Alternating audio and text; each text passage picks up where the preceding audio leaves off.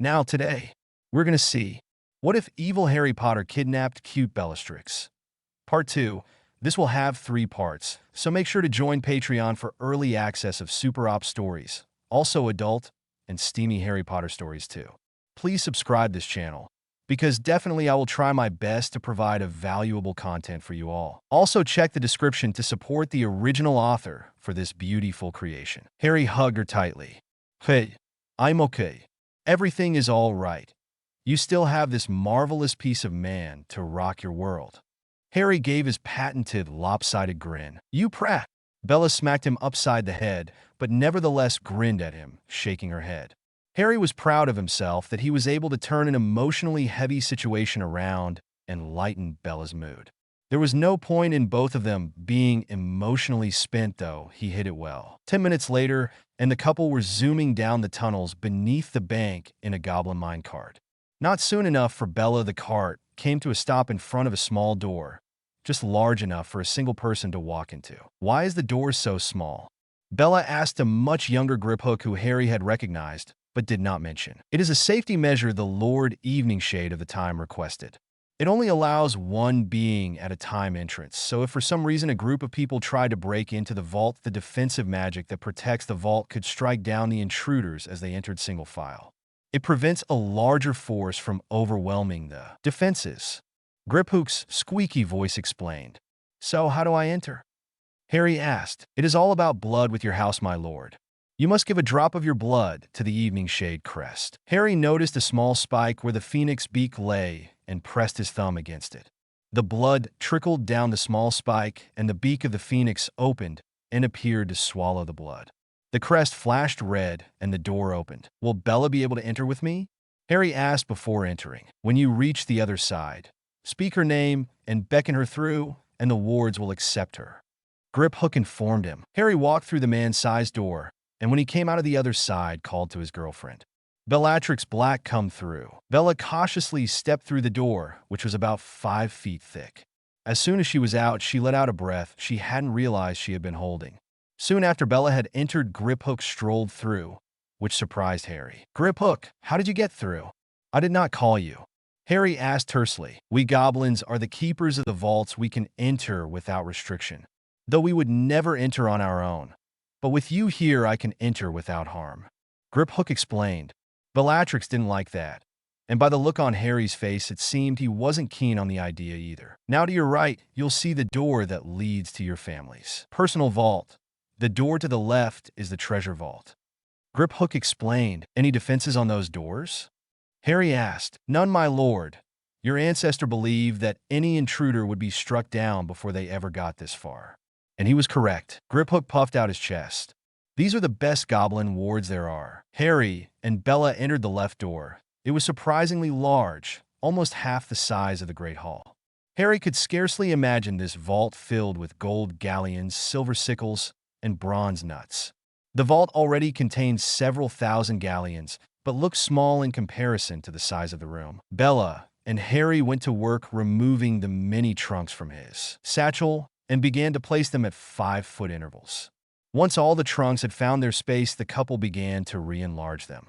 A tally sheet next to the door began to automatically update itself. It increased from 423,000 galleons to nearly 60 million galleons. Bella was stunned to see the amount. It seemed that only 40 trunks would not be near enough to place 59 million galleons.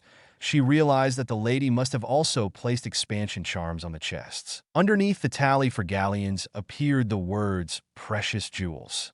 It listed the number of rubies, sapphires, diamonds, and other precious stones. A value of 20 million galleons was assigned to the lot of them, bringing the net worth of the vault to over 80 million galleons in liquid assets. Griphook nearly fell over himself when he saw the new tally. The Eveningshades were now in the top 5 wealthiest families in Great Britain. Goblins would be slitting the competition's throats to get the chance to manage such a large account and get the customary 3% on any and all profits from investments they would make on behalf of House Eveningshade. Harry and Bella next explored the family's personal vault, where they discovered a rather large library of ancient books and manuscripts on the use of blood magics and other arcane magical practices. These were branches of magic that had either been banned by the International Confederation of Wizards or had simply been lost to time. They could tell from their reading that the Evening Shades were not a strictly light-sided family and were, as the lady had told them, just on the darker side of gray. Looking through the family grimoire confirmed that indeed the Evening Shades were well versed in the art of blood magic and even dabbled in summoning. This could be very useful to have back at Hogwarts, Harry. There are spells and curses in here that have never been seen before, at least in any recent history. The best defensive spells are the kind your enemy knows nothing about. And trust me, as old as some of these entries are, these spells have not been seen in hundreds of years. Bella told him excitedly. Well, I suppose we can take it with us, Harry told her, flipping through the pages. Wait, what language is this? I don't recognize it, Harry asked his girlfriend, pointing out the page. Bella looked at what Harry was pointing to, but was just as flummoxed as he was. I don't know, Harry. It's not Latin, or Greek, or any of the Celtic languages, or any other of the modern European languages. I don't know.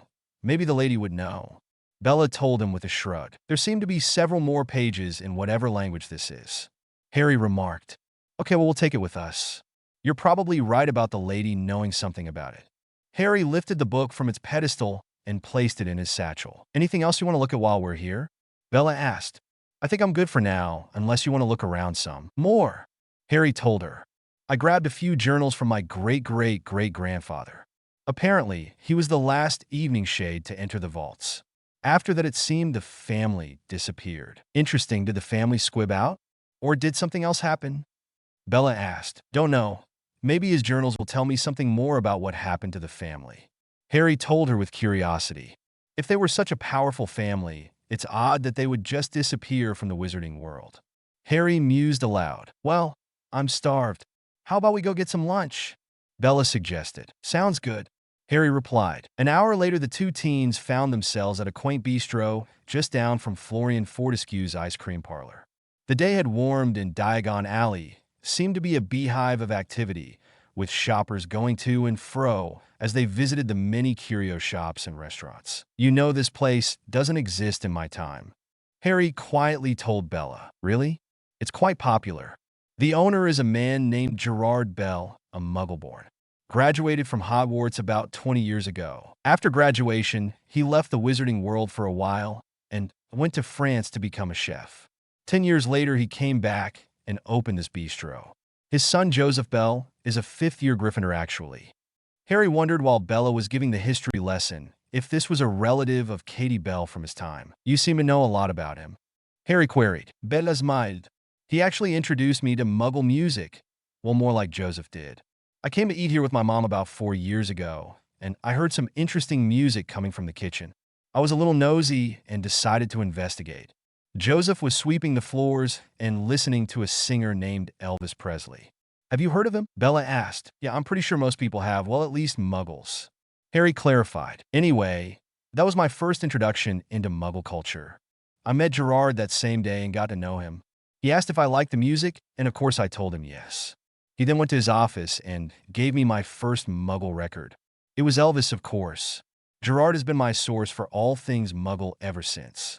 Bella smiled mischievously. Wow, was all Harry could say. A disturbance further up the alley caught the attention of the couple. Several shouts had Harry acting on instinct as he jumped from his seat while simultaneously drawing his wand. Bella, following Harry's lead, drew her wand as the other patrons in the small establishment were confused about what was happening. Harry saw them first. About a dozen black-cloaked individuals with skeletal-looking masks were marching straight for them. They formed a half-circle around the bistro, all with wands drawn. Death Eaters, Harry shouted to the other occupants of the restaurant. But all he got back were blank or questioning stares. Death what? A pudgy brown-haired wizard asked. Bad guys, Harry replied, rolling his eyes. Let it be known to all here that we are taking our world back from those who are unworthy, from those mudbloods who would contaminate our world with their filth. One of the masked Death Eaters shouted to those who were watching the scene unfold. Gerard Bell came running out of the kitchen and stared at the group in front of his store. What is this? The Muggleborn wizard asked, heading for the door. Mr. Bell, don't go out there, A still-glamored Bellatrix told her friend. No longer will we permit this vermin from prospering from hard-working wizards and witch, or from polluting our culture with muggle filth. Like this establishment. This has gone on long enough. Gerard Bell exclaimed as he grabbed the door knob and threw the door open. Bella shouted, but the proprietor stepped out in front of his life's work. Get out of here, you lot, before I call the Aurors. Gerard shouted, are you the filth who owns this establishment? The leader of the mob asked in disdain. I am. And who the very hell are you? The man demanded. The bringer of the changing tide. The masked man sneered. Burn it down. The 11 others raised their wands and fired incendio spells at the pact establishment. No! Gerard yelled. But the man was ignored as spell fire rained down on the edifice. Panic erupted in the small bistro as men, women, and children rushed for the door, only to create a log jam of people. Harry pointed his wand at a large exterior window and blew it out with a shouted bombarda. He and Bella started to help people out the window as smoke and flame began to consume the roof. Once the establishment was clear, Harry and Bella stepped out to see Gerard trying desperately to put out the flames with jets of water from his wand. Harry looked back at the quaint restaurant and could tell it would be a total loss. Fire fell from the roof into the main body of the bistro like molten lava, setting ablaze everything it touched. The 12 Death Eaters laughed at Gerard's fruitless efforts. You bastards! Harry and Bella heard Gerard yell and turned to see Gerard swing his wand at the Death Eaters. Time seemed to slow down as Harry and Bella watched in horror, as at least a half-dozen sickly green spells hit the infuriated Muggle-born man in the chest. He dropped like a puppet with its strings cut. Another person screamed in fury. It was Bella. Her wand was a blur as she unleashed curse after curse on the masked mob. Two dropped immediately, screaming from whatever curse Bella had hit them with. Harry saw a glimpse of the Bella who would have become the most feared witch in Britain. The Death Eaters were momentarily stunned into inaction as they saw two of their own go down. It gave Harry an opportunity to take two more out with bone breaker curses before the remaining 8 turned their full attention to the two teens. Harry tried to convince Bella to flee, but she either did not hear him or chose not to. A rage ignited in her that demanded vengeance. If she would not flee, he would have to do his best to keep them both alive. A positive thing came from Harry's forced entry into the Triwizard Tournament. He had learned a wide variety of offensive spells and was extremely accurate with his casting if he did say so himself. And dodging curses from his schoolmates gave him heightened reflexes. He had also found a most interesting book in the Black Library that had some very inventive curses. He could remember a couple of them, though he had never practiced them. But a battle was no time to try something unpracticed. An orange-colored spell rocketed toward Bella, who was casting at another masked individual and didn't see it coming. Harry cast a reflective shield that sent the spell back to the sender. The man screamed, falling to the ground with a pinkish fluid pouring out of his mouth. The ground suddenly came out from under Harry as a blast threw him back several feet. He landed on his back with a thud, but did not remain dormant. He rolled to his knees and was searching for the nearest threat. To his right, he heard Bella scream as a cutting curse hit her left shoulder. Harry was on his feet and moving as fast as he could to Bella's side. People were running in every direction trying to get clear of the fight. Harry literally had to run over a fleeing wizard just to make it to Bella, who was pinned down behind a portable display case. Harry saw her panicked face and the blood flowing down her left arm, and then something within him snapped. The curse from the book in the Black Library forced its way to the front of Harry's thoughts. It was a wide-area curse, a ribbon cutter. The words flowed from his mouth, as if he were born speaking them, and his wand made the movements like he had performed the curse 1,000 times. With a sweeping arc, a scarlet curse flew from his wand. The wide-area spell sliced through the neck of one Death Eater, whose head rolled from his shoulders and hit the ground with a thud. It split open the chest cavity of 2 others. But Harry wasn't done yet. A high-powered stunner sent another crashing into a wall, knocking him out. Curses from the remaining 4 Death Eaters came at him fast and furious. But unlike most wizards who fought from a stationary position, Harry was bobbing and weaving, avoiding curses when he could, shielding when he couldn't. Several killing curses were fired at him, but the Death Eaters had a hard time following and targeting the spry young man. With all their attention diverted to Harry, Bella was able to leave her hiding place and flank the Death Eaters. A quick stunner took out one of the masked individuals who was behind his confederates, his incapacitation going unnoticed by the other three. However, the next one to go down from Bella's perfectly aimed stunner alerted the other two. The leader of the group, and one of the last two still standing, yelled at his remaining companion to retreat. Harry realized that the man was about to apparate by the placement of his feet to spin. With lightning speed, Harry cast an overpowered bone breaker that shattered the man's legs below the knees, and then followed it up with a disarming spell. The second man disappeared a split second before Bella's stunner found him. Harry quickly made his way to the down leader of the 12-man hit team. He was trying to prop himself up against the wall of another shop. "You have just sealed your fate, boy." The Death Eater sneered as he spit blood from his mouth. He had fallen face first to the ground, breaking his mask, the jagged edge cutting the left side of his face from his chin to just under his left eye. Blood from the gaping cut filled his mouth. Harry looked at the man and saw a large resemblance to an older Lucius Malfoy. The man had long platinum blonde hair, dark blue eyes, and an identical sneer that all Malfoys seemed to possess. "I would be more concerned with your own fate." Harry cut back dangerously as Harry pointed his wand at the man's heart. Bella arrived at Harry's side and had to hold back a gasp as she recognized Abraxas Malfoy, head of the Malfoy family. Bella whispered in Harry's ear the identity of the man bleeding in front of him. Harry's smile became absolutely feral as he stared back at the man. "I think I may do our world a favor and just kill you now, Mr. Malfoy," Harry said with an edge to his voice that left no room for doubt that he was serious. "You killed an innocent man today." Harry growled. "He was filth." Malfoy spat. "We will see all mudbloods likewise dealt with if they refuse to leave our world. My lord will see to it, you bigoted bastard." Bella hissed, kicking the man in the ribs several times. Malfoy fell over howling in pain as several ribs broke. "If I hear of any more attacks on Muggleborns, Malfoy, there will be nowhere that you'll be able to run that I will not find you."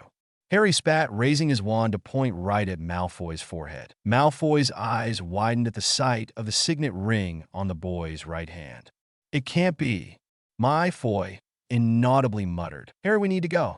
Aurors are coming," Bella warned. With one more glare at the blonde Death Eater, Harry snapped the Malfoy Patriarch's wand and left quickly with Bella. It was not in their interest to be questioned by the DMLE. How do you explain a time-traveling teenager to Aurors? /N. Hope you enjoyed the chapter.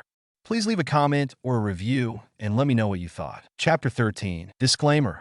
See Chapter 1. /N. Because of the fantastic number of reviews I got for the last Chapter 1, decided to post the next chapter a bit early. 120+ reviews. You guys are awesome.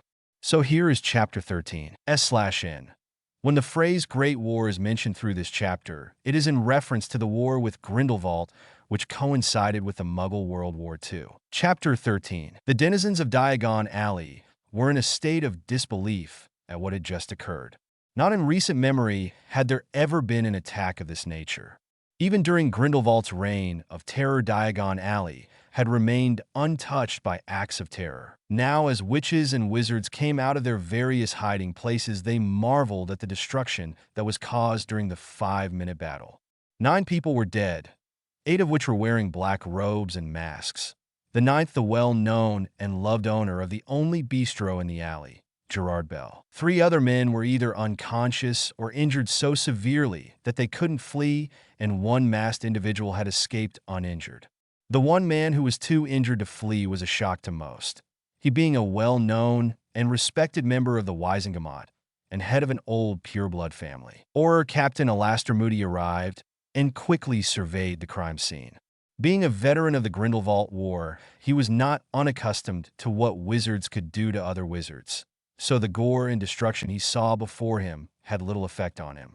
What he did feel was interest. He had, of course, responded to scenes like this, but they had been in remote areas of Great Britain, and the casualties were always Muggles, Muggleborns, and the occasional half-blood.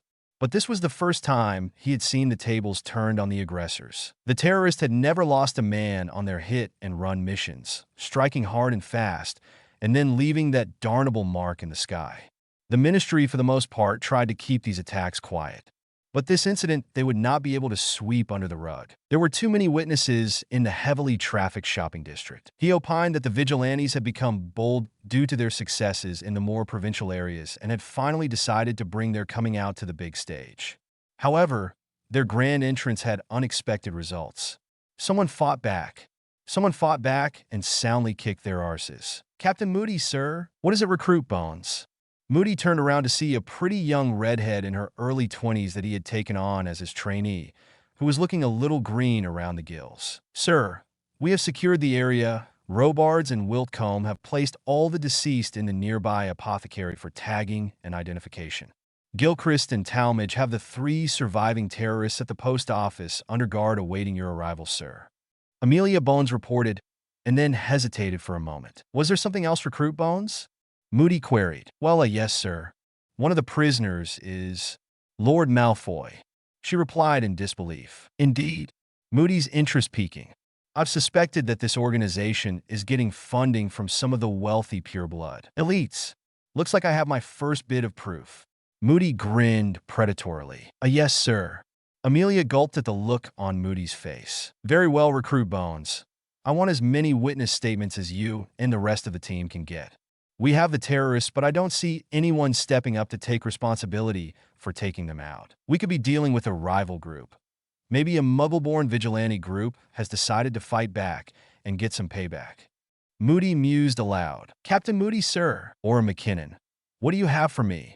Moody asked, turning to the new arrival. "This parchment was found on one of the deceased terrorists, sir. It appears to be a list of all the Muggle-born-owned business in the alley, sir." Seamus McKinnon stated, handing over the parchment to his captain. Moody took the offered parchment and looked it over.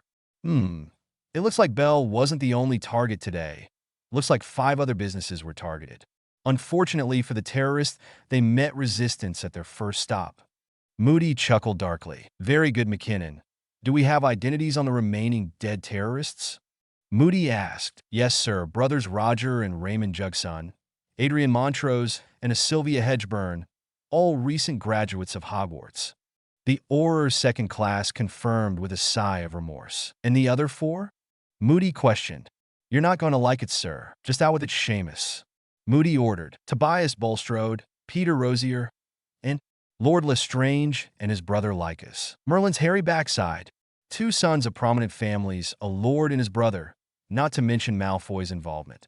Well, the shite is really going to hit the fan when this gets out." Moody swore. "Whoever killed them, whether it was self-defense or not, are going to have half of the Wisengamot clamoring for their blood." "Your orders, sir?" Seamus McKinnon asked. "All right, I want the bodies port-keyed to the Ministry morgue.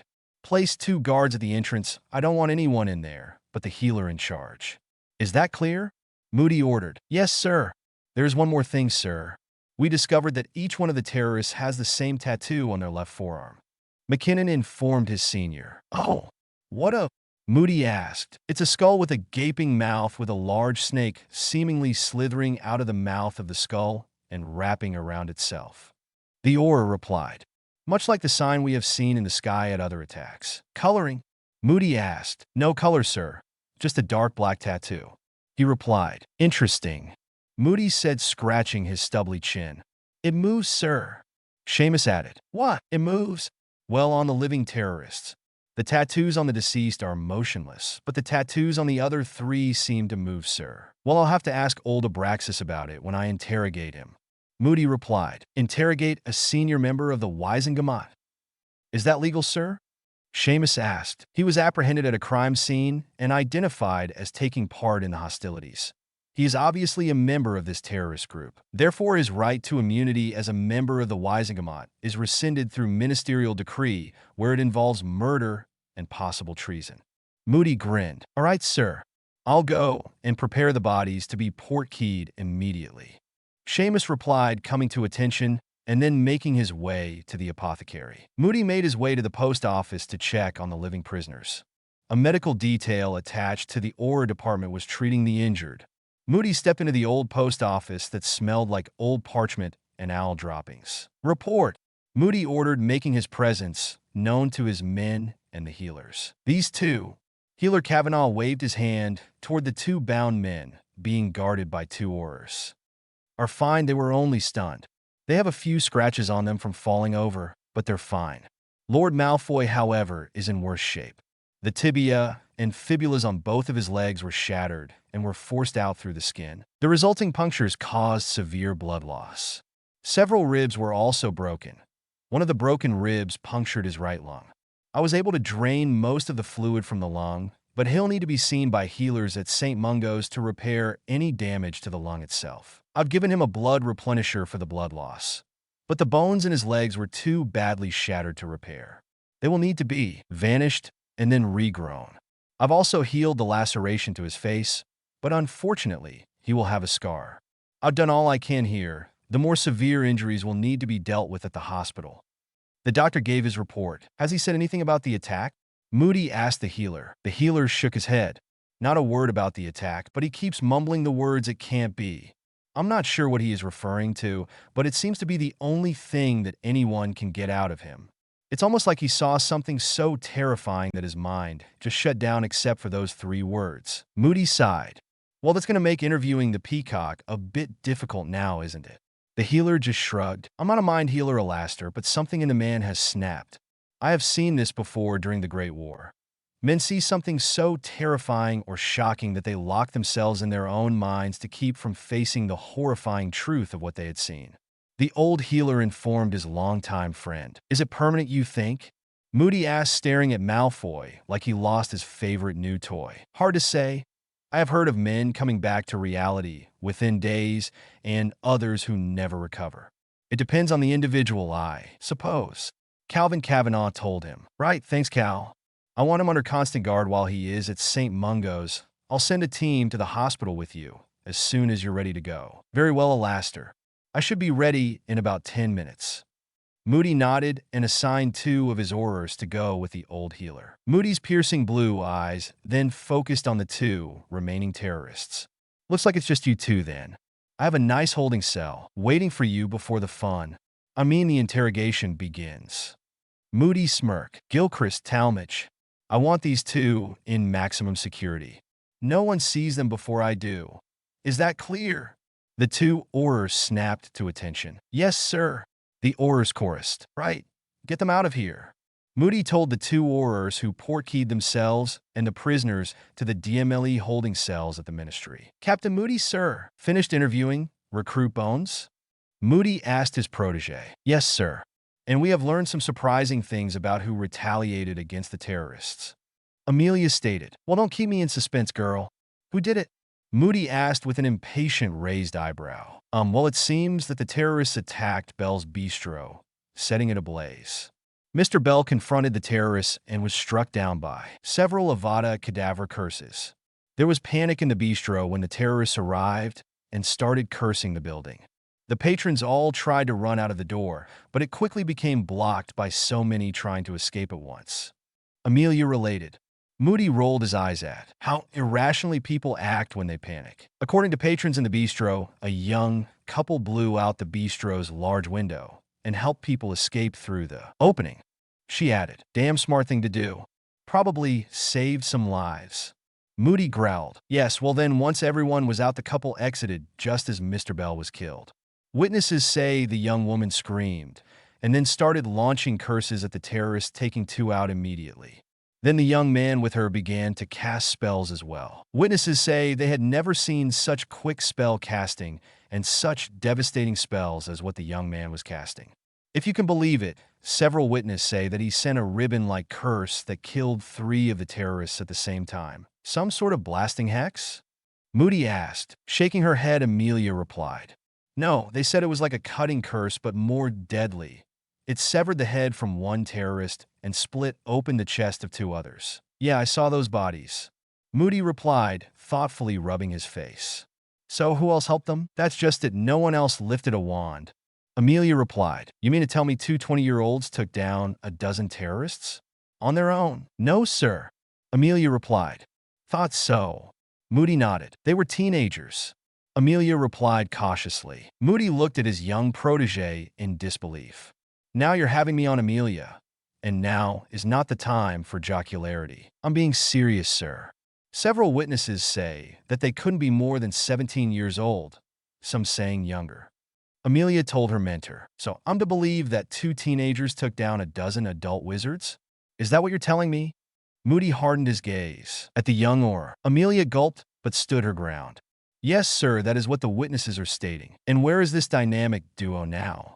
Moody asked. No one knows, sir. It seems they left as soon as the battle was over. Amelia replied. Now, that doesn't sound suspicious now, does it? Moody asked sarcastically. A bit, sir. Amelia admitted. Well, did we at least get a description of the 2 teens? Yes, sir. The girl was tall and slender with long, straight, dirty blonde hair, about 5 feet 6 inches. The boy had dark hair. He was also tall, about 5 feet 10 inches with an athletic build. Both were between the ages of 15 and 17. Amelia stated, checking over her notes. Very well, Amelia. Who do we have contacting the next of kin? Moody asked. Street Mungos is sending the director of their crisis center over to assist us with notifying the families. Checking her notes again. Yes, Doria Potter. Lady Potter? Amelia gasped. I didn't know she was working for St. Mungo's. Well, it was the Potters who funded the creation of the St. Mungo's Crisis Center after the Great War. And Lady Potter was a healer before she married Lord Potter. So it doesn't seem too odd. Yes, but for a lady to involve herself in something like this is, well, unusual.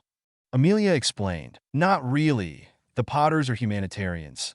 They always try to give aid to others where they can. Moody replied. Potter Manor was volunteered as a field hospital during the Great War, in fact. They are responsible for saving a lot of lives, including mine. Moody smiled and gave her a wink. Now let's finish up here. I have a couple of dunderheads I need to interrogate. I may even let you watch. Moody chuckled as his protege's eyes lit up in excitement. Bella and Harry fled Diagon Alley to the streets of London. In a deserted alley, Bella transfigured their robes into more Muggle-appropriate attire. Harry was able to clean Bella's wound that looked worse than it was. The cutting curse had just grazed her arm, but it had bled a lot. Although the wound was superficial, Harry was very attentive to his injured girlfriend. Bella smiled at his antics and sighed, thinking she could get used to this. Not the fighting, but having Harry so attentive to her needs. The couple decided that they needed to decompress, and so did not immediately return to Hogwarts. They unintentionally found their way to Hyde Park and walked around the beautiful park with its green lawns, serpentine lake, and many fountains. As the sun began to set and the lights turned on, it was a very romantic setting for the young couple. But as it always does, reality finally caught up to them, and they needed to get back to the ancient castle. Grimacing in dreaded anticipation, Harry held his breath as Bella apparat them just below the main gates of the old school. They slipped through the gate, covering themselves with Harry's invisibility cloak, and made their way to the castle doors that were still open for students to filter in and out as they explored the grounds with their friends. As they entered, they noticed that there were whispered conversations happening in almost every nook and corner of the entrance hall. Bella noticed a worried-looking Andromeda pacing back and forth in front of the great hall doors. She was looking toward the grand staircase and then to the large main doors. Her hair looked frazzled, and she had her arms crossed in front of her chest and was chewing on the fingernails of her right hand. Bella led Harry over to a darkened corner and whispered for him to stay close as possible without being detected. She then stepped out from under the cloak, unnoticed by the other students, and walked toward her sister. Andy, are you all right? Bella asked quietly as she neared her sister. Andromeda looked up quickly, and her face cycled between relief, anger, and worry. Where have you been? Andromeda hissed, trying to keep her voice low. Around. Bellatrix answered cryptically. Around. Andromeda nearly yelled. I suppose you've been with him? Andromeda accused. And so what if I have? It's none of your concern. Bella responded tersely, getting tired of her sister's ranting. Do you even know what's happened? Andromeda asked. Bella just gave her an I'm waiting look. It's been on the wireless since lunchtime. The middle black sister informed. What has? Bella fumed. If you're going to drag this out, I'm going to leave. Bella stated, crossing her arms in a huff. There was an attack this morning in Diagon Alley. Her sister replied. A bunch of people were killed. Oh, Bella said, acting surprised. Who attacked who? Bella asked. No one knows. The media is not saying at the moment, just that there was some sort of fight and several people were killed. There is speculation that it was an attack by the movement. Rudolphus and Rabaston looked almost giddy so did Malfoy. They were going on about mudbloods getting what's coming to them. Bella had to keep her face from revealing that she had knowledge of the attack and who really was killed.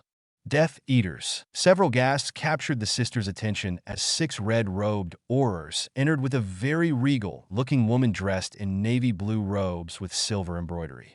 She had long but elegantly styled black hair and deep blue eyes.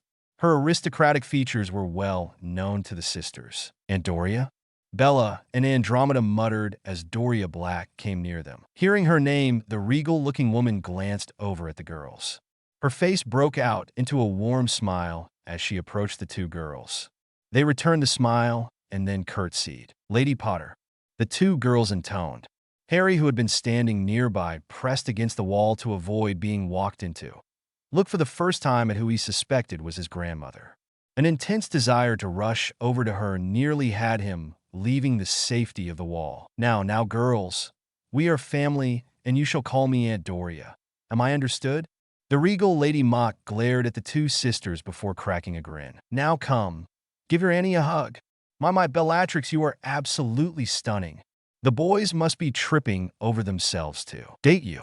So tell me, do you have a special young man, or are there too many suitors to choose from? She grinned. Oh, there's a special one, Annie. Although she's keeping him a secret, Andromeda stated, smirking at Bella, who had a look of betrayal on her face. You do? Wonderful. I hope he comes from a good family, dear. Doria winked. Oh, he does? Bellatrix smiled enigmatically. But, you know, Annie has a boyfriend as well. Bella told her aunt, who now turned her attention to Andromeda. Bella quickly sticking her tongue out at her sister, and not officially auntie. By the way, what brings you here? Andromeda asked, changing the uncomfortable subject. Doria Potter's countenance fell, and the girls immediately knew that something was wrong. Nothing's wrong with Jamie, is there? Andromeda asked after her cousin. Oh no, dear, James is fine. I imagine you are aware of the incident in Diagon Alley this morning? The 2 sisters nodded. Well, I'm here to bring sad tidings to a few of your schoolmates. Doria said sadly. Bella instantly thought of Joseph Bell. They were only acquaintances really, but Bella liked Joseph well enough. He would be an orphan now. His mother had died of dragonpox a few years ago, and now with his father gone, he had no one left. He was near the age of majority, so he would most likely be emancipated instead of receiving a magical guardian. Annie Dory. A blonde missile launched herself at the Potter matriarch. Narcissa jumped back with a glowing red face as she realized how inappropriate she had just acted. I beg your pardon, Lady Potter, for my lack of decorum. Narcissa apologized. Doria Potter looked down at her grandniece imperiously before the corners of her mouth began to crack and her smile came through. It's lovely to see you, dear. The Lady Potter smiled warmly, opening her arms to receive a hug from the blonde-haired black daughter. And who is this lovely young lady? Doria asked, noticing the red-headed girl just behind Narcissa. Oh, this is my best friend Lily Evans. Narcissa informed her aunt. A Gryffindor first year, I take it? Doria asked. Yes, Lady Potter, ma'am. Lily replied, giving Doria a small curtsy. Such a charming young lady, and such fine manners too. Tell me, Miss Evans, do you know my son James? He is in your year and a Gryffindor as well. Both Lily and Narcissa scowled slightly at the name, but quickly composed themselves. Doria, ever the sharp eye for subtleties, saw the 2 first year's reaction. Oh dear, what has my son gonna done now? Doria Potter asked, knowing the prankster that her son was. Harry nearly lost his cover when a laugh threatened to explode from his chest. He and Sirius are constantly pranking us. Narcissa complained. Why, just the other day they charmed our fingers to stick together. It took over an hour before I could open my fingers again. Doria sighed. It's his father's doing. He gave them a book on pranking before the school year started and then told him to make him proud. Not to worry, I'll talk to the boy. But for now I need to meet with Dumbledore about some of your other classmates. Lily, it was a pleasure meeting you. Doria and the Aurors she came with didn't get far as Albus Dumbledore came to them. Doria sniffed at the garish robes the headmaster was wearing. They were a bright fuchsia with bright yellow moons and stars that twinkled. Ah, Lady Potter, I was made aware of the reason for your visit, but perhaps we can wait to speak with those students involved till after dinner. Dumbledore smiled apologetically. Harry froze when he saw the headmaster, He wasn't sure if Dumbledore could see through his cloak or not. If he could, he gave no indication, and he was directly in his line of sight. I think the sooner we inform them, the better it would be, Headmaster. I'm sure knowledge of the attack has already made it to the school. It's better we separate those students who were affected before it becomes public knowledge to avoid any problems. Doria counseled. I'm sure there is plenty of time, Lady Potter. After all, nothing soothes the soul like a good meal. Dumbledore replied with his eyes twinkling. Please, why don't you join us at the head table for dinner? However, I would ask that the Aurors remain outside of the Great Hall. I don't want the students to feel uncomfortable with their presence. Doria Potter fought to keep her eyes from rolling. She really could not stand the man. It always amazed her that Charles trusted the man so much. He may not be able to see the true nature of the man, but she could. He was a manipulator, a chess master who used faux congeniality like a sword to cut through the defenses of even the most shrewd and discerning people. She swore that one day she would open her husband's eyes to the duplicity of the man. Very well, Albus, Doria told the man. Albus offered his arm, but Doria lifted her nose and strolled into the Great Hall on her own. Way to go, grandmother, Harry whispered as he watched her walk with a regal air and authority. He liked her a lot and wished he could just chat with her for a minute. He was sure he would like her even more. Andromeda and Narcissa grabbed Bellatrix's hands and drug her into the Great Hall. Harry decided to follow. It appeared that Dumbledore indeed could not see through his father's cloak. Harry kept to the walls so as to avoid any collisions.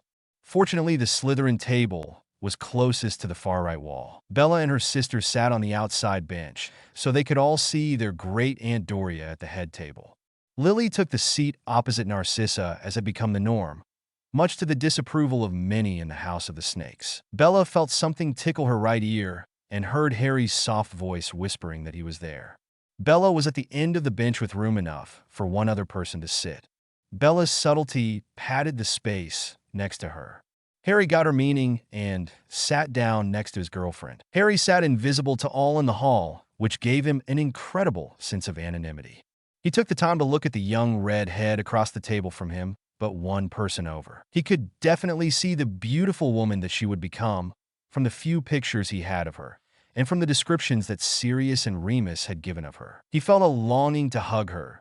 Even though at this time she was 4 years younger than he was, he still felt a welling in his chest to feel his mother's arms around him.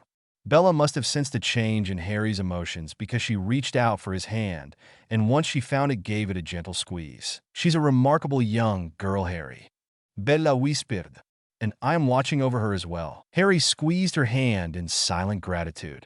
His eyes shifted to the Gryffindor table to see if he could catch a glimpse of his father. It didn't take him long to find a mop of unruly black hair. He was sitting next to Sirius and Remus Lupin. Harry's gaze hardened as his eyes fell upon Peter Pettigrew. Harry knew logically that Peter was just an innocent first year here in this time, but it did little to quench the thirst for revenge that was burning in his chest. As the hall filled with the sounds of people filling their plates with the evening's dinner, dozens of owls suddenly came flying into the hall.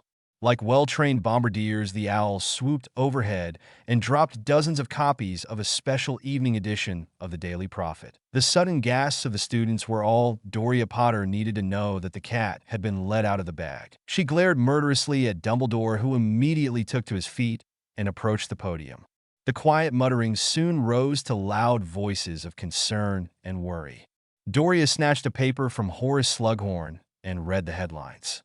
Murder and mayhem in Diagon Alley. Silence. Dumbledore roared in his amplified voice. It took 2 more tries before Dumbledore had the students' complete attention. Will the following students please follow me and the Lady Potter to the anteroom to the left of the staff table, please? Joseph Bell, Rudolphus and Rabaston Lestrange, Lucius Malfoy, Carlin Bulstrode, Suzette Barnes, and Gillian and Walda McNair. Doria wanted to hex the stupid man into oblivion. You did not draw attention to the students who were about to be informed about the death or imprisonment of their fathers. A girl from the Ravenclaw table stood up from her seat and directed her question at Dumbledore. What is going on, Headmaster? She all but choked on her words. I'm grieved to say, Miss Barnes, that tragedy has struck our community. Dumbledore told her. Headmaster, Doria Potter stood abruptly. This is not the venue for such a discussion. I suggest we take this to a more private location, as you suggested a moment ago. I think, dear lady, that the students deserve answers to what has happened in our world today, and that this is the perfect forum for this discussion. I must protest, Dumbledore. This is not the way to properly handle the situation. The children need to be. They need to be informed and educated, Lady Potter, if we are to avoid further conflict amongst ourselves. And this is an educational institution. Dumbledore replied, with a hint of condescension in his tone. Dumbledore, I warn you, this will not have the outcome you believe it will. Doria tried again to dissuade the headstrong headmaster. I appreciate your concern, but it is unfounded. Now, as I was saying, Albus, I will go to the school governors with this if you continue, and there will be consequences. Doria warned, the threat clear enough for even a first year to understand. Dumbledore just nodded and then turned his back on the Potter matriarch. Seeing the insult for what it was, Doria Potter glared one last time at the headmaster and then swept from the hall, her blue cloak billowing behind her. Harry and the Black sisters watched as their grandmother and great-aunt stormed from the school. Now, without further interruption, I shall continue. Today, children, a terrible travesty has occurred. Magical blood has been spilled. Over from what I can see was a simple cultural misunderstanding. However, those responsible for spilling so much magical blood should be brought to justice and re-educated. Dumbledore stated, I heard it was just mudbloods that were killed, so no real loss there. Rudolphus exclaimed with a smirk to the approving cheers of many in Slytherin House and a splattering of other students from the other houses. I'm afraid your information is incorrect, Mr. Lestrange. There was indeed one Muggle-born killed, and it should not matter the purity of one's blood, but there were 8 pure bloods that were ruthlessly cut down. Dumbledore spoke to a much more subdued Slytherin House, which were now paying close attention. It is my deepest regret to inform some of you here that you have lost loved ones in this cowardly display of barbarity. Harry's hand gripped Bella's tightly, as he was afraid that Dumbledore would actually name the people that were killed in the attack to all the students in the Great Hall. Those students whose names I called earlier have all lost a parent this morning, except for Mr. Malfoy, whose father is currently in serious condition at St. Mungo's. Dumbledore stated sympathetically, the mudbloods killed them? Someone shouted out, we don't know who was responsible. Dumbledore tried to calm the growing tension. The fool! Bella hissed under her breath. There was a brief moment of stunned silence before chaos ensued. Half the Slytherin table were on their feet, yelling out threats and obscenities at any Muggleborn in sight. The Lestrange brothers fixed their sights on Lily Evans, who just so happened to be the closest Muggleborn. With murderous intent, they drew their wands and moved toward the small redhead. Bella was on her feet in an instant, as was Andromeda and Narcissa. Harry, still under his invisibility cloak, had moved behind Lily to protect her if need be. Damn the risk of being exposed. He would not see his mother harmed. Harry's ring began to pulse on his finger as he drew near Lily. Somehow Harry knew that the ring was identifying her as an evening shade. Professors were trying to restore order to the Great Hall. McGonagall was furious with Albus. She had agreed with Doria Potter that the matter should be handled in private. All Albus had accomplished was to turn the students more against each other than they were before. Step aside, Black, or you'll get the same as the mudblood. Rudolphus threatened. Don't think so, Rudy. Bella challenged. Take another step toward her, and you'll be sitting to pee for the rest of your life. Harry cringed at her words, and he noticed that the Lestrange brothers also grimaced for a second. Can't you see, Bellatrix? These mudbloods are poisoning your mind against your own kind. They're nothing but a disease. Now one last time, step aside. Rudolphus growled. No. She replied defiantly. Unbeknownst to Bella, Lucius had flanked the Black sisters, but Harry had noticed him. Without realizing what he was doing, Harry silently cast a burning charm at Lucius. Lucius stopped in mid-stride as he felt an immense heat coming from his head. Lucius screamed as his hair burst into flame. He dived for the pitcher of pumpkin juice and dumped it over his head. His hair, though, continued to burn as he reached for any liquid he could find to douse the flames. Suddenly, the Great Hall doors flew open, and in walked an enraged Doria Potter with the 6 Aurors that she had initially come with. She figured that they would be needed if Albus was going to proceed with his asinine approach, and she was right. The Aurors cast cannon blasts into the air, which caused the hall to quiet almost instantly. Doria Potter-Black cut an imposing figure when her ire was up, and the aura of power she was radiating at the moment was felt throughout the hall. Is this your idea of educating Albus? By revealing such an emotionally charged incident in a hall full of children who are barely learning how to control their own hormones, let alone handling something such as the death of a loved one? This should have been handled in private and individually, the Lady Potter stated with firmness. Albus looked a little annoyed by Doria's characterizations of how he was handling things, but could not come up with a rebuttal that seemed intelligent enough at the moment. Now, for those of you who were mentioned, here Doria glared at Dumbledore again. I've been sent by Street Mungos and the Ministry to explain things to you. I will meet with you individually and give you further details about what occurred and what this means for you. I would like to meet with Joseph Bell first, and then with you others one at a time. We will meet in the anteroom following dinner.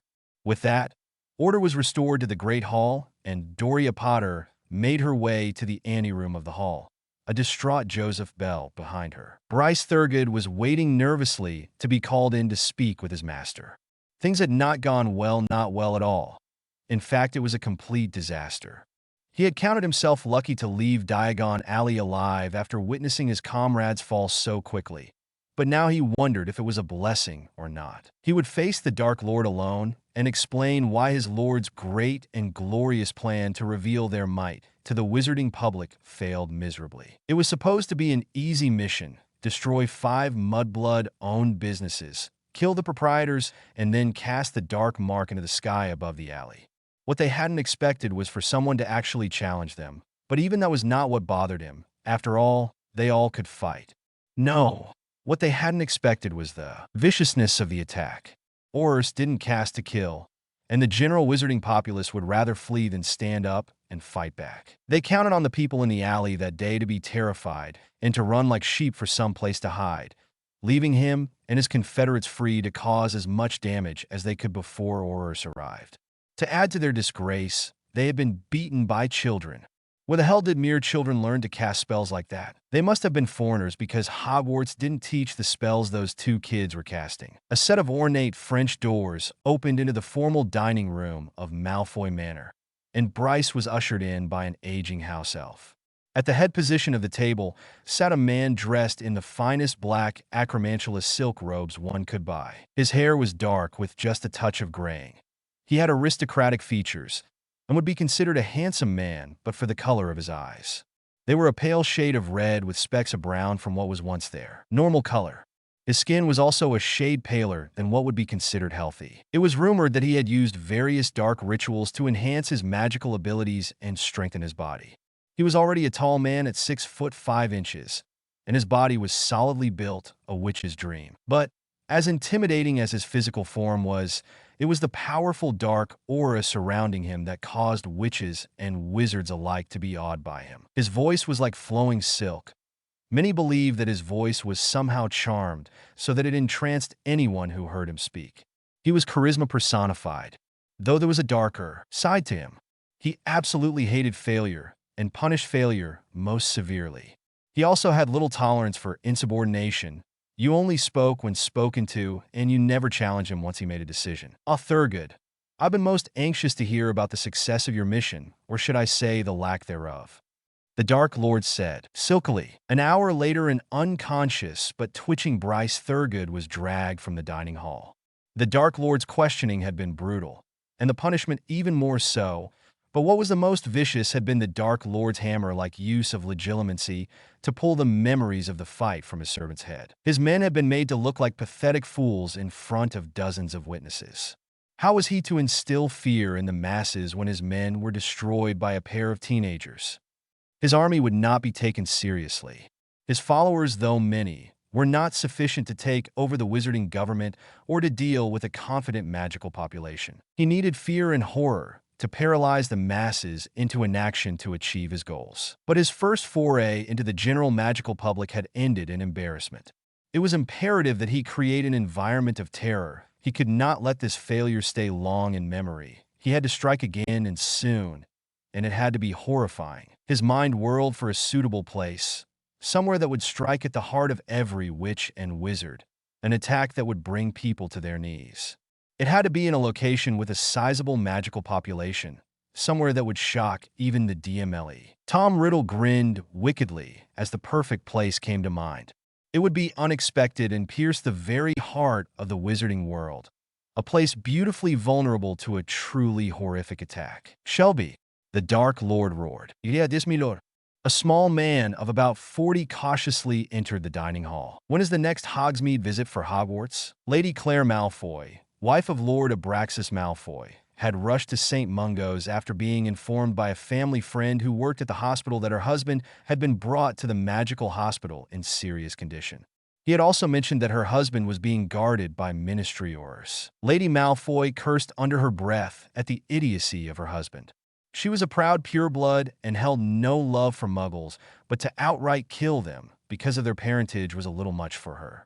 And then her fool of a husband had led several raids on muggle-born homes, terrorizing the creatures, and who knows what else. She never asked about what they had done, but she had her suspicions as the men would always snicker about their deeds, bragging to each other about the muggle women they had taught a lesson to. The vulgarness of their speech in her house was intolerable, not to mention that she could no longer sleep in her own bedroom because of the Dark Lord's use of their master suite.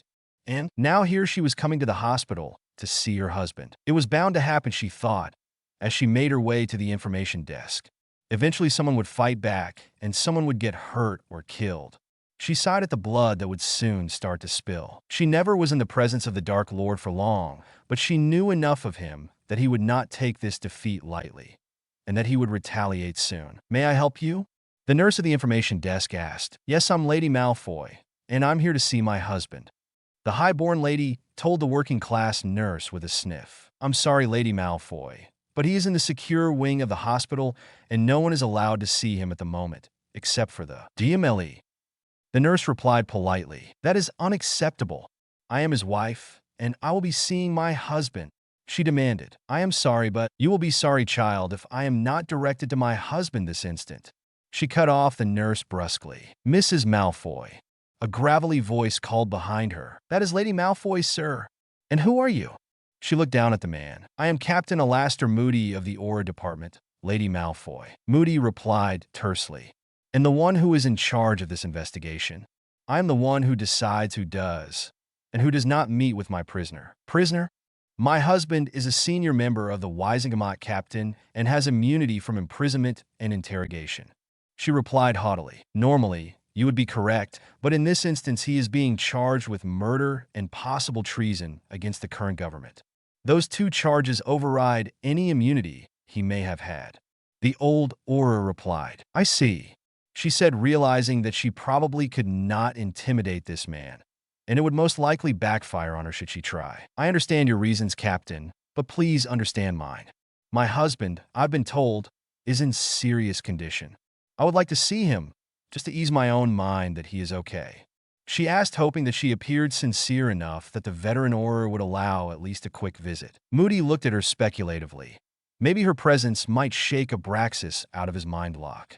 He already had a listening charm in the room, so it couldn't hurt to let her in for a bit. "Very well, Lady Malfoy, but on one condition. Your wand stays with me," Moody told the proud witch, sighing heavily, but realizing that she had little choice if she wanted to see her husband. She removed her wand from the left sleeve of her robes and handed it, handle first, to the brutish Auror. "Will that be all you require, Captain?" she asked with a restrained sneer. "That will do, milady, that'll do. Now if you'll follow me, I'll escort you to where we have your husband." 2 floors and 3 security checkpoints later, and the Malfoy matriarch was allowed into the secure hospital room her husband was being sequestered in. She noticed that a healer and 2 nurses were in the room when she entered. "How is my husband?" the tall, blonde, aristocratic woman asked. "Oh, Lady Malfoy, I am Healer Quincy. I'm overseeing the care of your husband," the gray-haired healer said with a slight bow of the head. "And how is he, Healer Quincy?" she asked. "He took quite a beating, milady. As you can see, we've had to vanish the bones in his lower legs. We will give him Skill Grow by this time tomorrow. Damage to his lungs has to be healed before we start on his legs. The 2 potions required for each react badly, when taken at the same time. So we're looking at 24 to 36 hours before he is fully healed. The healer informed Mrs. Malfoy. Will there be any permanent damage? She asked. Shaking his head no in response, the doctor added. No permanent damage, except for the scar along his face. However, the red will fade, and all that will be left is a faint line that can be covered with a glamour charm if wanted. Claire Malfoy nodded. Thank you, Healer Quincy. May I be left alone for a moment with my husband? Of course, milady. However, he has not said much. He seems to be suffering from a form of shock, but I doubt it's permanent. I suspect he will be fine very soon. Lady Malfoy nodded that she understood. When the healer and his assistants left, she approached her husband. Abraxas, can you hear me? Claire jumped back in surprise as Abraxas' eyes popped open unexpectedly fast. Brax, can you hear me? She asked again quietly. His blue eyes locked onto hers, and he nodded slowly. Can you speak? She asked him next. Yes. He groaned, the pain in his ribs not completely gone. Have you been faking shock? She asked with a smirk. He looked at her in confusion. What are you talking about? He groaned out again. They said you were babbling when they brought you in. They said you were in shock. She told him. He only shrugged in response. Listen, he spoke with a jolt of pain. We need to leave the country, and fast. What? Why? She asked in confusion. I saw they're back. We need to flee. I attacked him. We must flee. He told her, desperation evident in his voice. You're not making sense, Brax. Who did you see? Who did you attack? She asked. Thought they were gone extinct. We have to flee. Our family will be wiped out. I attacked him. Who love who? Claire asked now, starting to worry. She had never seen her husband act this way, and it unsettled her. The ghosts? The ghosts? He cried. The ghosts? She asked in confusion. Abraxas waved her closer. He did not want to say the name out loud.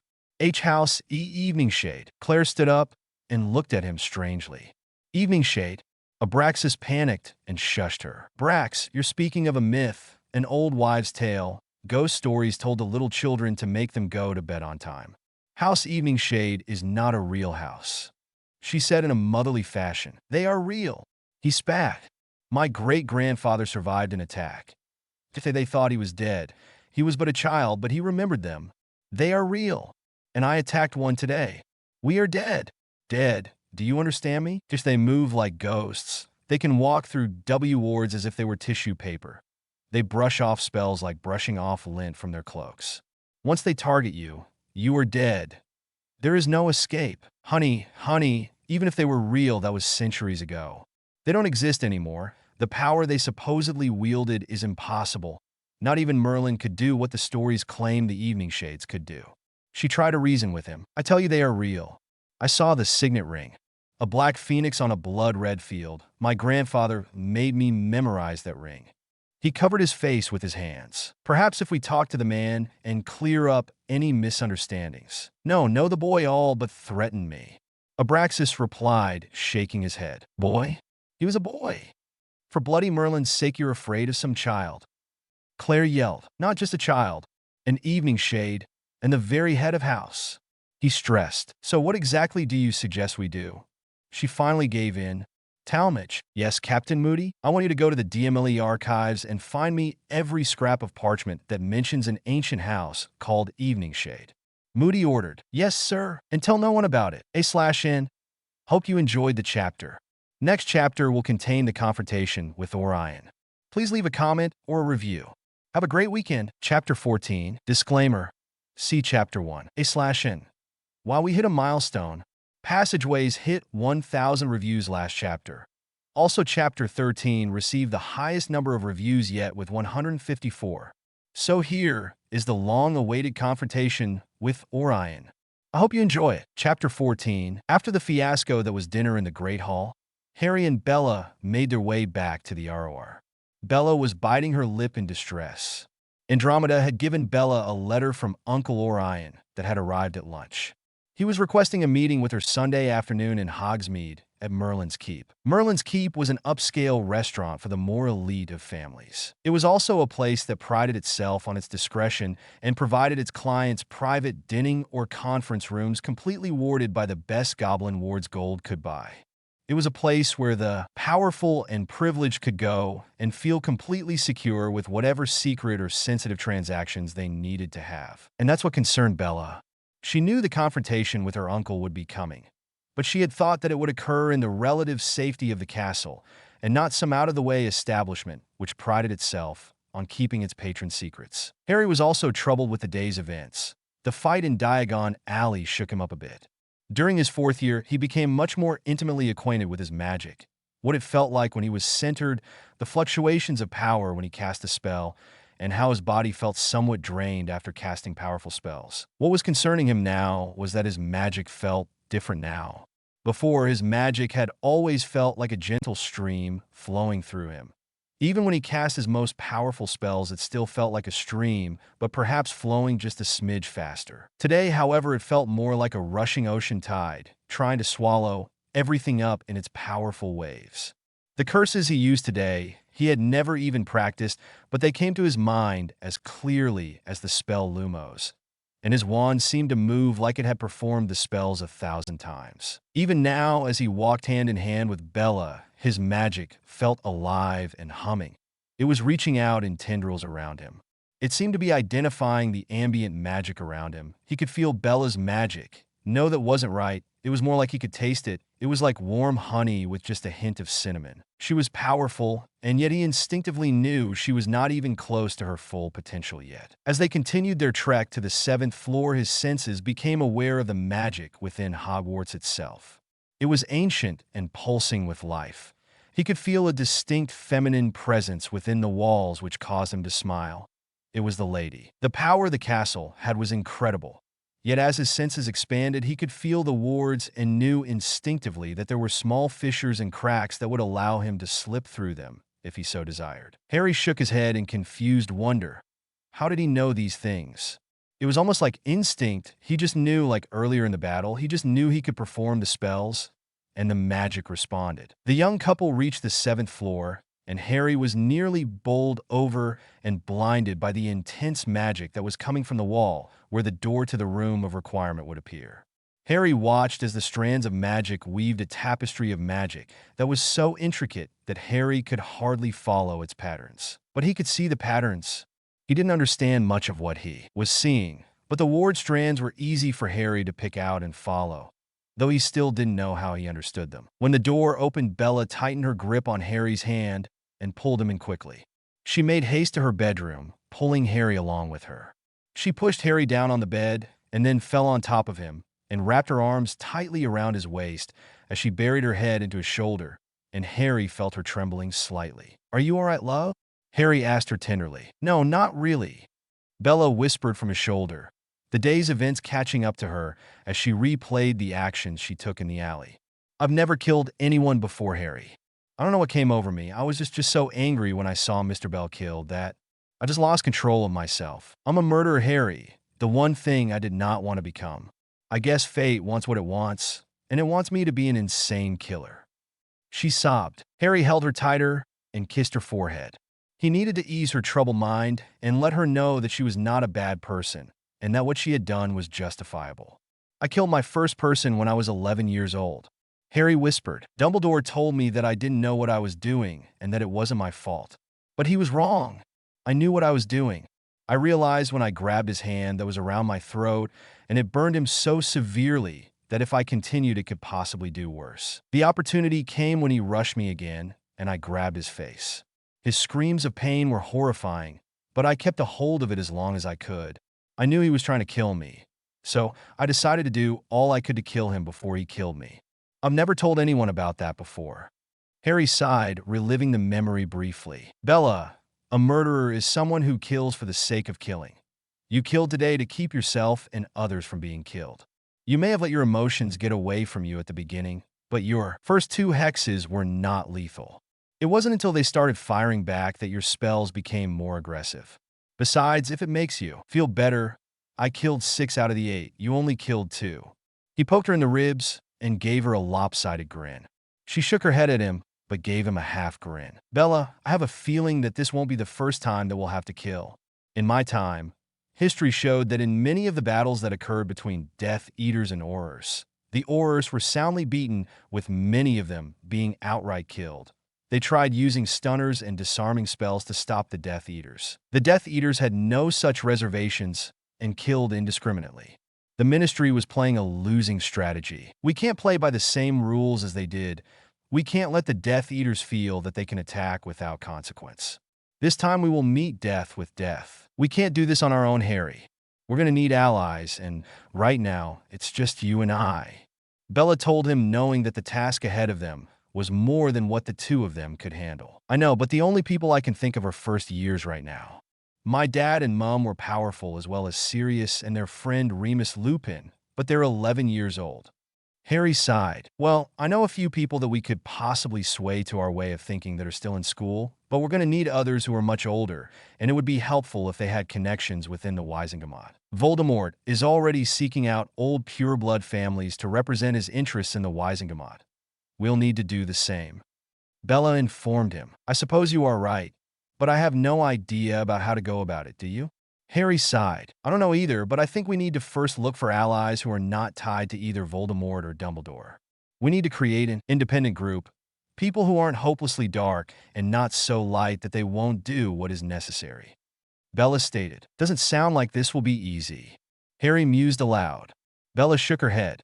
No, it won't be. An easy silence fell between them as they enjoyed the presence of the other. Bellatrix Black was a cuttlebug. Who would have thought? Harry smiled to himself as the dark-haired witch snuggled deep into his chest. Harry was about to nod off to sleep when his evening shade's signet ring began to pulse on his finger. A disturbance caught his attention as his book bag he had dropped by the bedroom door began to levitate. The flap opened up and a golden glow poured out from it. Harry's eyes widened as the two journals he took from the evening shade vault floated out of the bag and floated toward him, the book bag falling to the ground. Harry sat up straighter, waking up Bella, who had just nodded off. Her eyes widened as well when she saw the books making their way to Harry. Bella sat up just as the two black leather books landed on Harry's lap with a thud. Harry looked at Bella, who gave him a non-committal shrug. Harry shook his head with a chuckle. He reached for the first book and felt a small electrical shock as his hand grabbed hold of the book and felt the ring pulse again for a moment and then quieted. Harry raised an eyebrow at the odd occurrence, but thought nothing else of it. He opened the cover of the top book and found an old folded piece of parchment that had been left there. He picked up the parchment and unfolded it carefully.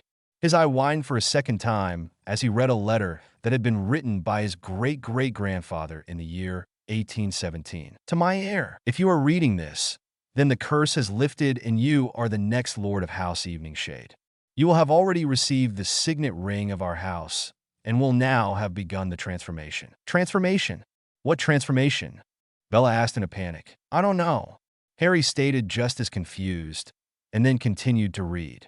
As if answering their question, the letter explained. When you added your blood to the ritual basin, it mingled with the blood of every generation of Lord Eveningshades that have come before you.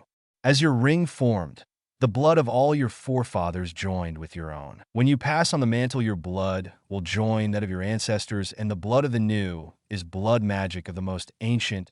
Blood is life, my heir, and blood is magic.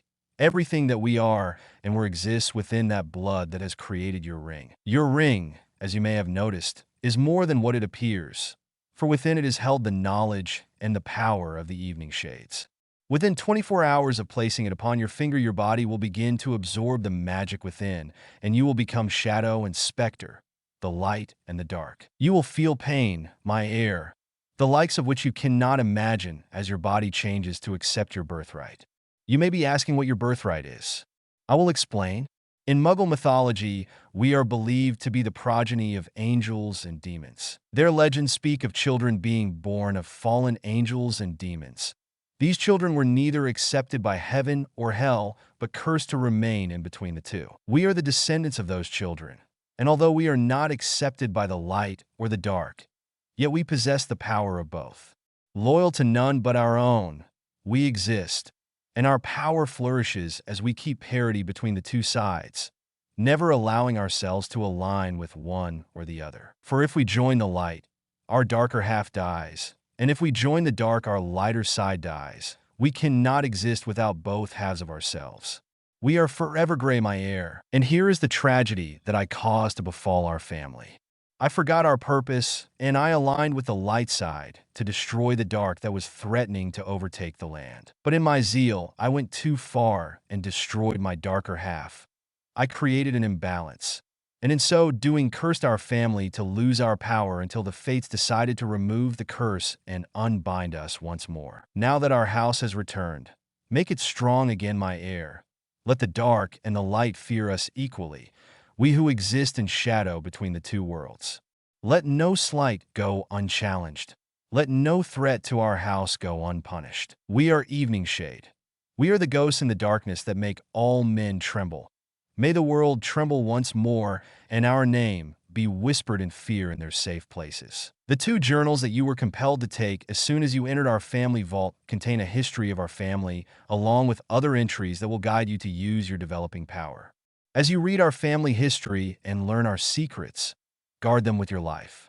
Teach your family the evening shade magic, but none else. In closing, I wish you good luck, my heir.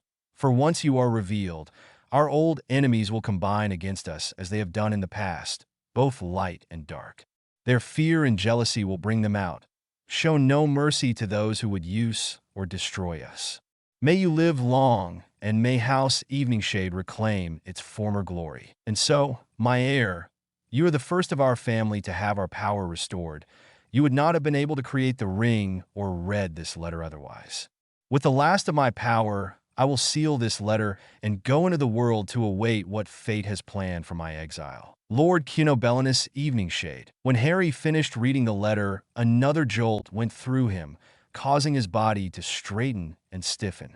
Bella watched in horror as streaks of red beginning at Harry's ring rushed up his hand and arm and quickly moved to the rest of his body. Harry's body then arched suddenly. His arms straightened along his sides and seemed to lock up his hands balled in a fist, and his mouth opened wide in a silent scream. Bella screamed for Creature, who popped into the room and looked around wildly at his mistress's panicked cry. "Do something, Creature!" Bella screamed at the old house elf. The elf tried to approach Harry, but was rebuffed by a wave of magic. "Eyes cannot near him, mistress," Creature stated apologetically. Bella's panic began to increase, and she was on the verge of throwing herself on Harry to try and do something, anything to help him when she felt a hand on her shoulder. Bella's head whipped around and saw the Lady Hogwarts standing there with a look of worry herself. "You will be fine, Bella," the lady told her, though her voice was strained. "It is his family magic that is asserting itself, activating dormant abilities that have been closed to his ancestors for the last few generations." Biting her lip in worry, she turned to the image of Helga Hufflepuff. "Is there anything I could do for him?" Bella asked pleadingly. "I'm afraid not, at least not until the process is over," she apologized. Bella turned her eyes back to Harry and nearly passed out as she witnessed his skin become translucent, showing his circulatory system, his organs, and his wildly beating heart. Everything had a pale glow to it and seemed to pulse with every beat of Harry's heart. What seemed like an eternity to Bella in reality was a mere few minutes as Harry's body slumped back onto the bed, his skin becoming normal looking again. He was covered in sweat, and his breathing was shallow but steady. Slowly, the red streaks pulled back and disappeared back into the ring on his right hand. Bella raced to Harry's side.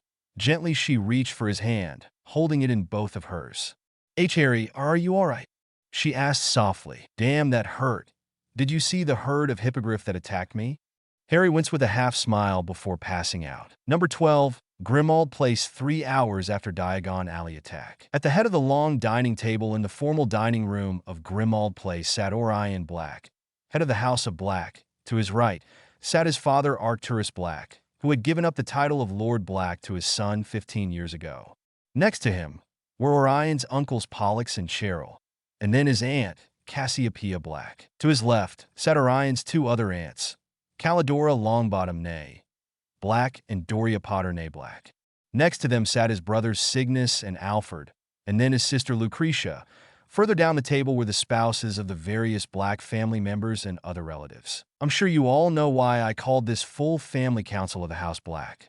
This afternoon at approximately 11:30 a.m., a Muggle-born restaurant was attacked, Its owner was killed, and the establishment burned to the ground. Also, 8 of Lord Voldemort's men who were responsible for the attack were brutally cut down, including Lord Leonard Lestrange. Small murmurings were heard up and down the table as Orion opened the meeting. We are here to discuss the political fallout of this incident and its ramifications, and to determine how the House of Black will respond. Orion informed the group. A woman in her late 50s stood up from her seat. She had the black aristocratic looks, with sharp features, gray eyes, and black hair that was pulled back into a tight bun. The council recognizes Lucretia Pruitt-Nablack. Orion stated formally, "My lord." Lucretia began with a slight curtsy.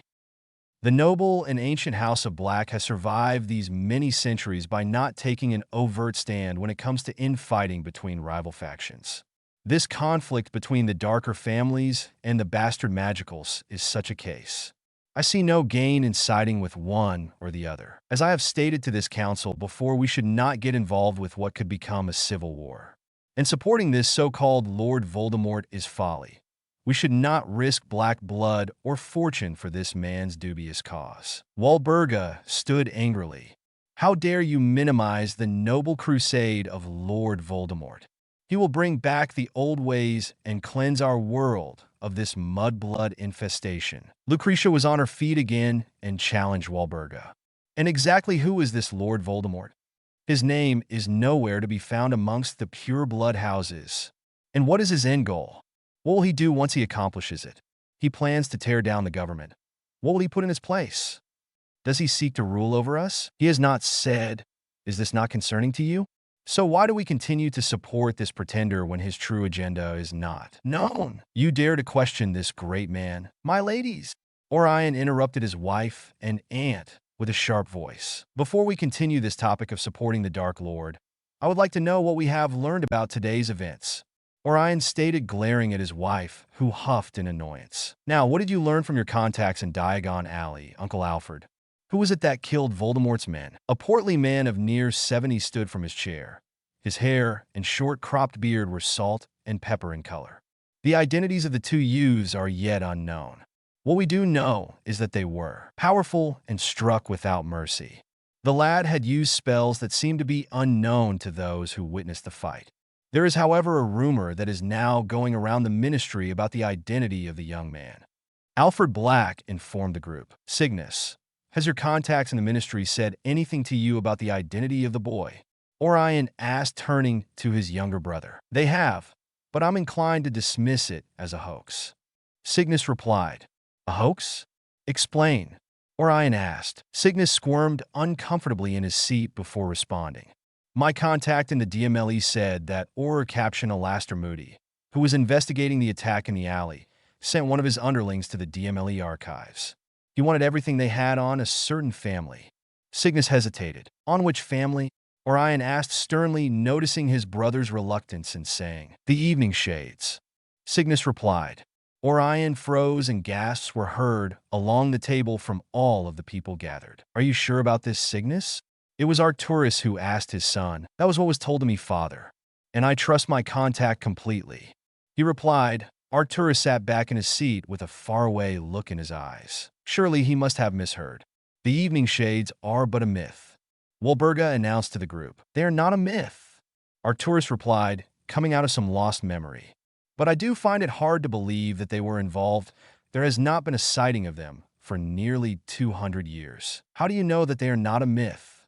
Walburga asked incredulously. Creature, Arcturus called the old elf. You's called Master Black? Creature bowed. Bring me the Book of Blacks with the date 1600 AD to 1700 AD. He ordered the elf, which bowed and popped away to the Black Library. A moment later, he returned with the tome in question. Arcturus took the book and searched for a particular year. Ah, here it is, the year 1685, the Monmouth Rebellion.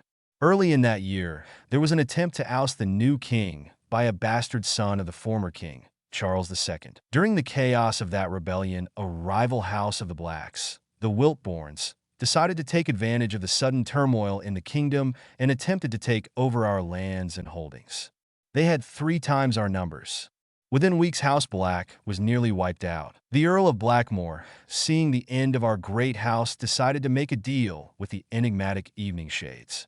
Even then, they were a mystery to most magicals, and those who knew of them only whispered their name. To strike a bargain with them came at great cost, sometimes gold, sometimes land and title, sometimes slaves, and sometimes oaths of loyalty.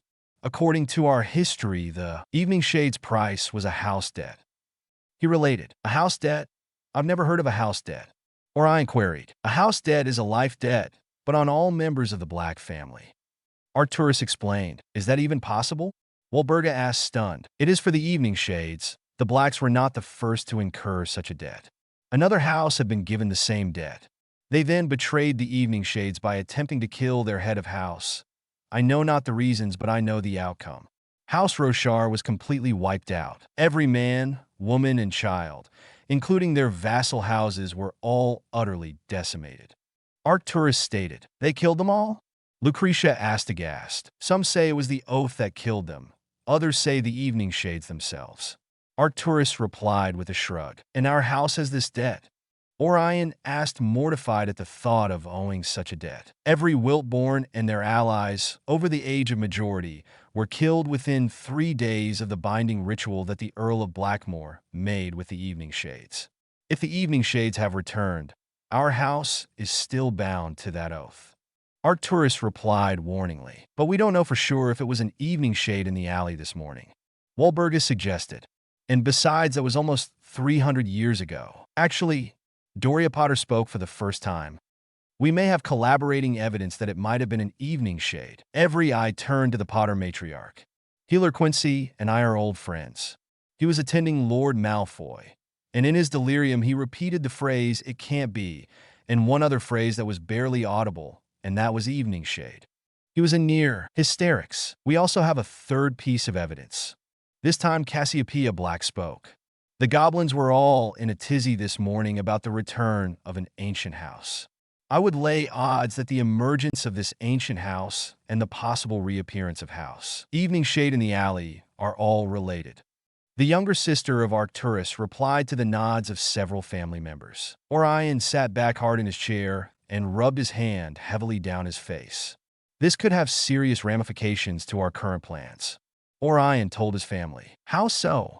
Walburga asked. "We are playing both sides. If it was an Evening Shade in the alley and he killed Voldemort's men, it stands to reason he might be against the Dark Lord." Orion opined, "We don't know that for sure." Cygnus added, "He may have just reacted to a perceived threat to himself. We have no idea what his politics are. Well, it sounds that the Evening Shades were a dark family to me. Maybe they share the beliefs of the movement." Walburga put her opinion out. "If so, we should go all in supporting Lord Voldemort. Neither I or my family will support this terrorist." Doria Black replied sternly, "He offers nothing but bigotry and empty promises, and I, like Lucretia, suspect his end goal is more selfish than altruistic." Yes, we know your position, Doria." Walburga waved her hand dismissively. "We know of Charlotte's devotion to that crackpot, Dumbledore." Doria glared at the shorter woman. "Caution is what is required here." Calidora Longbottom Nayblack advised, breaking into the conversation. "Whether the Evening Shades were involved or not, the political climate is very tenuous, and we must protect the family. Obviously, Voldemort is trying to move ahead with his plans, whatever they are. But it is prudent that we not allow ourselves to become publicly associated with any group until we know for sure which way the wind will finally blow. And the uncertainty is ever growing." Orion stated with a sigh. With the death of Lord Lestrange and the arrest of Lord Malfoy for his participation in the attack, the movement has lost 2 of its biggest contributors and political heavyweights. The Dark Lord's eyes, unwelcome as they might be, may fall upon us. What about the contract between Bellatrix and Rudolphus Lestrange? Is it still in effect? Cygnus asked his older brother. "That is another mystery. Something has broken the contract. Yet it was not I or Lord Lestrange that canceled the contract. And I have not heard anything from Hogwarts stating anything is the matter with Bellatrix." Everyone seemed to know to what he was referring. Many of the women in the group hissed their displeasure at the archaic form of a chastity binding. I sent an owl to her stating that we will be coming to speak with her about it tomorrow afternoon at Merlin's Keep. Cygnus nodded his understanding. I am actually headed to Hogwarts after this meeting to speak to the students who lost a family member in the attack. Is there something you would like me to pass along to her? Doria Potter asked. No, I want her to be off balance when I speak to her tomorrow. I purposely was less than forthcoming in the letter to make her that way. She's a clever girl, and I don't want her prepared for our discussion. Orion said. Doria scowled at her nephew for a moment before speaking in a dangerous tone. Harm a hair on that girl's head, Orion, and I will bend you over my knee like I used to when you were a child. No one doubted the Potter matriarch. She was one of the most powerful witches in the family and had a vicious streak a mile wide. I have no intention of harming my niece if I find everything in good sorts. Orion replied. Doria wasn't convinced and gave him a try. Me looked before Orion turned away a little unnerved, which caused Doria to give a small smirk. Very well. Keep your contacts looking into the evening shade question. If anything more substantial comes forth, bring it to me immediately. Our stance on Voldemort at the moment will be one of caution and vigilance. I will not commit all our family resources to the man until we know more of his motives. Orion glared at his wife, who crossed her arms in annoyance. If there is nothing else, we will adjourn. Orion told the group. Within minutes, most everyone had left Grimmauld Place. Arcturus, however, remained where he was, his mind reaching way back into his childhood and to the stories his grandfather had told him by the light of the fireplace in this very manor. To most old families, the ghost stories of the evening shades were something akin to stories of the bogeyman. The bedtime stories spoke of them walking through walls, manipulating reality, and stealing your soul while you slept. Of course, these were just stories. The truth about them was even more terrifying. And Arcturus hoped that his family would not find themselves on the wrong side of an evening shade. Sunday morning came too early for Harry and Bella. Harry had been near exhaustion after his ordeal with the activation of his family magic, and although his body felt twinges of pain now and then, it did not keep a near hysterical Bellatrix from making sure he was all right by examining every inch of his body, which turned into several rounds of making love to each other. Harry was the first awake. He gingerly began to move his arms and legs about to see how much pain he still had, but to his surprise, he felt no pain at all. In fact, he felt good, really good. He gently lifted Bella's arm from around his waist and turned to sit up. He pushed himself up from the bed and marveled at how strong he felt. He reached for his glasses, which were on the nightstand, and put them on. However, the world went blurry when he put them on his face. Confused, he took them back off, and everything came back into focus. No way, Harry whispered. He walked over to Bella's full-length mirror and gawked at himself. First, because he could see clearly, his eyesight miraculously healed, and second, it seemed all the malnourishment he had suffered through most of his life was gone, and before him stood a lean but powerfully built body. He was no muscle man, but his arms, legs, and core were toned and tight. Bella awoke when she no longer felt Harry's warmth underneath her, a warmth that she really enjoyed cuddling into. Her eyes blinked away the last vestiges of sleep, and she looked around the bedroom for the boy in question. It did not take her long to find him. Well, at least she thought it was him, because she had the most marvelous view of a strong-looking back and an incredibly firm-looking arse. But the reflection of a pair of emerald green eyes in the mirror left no doubt to whom was standing naked in front of her. Whoever you are, you better get out of here quickly before my boyfriend shows up. I hear he's the jealous type and wouldn't take kindly to a stranger being in his girlfriend's bedroom.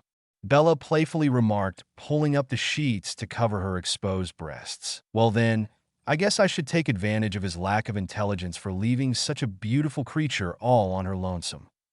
Harry replied, waggling his eyebrows and walking predatorily toward her. Bella screamed as she dived under the blankets, giggling. Harry launched himself on top of her and began to tickle the dark-haired witch who was gasping for air from laughing so hard. Somehow, Bella managed to turn the tables and was now on top of Harry, tickling his sides mercilessly. That is until he grabbed her wrists and pinned them behind her back, causing her to fall forward onto his chest. Their breathing was fast, and their chests were heaving into the others. Bella and Harry stared deeply into each other's eyes as their breaths slowed and evened out. Bella's throat went dry as 3 words she had never spoken to another with the same meaning behind them left her lips. "I love you, Harry."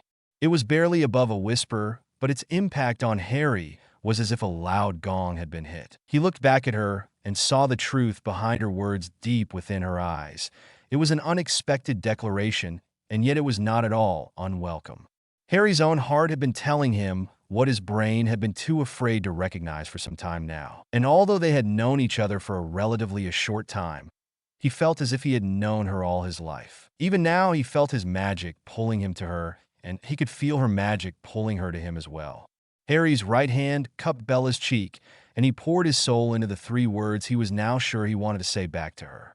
"I love you too, Bella." Bella's eyes seemed to sparkle as her lips crashed into Harry's. Soon their tongues languidly caressed each other as their emotions were poured into the kiss. Each knew that their relationship had just taken another step forward, and surprisingly neither felt any anxiety about this new development at all. 2 hours later, and the couple were bathed and dressed. However, there were several intimate interludes along the way. Walburga had sent Creature out earlier to buy new robes for Harry, robes befitting of Lord Eveningshade. The outer cloak was acromantula black silk with the collar, hood, hem, and cuffs decorated in gold with Celtic swirls and knots running down the length of the cloak. The inner robe was a black and gold mesh pattern that fell just above his ankles. On his feet were dragon hide boots from a Hungarian horntail. Around his waist was a wide dragon hide belt from the same dragon with a golden buckle. Bella was literally drooling over how good Harry looked. He looked every bit a highborn lord, and his look screamed of wealth and power. Harry's shoulder-length hair was swept back with a golden Celtic hair clasp in the manner common among the lords of ancient houses. Bella looked equally impressive with her long, deep purple cloak that made her eyes stand out. Her long black hair was left down and cascaded down her back to give a beautiful contrast to the cloak she wore. Her inner robes were just a shade lighter than her cloak with black Celtic lattices throughout. She wore a long, thin silver belt that presented her feminine hips that left no doubt of the incredible figure the young woman possessed. Her high-heeled black leather stiletto boots rounded out her outfit. The 2 teens together made for an impressive sight as they stood side by side. Walburga was crying in her frame at how good they looked together. They complemented each other beautifully. She hated what her living self had forced upon the girl. Her life as the wife of Rudolphus Lestrange had destroyed the young witch and had twisted her so perversely that even her own family did not recognize the witch she had become. But now she had a chance to see the woman that Bella should have become. Confident, powerful, and loved and in love. She just wished she could talk to her living self and make her see the complete disaster that befell her family for following the Dark Lord. "Are you ready to meet your father and uncle?" Harry asked with concern. "Truthfully, I'm not looking forward to it, but I think our plan will work. If not, we may have to fight our way out." Bella was only halfway joking when she gave an uneasy laugh. "Well, whatever happens, we'll face it together." Harry gave her hand a reassuring squeeze. Harry donned his invisibility cloak after the couple had stepped out of the room of requirement led by Bella. It was still a Hogsmeade weekend for 3rd years and above, and it seemed as if every student that could wanted to take advantage of the few warm days left before the infamous Scottish winters came rolling in. Harry had to be extra careful as he navigated the stairs and corridors leading down to the entrance hall. Students were everywhere meeting up with friends and making their plans for the day.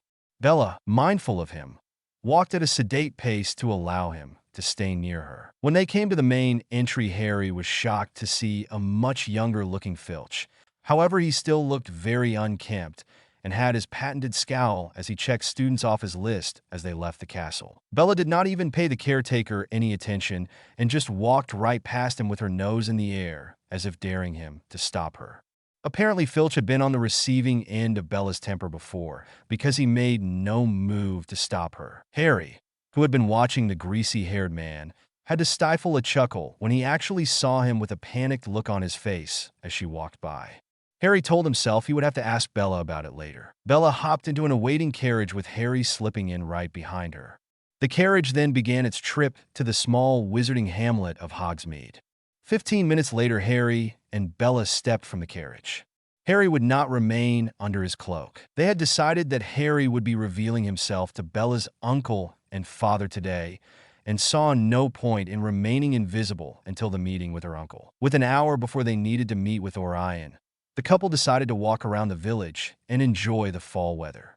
They had barely been walking for 10 minutes when Bella heard her name being called. Bella palmed her face and shook her head in exasperation. How could she forget that this person would be in the village? This was a confrontation she didn't want to have yet. Bella turned around and greeted the person that approached her and Harry. "Hello, Andromeda. Fancy meeting you here." Bella greeted her sister, who had a large half-grin, half-smirk on her face. Bella wanted to just roll her eyes and the smug look on her sister's face. "Why, hello, Bella," Andromeda cooed. "And who is this handsome young man? Oh, I like her," Harry replied, his eyes twinkling. Bella cleared her throat and gave her boyfriend a withering look before addressing her sister.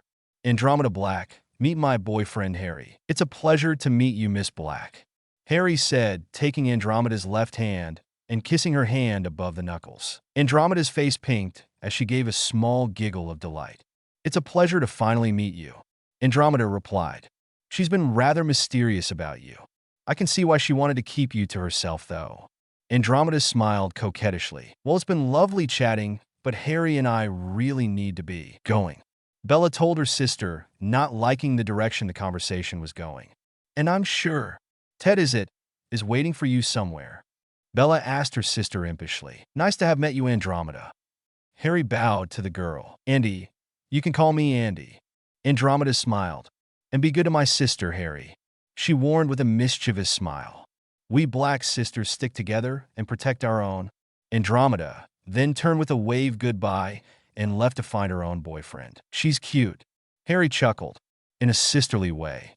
Harry added as Bella gave him a threatening look before she began to chuckle as well. "Well, I think my boyfriend is neglecting his boyfriend duties," Bella told Harry seductively. "Oh?" Harry asked. "Uh-huh." Bella nodded, her large eyes wide with something bordering on lust. "We've been here a whole 20 minutes, and my lips have yet to be kissed." "Well then," Harry began, wrapping his arms around her slender waist and pulling her toward him. "I've been a very bad boyfriend. I suppose I should beg for forgiveness." Harry's voice softened to just above a whisper as he finished speaking. Harry then pressed his lips tenderly to Bella's, and the two teens melted into each other, and their kissing became more passionate. "Bellatrix Black," a male voice boomed behind her. "Oh, bugger," Bellatrix swore. She turned to see her uncle and her father walking briskly toward the couple who had not released each other yet. "Well, cat's out of the bag now," Bella whispered. "Unhand my daughter, boy." Cygnus Black yelled at Harry, drawing his wand out and pointing it at Harry. "You dare sully a daughter of the House of Black. Explain yourself, Bellatrix," Orion Black commanded, putting a hand on Cygnus' wand arm, forcing him to lower his wand. "Who is this, whelp?" Orion asked scathingly. Before Bella could answer, Harry stepped forward confidently. "I'm her boyfriend, Lord Black." "Boyfriend, is it?" Orion narrowed his eyes at Harry. "I don't think so, boy. She is intended for someone else." "Respectfully, Lord Black, I disagree. Bella has chosen me, and I have chosen her, and I will not allow us to be separated," Harry said smoothly with his head held high and his eyes never leaving Orion's. "You impudent child, do you know who I am and what I could do to you?" Orion threatened in a dangerous voice. "I will not marry the Lestrange shite. I have chosen him, and he has chosen me," Bella stated forcefully, standing next to Harry and taking his hand in hers. With Harry's and Bella's mutual declaration of choosing the other, there appeared an unexpected flash of magic at their conjoined hands. Harry felt a pull on his magic, and then a sharp pin prick on his right ring finger that drew blood where the Evening Shade's signet ring rested. Bella also felt a pin prick that drew blood from her left hand ring finger, immediately followed by another flash of magic that surrounded the conjoined hands. When the light faded, a lady's blood-red ring with a black phoenix inlay was on her left ring finger. When Orion and Cygnus saw the flash of magic, they believed that Harry was attacking them and immediately raised their wands. Harry saw the movement, and with a small gesture of his free hand, the two wands were ripped from the hands of the two men, landing in Harry's open palm. Though momentarily stunned at his wand being taken from him, Orion, in one smooth motion, pulled a backup wand from his sleeve and pointed it at Harry threateningly. What did you just do, boy? I think we all need to take a breath and relax a moment. A woman's voice came from behind Orion. She stepped into view with her wand out, but pointing toward the ground. "And Doria?" Bella asked in surprise. "Grand M.O." Harry caught himself. He hoped his little slip went unnoticed. "What are you doing here, Aunt Doria?" Orion asked his father's sister suspiciously. "I wanted to make sure that my niece was being treated well. I know very well that your temper can get the best of you at times, Orion." The Potter matriarch stated with a grin. "This does not concern you, Aunt Doria. This is an issue for the head of the Black family." Orion spat. "Maybe not, but I'm quite fond of my nieces, and I would be very put out if something or someone caused them any distress." The regal lady glared ominously at Orion, who felt a chill of doom race down his spine. Orion turned from Doria and fixed his eyes on Harry again and reiterated his question. "What have you done to my niece, boy?" It was Bella who responded to Orion's question. "It seems, dear uncle, that magic has bound Harry and I together." She smirked, a little more confident now that she seemed to have an ally in her great aunt. "What are you on about, girl?" Bella's father turned on his daughter. Bella grinned mischievously at her father. "If my assumption is correct, I just got married." Bella looked adoringly at Harry, who gave a slight nod. Harry had felt his and Bella's magic unite when their hands flared and knew instinctively that they had just become bound to each other. "What foolishness are you speaking of, Bellatrix?" Orion asked harshly. "I mean," Bella smirked at her uncle, "that I just became the Lady Evening Shade." A pulse from Bella's ring seemed to acknowledge her declaration. Orion and Cygnus gaped at Bellatrix and then looked appraisingly at Harry, who was staring back at them unblinkingly. Doria raised an elegant eyebrow, but otherwise showed no other emotion. Suddenly, Harry stiffened his wand, seeming to just appear in his hands, and a look rage flashed in his green eyes that were glowing ominously. The adults seemed to falter a step as they felt incredible power rolling off of Harry. "Harry, what is it?"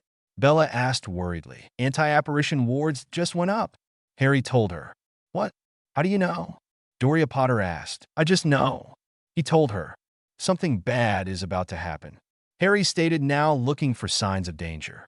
He didn't have to wait long, as seconds later, 20 masked and robed individuals flooded into the high street of Hogsmeade. The masked men broke into 4 groups of 5 each. At first, the townspeople just stopped and stared at the assembled groups, not really sure who they were or what they wanted. That was until the first Bombarda curse blew through the front of Scriven shafts, sending debris and people flying in all directions. Terrified screams echoed through the high street from students and adults alike as people scrambled to get to any cover they could find. This group seems to be better organized than the team that had assaulted Diagon Alley, Harry mused. "Children, we must get to safety," Doria Potter ordered. But Harry threw Orion's and Cygnus wands at their feet and was now moving quickly toward the Death Eaters, and Bella following just a half step behind him. Orion saw a flash of green and witnessed a Hogwarts student drop lifelessly to the ground. "What the hell is Voldemort playing at?" Orion growled furiously. Attacking children, for Merlin's sake. Orion knew he stood at a crossroads. If he raised his wand against Voldemort's men, he would be a marked man going forward with those elites who supported the movement. And if the boy he now saw running to the fight was indeed an Evening Shade, and if he raised a wand against him, he risked the annihilation of his house, if Arcturus was to be believed. There was a third option, he rationalized. Take no stand at all, claim neutrality, and sit this coming war out. Even as he thought it, he knew that Voldemort already had a strong interest in his family, or rather his family's money, and that Voldemort would not allow him to be neutral. For the first time in his adult life, Orion Black did not know what to do or how to respond. There was no political safe ground here. The House of Black found itself in a precarious and volatile situation. "Orion!" Cygnus yelled at his older brother. "My daughters are out there. We have to get to them and get them to safety." Cygnus sprinted toward the battle, following Doria, who was trying to catch up to Harry and Bella. Orion came out of his stupor when his very first lesson as the future heir of House Black came to the front of his mind. Family first. And with that final thought, he raced after his brother. Harry's magic was singing as he neared the first group of Death Eaters. It was as if his magic wanted to be released and show what it could do. 2 of the Death Eaters saw him coming and immediately fired two dark-looking curses at him. Time seemed to slow down for Harry, but his senses were moving at an accelerated rate. He slid forward on his knees and leaned his torso back as the spells flew over him himself. He followed the trajectory of the spells and found Bella almost mirroring his actions behind him. He sprung back to his feet a mere 2 feet in front of the Death Eaters. His wand made a 90-degree arc as he slashed it downward. A silver-colored spell slashed through the first man, cleaving him in half from left shoulder to right hip. The Death Eater's surprised wide eyes showed the last emotion he would ever feel. Bella had risen to her feet and fired an overpowered piercing hex that shot straight through her opponent's chest, completely obliterating his heart. She pirouetted gracefully and engaged another Death Eater sidestepping a curse. She unleashed a bone breaker point-blank to his spine, severing the spinal cord, dropping him instantly paralyzed from the neck down. Harry had not been idle and conjured a fire whip that wrapped around the two remaining Death Eaters, pinning their bodies together and their arms to their sides. The intense heat of the whip burned through muscle and bone, severing their arms just below the elbows. Harry canceled the spell with a flick of his wrist. The two men screamed in agony as they collapsed to the ground, armless and with severe burns to their backs. Doria Potter, along with Cygnus and Orion, witnessed the teens' brutal attack and were stunned at the precision like strikes. There was no hesitation, no signs of remorse, as they unleashed their fury on the 5 masked terrorists. Harry and Bella gave each other a quick glance to make sure the other was okay. An explosion further down the street got their attention, and soon they were sprinting toward the noise. Doria, Cygnus, and Orion followed. The group came to a stop as they witnessed 5 Death Eaters throwing spell after spell at Honeydukes' sweet shop. The screaming coming from inside was evidence of people still inside. One scream in particular was immediately recognized by Bella. "Harry, that was Andromeda? She's in the shop." Bella yelled in panic. Cygnus paled and raced forward, but was blown back by a reductor curse, breaking his ankle.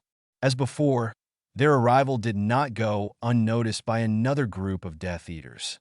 The spells began to rain down on Harry and those with him fast and furiously. Orion was able to summon Cygnus to him as his younger brother winced in pain. Doria cast a powerful shield that stopped the first volley of spells from hitting them, but the sheer number of spells was weakening her shield fast.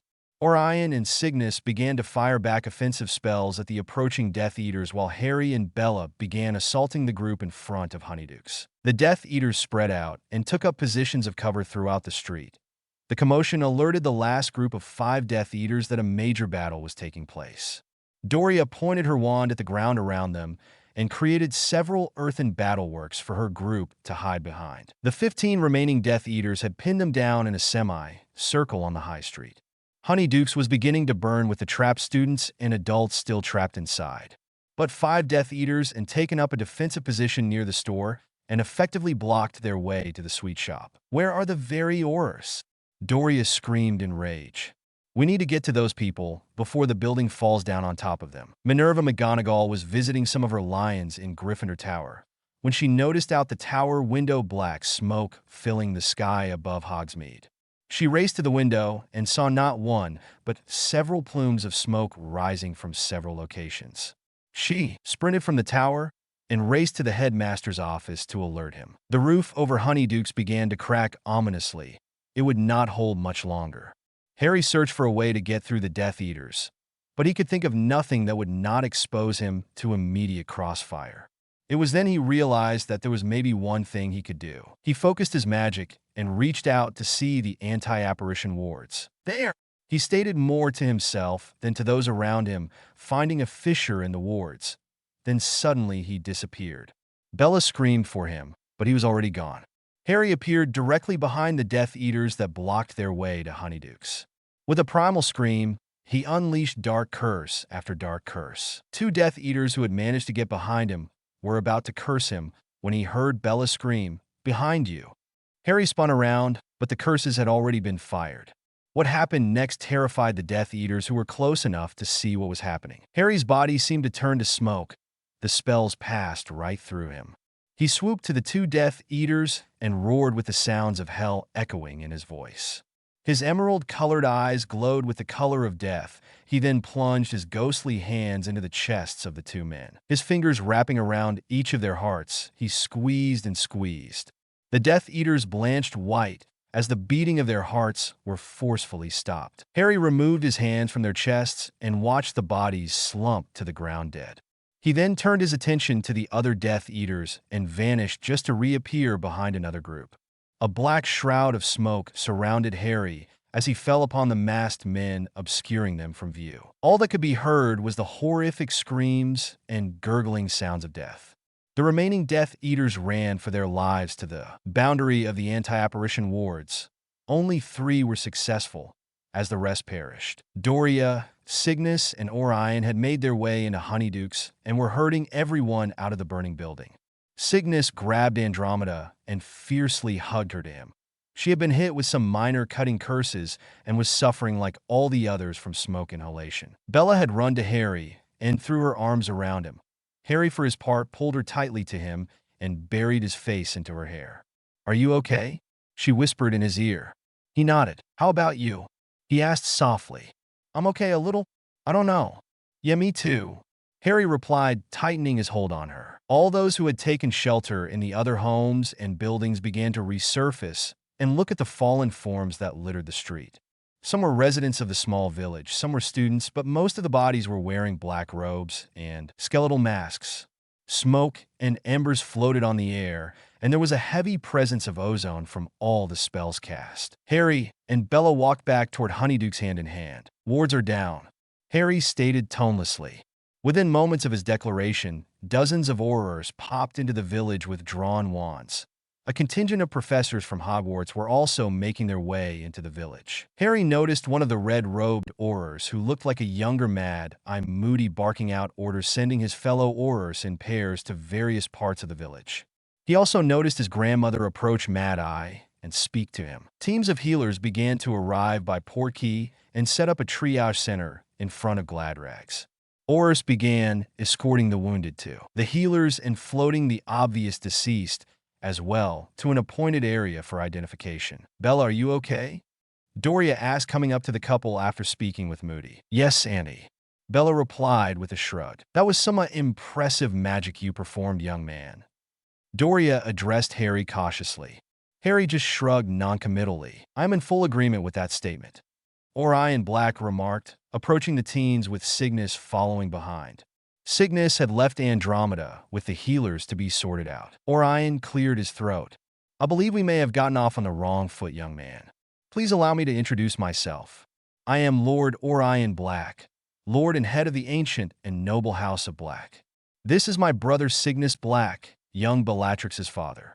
And this is the Lady Doria Potter née Black of the ancient and noble House of Potter." Orion spoke with a much more civil tone than he had previously. "My lords and lady." Harry bowed slightly.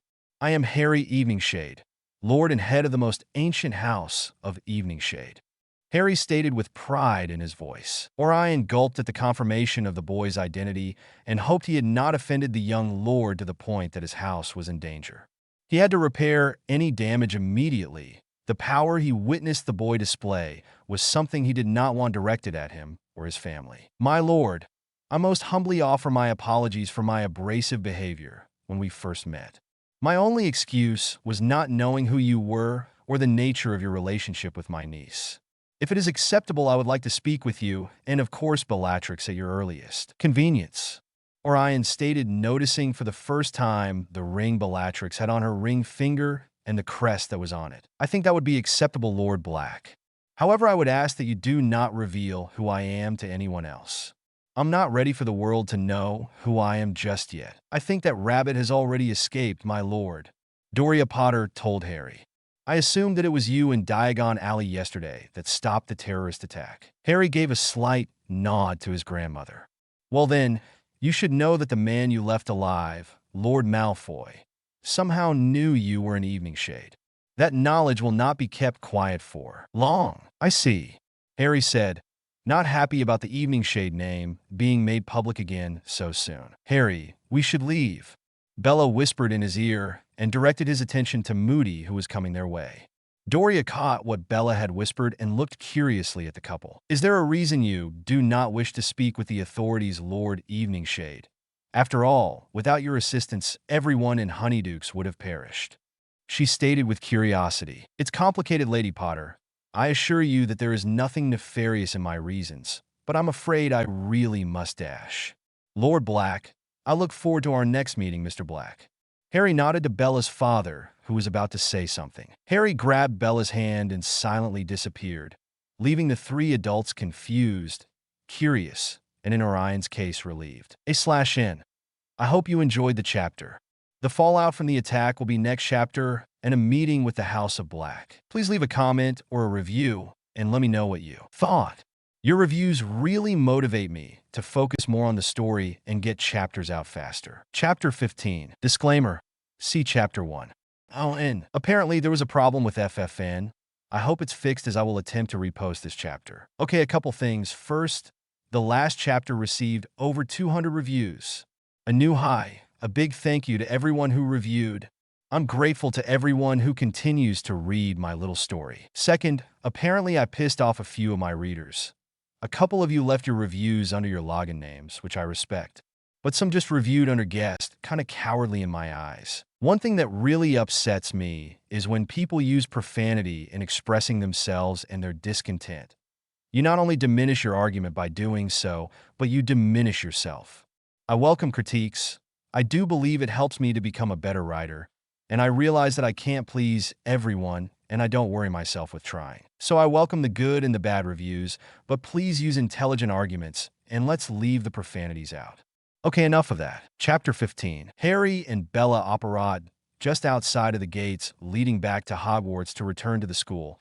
Harry collapsed immediately as they reappeared, slumping to the ground. His body was beginning to have fits, and his eyes seemed to roll back into his head.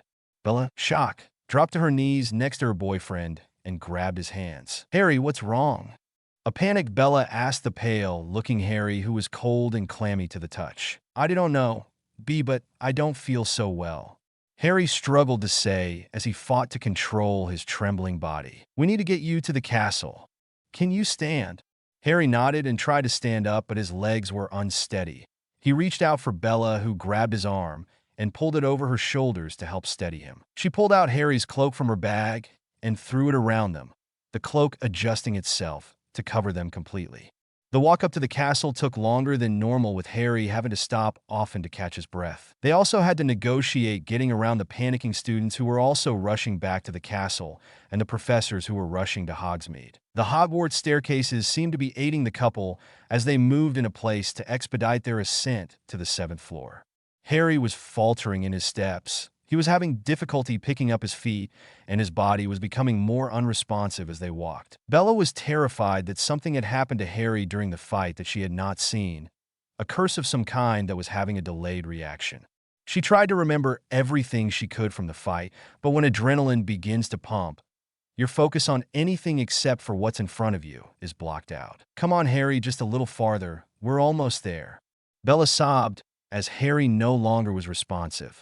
Bella had to levitate Harry the last 20 feet to the door that was opening as she approached. She took him to her bedroom, where she gently placed him on the bed. She began to vanish his clothing and immediately began inspecting his body for signs of spell damage or any other physical trauma.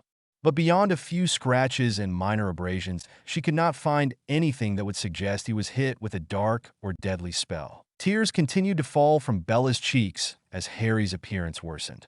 My lady, I need you, Bella cried, gripping Harry's cold, limp hand in her own hands. I've been watching, child. The spirit of Hogwarts gently replied, appearing and standing over the form of her prone champion. I don't know what is wrong with him, my lady. Bella whimpered. I don't know what to do. Should I take him to the medical wing? Bella asked through her tears. Hogwarts placed her right hand on Harry's chest and closed her eyes.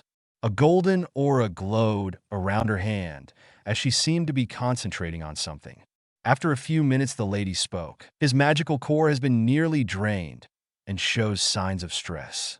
What has happened, child? I sense the fear in my students. Hogwarts asked. Death Eaters attacked the village. Harry and I tried to defend the village by engaging the Death Eaters. Well, Harry charged in, and I followed stupid Gryffindorish behavior. Bella murmured. Harry was very brilliant, though. He did some amazing things. I'm not sure how, but he managed to make himself apparate through the wards the attackers had set up, and then he seemed to— I'm not sure how to properly describe it, but it was as if his body turned to smoke, and two curses fired at almost point-blank range passed right through him. Bella informed the ancient entity. Impressive. So when did Harry become so weak? She asked. Right after the smoke incident, I noticed he looked a little pale, but I thought it was just from the battle and seeing the bodies on the ground. He also seemed a touch unsteady as we spoke with my family after the fighting was over. But it was after we apparat to the front gates that he suddenly collapsed. Bella informed her. I think our young man exhausted himself. I believe he used more magic than his body could handle. Hogwarts opined. Will he be okay then? Bella asked, squeezing Harry's hand. He should be fine. His body and core just need time to recover. How long? Bella asked. That I don't know, but his core is dangerously low. It could take several days, my dear. Hogwarts gave her a sympathetic look. Bella nodded her head in understanding. The Lady Hogwarts seemed to stare off into space for a moment, and then a tray of potions and drafts appeared next to the bed. There are some dreamless sleep potions and restorative drafts here on the tray. They will help him physically, but there is nothing that can speed up the process of core replenishment. This must happen naturally on its own time. The lady instructed Bella. Bella climbed up onto the bed next to Harry and lifted his head to her chest. She slowly poured a restorative potion down his throat, followed by a dreamless sleep draft that would have him out for the next 12 hours. Within moments, she could feel the rhythmic up and down motion of Harry's deep and steady breathing. She reached for the journals of Harry's ancestor and opened its pages. Perhaps she thought there was something in them that could explain what was happening to Harry. He had looked so strong and full of power, and then he just seemed to crash. It was confusing, and she felt she needed to understand Harry's family magic and see what exactly it entailed. She just hoped that the books contained the information she was looking for. The smell of burning wood was pervasive throughout the small wizarding community. A smoky haze filled the air, making the people cover their mouths with whatever piece of cloth they had with them. And glowing embers from the smoldering buildings floated on the air, singeing any bare skin it came in contact with. Aurors finished placing the deceased in front of the three broomsticks. They were divided into two groups, one for the terrorists and the other for the students and townspeople who had lost their lives in the attack. Aurors removed the masks from the dead terrorists and exposed their left arms, and then began the sad business of identifying the bodies. 7 residents of the town had also been killed and were identified by longtime resident and owner of the Hogshead Tavern, Aberforth Dumbledore. A horrified but stoic Minerva McGonagall provided the names of the 5 cut-down Hogwarts students to the Aurors. 2 had been from her own house of Gryffindor, 2 Hufflepuffs, and a 6th-year Slytherin. Ravenclaw house had managed not to lose anyone from their house. Distraught, she hadn't noticed a large, well-built man with striking blue eyes and a well-kempt reddish beard approach her. He was wearing the blue cloak of a hit wizard and walked with purpose and power. The first indication of his presence was a gentle hand on her shoulder, turning her around. "Robert!" Minerva cried as she saw her husband. She immediately fell into his chest and wrapped her arms around his neck. "Halo Minnie, Simar the Thursday?" Robert McGonagall asked his wife softly in his native Gaelic. "I've fine Robert." She sniffed and got an unconvinced look from her husband. "For some reason I dunny believe you, lass," he replied. Minerva responded with a shrug. "What brings the hit wizards here?" she asked, noticing a few more blue cloaks. "'Tis an Auror matter, is it not? But the minister is coming, and we're the advance team to make sure things are safe for her arrival," he replied. "The minister? Why is she coming?" Minerva asked. "This is going to be a public relations nightmare with the deaths of children. She must be seen to be doing something to reassure the people. So, she plans on making a statement to the press within the hour. Speaking of which, I need to speak with Moody to get his assessment of the incident. Do you know where he is, love?" Robert McGonagall asked. He's speaking with Lady Potter and Lord Black in front of the 3 broomsticks." Minerva pointed the group out. Robert nodded. "We'll speak later, Aye," Minerva replied. "The jail, Agamor, Robert. Love you too, Minnie." He returned and then walked off toward Captain Moody. Captain Alastair Moody could never be characterized as a politically correct man when it came to his job. To the contrary, he was a hard as nails, tell it like it is no nonsense kind of wizard. And when he was in interrogation mode, he was not above using any tools at his disposal to get answers. However, he had to forego his nature and his normal approach when addressing the group before him. Lord Black, Lady Potter, and Mr. Black. Moody began politely, but soon lost his composure. What the hell happened here? Amelia Bones cleared her throat at her mentor's side. Moody grimaced and bit his cheek. Can you tell me what transpired here this afternoon? Moody's attempt at being anything but agitated would have been comical except for the situation they found themselves in. I thought that would be obvious, Alastair. Doria Potter replied with a scowl and motioned to the destruction around them. Just look at what these terrorists have done. Death Eaters. Moody replied. What? Doria asked. They call themselves Death Eaters. That's what the two we have locked up at the Ministry are calling themselves at any rate. Moody replied. What I would like to know is why the Aurors have not arrested this Voldemort yet. He is obviously behind all the attacks in the countryside and now at the heart of our society. Doria tersely asked. If it were up to me, my lady, I would have rounded him up ages ago. But as far as we know, he himself has not participated in any of the attacks. And until we have hard evidence that he is the one orchestrating and ordering these raids, we have little to arrest him on. Not to mention, he is the political leader of the Purist Party. Any attack on him could be seen as the minister trying to silence a political challenger. That would go over as well as weak old haggis. Moody replied. Now if we could get back to my original question. What happened here? Moody growled. I would like to know that as well. Robert McGonagall said as he approached the group. Bob. Moody greeted the captain of the minister's protection team. Alastair. Robert replied. How's my boy Richard doing, by the way? He's a talented young man. He's on track to graduate at the top of his Auror Academy class. Alastair replied, which got a pleased look from the hit wizard. But if you want anything more personal, you'll need to ask his girlfriend. Moody jerked his thumb over his shoulder at Amelia. What? But how did you know? Amelia Bones began flustered. I don't miss much, lass.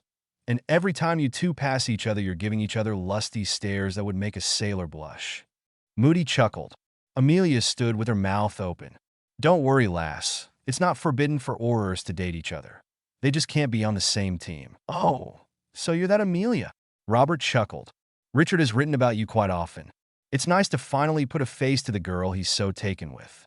Robert offered warmly. Amelia blushed furiously at the twinkle in the hit wizard's eye.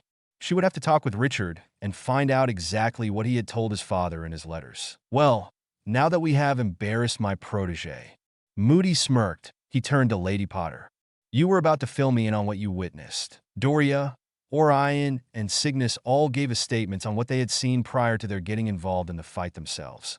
They then rehearsed what actions they took in the battle and what the Death Eaters had done. Other witnesses said that there was a teenage girl and boy involved as well. Alastair told them. In fact, it has been stated by other witnesses that a teenage boy matching the description of the boy from the Diagon Alley attack and your daughter Bellatrix was involved. Moody looked questioningly at Cygnus.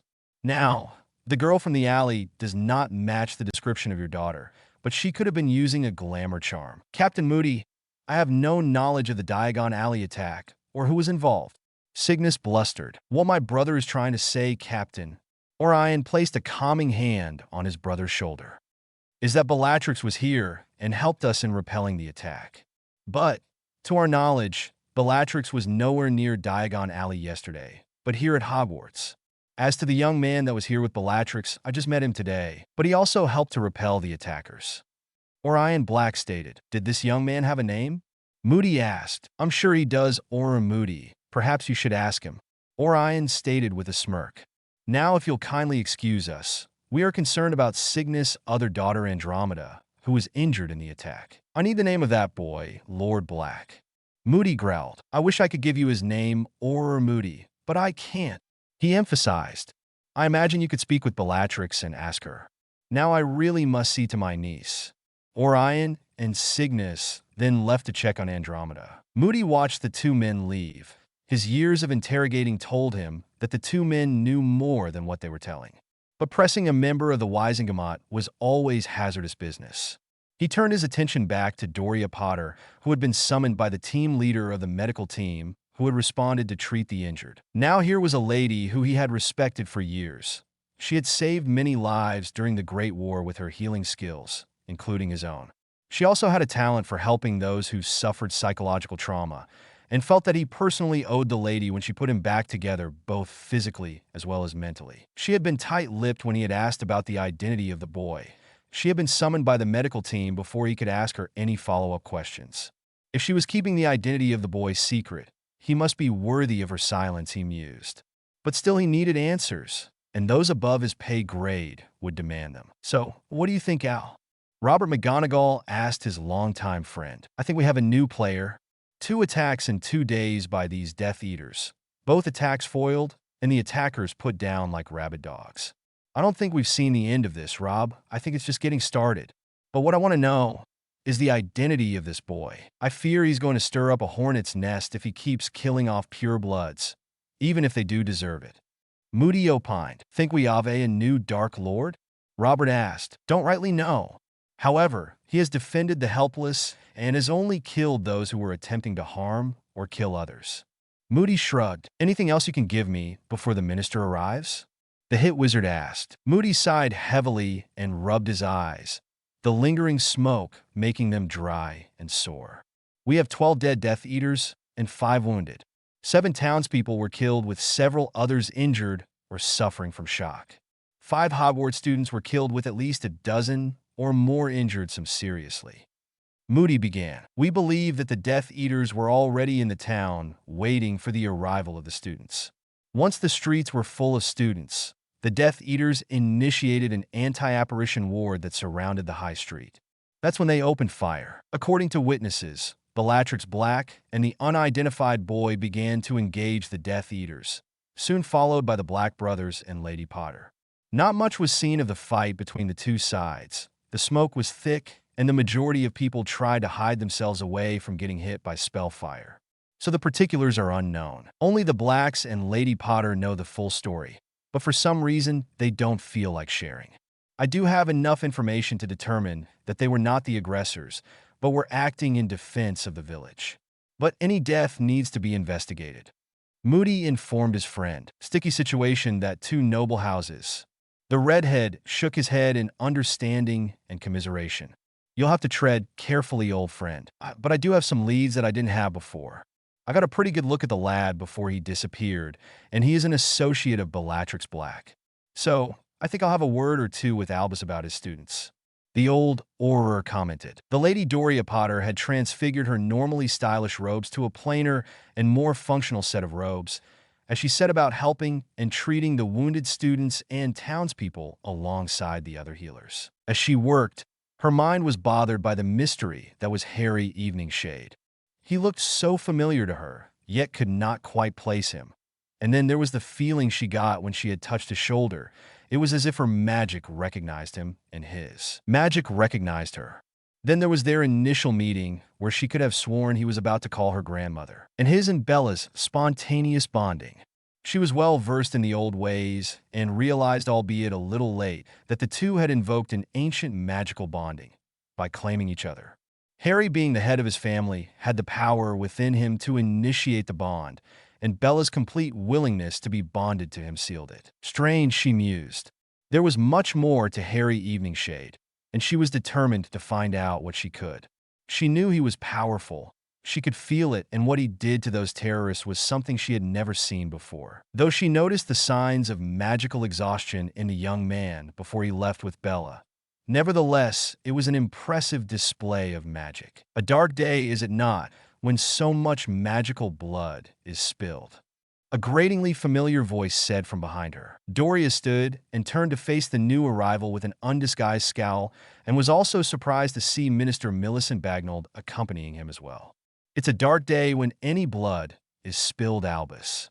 "Minister Bagnold, a pleasure as always," Doria said diplomatically, receiving a nod from the first female minister for magic. "True enough, Lady Potter.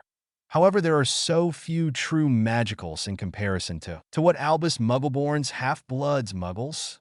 Doria asked accusingly, her nerves raw from all the death around her. Dumbledore held up his hands placatingly. "I was not suggesting that anyone's heritage was less than that of another. I was merely pointing out that the indiscriminate killing of so many magicals hurts us as a society and could spawn further antipathy to those newer to our world. And why would protecting oneself create antipathy for new bloods? Doria asked accusingly. Dumbledore sighed heavily. You know as well as I do, Lady Potter, that those men that attacked the village are part of the new purist movement. Their deaths will be blamed on the corruption of our world by those of lesser blood status. Doria was ready to verbally pounce on Dumbledore for his arrogant statement, but he again raised his hands to forestall the inevitable tongue lashing. I know what you're about to say. Nevertheless, it is how it will be perceived and how it will be portrayed by the purists. Meeting violence with violence solves nothing and only exacerbates the problem. We must seek alternatives to violence to bring our world back into balance. Dumbledore stated in his grandfatherly style, which had no effect on the sharp as nails Potter matriarch. And what in Morgana's name are these alternatives? All I see, Albus, is a movement led by a madman who will do whatever it takes to get his way. This is not a political movement. This is a terrorist who kills children meant to shock our society into capitulating to his demands. Lady Potter, I feel if we can come to an understanding with the Purist Party, we can avoid any further unpleasantries. Of course, we may have to allow them to pass certain legislation regarding Muggleborns, at least in the short term, but with oversight from the moderates, such as your husband, to make sure that any law submitted does not become oppressive. The short gray-haired minister commented, adjusting her rectangle wire-rimmed glasses. I think that we must consider extending an olive branch to Voldemort and the purists and give them a voice in policy-making. Dumbledore added, for now it is for the greater good of our society on the whole. You are delusional, Dumbledore. Take a look around you. Does this look like a person who can be reasoned with? Whose policies could bring back the days of Muggle hunting and subjecting a large portion of our populace to second-class citizens, or worse? I assure you, Lady Potter, that would never happen. The moderate houses outnumber the extremists nearly 3-1. And as we have stated, any bill would be looked at carefully before passed. It is in their best interest to negotiate. I believe, as Albus does, that giving them a voice will quell the violence and our troubles will end. Bagnold replied, receiving a nod and a smile from Dumbledore. With all due respect, Minister, I fear we've only begun to see the troubles.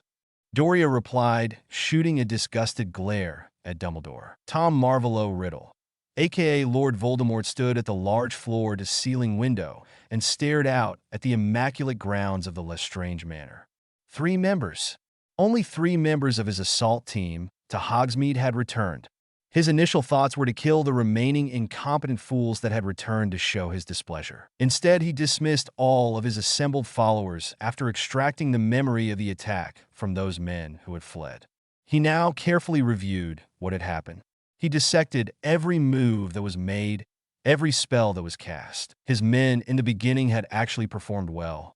They had taken the village by surprise, wounding and killing many within the first 2 minutes of the fight. It was then that things went pear-shaped. Apparently 2 children and 3 adults came from the direction where 5 of his men had gone, and since they had not returned, he assumed they were killed. His men then worked as a team and took up defensive positions once defenders arrived.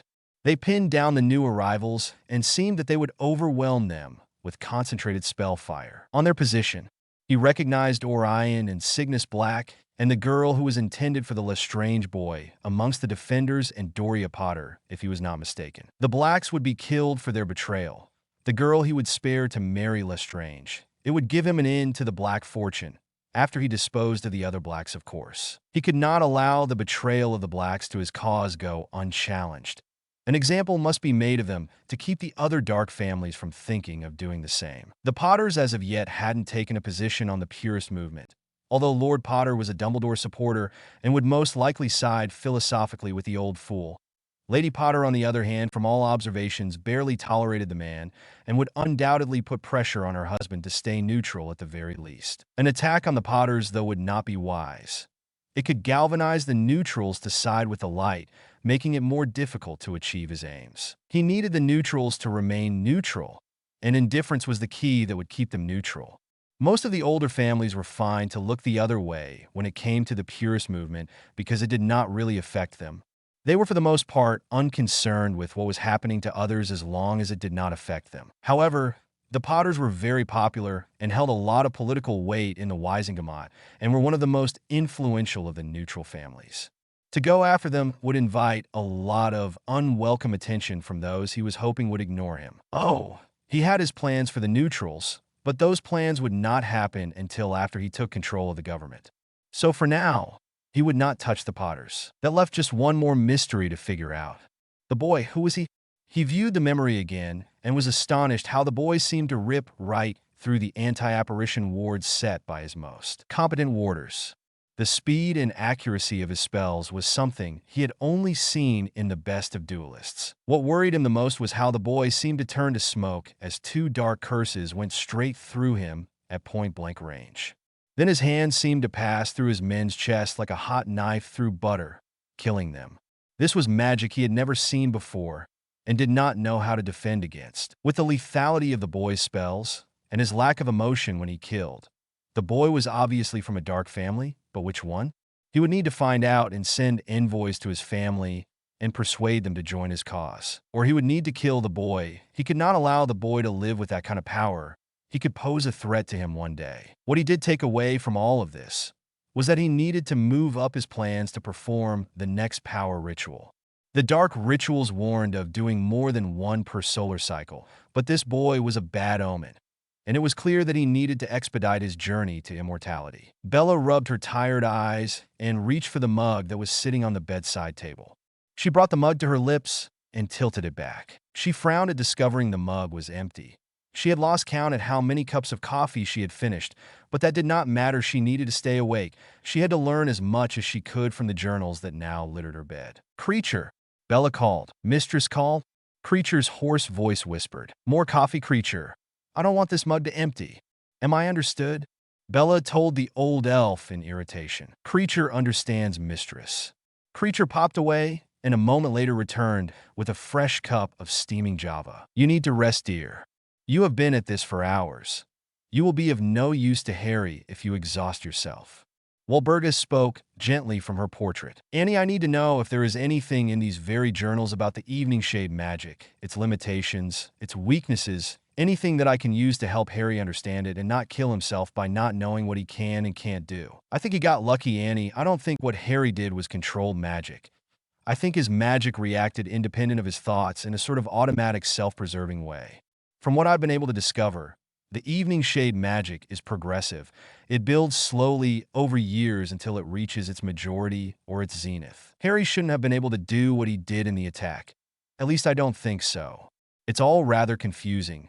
The journal speaks of levels and tiers of magic, a bit about how to release the magic when a tier is reached, but does not specify what magic each tier contains. I believe Harry somehow was able to access a higher level of his family magic than should have been possible. Bella informed the portrait. "And this is a bad thing?" Walburga asked. "Yes, very much so. From what I've been able to understand, it's like taking belladonna. In small doses, it does no harm and has healing properties, but in large doses, it becomes toxic and lethal. It is the same with the evening shade magic. When gradually absorbed, it strengthens him and slowly increases his magical core. But in large doses, it becomes toxic, unstable, and if too much is absorbed at once, it could kill him." Bella stated with a large lump in her throat. "But how do you keep him from not accessing too much and overdosing on his magic?" "That I don't know. And the journals so far have said nothing about limiting their magic." A frustrated Bella replied. "So what is the evening shade family magic?" Walburga asked curiously. Bella raised an eyebrow at her aunt. "Well, we are family now," Walburga added, pointing to Bella's ring. Bella looked happily at the blood-red ring on her finger and sighed contentedly. "Well, the journals don't go into specifics. More like they allude to certain abilities, like the sight. Without having read the journals, you would think it refers to maybe visions or seeing the future, but it refers to the evening shade ability to see certain magics like wards. But I think the best way to describe their family magic is the power to manipulate." "The power to manipulate?" "Yes, they have an ability to manipulate magic and their physical selves as well," Bella stated. "Can you explain that a little better?" Walburga asked. "Well, because of their ability to see magic, they can manipulate it. They can see the threads that weave a spell and make subtle changes to it that could turn a blasting hex into a tickling charm." "In theory," Bella stated with a shrug. "What do you mean in theory?" Walburga asked. A caster who has a lot of power and can cast fast-moving spells would make it difficult for the Evening Shade to manipulate it. Fortunately, most dark spells take time to cast and are slower, moving than normal spells, with the exception of the Avada Kedavra, which is among the fastest of spells. And Harry can do this? Walburga asked. Bella shook her head. No. From what I gathered, Harry must first learn how to recognize the spell and how it is weaved.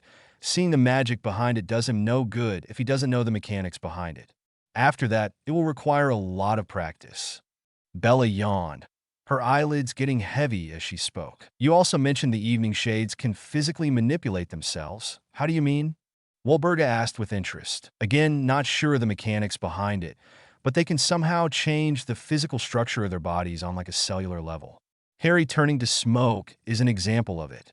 I think that's where the stories of them being ghosts come from. It's how they can pass through solid stone and rip through wards like tissue, or how spells can pass right through them. There are limits, though. Harry was actually very lucky. The idiot, truly powerful spells could have still affected him. I doubt he would have survived an AK. The spells that went through him may have had something to do with why he was so weakened as well. Bella rubbed her face with both hands, exhaustion catching up with her. But what about the supposed angel and demon inheritance? Does that give him any additional powers?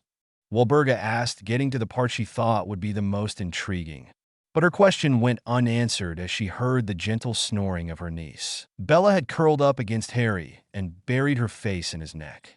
She wrapped her arm tightly around his waist and pulled herself as close to him as possible. It had been nearly 23 hours since the attack, and Harry had not stirred once, and she would not leave his side until he did. A warm comforter materialized over the young couple, and the lights dimmed. Hogwarts would now keep vigil over her weary champions. S/N. So a bit of a filler chapter and smaller than my normal chapters, but it does give more background to the Evening Shade magic, but not all. Many people have asked about Lily and if Harry will make himself known to her and claim her as a member of the Evening Shade family. I'm debating this because if he brings her into the family, it could change the dynamic between her and James. But this is my story, and although I don't want to change the personalities of James and Lily too much. But anything is possible. Again, thank you all so much for the reviews. I hope you will all take the time and review this chapter as well. Chapter 16. Disclaimer. See Chapter 1. A/N. I apologize for the short chapter last time, but it felt like the right place to stop it. This chapter is much longer, yay. A lot of great reviews last time. Keep them coming. Without further ado, I hope you enjoy this latest chapter of Passageways. Chapter 16. Albus Dumbledore sat at his desk, drumming his fingers absent-mindedly on the polished wood. His thoughts alternated between worry, anger, and suspicion on the whereabouts of Harry Potter. He had not shown up for any of his classes on Monday or Tuesday, and here it was Wednesday morning, and he wondered if the boy would be a no-show again. The portraits and the ghosts, much to his consternation, continued in their refusal to help him locate the boy. However, the Grey Lady did state that the boy was safe and in the castle. That was something, but she would not elaborate further. Even the house elves refused to divulge his whereabouts. He rubbed his temples in frustration as his mind began to reel with all the implications of Harry's isolation. He needed to start preparing Harry for his destiny, and soon. His spies had informed him that the Dark Lord was beginning to re-establish old alliances. Large sums of galleons were being moved from account to account in an effort to hide where the transactions were ending up, and the darker families of the Wisingamot were starting to meet in convocation. Dumbledore imagined that this time around Voldemort would not want knowledge of his existence to get out until he was completely ready and had taken out any serious opposition.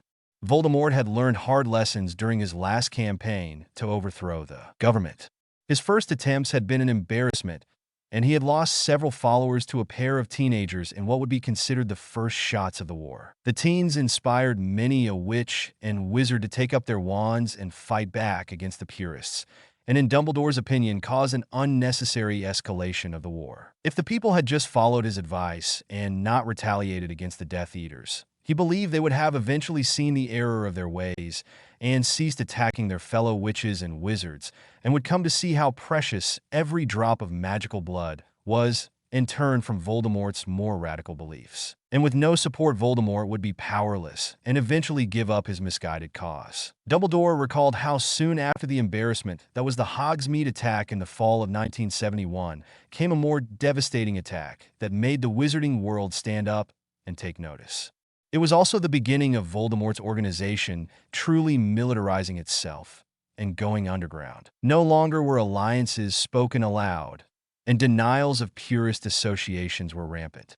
True loyalties were kept close to the vest, and it was the first time Voldemort was characterized by the government as the Dark Lord. By mid-1972, Voldemort had given up any pretense of being a political reformer and demanded nothing less than the unconditional surrender of wizarding Britain to him and his followers. Kidnappings, assassinations, and mass exoduses of magicals, regardless of blood purity, left the country, leaving it with few defenders. Spies from both sides were saturated throughout the Ministry of Magic, and paranoia was rampant. Friend turned on friend. Families were divided, and old alliances began to splinter. Dumbledore sighed as his thoughts brought to mind all the death and destruction that had been wrought. He idly thought how if he had been able to foresee what troubles the actions of those two teens would create, he would have killed them himself. He would have done anything to avoid them inspiring the people to create the village militias which took the lives of so many members of noble and old families. But he could not go back in time to change the past. Not because he was afraid of altering the future, but because the technology did not exist to send someone back for more than a couple of days. But if he could, he would go back and erase the very existence of the elusive and mysterious Lord and Lady Eveningshade. Harry was making his way down to breakfast in the Great Hall. It was still rather early, just 7:15, but he was anxious to start the day. He had been unconscious for 2 days, and had awakened late Tuesday night feeling so exhausted as if he had swam the width of the English Channel at least half a dozen times and back. Bella had burst into happy sobs when he had finally awoken, but then proceeded to hit and swear at him for the next hour for being a very daft Gryffindor who had a death wish. Then it was back to sobbing, which eventually led to an intense round of love, making that lasted late into the night or early morning, depending on your perspective. Harry still couldn't manage to remove the goofy grin on his face as he made his way through the ancient castle. Bella had told Harry about his condition and what she had learned from the Eveningshade journals about the strengths and limitations of the family magic. Bella, unsurprisingly, had felt new magic beginning to develop within her as well. From her readings, she knew that it would most likely happen. She discovered and had explained to Harry that when they had claimed each other, they had unintentionally invoked an ancient rite of marriage. Long before there were such formal things as weddings and hand fastings, there was marriage by love and magic. There were, of course, specific conditions that had to be met, and amongst those conditions were the couple's devotion to each other and their claiming of one another along with Harry's status as head of house. Though not all-inclusive, it was enough for magic to bond the two together. And with that bonding, the Eveningshade blood, she explained, would begin to manifest itself within her and would begin to alter her magic subtly until it became the dominant magic within her. But, like goblin-made weapons, the Eveningshade magic absorbed that magic within its new host that would make it stronger, and thus each new generation of Eveningshade would find itself more powerful than the generation before. So the black magic that included a proclivity and a talent for dark magic would be absorbed and passed on, as well as the latent metamorphic ability that had been dormant for several generations would be absorbed and could manifest itself in Bella's and Harry's children. Harry had been stunned by everything Bella had learned and was feeling relieved, if not extremely lucky, that he had not killed himself. He would have to really focus on studying the family journals and learn more about his family magic, so he didn't accidentally off himself. Bella had also learned some very interesting facts about their rings. They were born and forged from Eveningshade blood, and the rings could identify anyone with Eveningshade blood no matter how distant the relation might be. The rings could also be used as a magical focus. By using and focusing the magic within the blood that created the ring, it could be used as a wand, although it would appear that the wearer was performing wandless magic. Another benefit was that the rings would alert the wearer of any foreign magics that were placed upon them, such as tracking or compulsion charms, and would react defensively against any mental attack. Though the rings offered no mental protection from attacks like legilimency, it did send out a magical pulse to disrupt the attempt. Bella had strongly encouraged Harry to continue studying occlumency with her, so that he could better protect his mind, just in case the ring for some reason or another failed to stop the mental attacker physically. Harry had quickly agreed he did not like the idea of someone getting into his head. They both had agreed that they needed to make appearances back in their own times. Bella was sure that people would be wondering where she had gotten to, and assumed that people in Harry's time would be searching for him as well. Harry planned to tell anyone who may interrogate him on his whereabouts that he was physically incapable of attending classes for the last couple of days, which was true, but did not give the full story, which he had no intention of doing. As Harry walked through the castle, his skin began prickling with the magic flowing through the ancient structure. Though he could not identify what every jolt and tingle meant, he was beginning to recognize certain patterns in the magic flowing around him. Certain wards in particular he could definitely identify, others he assumed he would learn in time. He learned this was one of the Evening Shade's magical gifts, and with practice, he would learn to control it. He was very intrigued by the art of physical manipulation. He had learned from Bella that it was the most dangerous, if not one of the most beneficial of his family's secrets. To alter one's very structure and density was incredibly exciting, but he had no idea how he had managed it in Hogsmeade or even how to attempt it now. It was something he would need to search for in the family grimoire. Before he had realized it, he had entered the Great Hall. Fortunately, there were few students about, and no one had paid him any notice. He was about to head to the Gryffindor table, an automatic reflex after 4 years, but he had immediately changed direction when he saw a familiar head of long blonde hair sitting by herself at the Ravenclaw table. "Good morning, Harry Potter," Luna greeted without looking up from her breakfast plate. Harry was no longer surprised by Luna's seemingly prescient sight when it came to knowing when he was near. He was, however, surprised to see an impressive replica of the Giza pyramids made from beans and toast, and the Sphinx made from a large sausage. "Morning, Luna. May I join you?" Harry asked his quirky friend. Luna looked up at him. "It's still you then?" It was half statement, half question. "Ah, I think so, yeah," Harry replied. "That explains why you didn't kiss me." "Luna stra..." "Huh," was Harry's only response. "Well, my Harry would have kissed me good morning, but I suppose you could have been one of the other Harrys. One in particular is kind of a git, too many nargles crawling around his head, you see." Luna whispered conspiratorially. "But you seem to be the first Harry, my friend Harry. And although you are very sweet, I hope the other Harry isn't too long in coming. I'm looking forward to the kisses." Luna smiled in a daze. "You lost me, Luna." Harry shook his head. "Eventually, yes. Luna froned. But when you leave me, the other Harry will appear. Although there are a few possible variations of you that could come, not all of them nice. I'm personally hoping for the one who will be my boyfriend.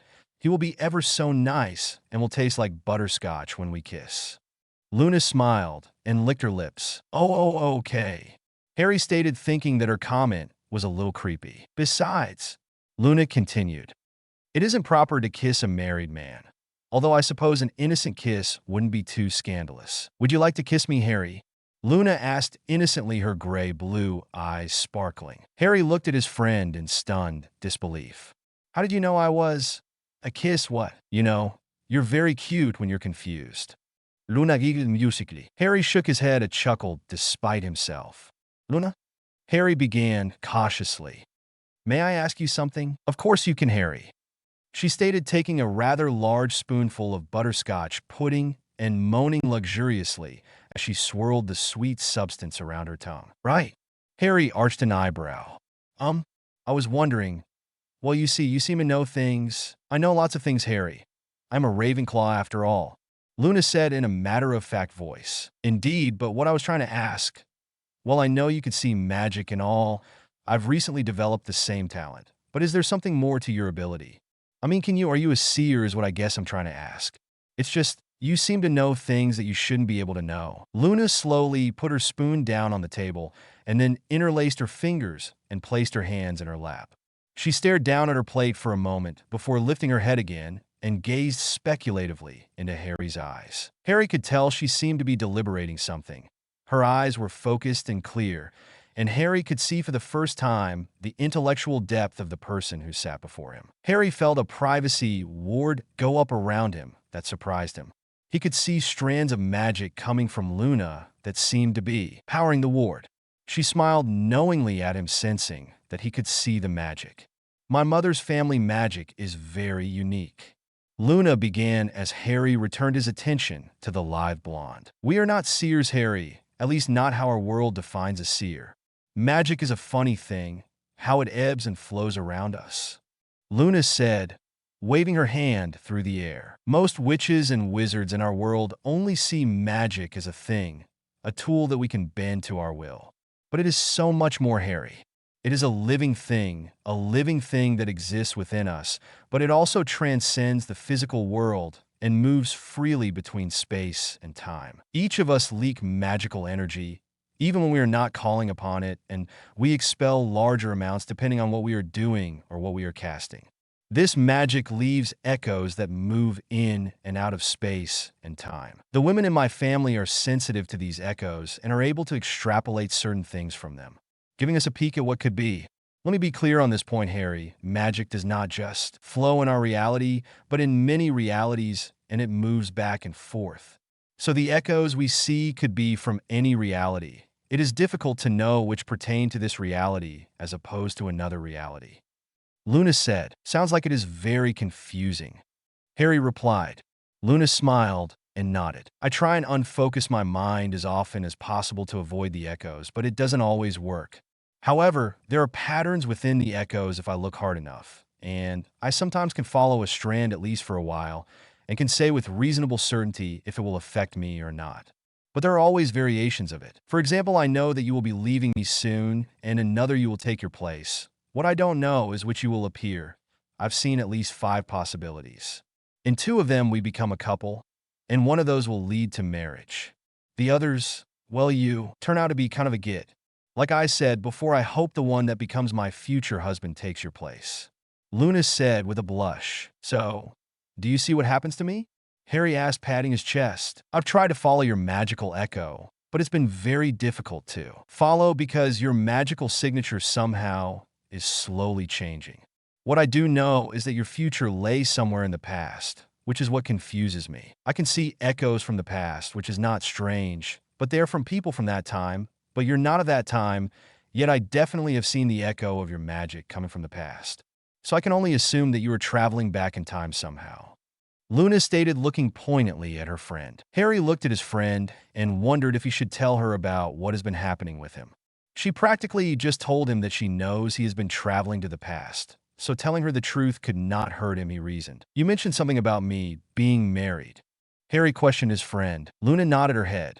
Although the ring is invisible to the naked eye, I can see the magic of it. I can also see the ring sending out a strand of magic that seems to be searching for something or someone. Luna smiled knowingly. I've seen this type of magic in rings before. The rings are very rare and usually belong to a husband and wife, typically a lord and lady of an ancient house. Luna replied. So obviously the ring has a mate, which leads me to the conclusion that you are married. You are too clever, Luna. Harry grinned. Meet me by the large oak by the Black Lake after dinner tonight. There are some things I'd like to tell you. Harry said, making up his mind to confide in his eccentric friend. Sure thing, Harry. Luna said as they both got up and walked together toward the entrance hall. Oh, just one other thing, Harry. Luna said, turning toward Harry and grabbing him by the collar. Before he could react, Luna had pressed her lips against his in a firm but chaste kiss. That was unexpected. Luna replied after she released him. Dazed at what just happened, Harry asked. What was unexpected? You didn't taste like butterscotch at all? She replied with a quirked eyebrow. Oh, what did I taste like? Harry replied, tasting a hint of strawberry from Luna. Cinnamon. You taste like cinnamon. Oh well, I hope the Harry that tastes of butterscotch is the one who comes when you leave. Luna smiled before skipping away. Are you dating Luna, Lovegood, Harry? A surprised voice from behind him asked. Hello, Hermione. Harry turned, amicably greeting his one-time best friend. And no, I'm not dating Luna. We're just good friends. Harry chuckled, still tasting a hint of strawberry on his lips. Oh, Hermione replied. Her voice then became softer and concerned. Harry, where have you been for the last couple of days? Everyone has been worried about you. Professor Dumbledore has approached me about a dozen times asking me about you. I've been a bit under the weather and decided to rest for a couple of days. Harry replied. Why didn't you go to see Madame Pomfrey? She asked. Who says I didn't? Harry retorted. She did. I asked. Hermione replied, folding her arms across her chest. Well, I didn't want to bother her. It wasn't anything life-threatening. Harry lied. According to Bella, he came very close to snuffing it. Well, I'm happy you're better. Hermione replied, relaxing her arms. Have you eaten yet? Harry had been so engrossed with his conversation with Luna that he had completely forgotten to eat something. No, I could use a bite to eat, Harry replied. This time Harry followed Hermione to the Gryffindor table. He pulled a plate toward him and started filling his plate. More and more students made their way into the Great Hall to have a bite to eat before classes started. He noticed Vincent Crabbe walk in with another Slytherin boy by the name of Theo. Not he believed. They walked on either side of a pretty girl with dark blonde hair with brown highlights. Harry furrowed his forehead in thought. He couldn't remember ever seeing this girl before. She was very pretty and was sure he would have noticed her before now. Hermione, Harry began. Did the Slytherins get a transfer student or something over the last couple of days? No, why? Hermione asked. Well, there's a new girl at the Slytherin table sitting between Crabbe and Not. Harry stated. Hermione looked up from her breakfast toward the Slytherin table. Ah, Harry, very funny. I'm not being funny, Hermione. Who's that girl between Crabbe and Not? Harry asked again, genuinely curious. Hermione rolled her eyes. I don't know what you're playing at, Harry. We've known her since first year. The pompous slag. Hermione language. Harry scolded playfully. I'd think I'd remember her. Are you serious, Harry? Hermione huffed. You and Malfoy have been enemies since the train ride first year. What's Malfoy got to do with her? Harry asked. What's Malfoy got to do? Harry, you and Antoinette Malfoy have been at each other's throats since we first met the French tart when she barged into our compartment with Crabbe and Not first year. Hermione hissed. What are you talking about, Hermione? Draco Malfoy barged into our compartment first year with Crabbe and Goyle. And he isn't French the last time I checked. Harry replied in exasperation. Hermione placed her hand on Harry's forehead. Are you still sick, Harry? Hermione asked with concern. I've never heard of a Draco Malfoy. And who is Goyle? Harry gawked at his friend in disbelief. How could she not know who Draco Malfoy is? Harry mused. No very way. Did I change something? Harry mumbled to himself. Harry, are you okay? Hermione asked tentatively, placing a gentle hand on his arm. Hermione, humor me for a moment. Forget that I know anything about Malfoy. Tell me about him. Her. Harry asked. Hermione gave Harry a worried look. Okay, Hetty. Hermione replied. What do you want to know? Everything. He replied. 20 minutes later, and Harry was dumbfounded by what Hermione had told him. Apparently, the Malfoys had fled to France before the First War with Voldemort had truly begun. Lucius and his wife, Esmeralda de Dampierre, had moved back to Britain so that their only child, Antoinette Malfoy, could attend Hogwarts. Antoinette was spoiled, much like Draco had been, but where Draco had more bark than bite, this version of Malfoy was clever as a cat and one of the top students in their year. Harry decided to stay well and clear of her. Harry wondered what other changes had occurred. Obviously, Goyle never came to Hogwarts. He wondered if the elder Goyle had been killed in the Hogsmeade attack. He hadn't asked Bella about the casualties, but he figured it was possible. Harry was waiting outside the Charms classroom with Hermione when everyone straightened up at the arrival of the headmaster of the school. Ah, Harry, would you mind accompanying me to my office? I need to have a quick chat with you. Dumbledore gave his best grandfatherly smile. But I have a class right now, sir. And it's Lord Black, if you remember. Harry replied sharply. Can it wait till after the class? He said, watching the headmaster closely. I'm afraid not. It's rather important. Dumbledore pressed. Will Professor McGonagall be present? Harry asked. But of course, Lord Black. Dumbledore smiled, but it did not seem to reach his eyes. I'll see you later, Hermione. Harry told the bushy-haired girl and turned away, following Dumbledore. Surprisingly, Professor McGonagall was waiting for them at the Stone Gargoyle Guardian. Harry had a suspicion that Dumbledore was being less than truthful. She seemed relieved to see him. He suspected she had been worried about his absence as well. He felt a little guilty, but he truly was incapacitated. Mr. Potter, the stern Scot greeted. Hello, Professor. Harry returned with a nod. Are you well? She asked with a slight inflection of worry in her voice. I am now Professor. I appreciate your concern. He warmly smiled. She nodded and then placed a hand on his shoulder. and they proceeded up to the headmaster's office. Harry and Minerva entered the large circular office and took the two seats that faced the large, ornate oak desk. Dumbledore had taken his seat and was sitting back in his chair and watched Harry carefully as he took his seat. Dumbledore had the annoying habit of remaining silent and gazing intently at a person he was trying to intimidate for several long minutes. The awkward silence would cause most people to fidget nervously and become off-balanced. It was a game of wills, a power play, and Dumbledore was a master at it. When people were off balance, they usually were more susceptible to subtle manipulations and suggestion. He wanted Harry off balance. No, he needed him to be. Harry must be made to understand that it is he, Dumbledore, who was in control and held the power. He must be made to believe that only through his subservience to the greatest wizard alive could he hope to survive Voldemort. Lord Black, Dumbledore, finally breaking the silence, a bit perturbed that Harry showed no signs of intimidation or nervousness. Would you kindly explain why you have not attended classes for the last 2 days? Dumbledore asked, and I want to know exactly where you are staying.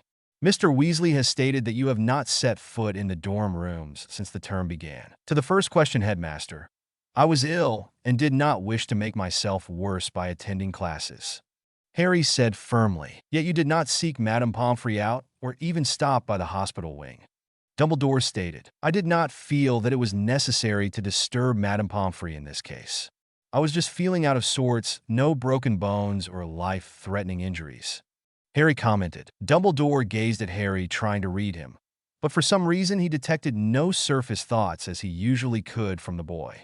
This was perplexing. Potter had always been an open book to him. His thoughts and emotions were so close to the surface that even a first year could tell what he was feeling or thinking. Someone has been teaching him how to control his emotions and thoughts, he mused. It had to be Granger. The girl was becoming a right nuisance, and he wouldn't put it past the girl to have read something on occlumency and had been instructing Potter on how to protect his thoughts. He would deal with her later. In the future, Mr. Potter, I request that if you are significantly ill enough to not attend classes, that you pay a visit to our resident healer. Is that understood? Dumbledore reprimanded. Harry smiled tightly. Of course, Headmaster. Now then, to my other question. Where have you been staying since the term began? Dumbledore glared over the top of his half-moon spectacles. As you are no doubt aware, I was censured by my house last year and had to spend the last few months of the school year on a cot in the hospital wing. When I arrived this year, I was informed by my housemates that my banishment was still in effect. Harry tonelessly replied, It is my understanding, though, that your housemates have recently rescinded your banishment and that you are allowed back into Gryffindor Tower. Dumbledore replied, Is that right? Well, jolly good for them, but I won't be returning to the tower. Harry replied coolly. Dumbledore smiled condescendingly. I'm afraid you have no choice but to return. All students must stay in a dorm room. That rule didn't seem to make a difference last year, Headmaster. I would hardly call the hospital wing a dorm room, would you? Harry countered. That was an unfortunate business last year, Harry, and I do apologize. But perhaps I can make it up to you by allowing you to use the Gryffindor head boy dorm room. You would have a room all to yourself but still be in the tower. Dumbledore gestured magnanimously. I don't think so, Headmaster. Besides, I am quite comfortable where I am. Harry replied. And exactly where is that? Dumbledore asked, finally getting to what he had wanted to know. Having the castle keep this information from him was driving him spare. It made tracking the boy impossible. Harry was not about to give away his true location to the crazy old man, but instead gave him a plausible alternative. I am currently staying in one of the Lord's chambers. Harry replied confidently. Funny, how you never mentioned that those rooms were available to students who were heads of their family house. Fortunately, I was made aware of their existence and have taken up residence in one of them. Harry replied steadfastly. I see. Granger. He thought furiously. I assure you that it was merely an oversight on my part. They have been rarely used in the last century. But wouldn't you want to reconnect with your friends and the other members of Gryffindor? I'm sure they would love to have you back. Dumbledore smiled encouragingly. I was turned out Headmaster. I have no desire to reconnect with those who turned their backs on me, nor do I wish to associate with them. Harry spat, his temper getting the best of him for a brief moment before he reined his emotions back in. Dumbledore thought that he had indeed miscalculated Harry's response to his exile from Gryffindor, something that he himself had encouraged. He believed it would humble the boy, make him more malleable, but instead it had hardened him, made him more defiant and independent. Yes, he had made a mistake in his handling of the Potter boy. He admitted that now, but he still needed the boy to bring back order to the chaos so that the greater good could once more get back on track. Harry, Dumbledore began. I've told you repeatedly, Headmaster, not to address me in the familiar. You will either address me as Mr. Potter or Lord Black. Harry stated coldly. My apologies, Mr. Potter, but I think you are being unreasonable in not allowing your classmates the opportunity to demonstrate their remorse in what transpired last year. They are truly repentant and would like to be forgiven of their trespasses against you. Surely you can afford them that. I'm most willing to forgive. Harry commented to a smiling Dumbledore. However, I will not forget, nor will I place myself in a position amongst them where I appear anything more than tolerant of them. And communing once again with them is more than I'm willing to give. So I will remain where I am, as is my right as a lord, and that will be the end of this discussion, Headmaster. Now, if there is nothing else, I would like to prepare for my next class. Harry stood, and without a second glance at Dumbledore, bid Minerva goodbye and left the office. When Harry left, Albus turned to Minerva. I fear he is going dark, Minerva. When one can turn his back on his friends, it is a sad affair. Dumbledore pontificated. He is most definitely not going dark, Albus. But if he were, I suspect it would be because of your scheming and meddling in his life. He is not a tool, Albus. He is a young man, and I swear if you continue to manipulate that boy or anyone around him, I will see you removed from this institution. McGonagall hissed. You forget yourself, Minerva. You were a willing participant in how Harry was guided, and I will not hear your sanctimonious ramblings now on how I am dealing with the boy. Don't forget your own complicity in the test during his first year with the Philosopher's Stone. Then there was your refusal to defend him against the false accusations of being Slytherin's heir in his second year. And then there was the latest betrayal in his fourth year, where you allowed him to be banished from your house.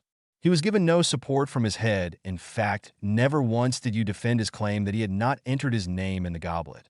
The attacks on him went uninvestigated, and no one was punished. You bastard, Minerva growled. By your orders and my blind faith in you, did I allow those things to happen? She yelled. If there is guilt to be had, Minerva, we share it equally. You are not under the Imperius. But, no matter your feelings now, Harry is the one that must confront Voldemort.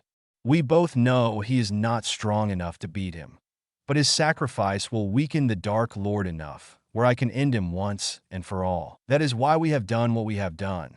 Flitwick, Pomona, Severus, and you and I understood that the Potter boy must be sacrificed when Voldemort returned.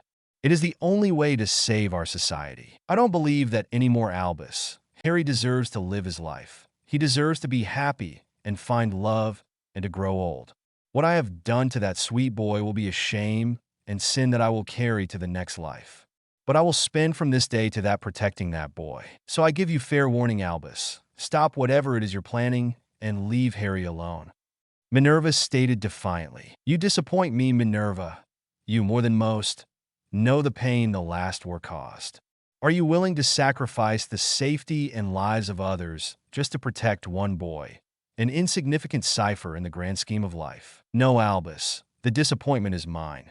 That instead of choosing to help and strengthen Harry, you have chosen to lead him like a lamb to slaughter. The chosen one he may be, but I refuse to abandon the boy to his fate, and you will find that the other professors support me in this, with one obvious exception. We will teach Harry everything we know and defend him to our last breath.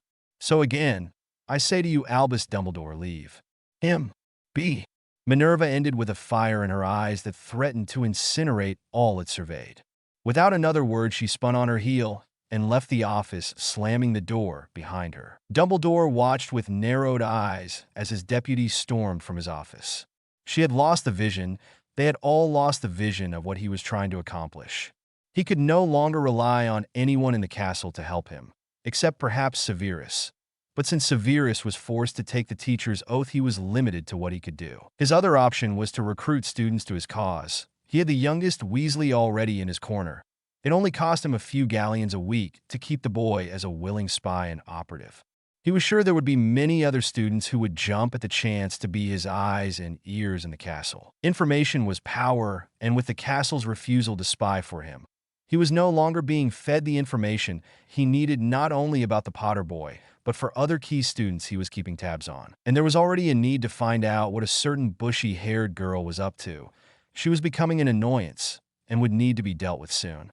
Her influence over Harry was making things difficult, and he could not have that. Bella was surprised that her absence really wasn't noticed much except by her sisters.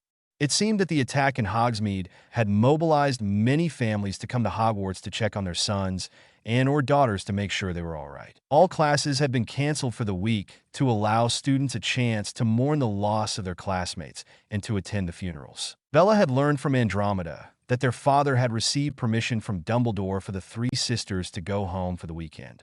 They were not the only students who had received such permission, as there were many parents who wanted their children to come home to reassure themselves that their child was alive and well. She had also been informed that Harry had also received a special request by Orion to visit the family with Bella. Bella was most curious, if not apprehensive, about bringing Harry home.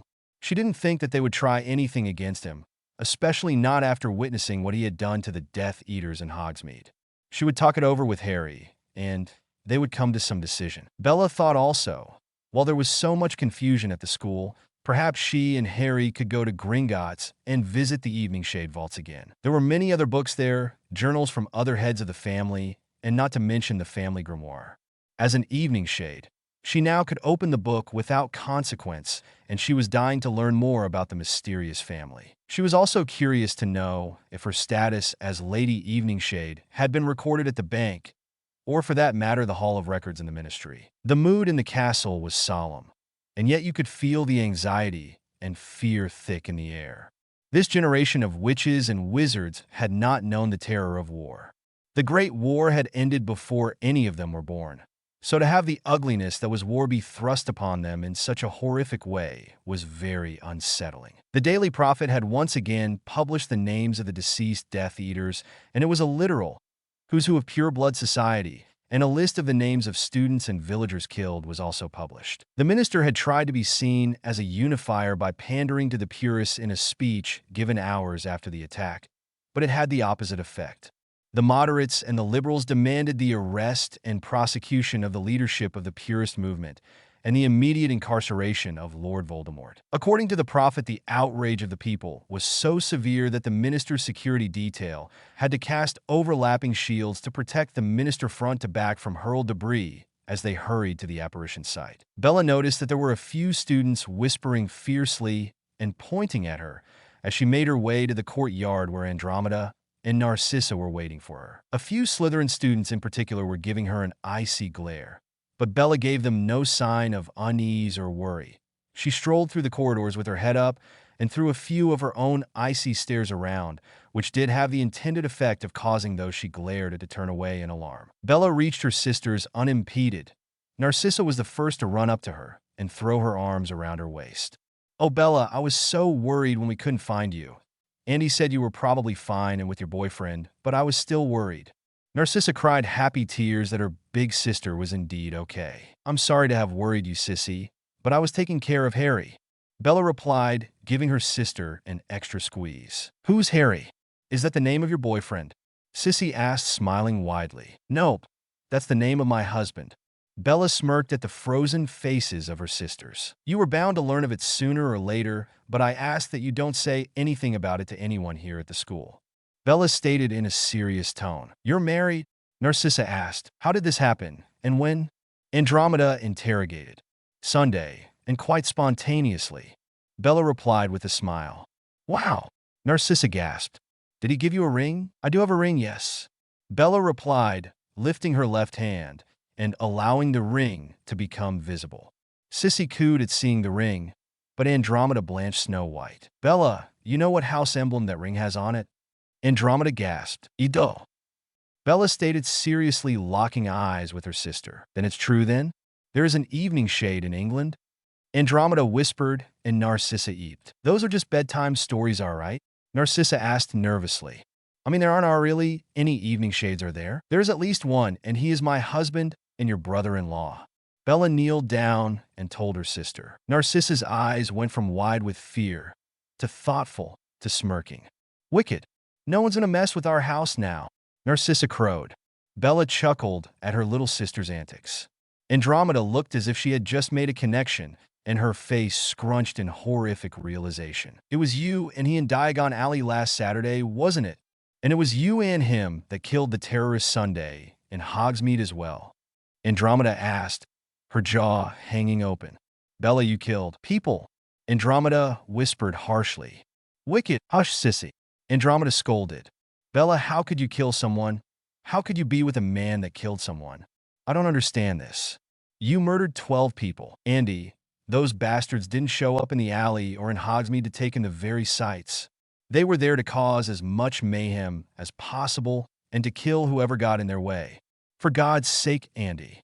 They killed Mr. Bell and would have killed us if we hadn't defended ourselves. And you would be dead right now, Andy. Burnt to a very crisp if Harry hadn't killed those men keeping us from rescuing you. So you can take this high and mighty attitude of yours and shove it up your Bella. Andy, Narcissa broke in. We are sisters and blacks. We don't fight in front of others. Narcissa scolded her sisters. You're right, sissy, Bella replied, her chest still heaving from the burst of anger in her chest. I'm sorry, Bella. Andy apologized, her head hung in shame. It's just been all monstrously stressful these past few days. I didn't mean to accuse you of being a murderer, Bella offered after Andy paused looking for the right word to say. Andy lowered her eyes and nodded. And when you see Harry, please tell him I'm grateful for what he did. I expect I owe him a life debt.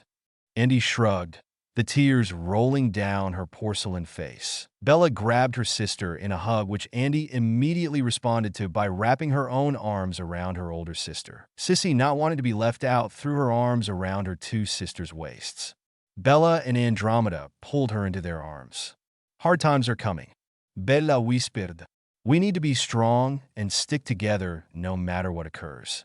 I will not hesitate to protect my family from anyone who threatens us, by whatever means necessary. Bella looked into Andromeda's eyes, communicating her meaning. Andromeda nodded her head in understanding. Now, when's the plan to head home? Bella asked as she stepped back from her sisters. Papa has arranged a portkey for us for Friday morning at 8 a.m. It will take us to the Black Ancestral Manor in Wales. Uncle Orion has called a meeting of the family to discuss the family's future, apparently. Narcissa informed Bellatrix. Really? Bella asked curiously. Did he say anything else? Not really, but the whole family has been requested to attend a meeting Sunday evening. Andromeda stated. So, are you going to introduce us to your new husband, Bella? Narcissa asked, hopefully bouncing in place. Bella chuckled at her youngest sister. I'm sure you'll meet him soon enough, she said. Andy said he was quite handsome and debonair. Narcissa gushed. So, does he have a younger brother? She giggled. Bella laughed merrily. I'm afraid I must disappoint you and inform you that he is an only child. Bella smiled. Excuse me, but may I have a word with you, Miss Black? An older male voice asked. Bella turned around and nearly jumped when she saw Auror Captain Alastair Moody standing in front of her with the red Auror cloak and his rank insignia on the collar. Allow me to introduce myself. My name is Auror Captain Alastair Moody. I was hoping to ask you a few questions about the attack in Hogsmeade this past Sunday. The Great War veteran asked. I'm sorry, but I can't speak to you without the permission from my family's head of house. Bella told him. She realized that he must have seen her there, and if he had seen her, he might have seen Harry as well. She wasn't sure how to deal with this situation. She couldn't deny she was there. If he had seen her, that would only raise his curiosity and suspicion that she was trying to hide something. As a matter of fact, your Uncle Orion did give me leave to speak with you. And before you ask, I have also spoken with the headmaster, who also granted his permission. Bella gulped, but tried to remain outwardly aloof. Of course, Captain Moody, but I don't know what I could possibly add that I'm sure others you have interviewed have previously stated. Bella remarked. I just needed to clarify a few things is all, Miss Black. You understand that when there are deaths, we must be very thorough in our investigation. But perhaps this is not the most appropriate place to have this discussion. Moody told the young woman. Indeed. Bella replied hesitantly. The headmaster has graciously allowed us the use of his office for this meeting. If you desire, the headmaster or your head of house can be there. Or your father if you like. Moody offered. I think I'd like my Aunt Doria Potter there, if it's the same to you. Bella informed him. She thought that the Potter matriarch would have her best interests at heart, and more importantly, had heard that Moody had a soft spot for the formidable woman who had saved his life on at least 2 occasions if memory served. I don't see a problem with that, but I am curious as to why. Moody asked. I'm very close to my aunt, and she was there in Hogsmeade with me, and she is familiar with the law. Bella replied. Moody looked appraisingly at the girl for a moment and wondered at the request. Very well, we can flew her from Dumbledore's office. Could we do this after dinner tonight, Captain Moody? It's just that I know Aunt Doria volunteers at St. Mungo's during the day, and I'd hate to pull her away from what she is doing. It would also allow me to get some lunch and have time to get my things together for the trip home this weekend. Moody looked suspiciously at the girl, but acquiesced. Very well, I need to stop by St. Mungo's anyway, and I can speak to your aunt there and let her know about the meeting. Thank you, sir. I will be ready for the meeting right after dinner. Bella stated in relief. She needed to speak to Harry and figure out how she was going to handle this. I'll see you tonight then. Moody barked and then walked away from the sisters. What was that all about? Andromeda asked curiously, watching the old Auror make his way to the gates. Not sure, I guess he wants to know more about the attack. Bella suggested evasively. I wonder if it has something to do with your husband being an evening shade. Andromeda offered with an arched eyebrow. Bella took a deep breath and let it out in one large exhale. Listen, you two, this is a Black sister's secret. You cannot tell anyone about Harry or that we're married. Bella whispered harshly at her sisters. But why? Narcissa asked disappointedly. She was most anxious to tell her peers that her brother-in-law was a member of the mythical, if not infamous family. She wanted those bullies in Slytherin to think twice before annoying her or her friend again. It's complicated, sissy, but you must promise me that for now you will keep my secret. She asked earnestly. Narcissa huffed and grimaced, but nodded her head. She stuck her arms straight out with her palm out and fingers up. Sister's promise. Andromeda did the same, followed by Bella. Their hands were placed together and formed a triangle. Then the 3 sisters in one voice intoned their pledge. Sister's promise. It was their own little way of promising to keep each other's secrets. There was no magic involved, but the sisters saw the pledge as just as powerfully binding. Bella nodded gratefully at her sisters and embraced them each. I need to go and meet with Harry. If anyone asks about me, just tell them that I wasn't feeling well and decided to have a rest. Receiving nods from her sisters, Bella made her way back to the Roar. Once in the room, she asked Hogwarts to alert Harry to her need to see him. 10 minutes later, Harry had come through the door with a worried look on his face. Is everything all right? Harry asked his wife of 3 days. We have a problem, Bella began. Moody came to see me today and wanted to talk to me about the attack. I think he wants to ask me about you. I have to meet him after dinner tonight. Bella nervously spoke as she paced back and forth in front of him. Harry grabbed her hand and pulled her to him and wrapped his arms around her in an attempt to calm her down. It'll be okay. We'll come up with something. Harry reassured her. I've asked that Aunt Doria be present at the meeting.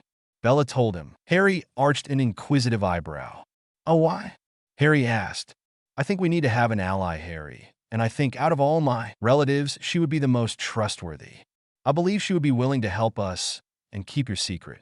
After all, she is your grandmother, and I don't think she would turn her back on her own grandson. Bella told her husband, grabbing his hands and squeezing them. Harry sighed heavily. Do you really think that is a good idea? I can just imagine all the questions that would raise in her mind.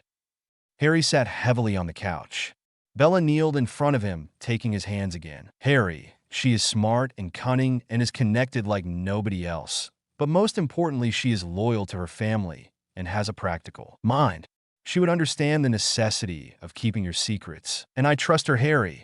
And you know how hard it is for me to trust anyone. Bella reassured her love. Harry took a deep breath and let it out slowly. Okay, let's contact her. Do you think we can meet with her before the meeting? Yeah. She always goes home for lunch from Street Mungo's. If we flew her now, we stand a good chance of catching her. Bella had just barely finished speaking when a fire sprung up in the hearth of the fireplace, and a brass jar filled with flue powder appeared on the mantel. I guess the Lady Hogwarts thinks it's a good idea as well. Harry chuckled. Well, Go put on your dress robes. I don't want Aunt Doria to see my husband dressed in a shabby school uniform, Bella told him, shoving him towards their bedroom. Since their bonding, Hogwarts got rid of one of the bedrooms, and now there was just one large bedroom for the two of them. Harry put on a crisp white shirt, a pair of pressed slacks, and his best robe with the evening shade coat of arms. He had let his hair grow out a bit. It now reached his shoulder, and the length weighed down his normally unruly hair and gave him a more old-world aristocratic look. While Harry was busy, Bella threw a handful of flue powder into the fire. "Potter keep," Bella called out, and then stuck her head in the fire. There was a slight spinning sensation until her eyes focused into a Victorian-decorated receiving room. "Aunt Doria," Bella called from the fireplace. "Hello there, young lady." "Oh, hello, Uncle Charles." Bella greeted her uncle. "To what do I owe the pleasure of this call?" Charles Potter said warmly. Charles Potter was a tall man standing about 6 feet 4 inches and of slender build. His salt and pepper hair was of medium length, thick and combed straight back. His most striking feature, however, were his bright hazel eyes that always seemed to have an inner glow. They always appeared to be full of warmth and mirth and drew you right in. "I was actually looking for Annie. Is she in?" Bella asked. "Yes, dear, I am," Doria Potter replied, walking into the room. "Now what can I do for you, dear? I was hoping that I could talk to you privately." Bella looked at her uncle apologetically. "What about, dear?" Doria asked curiously. "It has to do with what happened Sunday in Hogsmeade and with my husband," Bella responded in a hushed tone. "I see," the Potter matriarch replied with interest. "Husband? What husband?" Charles asked indignantly. "Why was I not informed about a wedding? It happened rather suddenly," Doria told her husband. "I'll explain what I can later." She patted his arm sympathetically. "I can't wait to hear this." Charles huffed. "Don't mind him, dear." Doria winked at her niece. "Now, I would be happy to meet with you. Would you prefer to come over here? Or shall I come to you? I think it might be better if you came over here, Annie." Bella replied. "Very well, dear. Does your flue have an open connection?" Doria asked. "It does, Andy." "Right then, if you'll step back and leave the connection open, I will come straight through." "And Charles, dear, would you notify Healer Quincy that I will not be returning to the hospital this afternoon?" After receiving a nod from her husband, she stepped into the fireplace after Bella had stepped back. Doria was impressed by the room she found herself in. It was warmly decorated with wonderful medieval tapestries and dark wood furniture. There was a comfortable-looking sofa and 2 plush armchairs, all placed on a very large and ornately woven Persian rug. There was a serving table along one wall with a ready tea set and a plate of biscuits. The entire room had a natural calming effect on her as she looked around the cozy apartment. Harry entered the room to find that his grandmother had already arrived and was looking around the room. Once again, he felt a swelling in his chest as he glanced at the regal-looking woman.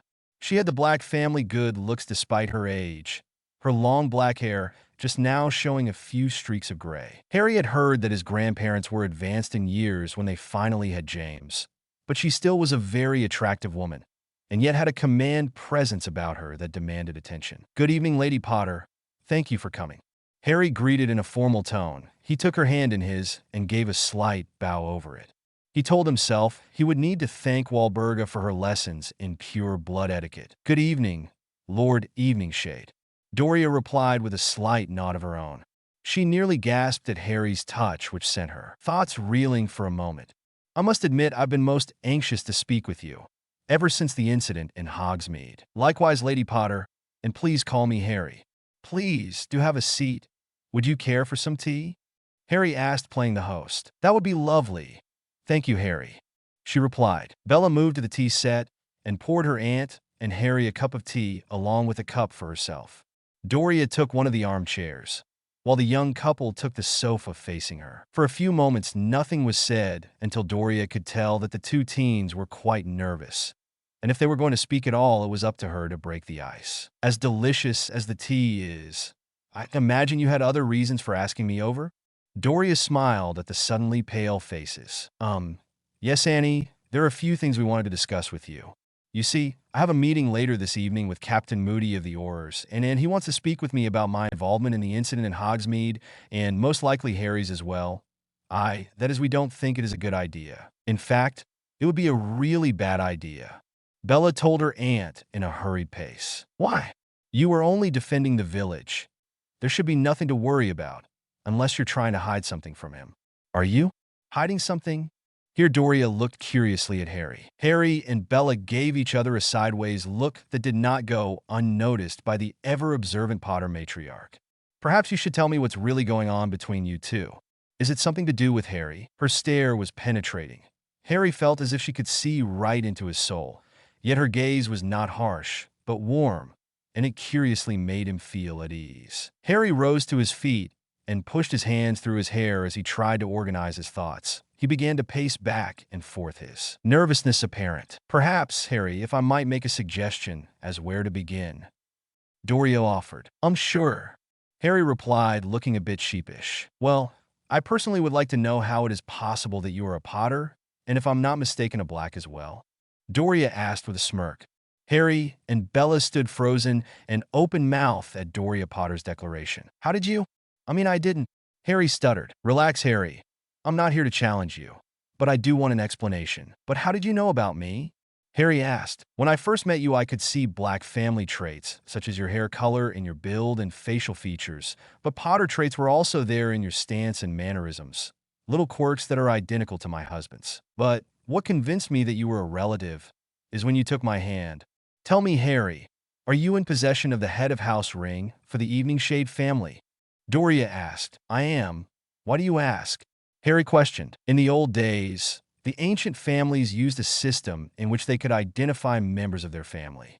Initially, it was used to detect a polyjuice person or glamoured person from infiltrating the family and causing mayhem. Also, in those times, the men were a bit more promiscuous and there were many bastard children running around. Some women would try to claim that a child belonged to the head of the family or his heir in an effort to defraud the family into adopting the child. So in an effort to stop such fraud, they invented a blood rune that was placed in the signet ring of the lord and lady of the family. The blood rune would identify a family member through a slight surge of magic within the ring. Blood identifies blood.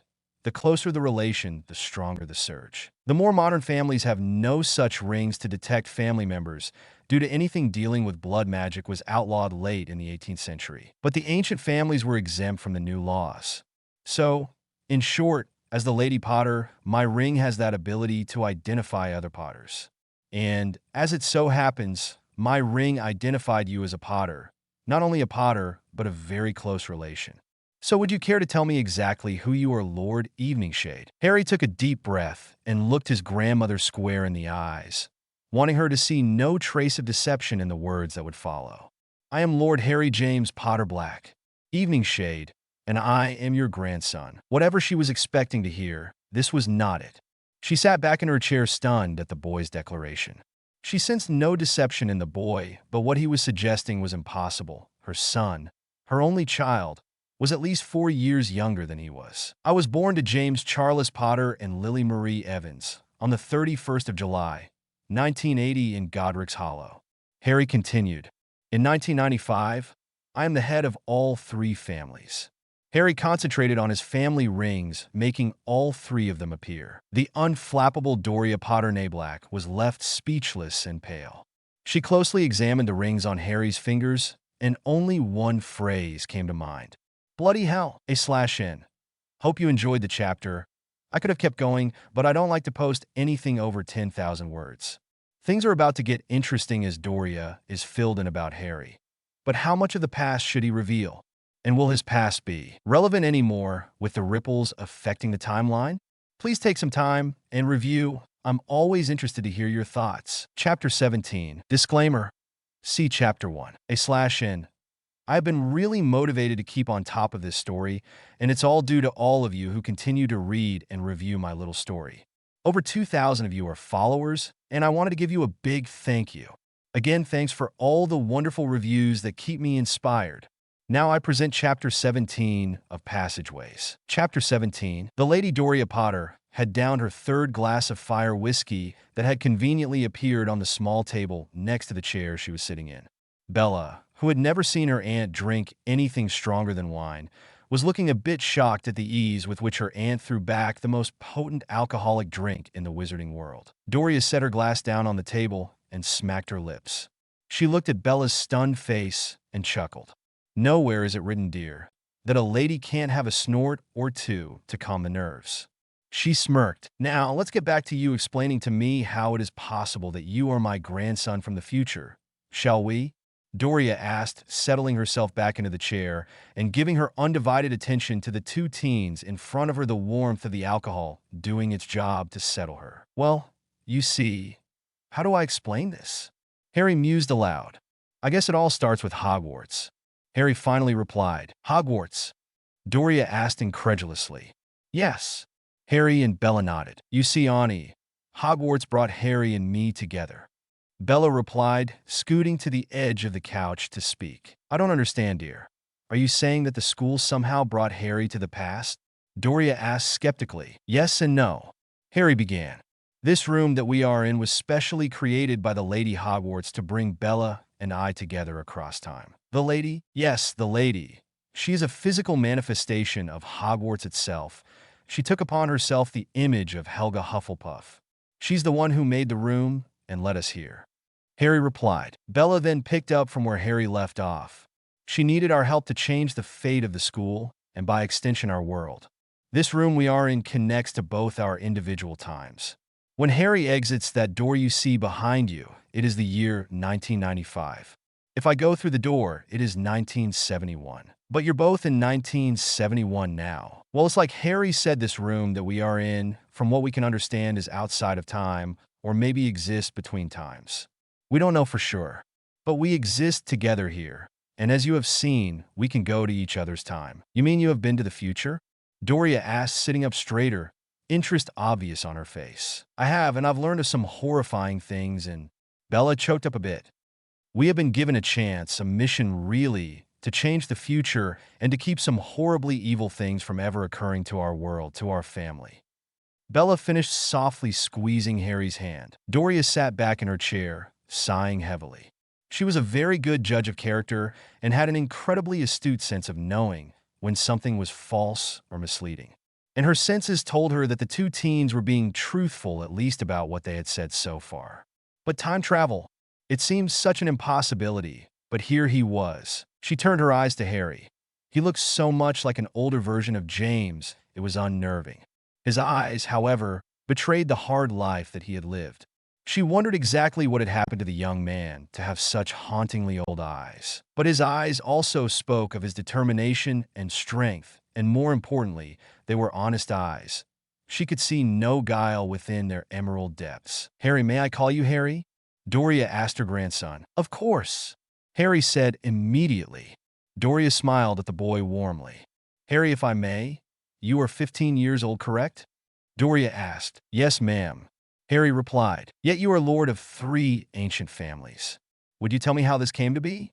What happened to our families that brought this about? Doria asked curiously. Harry stiffened at the request. This would be the hardest, if not most painful, of his explanations. Yet he knew it would come up. How could it not? He closed his eyes tightly and tried to organize his thoughts into some cogent explanation. Harry could not sit still for this. He needed to move. So he stood and rubbed his sweating palms on his robes. He paced a bit before coming to a stop in front of the roaring fire. His gaze penetrated the flames as if he could see the past in their orange and red hues. He took a deep, cleansing breath before he began to tell his grandmother the travesty that was his life. By October of 1981, my father and mother had gone into hiding. The curse meant to kill me rebounded onto Voldemort. It did not kill him, but ripped a shade of him from his body. I was orphaned, left on the doorstep of my mother's muggle sister, beaten and starved. A half-giant named Hagrid came for me. I couldn't believe I was a wizard. Diagon Alley, Brother Wands, Hedwig. I met Ron Weasley. The hat placed me in Gryffindor. Hermione Granger, a troll in the dungeons. Flammel and the Philosopher's Stone. Quirrell. Voldemort. Doria sat in stunned silence as Harry was relating his life. Bella was also on the verge of tears as Harry continued his tale. Second year, crazy house elf, stupid elf nearly killed me. Chamber of Secrets, reopen, heir of Slytherin, students attacked, worthless Professor Lockhart. Hermione petrified, a 60-foot basilisk. Voldemort again, the venom was extremely painful, Phoenix tears. Ginny Weasley saved, Riddle Diary to blame. Lucius Malfoy attempted to kill me. Crazy house elf saved me. 3rd year. Sirius Black betrayed my parents to Voldemort, escaped Azkaban. Dementors on the train, Mum. She was pleading for my life. Remus Lupin, my dad's other friend. Sirius, my godfather. Dementors on the Quidditch pitch. Patronus, it's a stag. Sirius, innocent. Pettigrew was traitor, escaped 100 Dementors. Sirius on the run again. 4th year. Quidditch World Cup. Death Eaters and the Dark Mark, back to Hogwarts. Triwizard Tournament. Goblet of Fire. I did not put my name in. The whole school turned against me. Betrayed by my closest friends. Hex's Jinx's hospital wing over 20 times. Dragons Mare People, The Labyrinth. Triwizard Cup of Porky. Cedric killed. Pettigrew. Voldemort Reborn. Death Eaters, a duel with Tom. Brother Wands, my parents appeared, escaped with Cedric's body. Minister denies his return. School still against me, banned from Gryffindor House. Dumbledore's betrayal. Return to the Dursleys. Dementors. Sirius killed. The goblins contacted me. Sirius will read. Made me his heir. I'm the new Lord Black. Emancipation. My parents will read. Last Potter. Became Lord Potter. Inherited number 12 Grimmauld Place. Walburga's portrait began to teach me. Returned to Hogwarts. The lady brought me here. Met Bellatrix, a rocky start. She won me over, change our fates and save the school and our world. She wanted to be free of the marriage contract. And the chastity bond, fell in love. Diagon Alley, my mother's true heritage. I became Lord Eveningshade. Death Eaters. Hogsmeade married. Death Eaters again. As Harry finished telling them his life up to that point, Bella was openly weeping and clinging to Harry. He had related many things to them that he had not shared with her before. Doria Potter, who prided herself with being in complete control of her emotions, had let a few tears escape her, and she barely held in her utter outrage at Dumbledore's manipulation of Harry's life. She stood and walked briskly up to her grandson and her niece and wrapped them in her arms. I believe you, Doria finally told the 2 teens, more tears escaping her eyes. I can hardly believe I have a grandson and an Eveningshade to boot. She laughed. So, what do we do now? She asked, releasing them from her arms. Bella, however, refused to let go of Harry, and he had to literally carry her back over to the sofa where she sat in his lap. We try and stop Voldemort before he gets too powerful by whatever means necessary, whether they be by political means or by more deadly means. We cannot allow him to continue unchallenged. Harry said assertively. Harry, I've lived through one war, and it was a terrible and beastly time in our history. I don't want our world to go through something like that again. I detest violence in all its shades, but I also know you cannot stop an aggressor with flowery words or appeasement. So I ask you, Harry, does the purist movement really cause such chaos that an all-out war with them becomes necessary? Harry silently walked over to the bookshelf to the left of the fireplace. His right hand skimmed over the titles of the books found there. Soon he came to a book bound in blood-red colored leather. He pulled the book from its place and began to look for another. He quickly found the second book he had been looking for and removed it also. He walked to his grandmother and handed her the first book he had removed from the bookcase. Doria looked at the cover and read the title, In Memory of Those Lost. The Second Great War in 1971. 1981 foot. Within that book are the names of those who were killed or presumed killed by Voldemort and his Death Eaters. Harry told her. In some cases, entire families were wiped out, including many old houses, some I believe you will be familiar with. Harry replied in a flat tone. Harry flipped the book open to a page where a bookmark had been placed. Doria gasped as she read the name of Lord James Charles Potter and Lady Lily Marie Potter née Evans. Below their names she read, preceded in death by his parents Lord Charles Harrison Potter and Lady Doria I.O. Potter née Black, taken by dragonpox in September 1980. Doria looked up at Harry. That's not possible. Charles and I couldn't have died from dragonpox. We both had them when we were children. We are both immune from the disease. You cannot catch it twice. All I know is what the book says. Harry told her with a shrug. She frowned at this, but continued to flip through the book. And indeed, she read the names and houses of people she did know. She flipped to the back of the book to learn the total number of people that had been killed during the 10-year war. 15,000 lives. She whispered, heartbroken. 15,000 British witches and wizards. and more than 3,000 of those were children between 1 and 17. Doria shook her head and dropped the book to the floor as she sat hard on her chair. Harry kneeled in front of his grandmother and rested his right hand on her clasped hands that were fidgeting in her lap. "This is why we have to take the fight to him, grandmother.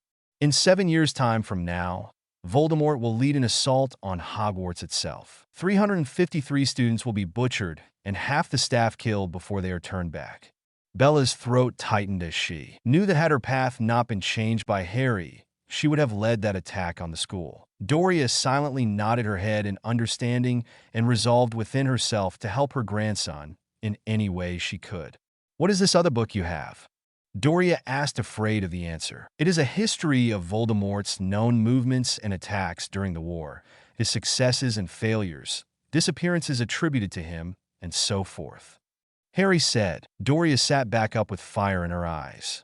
"You mean we have a book that tells us when and where he is going to strike?" "Maybe, maybe not," Harry said, shaking his head. "The timeline has already begun to change, but nevertheless it shows what targets he sees as valuable.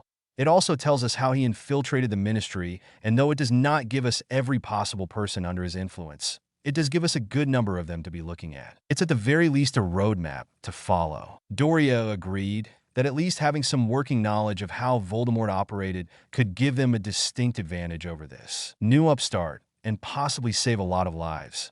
She also understood the more they changed things in her time, the less accurate Harry's history book would become. If Harry, however, had continued access to the future, then perhaps they could find updated information on Voldemort's operations. "Harry," Doria began, "you stated that you have already noticed changes in your timeline. Have the history books also been updated?" she asked. "Most likely, but what, dear? It will come to a point where I have altered the future so much that I will no longer be a part of that reality," Harry told her. "Meaning what, dear?" Doria questioned. "From what the lady has told me, and from what another unique friend has hinted at, there will come a point when I can no longer return to that reality. Another version of me will have taken my place," Harry relayed. "But why should that stop you from continuing to use the doorway to access that reality, to collect information? Allow me to answer that." Doria turned to the sound of a new voice. Before her stood the very image of Helga Hufflepuff, clothed in the robes typical of a noble from the 9th or 10th century. "Am I in the presence of the Lady Hogwarts?" Doria asked respectfully, but in obvious awe of the manifestation. "You are, Lady Potter," the spectral image replied. "Can you explain why Harry won't be able to return to his time?" Doria asked. "Because the ripples will soon become too great in number. The cohesiveness of Harry's timeline will begin to unravel, and soon multiple realities will begin to emerge, and Harry's reality will in essence come to an end. In other words, you will no longer have a clear future you can pull from in his time. More to the point, the Voldemort that you face now, in your time, Lady Potter, will not be the same Voldemort that Harry has faced in his. What those differences will be for your time, I cannot discern. What I do know is that history is being rewritten as it happens. Harry's future, Bellatrix's future, my future, and your future is now unwritten," the ancient lady declared. "I see." Doria exhaled, disappointed that intelligence gathering from Harry's time would soon end and may not even be accurate. "We still have our other problem to discuss, Annie." Bella interrupted her aunt's thoughts. "Oh yes, Alastair. Don't worry about him, dear. He's an old family friend. I think I can persuade him not to go digging about. Although we should consider bringing him in on your secret, Harry. He could be an asset," Doria advised. Harry shook his head. "He's close friends with Dumbledore. Anything we tell him would go straight back to him." Harry explained. "Well, they're acquaintances, but I dare say not the closest of friends. They butt heads regularly on how the Auror Corps should respond to criminals. Director Crouch of the DMLE and Dumbledore are of the opinion that a softer, gentler approach will persuade criminals not to reoffend. Moody has a different perspective. At least 3 to 4 Aurors are killed each year by dark witches or wizards, and as the head Auror, he takes every death personally. He wants more freedom to use more aggressive spells in subduing those criminals who use deadly spells against them. I don't know, grandmother. They are thick as thieves in my world." Harry explained. "Well, if worse comes to worse, the man does owe me a life debt from the Great War. I can use that to obtain an oath of secrecy." Doria explained with a confident smirk. "Now let's sit." I want to hear more about my grandson, Doria asked warmly. Three cloaked men suddenly popped into existence in an isolated wooded area in southern Wales. The faint traces of an old hunting trail could be seen through the moonlit darkness as the men made their way toward their destination. A light autumn breeze blew through the ancient trees, rustling the leaves above them. The men kept an even but cautious pace. Their feet made no sound on the forest floor, a spell to silence their steps, and anything the soles of their feet touched was employed to keep their anonymity. The three men soon came upon a pile of stacked stones that reached about 3.5 feet in height. It was wide at the base and narrowed as it reached its zenith. The man closest to the stones withdrew a silver dagger from his waist and then quickly sliced open the palm of his left hand. He allowed the blood to pool in his hand for a moment before turning over the injured hand over the pile of stones. The blood flowed onto the stones, and after a few short minutes the stones glowed briefly before something began to push up through them. A pedestal with a family crest upon it came through the stacked stones and presented itself. The man with the bleeding hand placed his palm over the crest and received a slight shock of energy.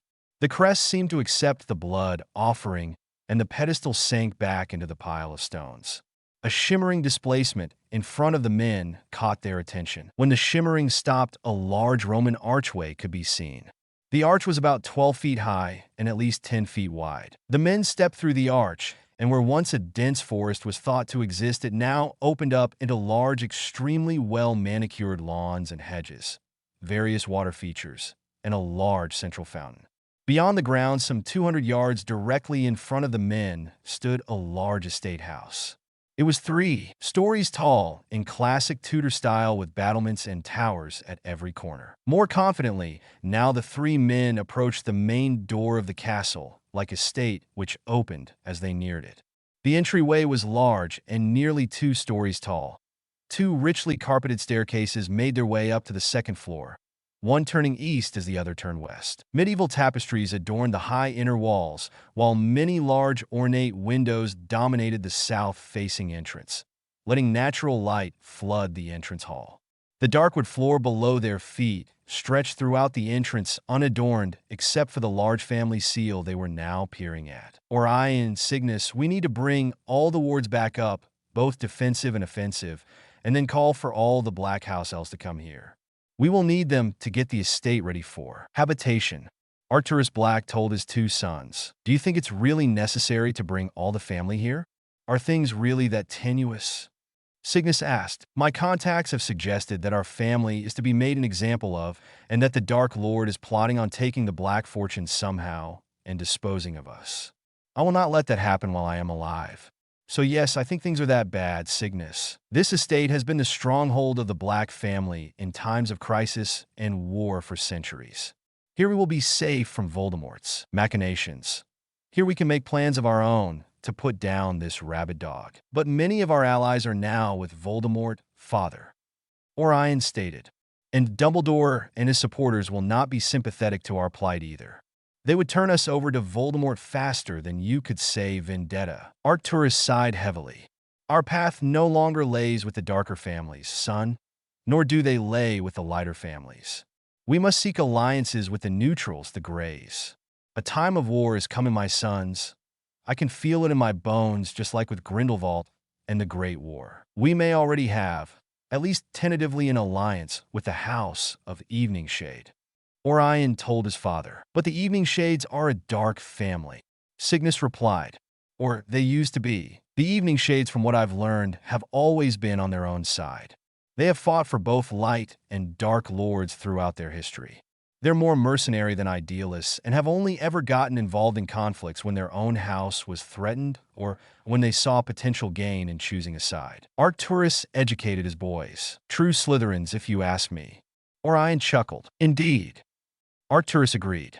This unexpected union between Bellatrix and Lord Eveningshade could prove very advantageous for the House of Black.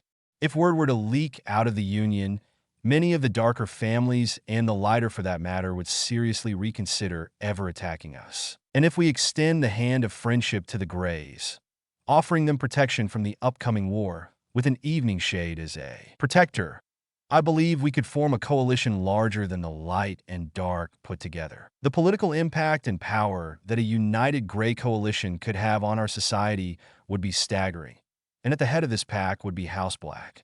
Lord Eveningshade is young, but his family name is feared and respected by the old houses, and with the right guidance and counsel, we could see a new era in wizarding politics emerge. Orion and Cygnus began to understand the implications of what their father had just explained to them. The Grey families had never truly been united before, and yet they made up nearly 2/3 of magical households. They were usually satisfied with staying out of the political infighting that went on between the light and dark families. To them, they were just two sides to the same coin. But the family who could accomplish such a feat would be in a very powerful position. The Blacks would be able to write their own ticket, even the office of minister would be within their grasps. The key was using the infamy of the Eveningshade name in a persuasive manner to unite the Greys. And the key to Lord Eveningshade was Bellatrix. Bellatrix was a Black, and all Blacks had a deep commitment to family no matter what other family they married into. Doria was a prime example. Though she was the Potter matriarch, she was still very much involved with Black family matters as a daughter of House Black. Though Bella was considered a bit of a rebel in her family, she was still a Black, and family was just as important to her as it was to the more traditionalists in the family. If that loyalty could be brought out in Lord Eveningshade, it would go a long way to strengthen the House of Black politically. Now, I have invited Lord Eveningshade to accompany Bellatrix when they come home for the weekend, and he will be extended every courtesy. He is, after all, Bellatrix's husband. Arcturus glared at his two sons, who understood that the touchy subject of marriage contracts and chastity bindings were not to be discussed. They had a long conversation about how Lord Eveningshade could overcome the magic in the contract and binding after the Hogsmeade incident. It was decided that it no longer mattered, that they were better off shod of the Lestrange family. And for Merlin's sake, Orion, do not let Walburga go off on some purist rant. That is the last thing we need. Arcturus told his oldest son. It was near 5 o'clock in the evening when Doria arrived back at Potter Manor from the Room of Requirement. It had been both illuminating and heartbreaking listening to her grandson. The worst had been when the Lady Hogwarts provided a pensive so that Harry could show certain memories of his life. The most disturbing had been the graveyard during that fiasco of a tournament. To witness her young grandson being hit with the Cruciatus was too much to bear. And then to see the spectral form of her son and his wife come from Voldemort's wand. He had indeed killed her son and future daughter-in-law. Voldemort would pay. She had always disliked Dumbledore, but to see how he had let her grandson suffer all those years was something she could not and would not forgive. It had taken some convincing, but she had persuaded Harry to allow her to speak to Charles and Moody about him. She was sure that the veteran Auror would be an ally, and Charles would most likely welcome Harry with open arms once she explained everything. A quick call to the Auror's office, and Doria had informed Alastair Moody that she would speak with him on behalf of Bellatrix at Potter Manor at 7. In the meantime, Doria, the Iron Lady Potter, would retire to her personal study and let her pent-up emotions out in private. It would not do for a lady to have an emotional breakdown where she could be seen. Needless to say that in the next few hours, the retelling of her grandson's story to her husband and Alastair would tax heavily all the emotional strength that she could muster between now and then. I think that went rather well.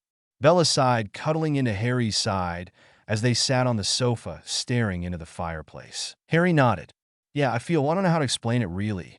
I've never had any family that I could go to and feel accepted and loved. And now I have you and my grandmother. And it's the best feeling I have ever had ever.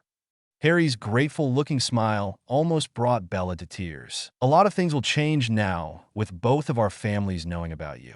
I wonder if you should not just close the book on your time and stay with me now. I don't see any reason for you to go back to that horrible life.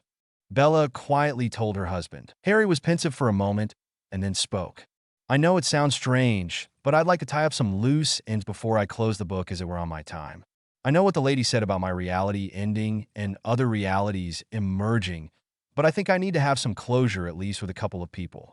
Harry sighed. Luna and Hermione? Bella asked softly. Yeah. Harry breathed. I want to say goodbye to them. I really did consider Hermione a sister. It was very painful when I thought she betrayed me. and now I think it will be just as hard to say goodbye." He sighed. "But I need to do it. And Luna Lovegood?" Bella asked curiously. "What is she to you?" Harry chuckled. "A friend, a sister. She found her way into my heart rather quickly, though. She is a kindred spirit in a way." He mused aloud with a smile. He sobered a bit before continuing. "Her life has not been an easy one. It's mirrored mine in many respects. She lost her mother physically and lost her father emotionally at a young age. She is ridiculed for being different by pretty much the whole school. I guess I just felt a connection with her. Should I be jealous?" Bella smirked at her husband. Harry chuckled again and tenderly kissed Bella's lips. "I'm a one-woman man, love. Good thing. I'd hate to have to go kick some future girls' arse for moving in on my man." Bella laughed, and Harry shook his head in amusement. "Well, I'm starved," Harry said after a particular loud growl from his stomach. "How about we go together to my time and have some dinner? Perhaps we'll run into Hermione and Luna, and I can say my goodbyes properly," Harry suggested. "Sounds good, but I really don't want to be under your cloak the whole time. I'll just cast a glamour over me. What do you say?" Bella asked. "Besides, dinner should be busy enough not to draw too much attention to me, and I could always cast a Notice Me Not charm as well so no one will pay any attention to me." "I guess so. Just stay close. I don't want to lose track of you," Harry replied. "Ooh, so possessive, aren't we, my lord?" She smirked playfully. "Hey, you're the one who wanted to kick some future girl's arse," Harry good-naturedly replied. "Point taken." Bella swatted his arm. A few moments later, and the two teens had exited the roar and headed down the staircase. Bella now was sporting the long blonde hair she had disguised herself with in Diagon Alley, and her violet-colored eyes were now a deep brown. As they reached the fourth floor, Harry caught a familiar head of bushy brown hair coming out of the library, which wasn't odd in and of itself. But what was odd was the company she was with. Harry stopped in his tracks as he recognized the three other people with her. They were none other than Vincent Crabbe, Theodore Nott, and Antoinette Malfoy. "What the hell?" Harry whispered. "What's wrong, Harry?"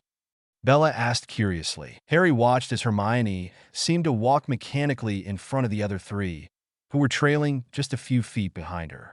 They turned down a hall and out of sight. "Come on," Harry told Bella, grabbing her hand and quickly pursuing the four other students. Coming to the corner and peeking around, he caught a quick glimpse of Crabbe closing the door of an abandoned classroom behind him. Harry's internal trouble sensor flared as he saw wards go up around the door.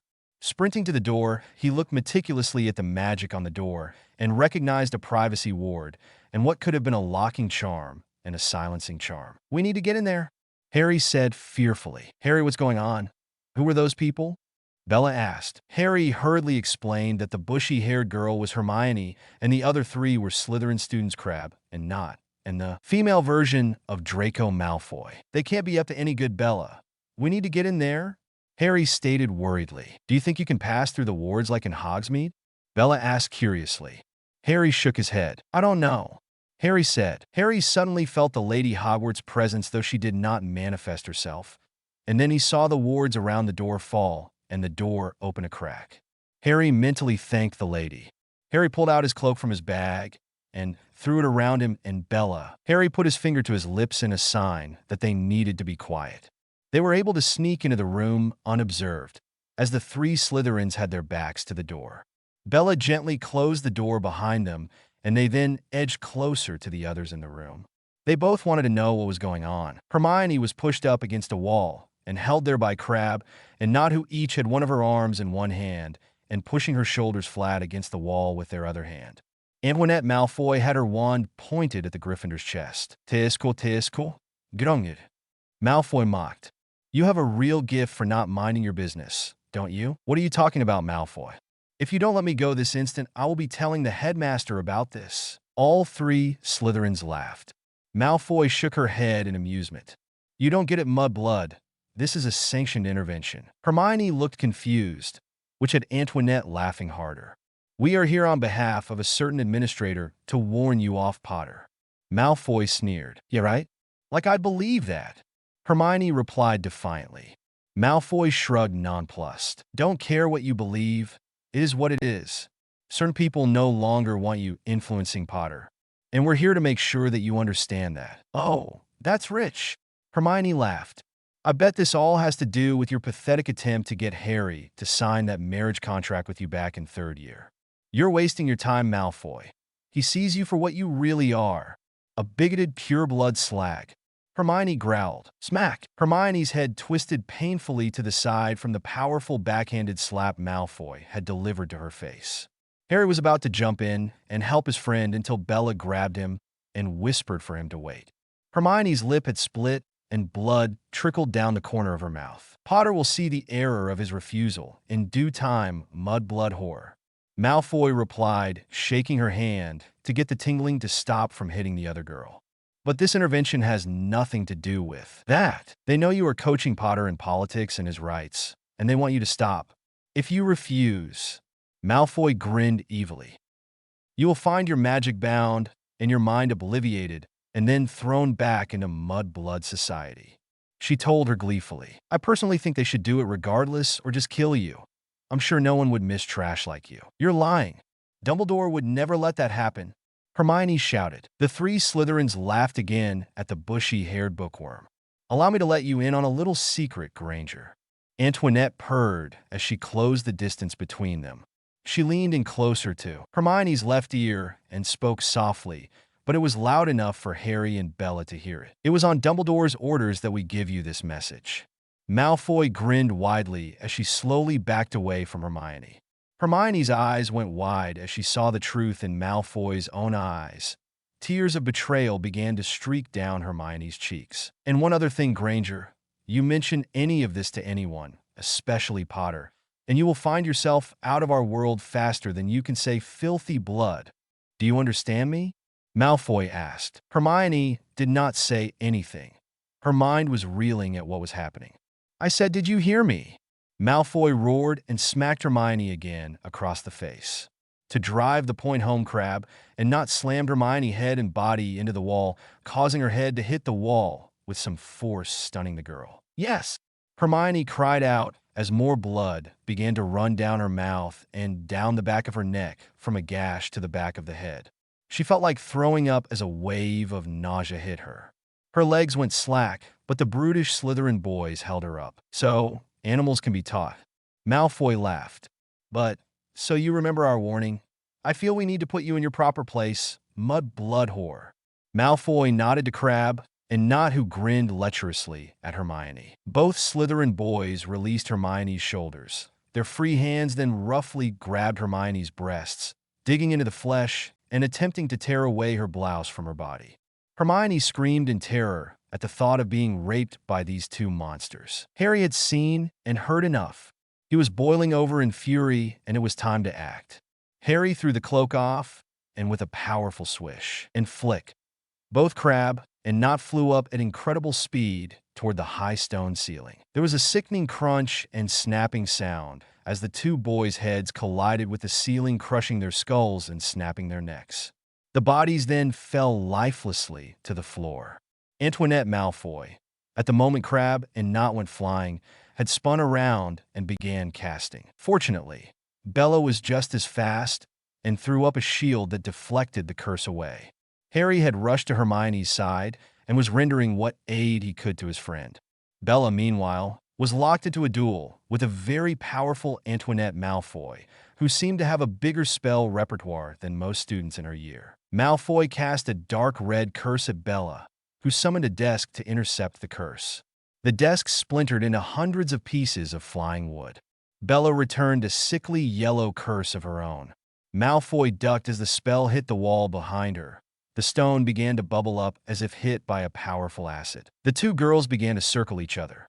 There was no taunting, no monologues, just two expert duelists sizing their opponent up.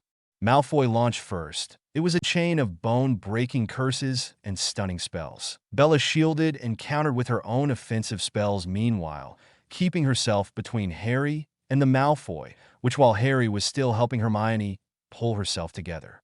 So engaged was Malfoy's mind with trying to defeat this powerful opponent, she did not see Harry get up from helping Hermione and make his way toward her. A split second before it happened, Antoinette Malfoy saw the eerily glowing green eyes of Harry Potter before a fast-moving fist connected to the center of her nose, effectively knocking out the girl. With one punch, The Malfoy heir fell in a heap to the stone floor, her nose shattered and blood rushing from the broken appendage. Well, I bet she wasn't expecting that, Bella remarked, looking at the fallen blonde. Let's get Hermione to the hospital wing. That gash on the back of her head looks bad, Harry said, gathering Hermione up in his arms. Bella walked over to the two boys on the ground and looked them over. Harry, these two are dead, she said, looking up at her husband in shock. Damn. Harry sighed, heavily shaking his head. I didn't mean to kill them. Harry, we need to get back to the room of requirement before these three are found, Bella stated in a worried tone.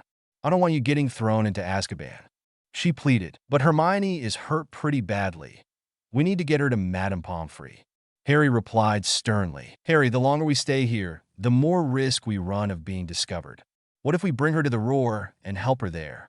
Bella responded. I don't want to risk it with a head injury, and it would be more difficult to explain her back in your time if we have to take her to the hospital wing. Look, as soon as we get her to Madame Pomfrey, we'll head straight to the Roar. Okay, Bella replied reluctantly. Harry and Bella moved as quickly as they could to the hospital wing. Many curious students observed the pair, carrying a bleeding Hermione, and the rumors immediately started to spread. Harry burst through doors to the hospital wing and was about to yell for Madame Pomfrey when he saw Luna standing there as if she was waiting for him. Harry, they are coming for you, Luna said simply. What? Harry asked in surprise. They were monitoring the classroom, Harry. Luna replied. You need to leave now. I'll look after Hermione. Are you sure? Harry asked. Luna arched an incredulous eyebrow. Echoes, Harry. Luna replied. She reached up and kissed his cheek. I hope you remember me, Harry Potter. Her sad voice touched his heart. Now go. Harry hurried and placed Hermione on the bed and kissed her forehead. I wish I had more time to tell you what your friendship has meant to me, Mione, but I wish you the very best in life. Harry, we need to go, Bella told him anxiously. Harry turned and grabbed Bella's hand. They had not taken more than a few steps before Luna's next words froze them in place. It's too late. They're here, Harry.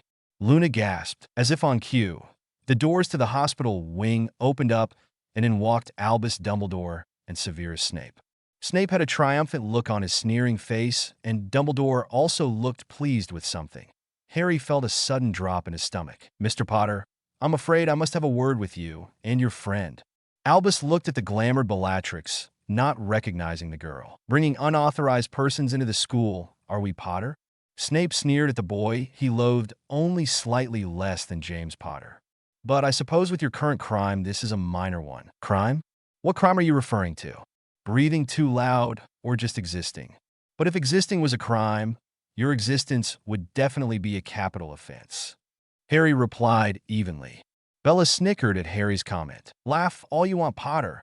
It's to Azkaban for you, Snape rebutted. I have no idea what you're talking about. Harry arched an eyebrow disdainfully. Now, Harry, don't make things worse for yourself. Dumbledore finally entered into the conversation, shaking his head in faux concern. You are unintentionally, I'm sure, but nonetheless are responsible for the death of 2 students, Harry.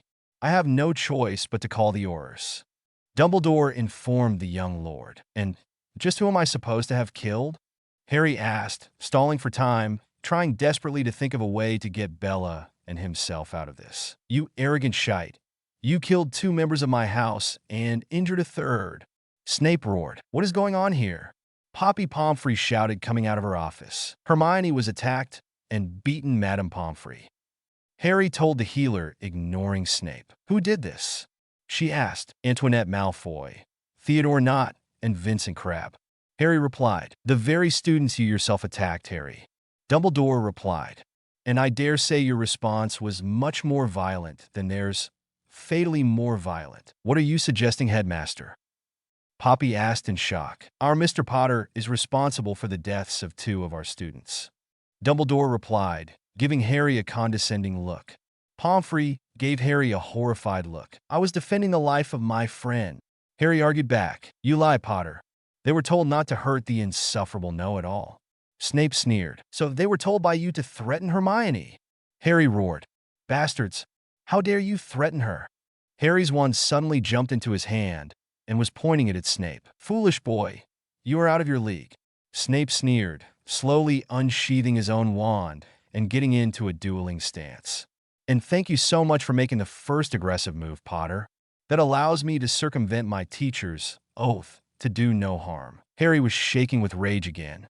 He glared at the potion's master and then at the greasy bat's wand. A surge of magic escaped Harry, and suddenly there was a small explosion and a scream of pain and rage as Snape's wand exploded in his hand, fragments of the wand tearing through his hand. "Potter!" Severus yelled out in fury and pulled a backup wand with his uninjured hand from his robes and screamed, "Sectum Sep!" "Severus!" Dumbledore broke in, stopping the potion's master in mid-cast. "I do not wish for this to become another incident. Besides, if Harry will just come quietly to my office, I'm sure we can work something out to keep Harry out of Azkaban. I'm sure you would be amenable to that. Wouldn't you, Harry?" Dumbledore tried his grandfatherly look at the boy. "You manipulative bastard." Bella spoke up, seething. "You orchestrated this whole thing, didn't you? This is how you plan to control Harry. I am merely looking out for everyone's best interest in this unfortunate matter." "Miss Blackwell, Miss Blackwell." Bellatrix replied, kicking herself for the slip. "Blackwell, very well, Miss Blackwell. I'm also curious as to how you entered the school. You're not a student I recognize." "Enough of this, Dumbledore," Harry broke in. "I have no intention of going anywhere with you or Snivelus at this moment. We are leaving, and we are leaving right now. I'm afraid you have no choice but to stay, Harry. If you do not cooperate with me, I will be forced to detain you and have you arrested." Dumbledore spoke, his voice hard and dangerous. "This has gone too far, Albus," Pomfrey stated to the ancient wizard. "Indeed it has." Stupefied, Albus had drawn and fired his wand in a smooth motion at the boy who lived. Bella had anticipated something like this and again cast a shield to protect her husband. Harry responded immediately with a banishing charm, which Dumbledore batted away with a superior smirk. "You don't really think you're capable of fighting me, do you, Harry?" Dumbledore chuckled. "Only one way to find out." Harry launched a chain of offensive spells at the old man, who was surprised at the speed and complexity of Harry's spells, but was nonetheless able to parry or shield himself from them with ease. Bella had also gone on the offensive and was hurling curse after curse at Snape, who was blocking as best he could with his offhand, his wand hand being useless and mangled. Only his years as a Death Eater had honed his skills to overcome such handicaps. Severus pretended to be kept off balance as he backed up, drawing in the feisty blonde. She was good, too good for her age. She had had some formal dueling training that was obvious, but talent took a back seat to experience, so he allowed her to have an illusion of superiority for the moment. Madame Pomfrey had had enough of this nonsense. Fighting in her hospital, the nerve of it all. She would put a stop to this here and now. Pomfrey pulled her wand from her sleeve and took aim at Harry, intending to petrify him. Petrificus totalis. Poppy Pomfrey fell onto her back, hitting the floor completely immobile. She looked up to see a mess of blonde hair and silvery blue eyes looking down upon her with an apologetic gaze. "I'm truly sorry, Madame Pomfrey, but I could not let you interfere. Harry must fulfill his destiny. You know, while I have your attention, though, I was thinking if you added just a bit of butterscotch to your potions, they would taste ever so much better." Luna smiled, angelically looking down at the Hogwarts healer. Harry dodged Dumbledore's latest stunner. So far, he had not used anything too harmful, but Harry was not able to land a single spell. Harry realized that the headmaster was toying with him. He needed to end this somehow and escape with Bella back to the roar. He reached back into his mind for some of the nastier spells Walburga had showed him while he was at Grimmauld Place. Harry smiled and cast Hydra's arrow. The obscure charm took the form of a red arrow. The dark curse sped its way toward Dumbledore, who threw a blasting charm at it in an effort to destroy the curse in flight. However, when Dumbledore's spell hit Harry's, the arrow multiplied into 7 projectiles. Dumbledore's eyes widened at the sight of not only one arrow but 7. He tried to spin out of the way and cleared all the arrows except for 2. One struck solidly into his right hip and another into his right calf. An intense burning of flesh and bone had Dumbledore gasping in pain as he tried to vanish the arrows. Harry tried to press his advantage with stunning the old man, but an enraged Dumbledore was truly frightening. A raging Dumbledore unleashed a spell of pure lightning that slammed into Harry's chest. The boy who lived was tossed like a ragdoll head over heels across the length of the hospital wing, smashing into the potions cabinet with a loud crash and a cry of pain. Bella had not been faring well with Snape either. So concerned with Harry's duel, she had not kept her mind focused on what was in front of her.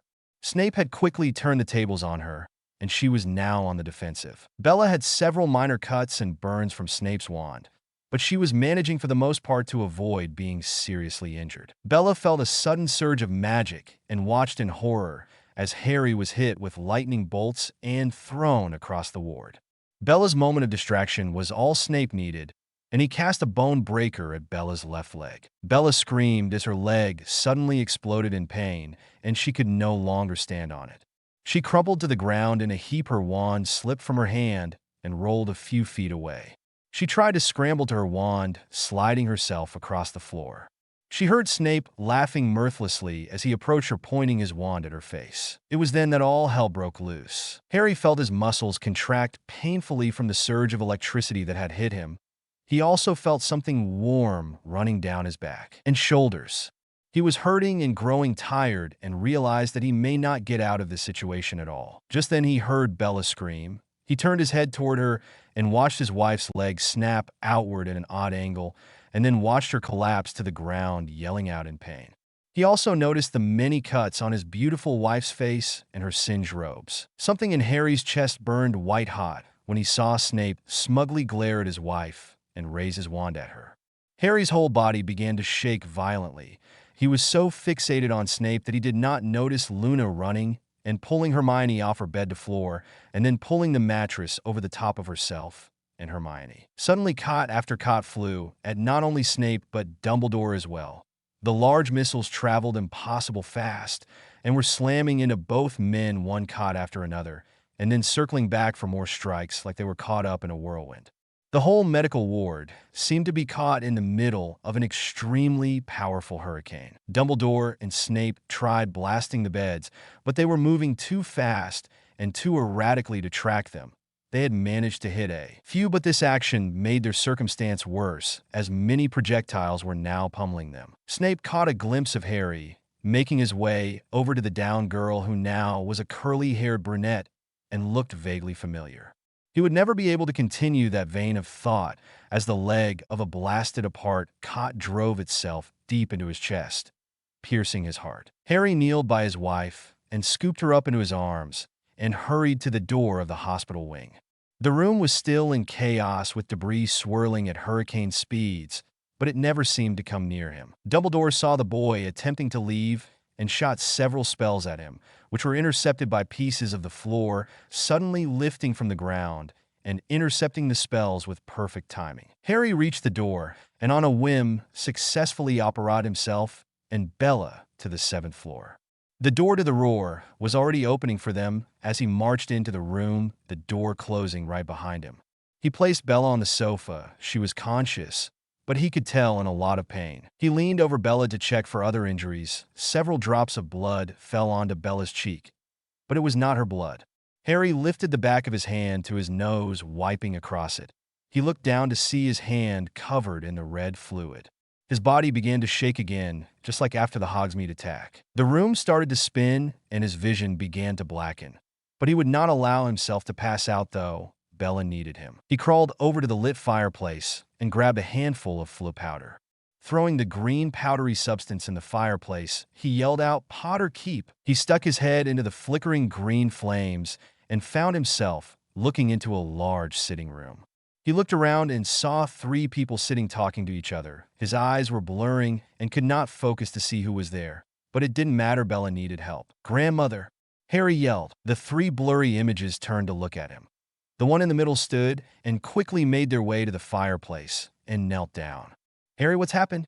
The familiar voice of his grandmother asked with worry in her voice. "We were attacked. Need help," Harry said, weakly fighting to stay awake. "Step back, Harry, and we'll come through," the Potter matriarch ordered gently. Harry managed to roll out of the flames and slide away from the grate. His energy was failing him quickly, but he just managed to get back to Bella's side when he heard someone step out of the flue before the blackness overtook him. Harry's eyes blinked open, and he gazed around and sighed in relief as he saw the familiar trappings of his and Bella's bedroom. The next thing he realized, though, was that he could not move, and there was a foul odor coming from his chest. He managed to look down at his chest and noticed a pasty orange substance spread all over his chest and abdomen. "It's for the burns on your chest and stomach," a voice said from the doorway. "It smells foul, but it works extremely well in healing." "Electrical burns, grandmother?" Harry asked. "Yes, dear. I must say you took quite the nasty spell. It left your chest with a lot of burnt flesh. But this paste should do the trick. You won't even have any scarring," she said warmly. "Why can't I move?" Harry asked. "I couldn't have you thrashing about in your sleep and accidentally wiping of the paste off." With a wave of her wand, Harry was able to move. He gingerly sat up, his muscles protesting the movement. "Easy now, Harry. You've not fully recovered yet." His grandmother placed a pillow behind his back to make him more comfortable. "Where's Bella, grandmother?" Doria was really enjoying being called grandmother and made her smile inside. She had always wanted more than one child, but fate would not be kind. Due to complications, James would be her only offspring. But with Harry, she was feeling that she just received another son, although he was older than James. That did not matter in the slightest to the witch. "She's just there," Doria said, chuckling slightly, while she pointed to the other side of Harry. Harry turned his head, and indeed there was Bella, still sleeping. He noticed that the cuts and bruising around her face had been healed, but her legs seemed to be immobilized. "We had to regrow the bones in her leg. The bones were too badly damaged to mend them. She should be right as rain, though, in another few hours. I gave her a dreamless sleep draft to get her through the night." "Through the night? How long have I been out?" Harry asked. "Almost 12 hours. It's about 9 in the morning," Doria explained. "You gave us quite the start when you called that you had been attacked." "Us?" Harry asked with concern. Doria nodded. "Yes. I had just finished telling Charles and Alastor all about you when you so conveniently appeared in the flue." "How did it go?" Harry asked nervously. Doria smiled warmly. "Well, as you can imagine, it was quite a pill to swallow. Charles was, as I expected, took very little convincing. Of course he knows me well, and knew that if I believed it, then it must be true." "And Moody?" Harry asked with trepidation. "He was extremely skeptical. That was until he came through the flue with us and had a look at your bookshelf filled with books that have not been written yet, at least in our time. It didn't hurt either that the pensive you used to show me your memories was still in your sitting room with your memories still in it. 2 hours later, and Alastor was a firm believer and has promised to keep your secret." Harry sighed in relief. "Thank you, grandmother. I wasn't sure how you would go about convincing him." Doria smiled and patted his hand. "Now, young man, I would like to know just what happened to you and Bella." Doria asked with a scolding look mastered by mothers the world over. "It's a long story." Harry sighed, rubbing his hand down his face. "Well, we have time, and you're not going anywhere for at least a few more hours," she replied with a smirk, looking down at his chest. "Is grandfather and Moody still here?" Harry asked. "No, Moody had to get back to the job and finish his report on the Hogsmeade attack, and Charles has a scheduled Wisingamot meeting this morning," she replied. "Just as well. I don't think they'd like to hear what I did." Harry frowned. "What you did?" Doria asked. "Yeah, it was the catalyst for what happened later." Harry shook his head sadly. "Why don't you start from the beginning, and we'll go from there?" Doria replied with a warm smile. For the next hour, Harry related the sequence of events leading up to his flue call to her last night. She had stopped him just a few times for clarification, but otherwise remained silent during his tale. Doria stood and paced for a moment. "I won't say that I'm okay with the death of the 2 boys, and I'm sure your only intention was to protect your friend, but your magic responded in dangerous levels. Harry, I think you have a problem with control over your magic. Even in Hogsmeade, I could feel the wild magic coming off of you in waves. I've been going through some air changes ever since I became Lord Eveningshade." Harry began. "My magic is changing. I can feel it pulse wildly inside me at times, especially when you're angry or scared." She put in, receiving a nod from Harry. "It's typical to see this in young children when their magical cores first begin to develop. It's called accidental magic, but usually by the time a child reaches 10, accidental magic ceases. Their magical core is then stable enough to begin practicing magic. I can only guess, but I think your core has become unstable again while your new family magic begins to assert itself. It's only a theory, but if it is true, you need to be very careful casting spells until your core stabilizes. You have had 2 bouts of magical exhaustion in less than a week. That is not healthy, Harry, and you could deplete your core to a point where it cannot replenish itself. It's not like I do it on purpose. It just seems to happen without me asking it to. It's like my magic has a mind of its own. Harry replied sullenly. I understand, Harry. Doria told her grandson, sitting on the edge of the bed and taking his hand. Your magic is adjusting to you as you are to it. When we are young, our magic has this natural protective nature, and it will respond in a protective manner to protect the host. I believe that is what is happening with you. Tell me, Harry, have you heard of occlumency? Doria asked. I have, Bella, and I've been working on it, but I'm still just learning to order my thoughts. Harry said, That's wonderful, Harry. I can also teach you. I'm a master of occluments. And though trying to organize your thoughts is a good place to start, I believe with you, we need to work on controlling your emotions first. Harry, emotions are much more powerful than thoughts. The most powerful magic is emotion-driven. Love, fear, hate, joy. These emotions can amplify a simple spell, such as Wingardium Leviosa, 1,000 times. I believe that is what happened to the 2 Slytherin boys. A mixture of fear for your friend and anger for what they were doing to your friend. Mix that with an unstable magical core, and it amplified your spell to the point that it shot them up to the ceiling with such force that it killed them. So what do I do? Harry asked with tears forming in his eyes. She gave him a one-armed hug and kissed his head. I teach you to control your emotions, and by doing so we control your magical output, at least until your core stabilizes. Harry nodded gratefully. And believe me, you're going to want control of your emotions when you meet the rest of the Black family. Doria chuckled. They even strain my control. She smiled humorously. Now, why don't you get some rest? Tomorrow evening we all leave for Black Hills, the Black family ancestral home. Doria told her grandson. Harry lay back down and wondered what lay in store for him now. He could not return to his own time. He would most likely be a wanted man, with the death of 2 students and 1 professor on his hands. Not that he ever intended to stay in his own time, but his departure had been rather abrupt. He glanced over at his sleeping wife and smiled lovingly at her. At least I won't be alone, was his final thought as he drifted off back to sleep. /n. I hope you enjoyed the chapter. It is really beginning to move now. Please leave your thoughts about the chapter, what you like or didn't. I read all the reviews, and some have given me great ideas on how to move things along. Have a great weekend. Chapter 18. Disclaimer. See Chapter 1. /n. Sorry for the long wait on this chapter. I struggled with it a bit. Also, I was busy getting my Irish on this weekend to concentrate on the story. A lot of very insightful comments on the last chapter. I really appreciate those. I know some are wondering what will happen with Luna and Hermione now that Harry has made his decision on where he will be staying. They will not be coming to the past, sorry. This chapter does give a small hint about Luna's future, but I don't think I'm quite done with Harry's timeline just yet. There may be 1 or 2 more journeys back. And I'm not done with the Room of Requirement either. No guarantees though, just some ideas in the back of my head. Again, thanks for all the wonderful reviews, and without further ado, here is Chapter 18 of Passageways. /2.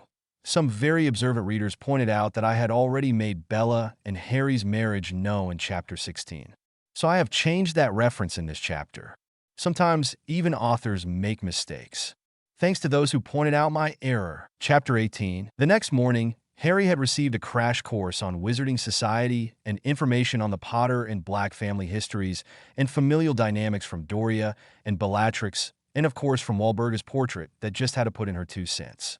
It was an eye-opening and frank discussion on pureblood politics, the house system, the legal process, and its duplicitous nature where bloodlines were concerned. Doria prepared Harry for the inevitable discussion of alliances, which her brother Arcturus would undoubtedly bring up during their visit to Black Hills. The bonding that occurred between he and Bella would be Arcturus' angle on solidifying an alliance of equals between House Black and House Eveningshade, and thus become a warning to those who might stand against his house. Harry, Doria began. Arcturus is a very shrewd politician, but a pragmatist, he will see the precarious position that House Black is in. With House Black wands having been turned on Voldemort, the darker families that have embraced the purist movement will be targeting our house now. He will shift the family politics to the center in an attempt to find allies to surround himself with. This is where you are extremely valuable, Harry. The Evening Shades have a well-deserved reputation of crushing those who they set their eyes upon.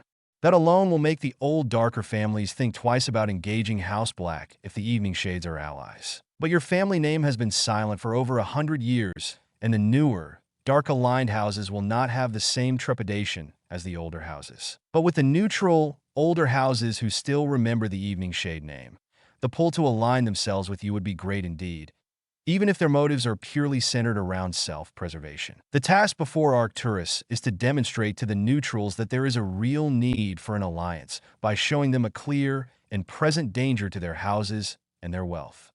Doria explained over her morning tea. How do you think you will accomplish this? Harry asked. Doria chuckled, setting her teacup back on the table. The Blacks have been involved in politics for centuries, Harry, and are masters of manipulation. A whisper here, a veiled threat there, a promise or two of political or economic favor. And voila, you have an ally. And of course he has his ace in the hole, you. Me? Harry asked, confused. It is already being whispered that it was an Evening Shade who killed Voldemort's men in Diagon Alley and in Hogsmeade. Without realizing it, dear, you have declared war on the purist movement. You have killed members of some of the darker families who support Voldemort. The only question now for many is where exactly you stand. Are you a light wizard, or are you a gray? Once knowledge of an Evening Shade is out there, you will be courted not only by the dark families and grays, but by the light families as well. And from my talks with you, I know you are not a Dumbledore supporter. And seeing as the majority of our world sees him as the leader of the light, when you reject his offer of alliance, many will assume that you are gray or at the very least neutral. But I think the neutral ship has sailed with the two recent attacks. Doria winked at him with a smile. That's why Uncle Orion and Grandfather Arcturus will shift their allegiance from dark to gray, Harry. Bella added. They have betrayed the dark families by fighting against them in Hogsmeade, and they suspect you are not a light wizard because you had no hesitation on killing your enemy. That is something the light tends to avoid, much to their own detriment. Bella continued, receiving an approving nod from her great-aunt. So what does all this mean?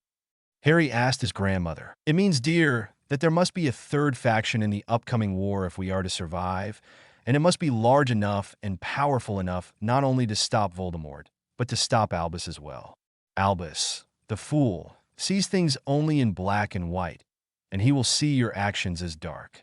Doria stated with a huff. Dumbledore has passed a lot of legislation, love, making it more difficult for Aurors to use deadly force and for everyday witches and wizards to defend themselves. He believes that passivity and compromise will lead to a peaceful outcome. Bella replied with disgust in her voice. Compromise and passivity didn't help Mr. Bell. She fumed. Or save those people and students killed in Hogsmeade. We need a stronger government, Harry. One that will take the necessary action against aggression. Dumbledore has weakened us by polarizing the Wisegamot to the point that our governing body is largely ineffectual. If we can gain a majority in the Wisegamot, we can begin to undo the damage that Albus has caused. To do that, Harry, we need to unite the neutral and the gray families. Doria's tone was serious and grave. The old fool should be run out of the Wisegamot and the school, if you ask me. The portrait of Walburga spoke up for the first time this morning, especially after learning what he has done to Harry. She added with a dangerous scowl. Doria and the painting of the Black Matriarch had spent most the prior evening after Harry had gone back to sleep talking about the events of Harry's timeline up until Walburga's death in 1985. Needless to say that Doria was motivated more than ever to help her grandson in changing the future. To learn of the destruction of House Black and the near collapse of the Potter line was something that ignited a fire in her belly. She knew that alliances needed to be made, strength gathered, and political muscle needed to be flexed, and soon, the Potters and the Blacks were well-connected families with ancient bloodlines, which held a lot of sway with many of the other older houses that would need to be approached and brought to their camp. From what she read in the book on Voldemort that Harry gave her last night, Voldemort and his supporters had become so far entrenched into the magic community that when the people began to realize just what Voldemort represented, it was too late. The Ministry had been on the brink of collapse until the night the lunatic killed her son and his wife, and then tried to kill her grandson. She would need to use all of the political influence of the Potter and Black families to change all their fates. Well spoken, Walburga. Doria replied to the avatar in the large frame mounted on the wall above the fireplace. I thought that the Potters were avid Dumbledore supporters, grandmother. Harry asked, cocking his head to the side with an inquisitive look. Doria looked utterly insulted by the remark. Who on earth told you that? Doria asked with an arched eyebrow. Well, Dumbledore did, and Hagrid as well. Mom and Dad were part of his Order of the Phoenix, so I just assumed. Harry replied. Were they now? I'll have to see about that. Doria replied incredulously. Charles does respect the man, especially after he defeated Grindelwald, but he is not oblivious to Albus' shortcomings. During the Great War, the Potters leaned more gray than light, and more than once did your grandfather stand up to that old crackpot in the Wisengamot. The Potters believed in meeting force with equal or greater force. We did not try to exchange niceties to those who were trying to kill us, she explained haughtily. Harry had to suppress a grin that threatened to appear on his face. He really liked his grandmother's no-nonsense attitude. At length, the discussion turned to Harry's secret. It was agreed that beyond those that already knew, it should not be revealed that he was from the future or who his parents and grandparents were. That kind of knowledge could be very dangerous should it slip to the wrong people. That being said, they also believed that Harry should keep his identity secret, at least for now. When out in public, the great success of House Eveningshade's longevity was that very few outside of the family ever knew what the head of House Eveningshade looked like. In this manner, he could never be directly targeted by enemies. He was a mysterious and elusive person, and that anonymity only inspired more myths and legends about the family. Doria had heard about the loyalty oaths that members of the Eveningshade clan were obligated to take, though she did not know the specific oath. She assumed that somewhere in the Eveningshade Grim where the spell and oath existed. She suggested to Harry that he find the oath in question and require all members of the Black and Potter families to take the oath and any others he may bring into his confidence, if they wanted to form an alliance. Grandmother? Harry began tentatively. Yes, dear? The older woman asked. About my mom? I was wondering, should you tell Lily that you are her son, and from the future? Doria asked. Yeah. Harry replied. Doria sat back in her chair and regarded her grandson for a moment. She saw two men in her grandson at that instant. One undoubtedly would become the powerful, enigmatic Lord Eveningshade, a force of nature and magic that could shake the very foundations of Wizarding Britain, should he choose to do so. She could see and feel all the untapped power that the young man had within him. She had no doubt that in time and with proper training, he would eventually become an archmage, if not a full-blown sorcerer, surpassing Dumbledore and being on the same level as Merlin himself. But right now, his magical core was not stable enough or strong enough to handle all the power he would one day wield. Only time and maturity could properly prepare him for that day. The other man she saw was not really a man yet at all, but an insecure and scared teenager longing for love, a family and validation and support from a parental figure. And the way he looked at her now, she could tell that he was hoping that she would be that person for him. He wanted to put all his trust into her. Affection for the dark-haired boy blossomed in her chest. And why shouldn't it, she mused, he is after all my grandson. So it made it more difficult to tell him what she thought about bringing Lily, or James for that matter, into the secret.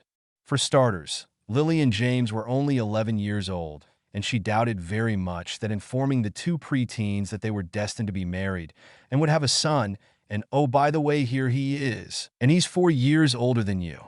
Somehow she thought that it would be something that they were not quite mature enough to handle or believe. Harry, dear, she began with a sigh and a look of sympathy.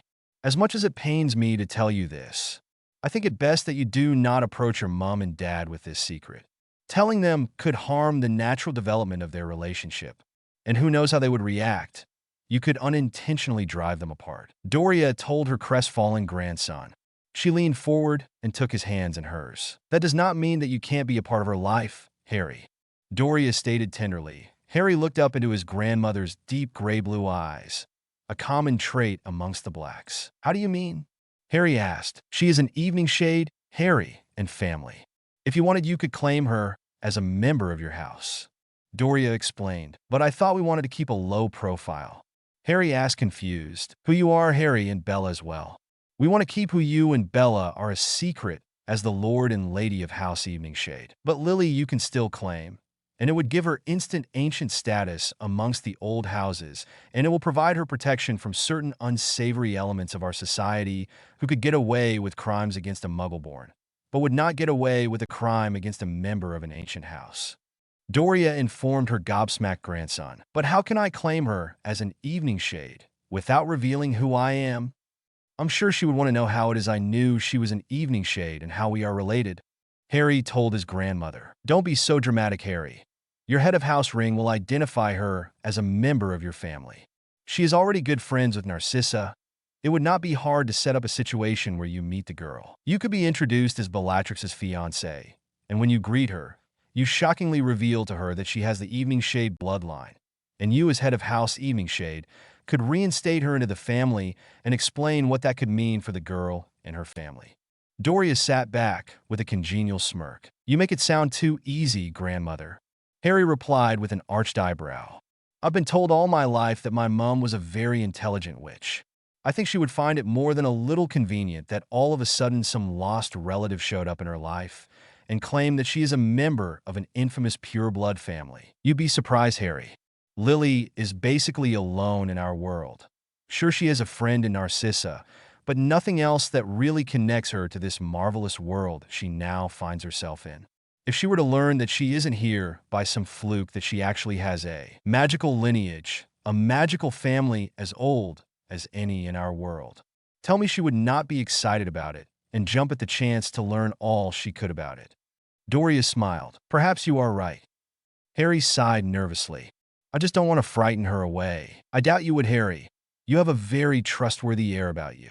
Doria smiled warmly at her grandson and patted his hands. Now are you all packed to leave this morning? We are.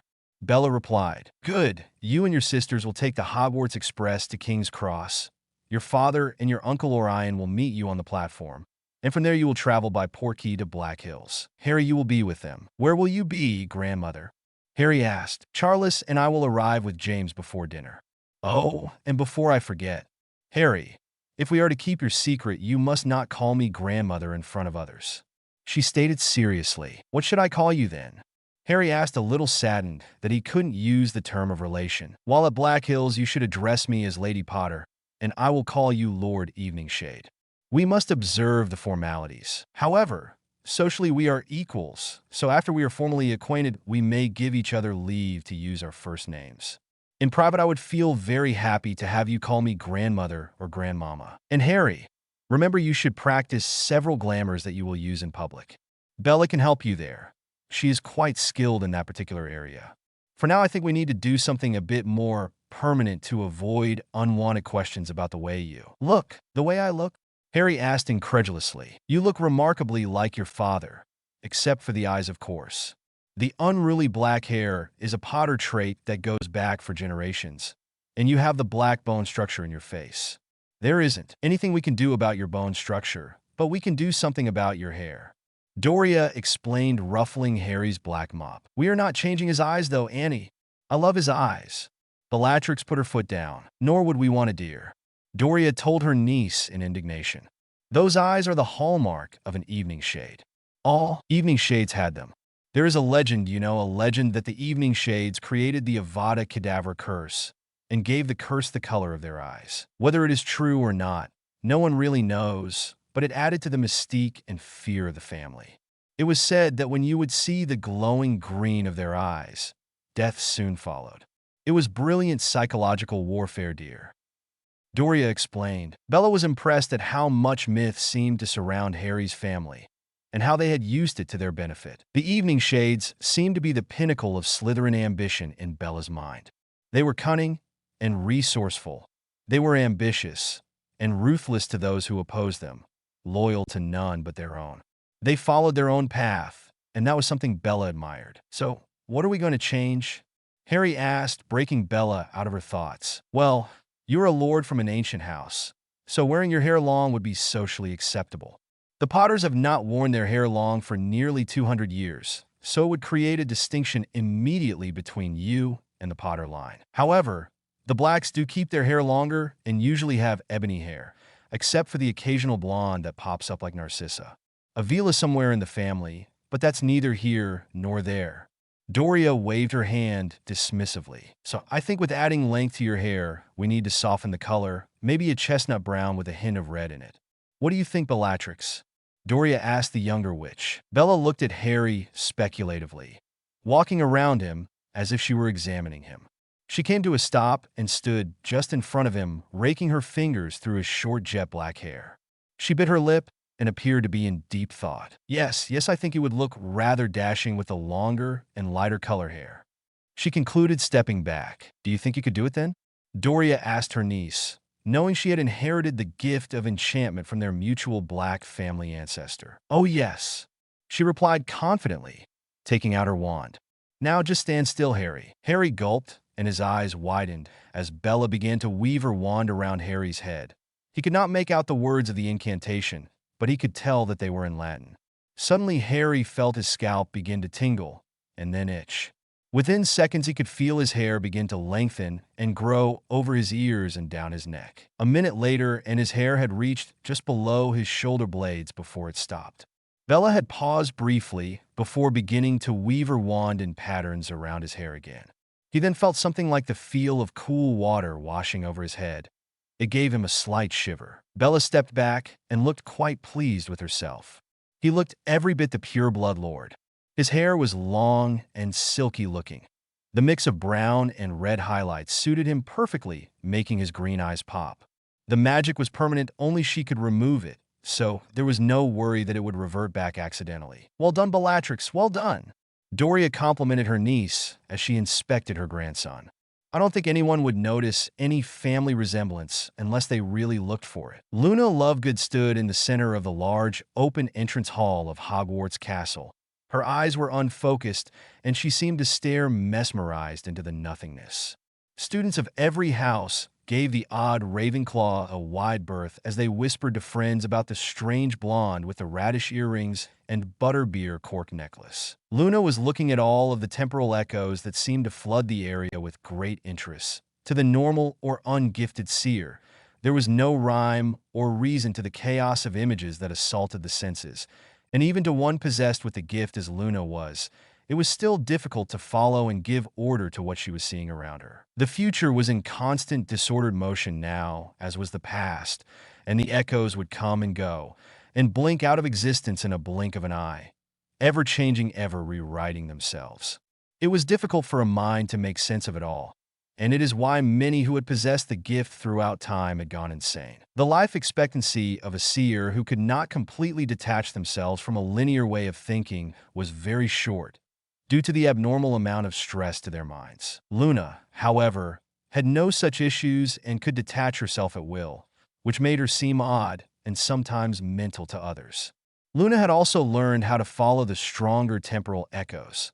These were the echoes with the highest probability of becoming her reality. The echoes were rushing around her at greater and greater speeds, and her eyes danced in her sockets, trying to look at one long enough to follow its path. Then she spotted an echo directly in front of her.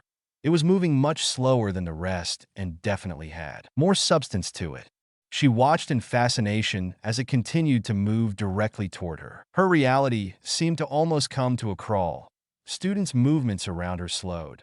A student here and there would just disappear while another would suddenly come into existence.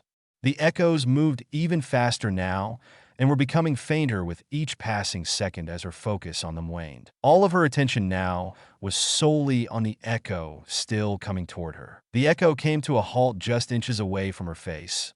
It leaned in toward her, and suddenly there was a loud whooshing sound, a sound like a dozen trains rushing by her all at once. Suddenly, there was a slight, warm, gentle pressure against her lips. Luna closed her eyes and then smiled widely when the pressure stopped. She opened her eyes to find a very real pair of dazzling green eyes lovingly looking back at her. Butterscotch. The overall feeling of the train station in Hogsmeade was solemn, for the most part. The older years who had been in Hogsmeade during the attack were still dealing with the traumatic effects of watching fellow classmates and townspeople cut down by masked witches and wizards. The Daily Prophet and the Ministry of Magic were now calling these terrorists by their own admitted nom de guerre of Death Eaters. The general consensus of most of the students was that these Death Eaters were evil witches and wizards who were nothing more than murderers and terrorists. But to a modest group of Slytherins and a spattering of other students from the other houses, they called them freedom fighters and revolutionaries fighting for the preservation of tradition and blood purity. The Daily Prophet had printed several scathing articles about the purist movement and the elusive and mysterious Lord Voldemort, who was the political head of this organization. The paper reported that a spokesman in the Wisengamot for the Purist Party had stated that the Death Eaters were simply a misguided action group of concerned witches and wizards alarmed about the dilution of magical blood and corruption of our traditions by the integration of Muggleborns into our society, and was not affiliated in any way with Lord Voldemort or the Purist Party. To those with a keen sense of the obvious, however, saw this for what it was: the beginnings of another wizarding war. After all, it was not so long ago that Grindelwald had tried something similar, though his methods were admittedly more abrupt and obvious. Harry had stayed beneath his invisibility cloak until he reached the outskirts of Hogsmeade. Once there, he removed it, and he and Bella walked hand in hand toward the train station where they were to meet Andromeda and Narcissa. "Bella!" a young voice called out. Narcissa Black sprinted to her sister and threw her arms around her waist, burying her head in her chest. Bella returned the hug and smiled warmly at her youngest sister. Andromeda, however, had walked more sedately toward her sister. Andromeda had been uncharacteristically subdued over the past few days. She was having nightmares about being trapped in the burning building in Hogsmeade. Every time she closed her eyes, she could see the orange flames and the billowing black smoke pouring in from all sides. She could still feel the suffocating weight in her lungs from the swirling soot and ash, and the burning of her eyes as the intense heat devoured any moisture in the air, and her ears could still hear the screaming from those who shared her hell in that inferno. Harry recognized the blank stare and the bags under Andromeda's eyes as someone not dealing well with what had happened to her. He had the same exact look on his own face after the Triwizard Tournament. Harry stepped toward Andromeda, while Bella was busy with Narcissa. "Miss Black," Harry softly called to her. Andromeda looked up with haunted eyes, and Harry felt his own heartbreak for the girl. Harry reached for her left hand with his right, and then gently covered it with his left. Andromeda looked down at her covered hand, and then looked up inquisitively at Harry. "I was standing right next to a classmate who was killed by the killing curse. We were standing so close to each other that I could hear and feel the rush of the spell as it crashed into his chest. The impact tossed his body several feet away from me. When I close my eyes, I still see the green of the spell and the vacant look in my classmate's eyes. I was then tortured and forced to duel a wizard who had decades of experience on me. He wanted me dead, but decided to toy with me first to prolong my suffering and agony. He wanted to make me suffer to the point that I would beg for death. By luck, I was able to escape, but there is still a part of me that lingers in that place where my life almost ended. It was the most horrific and with frightening thing I have ever lived through. But I did live through it. And since that night, though it took me quite some time, I've learned to take some comfort in that thought that I did survive." Harry looked deeply into Andromeda's eyes with understanding. "The nightmares don't come as often anymore, though they do still come. What helps me to overcome them is telling myself that it's okay to move on, to live, and be thankful for that life. But more importantly, I have found someone who is willing to share my burden." Harry cast a quick sideways glance at Bella, who was now watching him with eyes watering with pride, along with Narcissa, who had tears in her eyes as well. Andromeda was beginning to show for the first time since the incident the pain, the fear, and the guilt she had been holding in. "If you want Andy," his voice was soft but earnest, "I would be honored to be that someone you can speak with and share your burden. I know that opening up to someone else is very hard, but it has helped me deal with my demons, and I know it could help you with yours." Andromeda looked up into the warm green eyes of the man she had just barely met before the attack. He had impressed her then, with the little time they had interacted.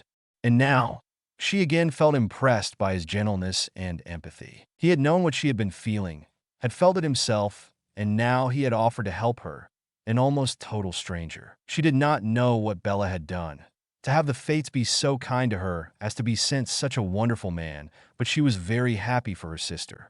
Andromeda regarded Harry for a few moments longer before she spoke. "Thank you, Lord Eveningshade." Andromeda whispered with a watery half-smile. "That is most kind of you to offer. I may just take you up on your kindness." Bella walked up to her sister and enveloped her into a crushing hug. "I'm here for you too, Andy," Bella whispered. Andromeda tightened her hug on her sister and nodded her head into Bella's shoulder. "Not that I'm complaining." Narcissa smiled coquettishly at Harry. "But why are you coming to Black Hills with us?" Narcissa asked, interrupting the moment, feeling a little left out. "Well, for starters, he is our brother-in-law," Andromeda supplied. Harry and Bellatrix looked at Andromeda in surprise. "How did you know Harry was coming to Black Hills?" Bella asked. "It was in the letter Father sent me, when he informed us we would be going to Black Hills this weekend," she replied. "What?" Narcissa almost yelled. "You knew about him coming and didn't tell me?" Narcissa waved her hands between Harry and Bella. "And didn't tell me? Oh, this will be an interesting weekend. Just slipped my mind." Andromeda shrugged apologetically. "I haven't quite been myself lately. Sorry." Narcissa apologized quickly to her older sister. Andromeda gave her a weak smile in return. "It's all right, sissy." Bella released Andromeda and turned to Narcissa. "It was kind of a spur-of-the-moment kind of thing. I'm a little concerned how things will play out with the family."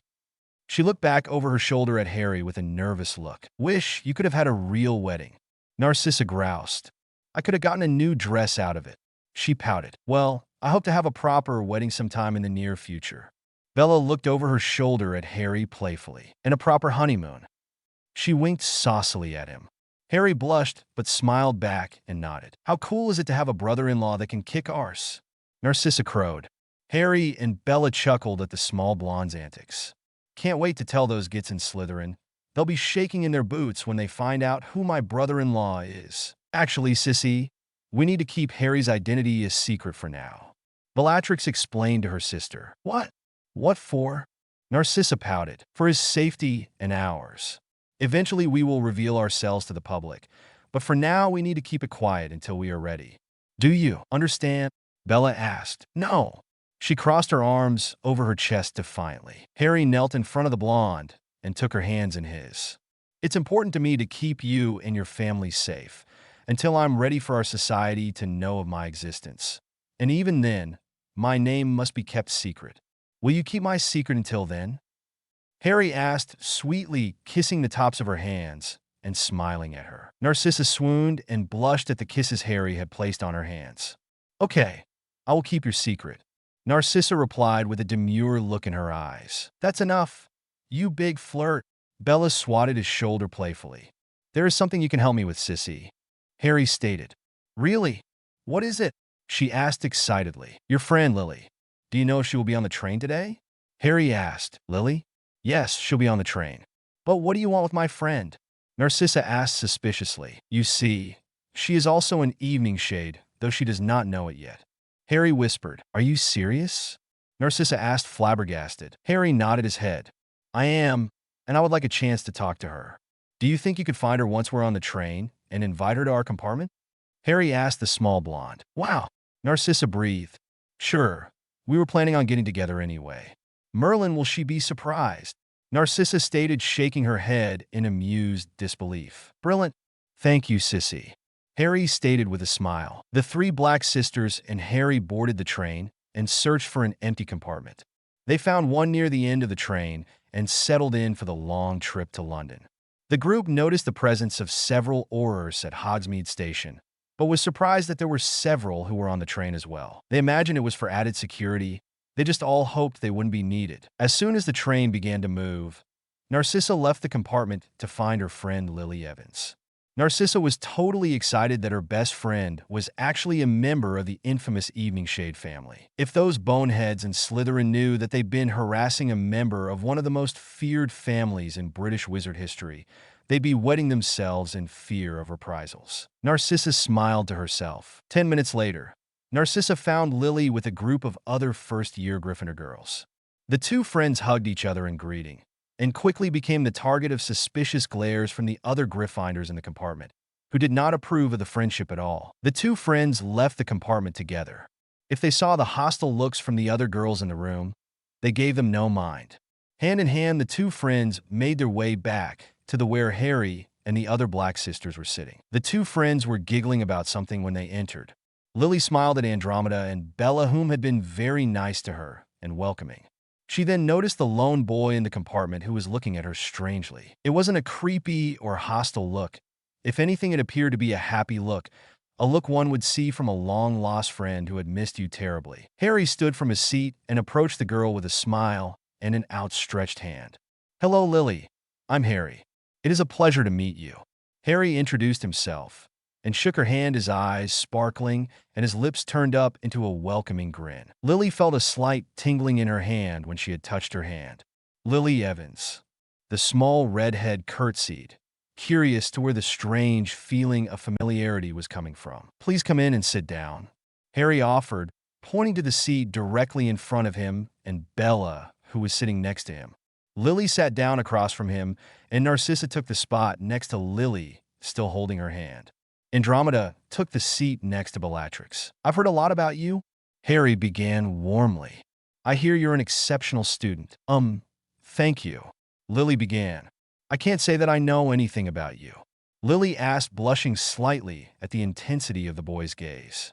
It was then she really noticed his eyes. They were a brilliant green. If she didn't think it was possible, she would swear that his eyes looked exactly like hers. "He's Bella's mysterious boyfriend. Remember me telling you about him?" Narcissa reminded her friend. Oh yes, so you're Bella's boyfriend? Well, more than that now." Narcissa giggled, until Bella gave her a withering look that had the blonde wincing apologetically. "Actually, if you can keep a secret just between us girls," Bella whispered conspiratorially. "I'll let you in on a secret." "Sure, I can keep a secret," the excited young redhead replied, crossing her heart. "Harry and I are actually magically bound. In the eyes of our society, that means we are considered married."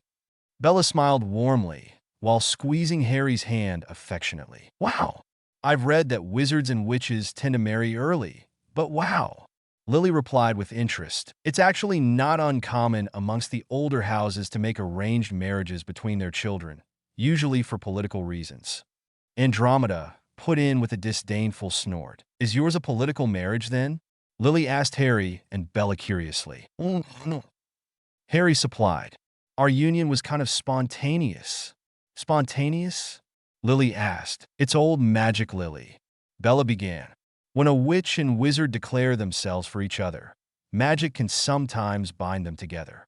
It is very rare and generally requires a really powerful wizard to begin the bond." "What if the witch doesn't want to be bonded?" Lily asked. "I mean, can a powerful wizard do this to any witch he fancies?" "No, Lily. The desire to bond has to be reciprocated by the witch," Bella explained. "Well, that's a relief," Lily replied, dramatically earning her giggles from Narcissa. "Afraid that Jamie is a powerful wizard and might want to bond with you?" Narcissa laughed hysterically. "Not funny, sissy." Lily swatted her best friend on the shoulder. "Yuji, that boy drives me insane, always lurking about and staring at me. You know you like it," Narcissa teased. Bella and Harry gave each other knowing smiles. "I'd rather date a boober tuber," Lily huffed, crossing her arms over her chest. "But then we'd be family," Narcissa replied, pulling Lily into a one-armed hug. "Wouldn't that be brilliant?" the blue-eyed blonde said excitedly. "Speaking of family," Harry took the segue that was conveniently offered. "Do you know much about your father's family?" Harry asked, seemingly innocently. "My father?" Lily asked, confused by the sudden change in topic, but grateful nonetheless to get off the topic of James Potter. "Yes. Do you know much of your family history?" Harry asked. "Not much, really. I asked my dad once about it for a school project on genealogy," Lily replied, thinking back to primary school. "What did you learn?" Harry asked curiously. "Well, all I know for certain is that our surname was changed a little over 100 years ago. When I asked my dad what it had been, he said he did not know. He had asked his grandfather about it when he was a little boy, but he refused to tell Dad what it was. He assumed that our ancestors must have been bad people, and they wanted to escape the name." "Interesting," Harry replied. "Can I ask you another question, Lily?" "Of course." She replied. What color were your dad's eyes? Harry asked. Green, why? She replied curiously. And your grandfather's? Green as well. Would you say that their eye color was exactly the same? Yeah. She replied after thinking about it. The same color as yours? Harry asked. I suppose so, yes. She replied, wondering where this was all going. Were they the same color as mine? Harry finally asked, slowly looking straight at the young redhead. Lily shifted uncomfortably in her seat. She looked at all the occupants in the compartment and noticed that they were all paying very close attention to her and Harry. Lily gulped audibly as she wondered what was going on. I don't know what you're trying to get at, Harry, but you're making me feel awfully nervous. Lily told the young man in front of her. I don't mean to make you nervous, Lily, but please, look into my eyes and tell me, do they look like yours and your father's and your grandfather's? Harry asked gently. Lily had always known, because it was such an oddity, genetically speaking, that her eyes were the exact same shade and color of not only her father's, but of her grandfather's, and from what she had heard from her father, exactly like her great-grandfather as well. She hesitantly looked deeply into Harry's eyes and gasped as she looked at a pair of emerald green eyes that appeared to be exactly like hers. How is this possible? Lily whispered. Lily, within the magical community, at least with many pure-blood families, there are certain traits that are passed on from one generation to the next. A family's magic is also passed down through the bloodline. I believe Bella has explained this concept to you, correct? Harry asked. Lily nodded her head, remembering the conversation that she had with the Black Sisters on the train ride to Hogwarts to begin her first year. Sometimes a child is born to magical that cannot access their magic. These are known as squibs, Lily offered. Harry nodded and smiled at his mother. Correct, squibs. They still possess magic, they just can't access it. Many of these squibs will leave the magical world and seek a new live in the muggle world. Harry paused for a moment. Now, sometimes a squib or a descendant of a squib will give birth to a child that does have full access to their magic, and they are then brought back into the magical community. Many are mistaken as muggle-born, but in truth there are no muggle-borns. Anyone who has magic had a magical ancestor somewhere in their family. Bella replied, picking up on Harry's train of thought. So, you're saying that I had a magical ancestor? Lily replied slowly. Exactly. Harry smiled. Lily began to put things together now, as she took what Harry was saying about certain traits in magical families and Bella's statement that there were no real muggle-borns, and that all magicals, no matter their ancestry, had a magical somewhere in their family history. Lily looked hard at Harry for a moment before speaking. Are you trying to tell me that we may be related, Harry? Harry gave her a soft smile. Not just maybe, Lily. Allow me to fully introduce myself. I am Lord Harry Eveningshade, Lord and head of the Eveningshade family. And you, Lily Evans, are in fact an Eveningshade, Harry announced. Lily sat back in her seat, half in denial and half in shock at the revelation. She turned to look at Narcissa, who was beaming at her with a wide smile. How can you be so sure? Surely, just having the same eye color is not enough to make such a claim. There is more than just your eye color, Lily. As head of House Eveningshade, I wear a signet ring that can identify a member of my house, no matter how distant the relation may be. When we shook hands, my ring pulsed, informing me that you are indeed from the Eveningshade family. In fact, you are from the main branch of the family. I believe your great-great-grandfather changed your name to Evans after he left the magical world. Harry told the stunned redhead, who remembered feeling something as well when she had shaken his hand, a sense of familiarity. For some unknown reason, she felt deep in her heart that she could trust this young man and that he was telling her the truth. So, what does all this mean? Lily asked finally after some inner discussion. Does it change anything? Harry smiled at her seeming acceptance of the bombshell he had just dropped on her. Being from an ancient house gives you all kinds of benefits and protections, Narcissa told her friend, squeezing her hand. Benefits? Protections? I don't understand, Lily replied. For the next several hours, Lily was informed about the politics and cultural of magical society and how the pure bloods, as unfair as it was, were treated differently from those considered of lesser blood. Lily was on an emotional roller coaster as her moods went from stunned, angry, happy, confused, and finally accepting. however grudgingly, to what life as an evening shade could offer her. Harry and Bella had educated Lily on House Evening Shade, at least as much as they themselves had learned. The history and myths that surrounded the family stunned the young redhead and made her very eager to learn more about the infamous family, her family. Bella had found the family spell in the Evening Shade grimoire that would officially bring Lily back into the family, making her an Evening Shade in full standing. Lily had agreed to it after she had been told that she would not have to give up her family, and that actually her mother and father, by extension of her membership, were also brought under the protection of House Evening Shade. Unfortunately, they could not make her father a member in full standing because of his lack of ability to use his dormant magic. But Harry and Bella had promised Lily that they would meet with her parents during the Christmas holidays. It was a simple spell that in the end it created a small blood-red ring with a black phoenix that was formed from both Harry's and Bella's blood as the Lord and Lady Evening Shade and a few drops of Lily's. All the blood was dropped into Harry's cupped left hand. Once the incantation was spoken, the blood from all three began to merge and formed the ring that would forever identify Lily as a member of House Evening Shade. The train rolled into platform 9-3/4s in the early evening hours.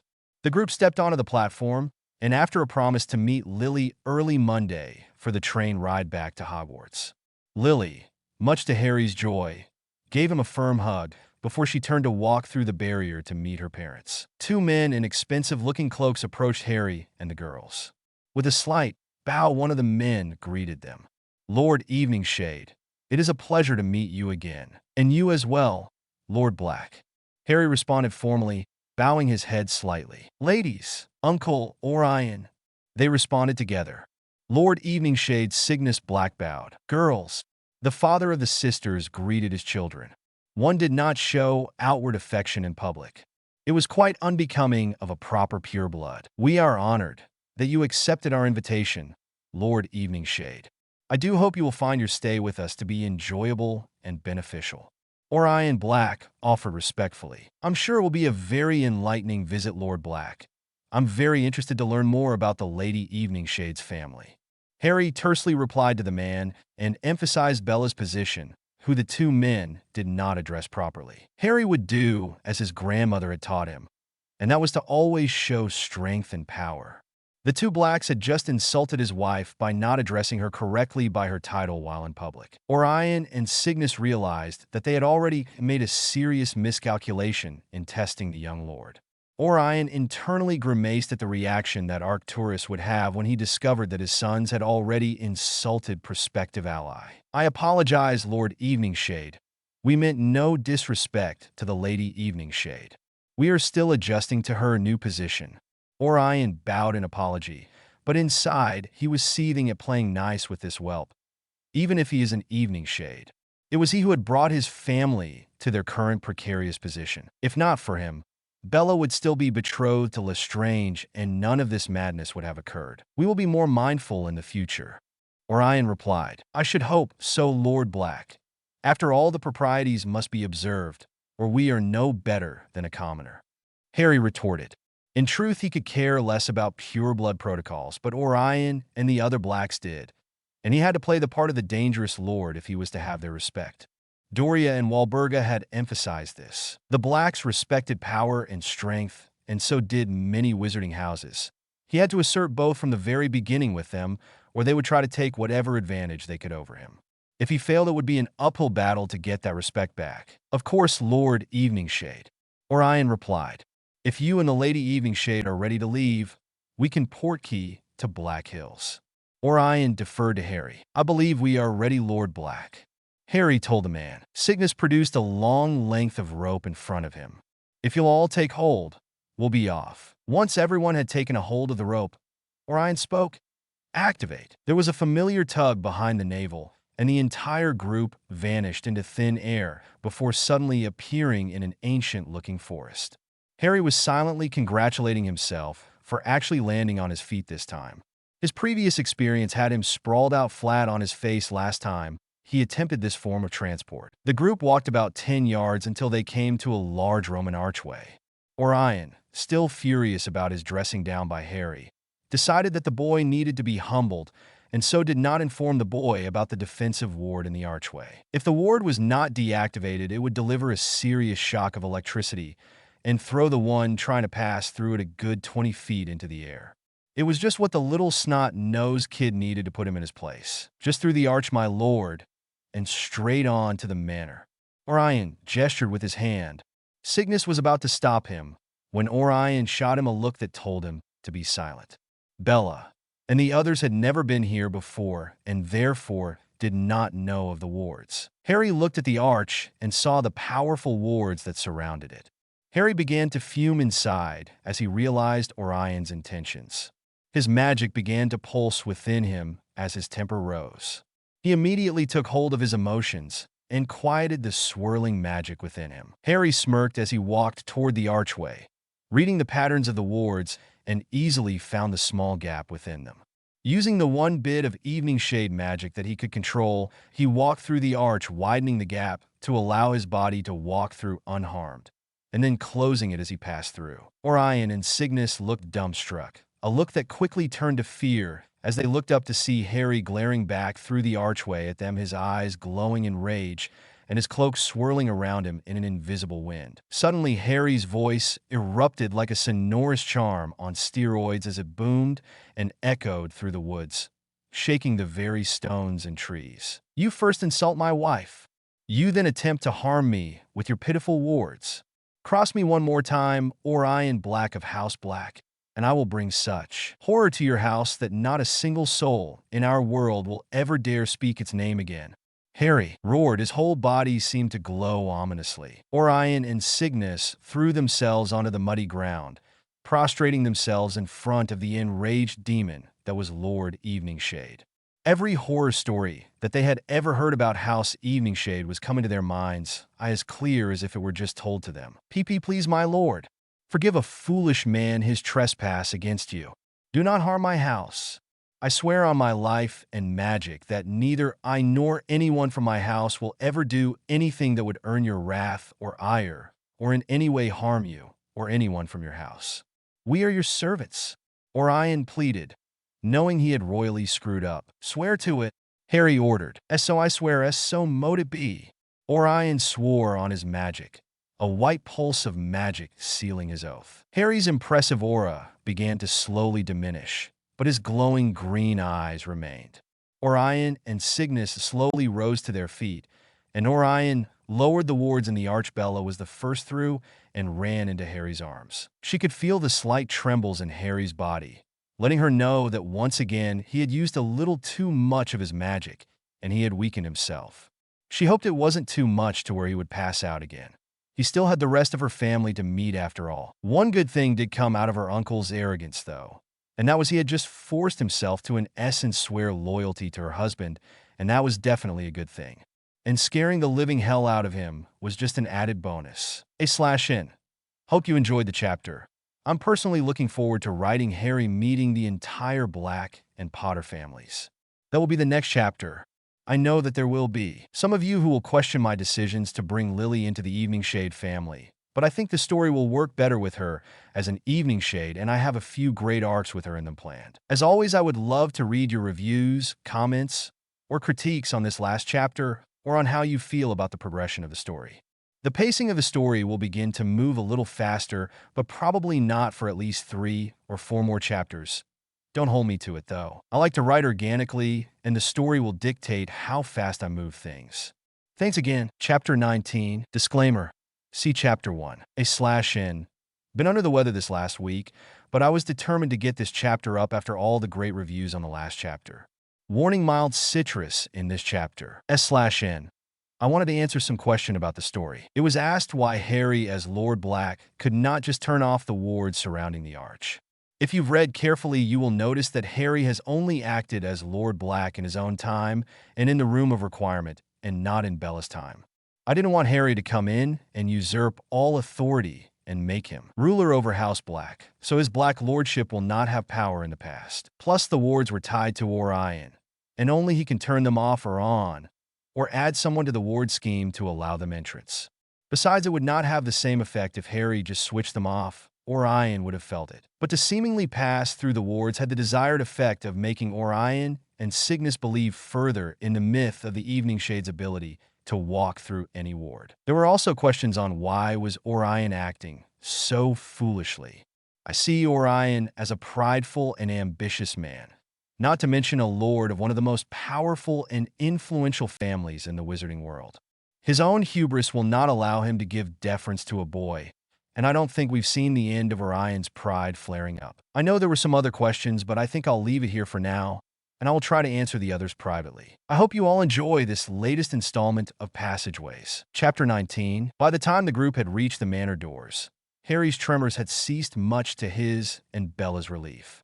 Andromeda and Narcissa had been in complete awe of Harry's incredible display of power in the forest. It had felt as if the earth threatened to open up and swallow everyone up in its fury. Silently, Orion and Cygnus were leading the group up the pathway, the two men lost in their own thoughts. Orion was furious with himself. Once again, he allowed his pride to overrule his common sense. But by Merlin Sake, he was the head of House Black.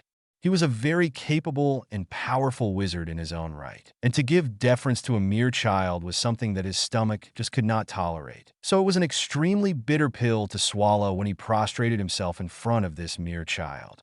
However, at the time, he got a glimpse of power which he had never seen before, regardless of the age of the boy, and that level of power confused him. He had witnessed the destruction the boy had brought to the Death Eaters in Hogsmeade, but it still did not seem possible for the boy to do the things he witnessed. His eyes and his mind could not come together on what had occurred in the small wizarding community. And this was the cause of much of his inner conflict. He knew he should not judge the boy on his age, but what he could bring to the House of Black. It was his father's wishes as well that Evening Shade should feel welcomed. But his own pride would not let him. However, he could not look weak in front of the boy. He would not look weak. He had no respect for a person who showed weakness, and yet he was forced to humiliate himself by falling in the mud and swearing allegiance to the young whelp. It sickened him to his very core. Cygnus, in his own thoughts, was hoping that his new son-in-law would not see Orion's actions against him as something he was complicit with. He planned to make that abundantly clear the first chance he got. He couldn't believe what Orion had attempted to do to Lord Evening Shade. Arcturus was going to be furious with his son. Orion may have just killed any possibility of an alliance with the young lord, and Arcturus would not find that acceptable. No, not at all. Cygnus would glance back at his oldest daughter as they walked toward the manor. It was obvious by the way she held on to him. Looked at him that she was devoted to him, and that if push came to shove, she would choose him over her family. If Lord Evening Shade walked away from the Black family, she would follow. Damn Orion and his pride, Cygnus thought. Cygnus could not look at Harry without seeing an Evening Shade of legend and myth, his nightmares as a child made flesh. He remembered all too well the ghost stories his parents had told him during his childhood. And witnessing what the young lord had just done further cemented that fear that if the young lord felt attacked, he would see House Black as an enemy and act accordingly. He prayed to whatever deity was listening that Lord Evening Shade was a forgiving sort. The magnificent doors to Black Hills Manor opened slowly to reveal a single ancient-looking house elf dressed in what appeared to be a white toga with a gold-colored hem and the crest of House Black in the upper left breast. He carried a small walking cane in his right hand. His leathery skin was gray in color, and his large eyes were practically sightless and cloudy in appearance. His large ears drooped somewhat with a large amount of gray hairs jutting out wildly. My lords and ladies, welcome to Black Hills. I am Silas, head elf of Black Hills and personal steward of his lordship Arcturus Black. During your stay, you each will be assigned a personal elf to assist you with your needs. At those words, two more elves appeared behind Silas. My lord and lady Evening Shade. Silas bowed. This is Getty. She will be your elf during your stay. She will escort you to your suite where you can rest before dinner is served. A small elf dressed similarly to Silas curtsied before Harry and Bella.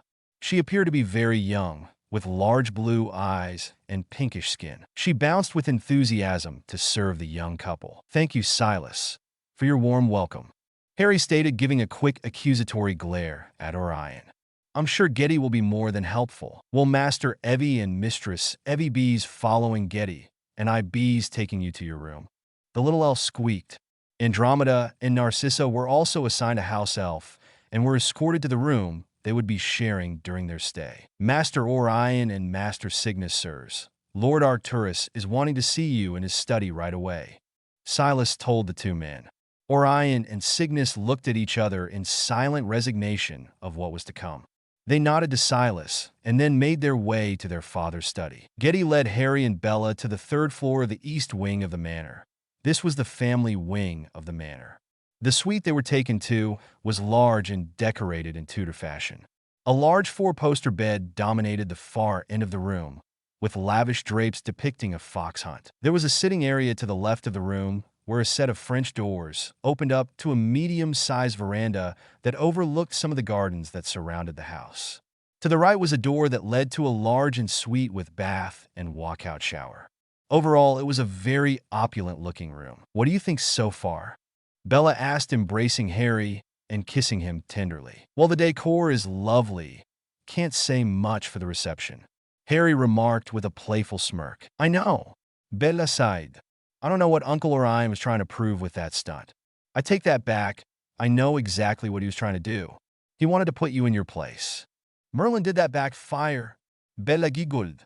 Aunt Doria will be proud of you. Yeah, Harry asked. Yeah, you stood up to Uncle Orion and defended my honor, and let him know that you were not to be trifled with, Bella said seductively, kissing his neck softly.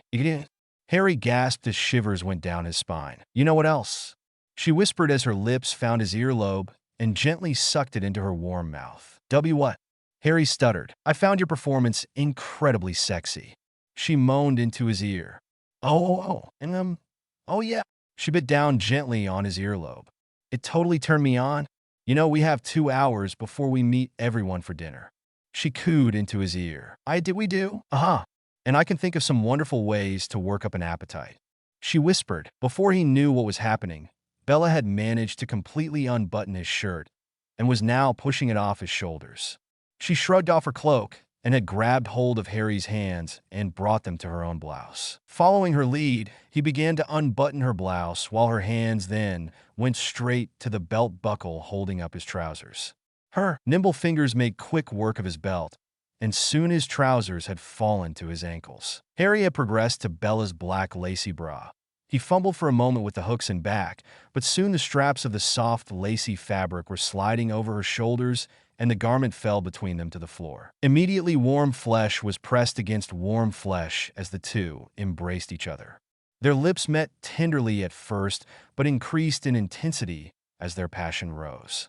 Harry could feel Bella's nipples hardened against his chest, which only increased his own desire. Bella reached down between them and grabbed the firm result of Harry's passion.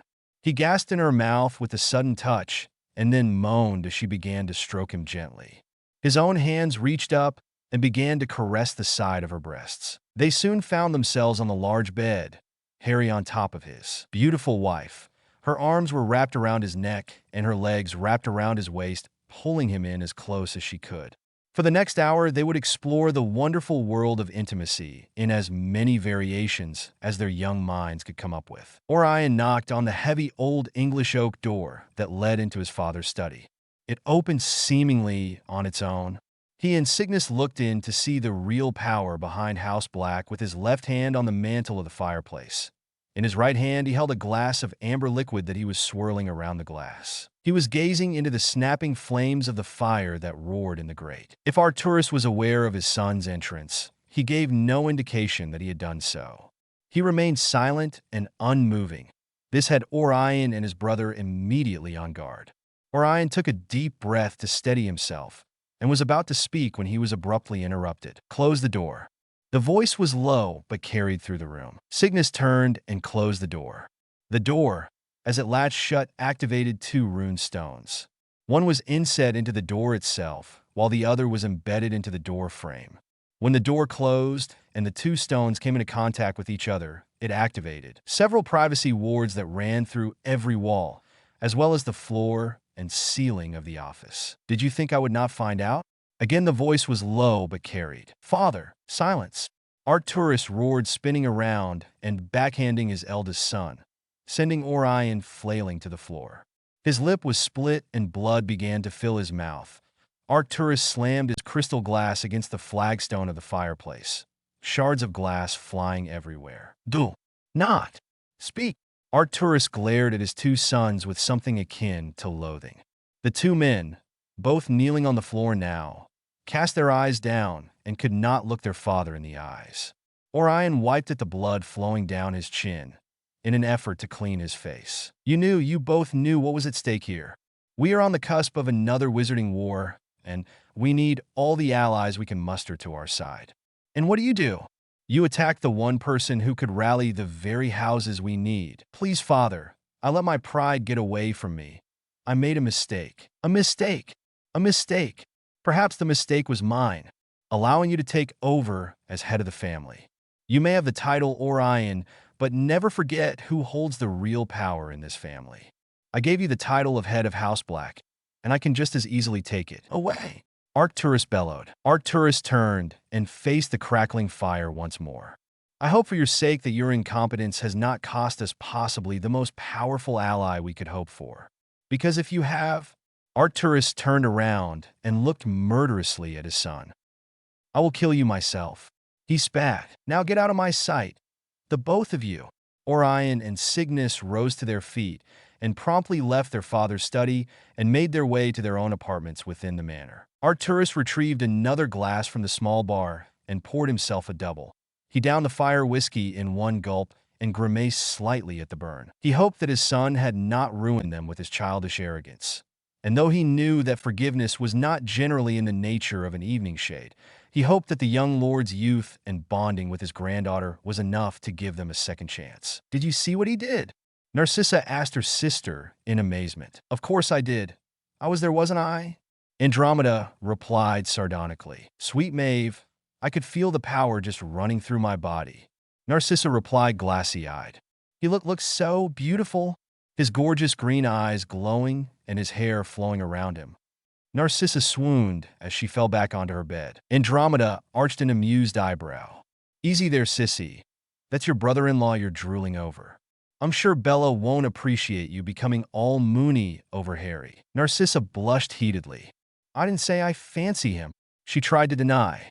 Though he is very fanciable, I was just making an observation. Andromeda giggled at her little sister's spreading blush that now disappeared below her neckline. She would never admit this, especially to the gossip that was her little sister, but she did find him quite fanciable as well.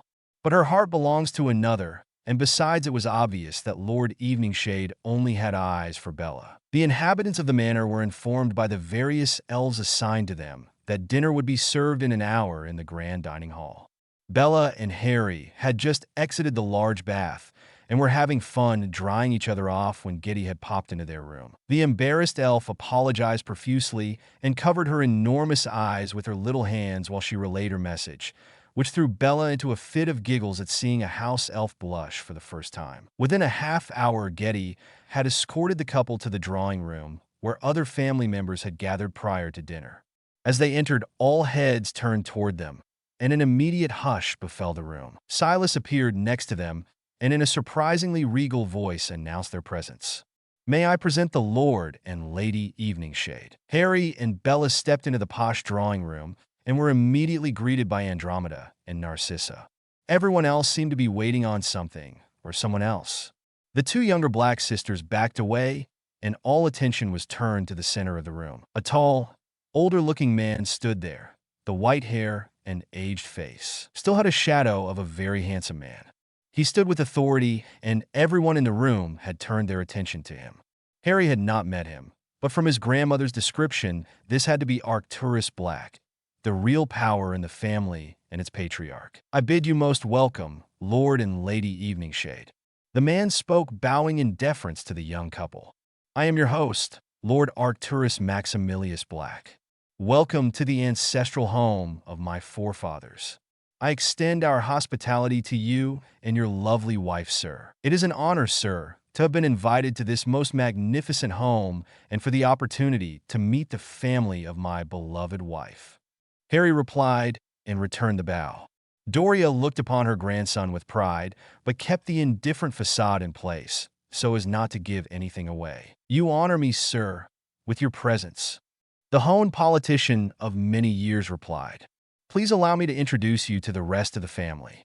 Starting with my generation, allow me to introduce Lord Charles Hadrian Potter and his wife, who is my sister Doria Potter née Black, and their son James. My first cousin Pollux Black and his wife Irma, my cousin Cassiopeia Black spinster. Cassiopeia sniffed irritatedly at her first cousin. Caladura Longbottom, née Black Widow, lost her husband to Grindelwald in the Great War. Harry wondered quickly if she was a relation of Neville's. And finally, my cousin Karis Crouch, née Black, and her husband Casper Crouch. Now to the next generation. My eldest, Lucretia Pruitt, née Black, and her husband Ignatius. My son Orion, who is the acting Lord Black. Arcturus said this as if his situation could change at any moment. And his wife Walburga, who is the daughter of my cousin Pollux. And my youngest son Cygnus and his wife Druella Black, née Edivane. Harry inclined his head to everyone that he was introduced to and received polite greetings in return. And these two rascals are my grandsons from Orion, Sirius and Regulus, and my granddaughters from Cygnus, Andromeda and Narcissa. And of course you are very familiar with my oldest grandchild Bellatrix. I do hope one day to hear how the two of you met. Arcturus stated diplomatically, "It's a pleasure to make all your acquaintances. I look forward to my stay here and the chance to get to know you all better." Harry told the group. "Dinner is served," Silas announced. Lily Evans sat in the back of her parents' car, reflecting on what had been revealed to her on the train ride from Hogwarts. She had to pinch herself several times just to prove she wasn't dreaming. But all she really had to do was look down on her right hand and see the blood-red ring with a black phoenix on her finger to know that was indeed true. She spun the ring around her finger over and over. She found it intriguing that the ring seemed to pulse in sync with the beating of her heart. It was a comforting feeling, almost like a warm blanket. "Evening Shade." She whispered the name almost lovingly. "What was that, dear? Did you say something?" Rose Evans asked her youngest daughter. Her oldest, Petunia, was 13 and was not coming home for the weekend from her boarding school in Surrey. "Oh, nothing, Mum. Just thinking out loud," the pretty redhead replied.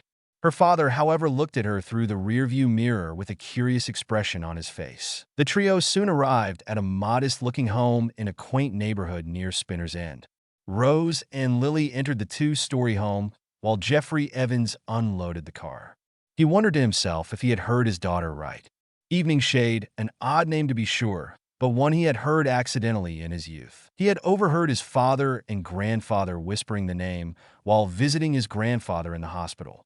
His grandfather was near death and wanted to see his family before he passed. He remembered asking his father at the time what Evening Shade was, and was startled at his father's reaction. His father looked both angry and fearful, and made him swear to never speak the name again. He said it was a dark secret that should never be revealed to anyone. In his young 9-year-old mind, he could only think that it meant that Evening Shade must have been a very bad person in the family, and that the family was afraid of him. And to his knowledge, he had never spoken the word since. So he wondered where his daughter had heard the name, and if he had even heard her right. He would have to carefully listen to her during her stay to see if she repeated it. Little did he know that he would not have to wait long before the topic would be raised by his daughter. There was a little bit of a power struggle at the black dinner table as Arcturus took his seat at the head of the table and then offered Harry the chair opposite him at the other end, which traditionally would have gone to Orion.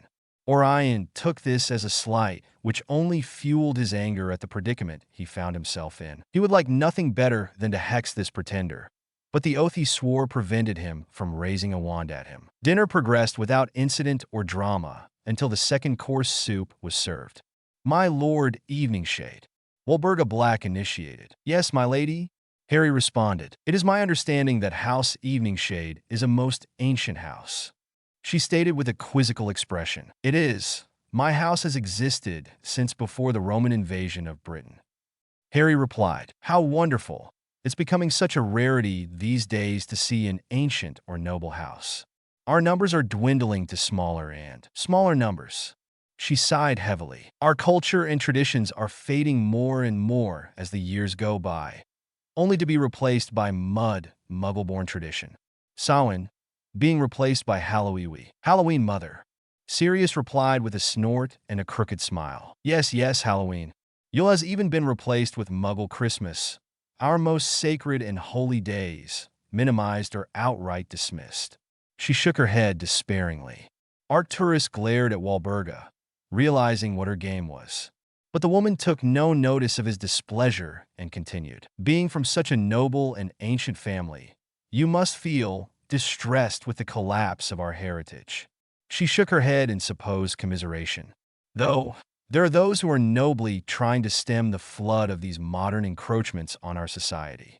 Don't you feel it is important to save that which defines us as a people? She asked sweetly as she placed her wine glass to her lips and taking a sip. All eyes soon turned to Harry, everyone curious to what his response would be. Would he reveal himself as a traditionalist, a moderate, or a radical? Harry placed a spoon in his bowl and grabbed his napkin from his lap and slowly dabbed at the corners of his mouth, giving him time to form a response. The portrait of Walburga from his time had taught him to take his time in answering questions. Never respond with emotion. Allow yourself a moment of reflection and craft your response before replying. His grandmother had told him the same and had warned him that certain family members would test him to gauge his political leanings. My lady, I agree that our traditions and culture to a certain extent are, for lack of a better word, disappearing. But is it that fault of those re-entering our world, or is it the fault of our educational and government institutions? Harry replied. Most of those assembled missed Harry's reference to those re-entering, except for Doria and Pollux. What on earth do you mean, my lord? Walburga questioned. Of course it is the fault of the Muggleborns. They have no sense of tradition, or culture, or manners for that matter. She rebutted. Tell me, my lady, are you aware of any class at Hogwarts that teaches repatriated witches and wizards about our customs and culture, anything about our government or social etiquettes? Harry asked. A few murmurs were heard as various family members were conferring with each other. Well, I don't know. It has been many years since I was a student. Walburga blustered. Andromeda. Harry turned to the caught-off-guard girl. Are you aware of any such class being taught? Harry asked with a warm smile. No, my lord. To my knowledge, no such class exists. She replied, blushing at the attention. Lord Potter, you and the Lady Potter are school governors, are you not? Harry asked, knowing that indeed they were, having been told by Doria. We are Lord Eveningshade. And to answer your question, no, there is no such courses being taught at Hogwarts. He replied with a half-smile. So how do these young witches and wizards learn about our world? Do we just bring them in and then leave them to their devices, hoping, or perhaps not, that they learn anything about our culture? Harry paused, looking at each adult. We mock their culture without truly understanding it, and with the same breath we criticize them for not understanding our own. It's like demanding language fluency from a 1-year-old. Without providing them a resource for learning about our culture and traditions, we can hardly condemn them for their ignorance. Harry's words seemed to have had an effect on some of the family, or at the very least caused them to think on the problem. My dear lady, I would suggest that it is our society which is to blame for our cultural demise, and not those rediscovering their magic. Harry posed. Walburga's mouth opened and closed like a fish out of water. Harry could tell she was trying to come up with an argument. My lady, as an example, does the House of Black attend the solstices with the other great houses? Harry asked. Of course we do. She defended. Harry nodded. And at these festivals and gatherings, are there many Muggleborns, or half-bloods for that matter? We would leave immediately if there were. Such filth would only defile and make a mockery of our traditions.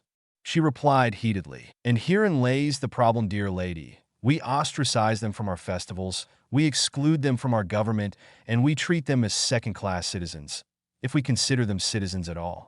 You cannot promote ignorance, exclusion, and separation and expect them to know or honor our ways. Those rejoining our society must have complete access to our traditions and culture for them to assimilate into our world. Harry stated, My lord, several times in referring to Muggleborns, you have used descriptors such as re-entering or rediscovering, as if they had magic before. Cassiopeia Black queried, Indeed I did, my lady. You see, there is no such thing as a Muggleborn as it is defined by our ministry. Harry replied, What do you mean, my lord? Cassiopeia asked confused. It is a fallacy, my lady. Magic cannot simply just appear in a person. Magic is hereditary. To have magic, you must be born to at least one parent who has magic, even if they cannot access it, such as a squib. Spontaneous birth of magical children to non-magical parents simply does not happen. Harry explained. How can you be sure? Cygnus asked, joining the conversation. Pollux Black cleared his voice and heads turned toward him. What Lord Eveningshade has stated is true. He began. However, it has not been made common knowledge. I don't believe it, Walburga exclaimed. They must be stealing our magic then. That is quite impossible, daughter. One cannot steal magic.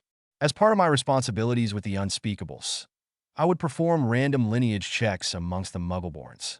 We used the opportunity of requiring vaccinations to draw blood from Muggleborns during the mass outbreak of dragonpox in the 30s. We performed lineage tests on every sample that we obtained.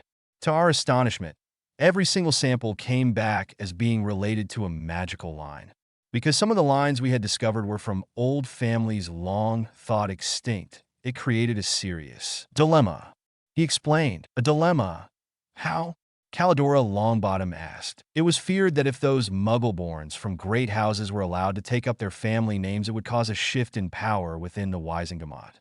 He replied. How many extinct great houses could return? Arcturus asked. Pollux took a deep breath before speaking. 24. Gasps were heard from all around the table. My gods! Arcturus exclaimed. That is why it was decided by the highest levels within the government that this information be hidden. If Muggleborns were to gain those seats, they could literally block any and all legislation that came before the body. And as fractured as the Wisengamot is right now, they could probably pass anything they wanted. Pollux informed the group. They would destroy our society. You must see now that we must stop this threat before they can seize power. Walburga shrieked. We must align with the purists and take control of the government before the mudbloods realize. Enough, Walburga! Arcturus demanded, pounding the table with his fist. Did you not hear what Pollux stated? There is no such thing as a mudblood or Muggleborn. They are witches and wizards, some from ancient and noble houses. I find myself agreeing with Lord Eveningshade. If we can educate them at an early age and welcome them fully into our society, perhaps all the prejudices and the hate and misunderstandings could be a thing of the past. But surely Lord Voldemort has the right of it. Why give these Muggle-rays the chance to pollute our society with foreign Muggle ideas? He would bring us back to a golden age of pure-blood prosperity and dominance. Walburga replied. Harry laughed harshly at Walburga's comments. What is it that you find amusing, my lord? She asked. That you have bought into the lies and platitudes of Tom Marvolo Riddle, my lady. Harry replied. I beg your pardon. Who is this Tom Riddle you speak of? Cassiopeia asked in confusion. He is the pretender who calls himself Lord Voldemort. He is a half-blood, his mother a near squib and his father a Muggle. Harry answered. Lies. You speak lies. Walburga hissed. Tom Riddle was at Hogwarts during my time. He is not Lord Voldemort. That is where you are wrong, Lady Black. Harry took out his wand and then looked at Arcturus. With your permission, sir. Harry asked, receiving a curious nod from Arcturus. Harry wrote the name Tom Marvolo Riddle in the air in the same manner that the shade of a 16-year-old Riddle had done in the Chamber of Secrets. Riddle made an anagram of his name, a name he believed would one day cause fear in our world. With a swish of his wand, the letters rearranged themselves to spell out, I am Lord Voldemort. A nice parlor trick, my lord, but that proves nothing. Walburga replied. Only a very few have even seen his face. Walburga began before being cut off. Oh, I have seen his face. Harry replied darkly. And I know his true aims, and it is not to bring back a so-called golden age. He means to subject all magicals to his will to rule as an emperor. He demands absolute loyalty, but offers none in return. He kills indiscriminately, not just Muggles, but Muggleborns, half-bloods, and yes, even purebloods that will not bend a knee to him. He is a monster of the worst sort, and he will not save the wizarding world but bring it to its knees and subjugate it. That is the man you so highly esteem, my lady. I give my oath that all I have said is true, and I make this oath that I will fight against and destroy any witch or wizard who tries to subjugate our world, be they light or dark. So mote it be. A brilliant white flash flared around Harry as magic accepted his oath. The dining hall was silent for several long minutes as those gathered tried to digest what they had just heard.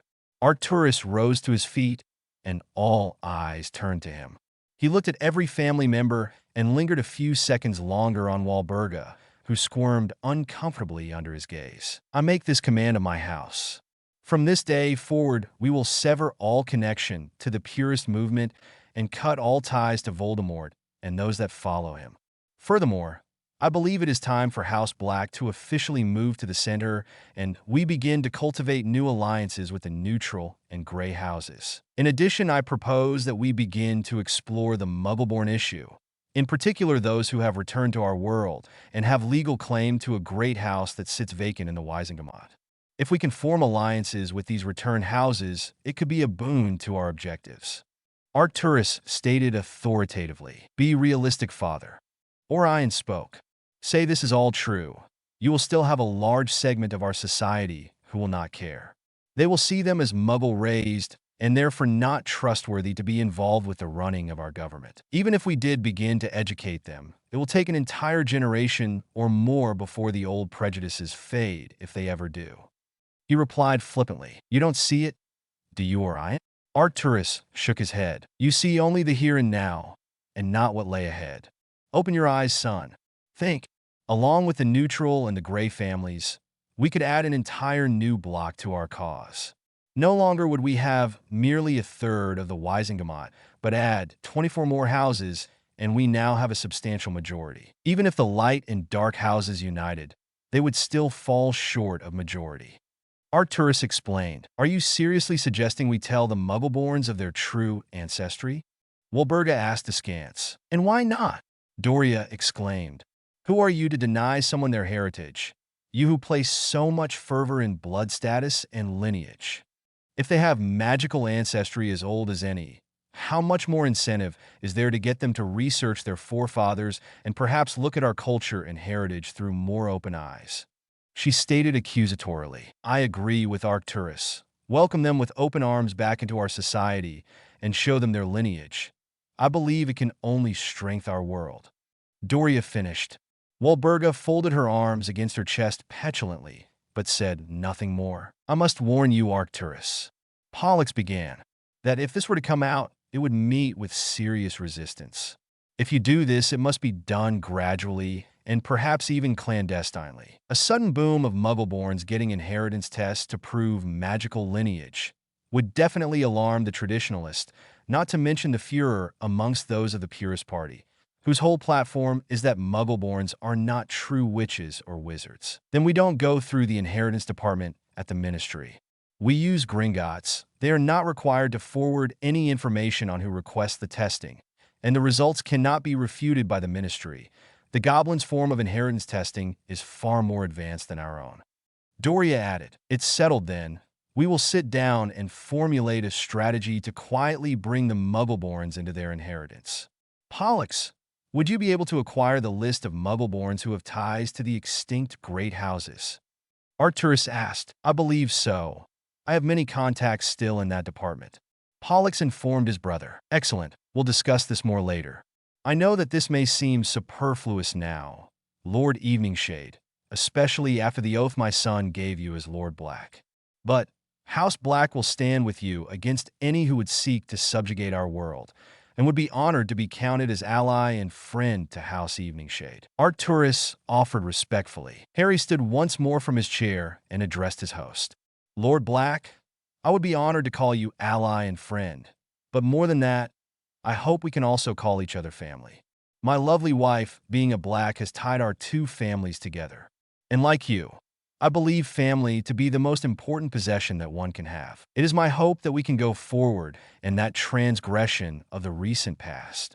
Here Harry glanced at Orion, who tugged at his collar uncomfortably. "Be forgiven, and we begin a new page in the history of our two families." Harry addressed his host and all those present. Arcturus raised his glass to Harry. "To new beginnings, my lord." The rest of the family stood and raised their glasses. "To new beginnings." They all chorused. /n. Short chapter 1, no, but it felt like a good place to stop. My next chapter will most likely break 10K words, as I have a lot planned for it. So what did you think about Harry meeting the Black family? Let me know your thoughts. Was I too easy on Orion? More Black family interaction to come, and Lily begins to have magical growing pains. Have a great weekend. Chapter 20. Disclaimer. See Chapter 1. A/N. Didn't quite make 2,000 reviews with the last chapter, but the story did hit over 2,000's favorites. A lot of great reviews, keep them coming. There's a little bit of everything in this chapter. I hope you enjoy.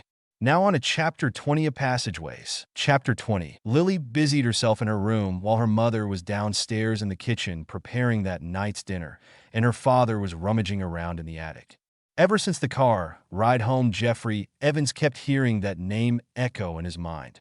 Evening shade, evening shade, evening shade. It would not leave him alone. Flashbacks to his youth assaulted his mind's eye. A whispered conversation between his father and grandfather at the hospital. What was it they were saying? Something to do with that name? Why had they argued? Why had his dad forbid him to speak the name? Was his great-grandfather a traitor to the crown? Is that why the name was forbidden to speak aloud? Perhaps a murderer? Were the Evening Shades pirates? Though he could not recall the name showing up in any history book he had read, still it was a possibility. The name evoked so many questions. This curiosity about the connection to his family name had not been this strong since he was a child. And so he found himself in the dust-layered and cobweb-filled attic, looking for an old family heirloom. Jeff continued his search for the object that could possibly shed some light on the issue, a relic he had not thought of since Lily was a child, a small rosewood box that his grandfather had given his father, and had then come to him upon his own father's passing. 15 minutes later, and a lot of stirred-up dust had resulted in finding the object of his search. It was about 15 inches long and about 3 inches wide and about 2.5 inches deep, made of delicately carved and stained rosewood. At the center of the box was a pure black phoenix with spread wings and large fantail feathers. It was centered in the middle of a blood-red circular field. He took hold of the box and tried to open the lid. It would not budge. He adjusted his grip and tried again, but without success. He turned the box over and over in his hands, trying to find a way to open it. There had to be a way. He could see the small hinges, but no matter what he tried, it would not open. At length, he decided that later he would take it to the garage, maybe after dinner. There he would try and remove the hinges with his drill. If he was careful enough, he would not damage the surrounding wood. He wasn't sure where this obsession was coming from, but the thought would not leave him since the car ride home. "Jeff, love, dinner is ready." He heard his wife call to him from the bottom of the extendable ladder that extended down from the attic hatch to the floor below. "Be right there," Jeff Evans replied, shoving the long, thin box into his back pocket. He descended the ladder and washed up a bit before heading downstairs. Walking through the family room, he placed the rosewood box on the mantel of the fireplace and then entered the small dining room where his wife and youngest daughter had already taken their seats at the table. On the table was a platter of fried chicken, mashed potatoes and coleslaw, and buttermilk biscuits. Jeff chuckled quietly. His wife Rose had become obsessed with Kentucky Fried Chicken since it came to the UK in the mid-60s. Though she never quite got the chicken recipe right, it was still rather tasty. "Oh, shut it, you!" Rose Evans mock glared at her husband, knowing what he was chuckling about. "I think I almost got the seasonings right. A few more herbs and spices and I'll have it. Just you wait." She sniffed superiorly. Jeff lost it and began to laugh out loud, quickly followed by Lily, who had been watching the interplay. The rest of dinner passed by quickly with playful comments and chuckles here and there. The mood was light and homey, something that Lily had missed, though she had barely been at school for about a month. "So tell me, sweetheart, how are things at the magical school of yours?" Rose Evans asked her daughter as she brought in a platter of treacle tart, Lily's favorite. "It's wonderful, Mom. I've already learned quite a few spells, and potions class is the best. My professor says I'm a natural." Lily beamed. "That's wonderful, dear. How about friends? Have you made many?" she asked. Lily's countenance fell just for a split second, but it was enough for the experienced mother of two to catch. "I have made one really good friend," Lily replied. "Oh," her mother asked warmly. "Yes, her name is Narcissa," Lily told her mother. "Narcissa?" her father asked. "Now, there is a name you don't hear every day." Jeff Evans chuckled. Lily glared at her father. "She is very sweet and my best friend," Lily defended. "And her sisters are great too. Andromeda is a 3rd year, and Bellatrix is a 5th year." In fact, Bellatrix and Andromeda have taught me some very helpful jinxes to keep people from. From what, dear? Rose asked worriedly. From the look on her daughter's face, it wasn't something good. Well, there are a few bullies that don't like that I'm a Muggle-born. She offered demurely. A Muggle-born? Her father asked. A witch or wizard born to non-magical parents. She sighed, but then hurriedly added. But that's no longer the case with me. So other students are bullying you? Her mother stated fiercely, not catching the second part of her daughter's response. Yes, but have you gone to a professor? Rose asked. Well, you haven't, have you? Lily Evans, you need to tell someone at that school what is going on or we will. Rose stated, pointing to herself and her husband. I can take care of myself, mother. Lily fired back. And besides, I can defend myself quite well. Thank you. And Bellatrix would hex anyone into oblivion if they dared try anything to hurt me. Sweetie, her father said tenderly. We're just worried about you. You are so far away from us. And it's hard for a parent to think of their child being all alone and picked on. But I'm not alone. I have Narcissa and Andromeda, and Bellatrix and now Harry. Lily replied a bit more evenly, her father's soft voice calming her down. Harry? Who is this Harry? Her mother asked. Lily smiled and twirled the ring around her finger that was hidden from view, her hands in her lap. I'm actually glad you brought that up. Lily replied, looking a little apprehensively at her father. Dad, I learned something today. About myself, about our family, really. Lily began hesitantly. Oh, her father asked and motioned for her to continue. Why, you see, we are... Lily sighed in frustration at her own lack of knowing how to start this conversation. Just spit it out, Lils. Jeff told her with a warm smile. Dad, I know that you have never spoken about our family history except in very vague generalities, and I was too young when Grandpa Evans died to know or care about that sort of thing. But today I learned something about our family, about the evening shades. Lily managed to say, finally. Evening shade? Rose asked in confusion. You mean the Evans, don't you, dear? No, I mean the evening shades. Great-grandfather changed it to Evans. Didn't he, father? Lily asked, looking to her father for confirmation. Why, yes, I believe he did. Jeff Evans stated softly, as a clearer memory of the conversation that he had overheard between his father and his grandfather in the hospital came to him. Jeff stood as the scene from the hospital came into focus. He paced a bit before speaking again. Why, your grandfather was told by your great-grandfather that the true name of our family was Evening Shade, and that he hoped that one day our birthright would be restored. Your grandfather had angrily replied to him that what was lost should stay lost, and that he didn't want his family to be associated with such unnaturalness ever again. I didn't know really what he meant by those words. What do they mean, Lily, do you know? Her father asked questioningly. I believe I do, Dad. I believe great-grandfather at one time was a wizard, a magical like me. Or at least a squib. Lily proclaimed softly. What is a squib, dear? Rose asked her daughter. A child born to magical parents, but is not magical himself, or cannot access his magic for some reason. Lily explained. Not that I don't believe you, love, but how can you be sure that he was a wizard? I never have heard of anyone else in the family having magic. Jeff replied skeptically, but was willing to hear his daughter out. Because I met an evening shade, father. He told me of our heritage. Lily replied nervously. Just because you met someone with the same last name as our ancestors doesn't mean that we are descended from the same line. He replied sympathetically. Lily sighed heavily. Dad, there are means by which the head of a magical house can detect a person of his bloodline. And this evening shade you met, he's the head of his house? Jeff raised an eyebrow. Lord Evening Shade, and he is Dad. She replied, I don't know, sweetheart. How do you know if this guy isn't just telling you what you want to hear? He offered. Lily looked down at the table, trying to think of a way to explain to her father how she knew it was the truth. Dad, when he touched me, he what? Jeff Evans started with a raised voice. Not inappropriately, father. He took my hand. Sheesh. Lily shook her head and rolled her eyes. Her mother chuckled at her husband's embarrassed look. As I was saying, when he took my hand, my magic flared and seemed to almost sing. It was recognizing him, and I felt his magic recognize me in return.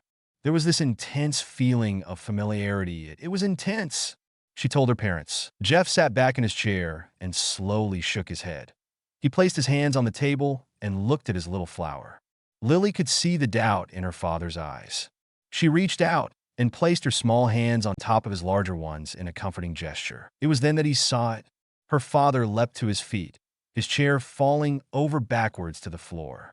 He held up Lily's right hand and stared unblinkingly at the small ring on her ring finger.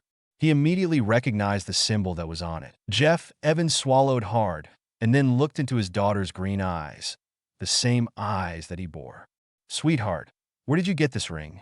he asked softly. "It was created for me by Lord Eveningshade." She didn't mention how, and from what it was created, she didn't think her father would take it well if he knew it was created from her blood and the blood of Harry and Bellatrix. "Wait here for a moment," her father said mysteriously, and then left the dining room. A few moments later, he had returned with a beautiful thin box. He turned it around and held it with both hands so the seal was pointing away from him. "This belonged to your great-grandfather and was given to my dad and then to me." Lily looked at her father, confused at first, but her eyes suddenly widened as she saw the same crest on the box as was on her ring. The Eveningshade crest. She whispered, "May I?" she asked, holding her hand out for the box. Her father nodded and placed the box into her hand. The small box suddenly began to glow a rich golden color at her touch. Slowly, the lid began to open, revealing its contents. A wand. It was 10.5 inches long with what appeared to be two distinct colors of wood fused together, spiraling each other seamlessly. One half was a dark ebony color and the other a bright ivory. It was, in Lily's opinion, a most beautiful piece of craftsmanship. She reached for the wand with her right hand, and it literally jumped into her awaiting palm. A surge of powerful magic went through Lily as the wand chose her. Her parents involuntarily stepped away from their daughter as she was enveloped by a bright light that filled the room. Rose Evans gasped as she witnessed her daughter's green eyes begin to glow dramatically. As the light around Lily faded and her eyes took on their normal hue, she staggered breathlessly, and only the presence of the table behind her kept her from falling over. "Whoa!" Lily breathed heavily as she leaned against the table. "I guess that answers the question of whether or not we come from magicals." Lily grinned and then promptly fainted. No sooner had Harry and Bella returned to their room after dinner than Bella had jumped into Harry's arms, wrapping her legs and arms tightly around her husband. She kissed him passionately before pulling back with the largest grin on her face. "Sweet Morgana, you were brilliant, Harry," she squealed excitedly. Harry couldn't help but smile in return at her enthusiasm. "Yeah? You think so? Harry, you got grandfather to side with you? That is huge. With his vocal support, the rest of the family will not dare to challenge you. Even Uncle Orion won't publicly take sides against you now. I noticed you were pretty silent during dinner." Harry stated with an arched eyebrow. "I was being the dutiful wife," Bella said in her most aristocratic voice, before smiling. "It was your time to show strength, love. You needed to do that on your own in order to prove to the rest of the family that you are a leader, the head of House Eveningshade, and a force to be reckoned with." "I see," Harry replied, flopping back on the bed, exhausted from the mental exertion at dinner. Bella lay next to him, cuddling into his side with her head on his shoulder. "This first meeting, Harry, was all about politics. The family would politely listen to you, then challenge your positions, and then judge you worthy or not of their allegiance. They respect only strength, my love." She softly spoke. "So, dinner was a test then?" She nodded her head. "Why didn't you tell me beforehand?" Harry asked in a serious but non-threatening tone. Bella sighed and tightened her arms around his waist.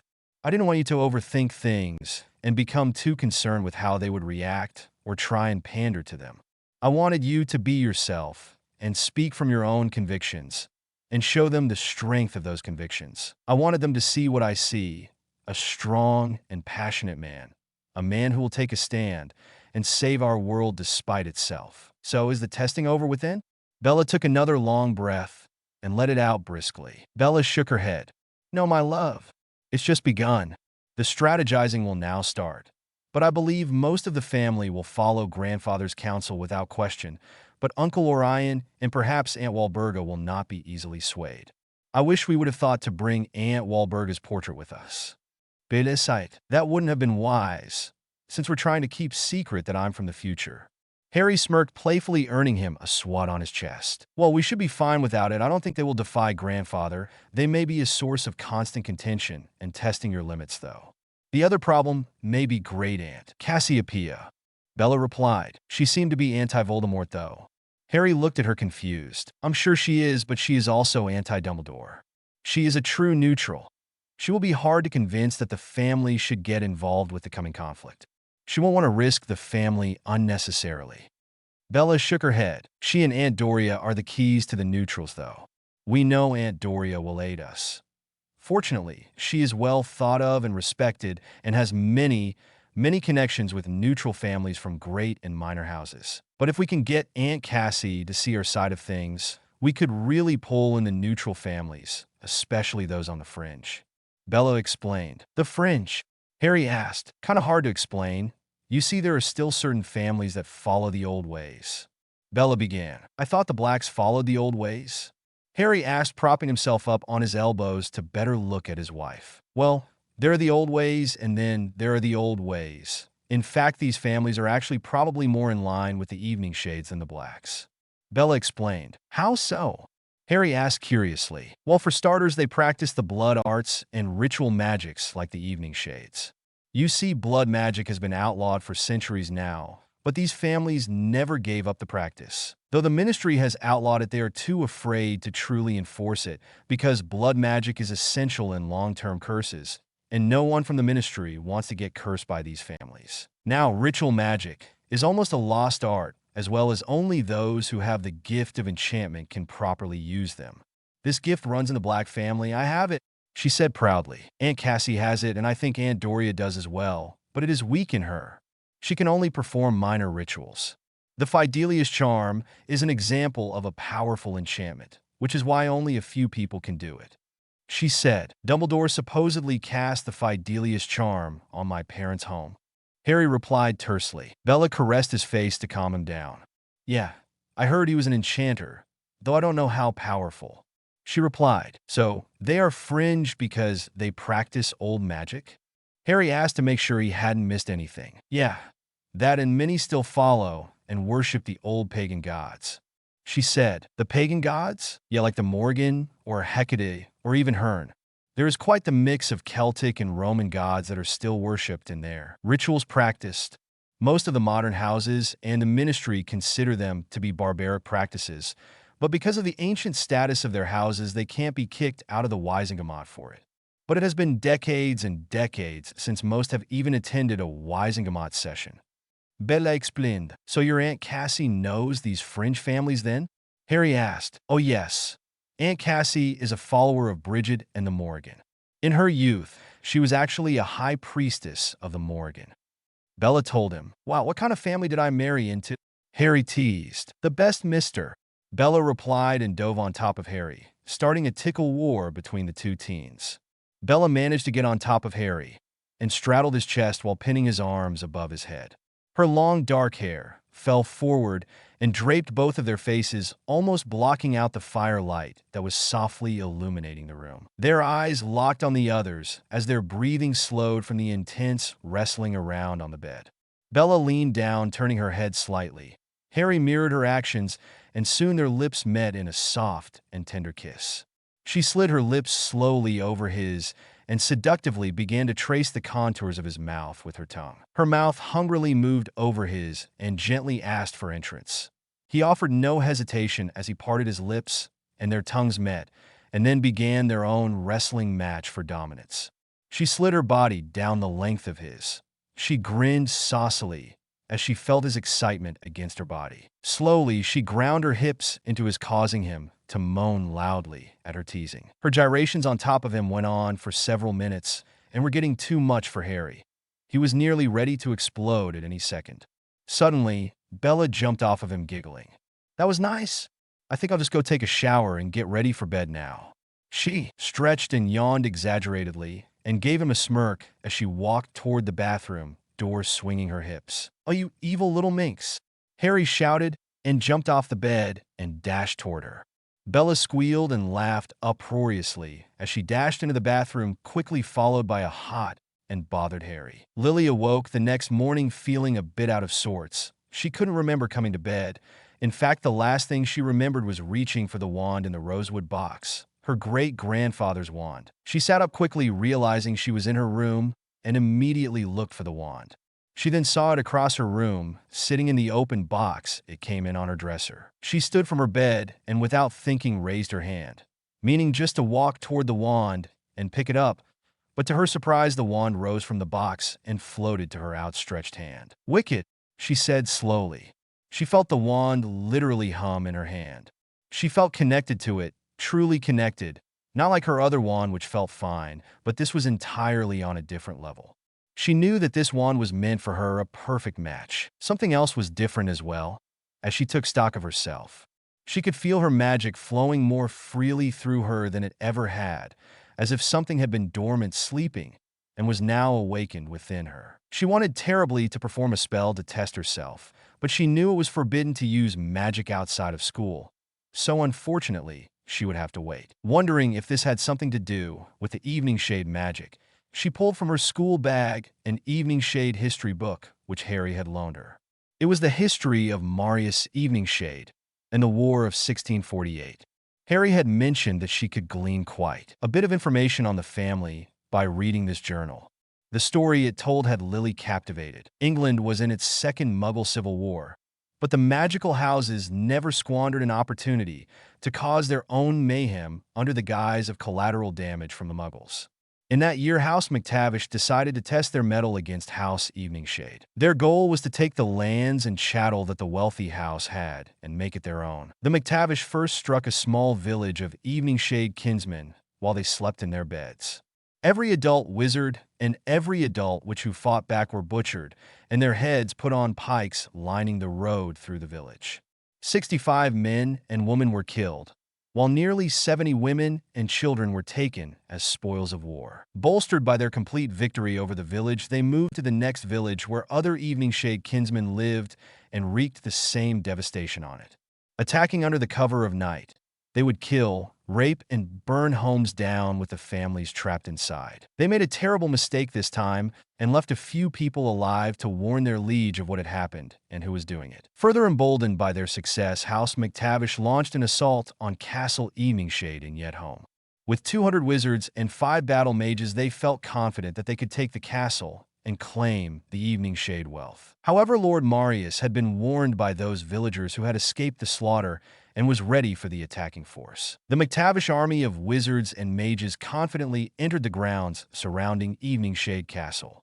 Lord McTavish, in his hubris, called out to the lord of the castle and challenged him to come out and meet his army on the field of battle instead of cowering within his castle walls. Lily read on in horror and fascination as a piece of her family history was literally unfolding before her eyes as she read the words on the pages of this ancient book. A mental image formed. It was like watching the tele, and she could see what was happening as if she was there. She briefly wondered what spell was used to create this piece of extraordinary magic. She turned back to the book and began to read again and was pulled back into the events. The large castle doors slowly creaked open. A thick and cold mist poured from the doors and onto the grounds. There was something or someone stirring just behind the large doors, silhouetted just out of focus. Soon the silhouette began to move forward. It was a solitary man. No, wait, it was more than one. Out they came in a straight line until the first man stopped and 5 silhouettes broke to the left and 5 more to the right. They formed a skirmish line, each silhouette about 6 feet from the other. As the images began to sharpen, 11 men in hooded black dragon leather battle robes stood silently and motionless in front of the 200-plus force, just 100 yards in front of them. Lily gasped and sat up straighter as she saw 11 men defiantly face down the army of Lord McTavish. Her heart was pounding wildly. The scene was awe-inspiring in its apparent hopelessness. How could 11 wizards hope to defeat this force where they were outnumbered nearly 20 to 1? She grabbed her pillow and held it tightly to her chest as she continued to watch the scene unfold before her. Is this all the men you could scrape together? Lord McTavish mockingly laughed, and many from his company laughed as well. But not a sound did the 11 wizards make, but silently stood their ground. I have you outnumbered. Surrender now, and I will spare your women. But I'm afraid your men will receive no such quarter." McTavish chuckled. Again the men remained silent and unmoving. Unease fell upon McTavish's men, as they looked upon the 11 who had not moved an inch since they arrived, nor had they spoken nary a word. It was unsettling. 11 heads began to look up at the opposing force. Gasps were heard up and down the McTavish lines, as 11 pairs of eerie, glowing green eyes stared back at them. With unnatural speed, 11 wands snapped into 11 hands and were held loosely to the side of each man. The temperature suddenly dropped 20 degrees as the mist rose up from the ground and surrounded the two opposing forces in a shroud of bone-chilling murky haze. It made the glowing green eyes of the evening shades seem much more ominous. Lily squeaked unintentionally and began to chew desperately at her fingernails as the tension rose to incredible heights. She knew that she was not part of what was happening, but her emotions were off the charts. She felt fearful and anxious as the scene was about to climax. Lord McTavish became visibly nervous, an affliction that quickly spread to his men. Someone screamed a blood-curdling intonation. Whether it was a scream of fear or a battle cry, it did not matter, but it did result in the first spell being cast from the McTavish lines. The spell cast in panic or haste went well above the heads of the 11, but it was all the incentive they needed to retaliate. Their wands were a blur of such speed that it was impossible to see the movements required for each spell. With deadly precision, 20 men lie dead before the McTavish army could even return fire. They moved with the speed and agility of vampires. The mist then lit up in a rainbow of colors as spells began to be fired fast and furiously. 3 evening shades ran headlong into the McTavish lines, cutting wizards down and leaving a trail of dismembered limbs and entrails as they passed through. The 3 came face to face with the 5 battle mages who were at the rear of the force. With their long staffs, they let loose a hailstorm of powerful blasting spells that caught one of the evening shades flat in the chest, splattering small pieces of him across the field. The remaining 2 evening shades cast their eyes on the 5 mages who were now bearing down on them. The mages smirked as the 2 black-cloaked wizards stood still. The mages twirled their staffs, ripping hundreds of blades of grass from the ground, and caused them to hover in the air in front of them. With another wave of their staffs, the blades of grass became sharpened blades of steel. Still, the 2 evening shade did not flee. They walked slowly with purpose toward the 5 mages. With looks of smugness, the mages banished the hundreds of miniature razor blades at the 2 men. Their looks of smugness suddenly fell and became looks of surprise, and then horror as the razors passed right through the cloaked men as if they were not even there. The blades continued to travel and struck several of the McTavish men. 24 men fell screaming from the dozens of punctures and cuts from the transfigured blades of grass. 5 fell dead from the attack gone wrong.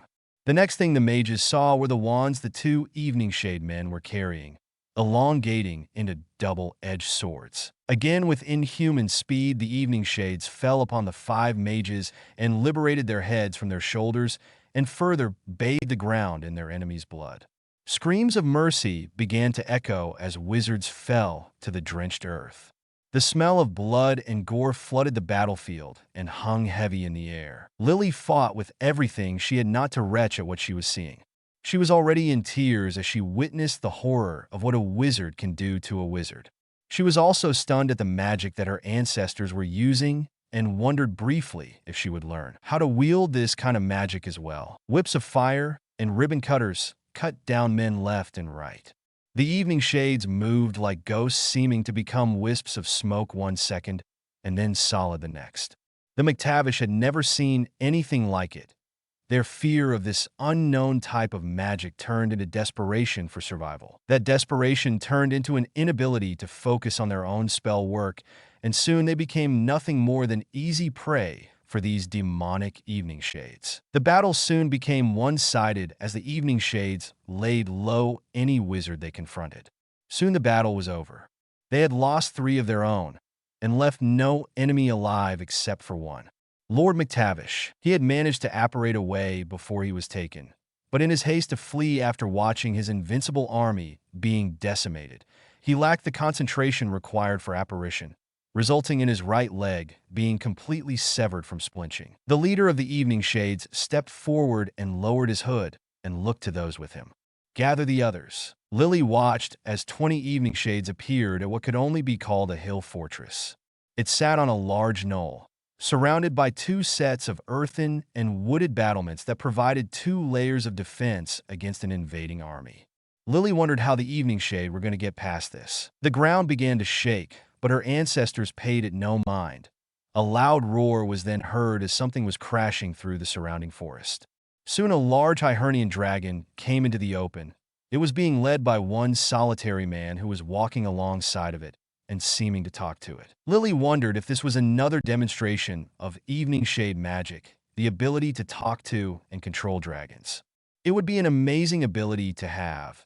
Dragons were known to be magic resistant, so was there some other means by which her ancestors controlled them? The dragon was led to the first 15-foot high battleworks and with a large intake of breath, belched out an impressive stream of fire that immediately set the fence ablaze. Green and purple blasts of light indicated that whatever spells or wards that had been on the battlework was now destroyed by the dragon fire. Witches and wizards from the castle began to shoot spells at the dragon from the cover of the stone walls, but most spells fell short of reaching the dragon. The few that did reach it bounced off harmlessly. The second battlework was then set ablaze by the dragon with the same results as the first. Smoke and cinder permeated the air and seemed to be pushed magically toward the castle, obscuring the view of the attackers from those in the castle. The roar of the dragon echoed through the dark night, wanting to attack the castle, but his handler spoke to it and calmed it down. Lily watched as the Evening Shades walked through the flames and smoke like demons walking out of the depths of hell, their green eyes aglow with power and determination. They strode slowly forward to the castle, a line of walking death bringers. Spells from those within the stone walls were raining down on them, but few came close to striking them, and those spells that did come close were batted away like a pesky fly. 20 men came to a stop at the stone wall of the castle. Dozens of eyes roamed over the walls searching for something.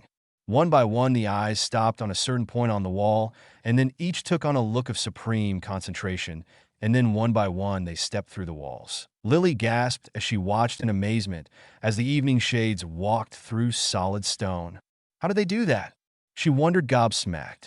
The next thing she saw was the complete annihilation of every adult witch and wizard within the walls. They had found Lord Hamish McTavish and made him watch as his family and his house was made extinct. According to the record, within a time period of 2 weeks, every McTavish was sought out and killed, except for the children who were all taken and bound to House Evening Shade or its allies. Upon reaching their majority, they were made to take oaths of loyalty. Lily closed the book and sat back against the headboard of her bed.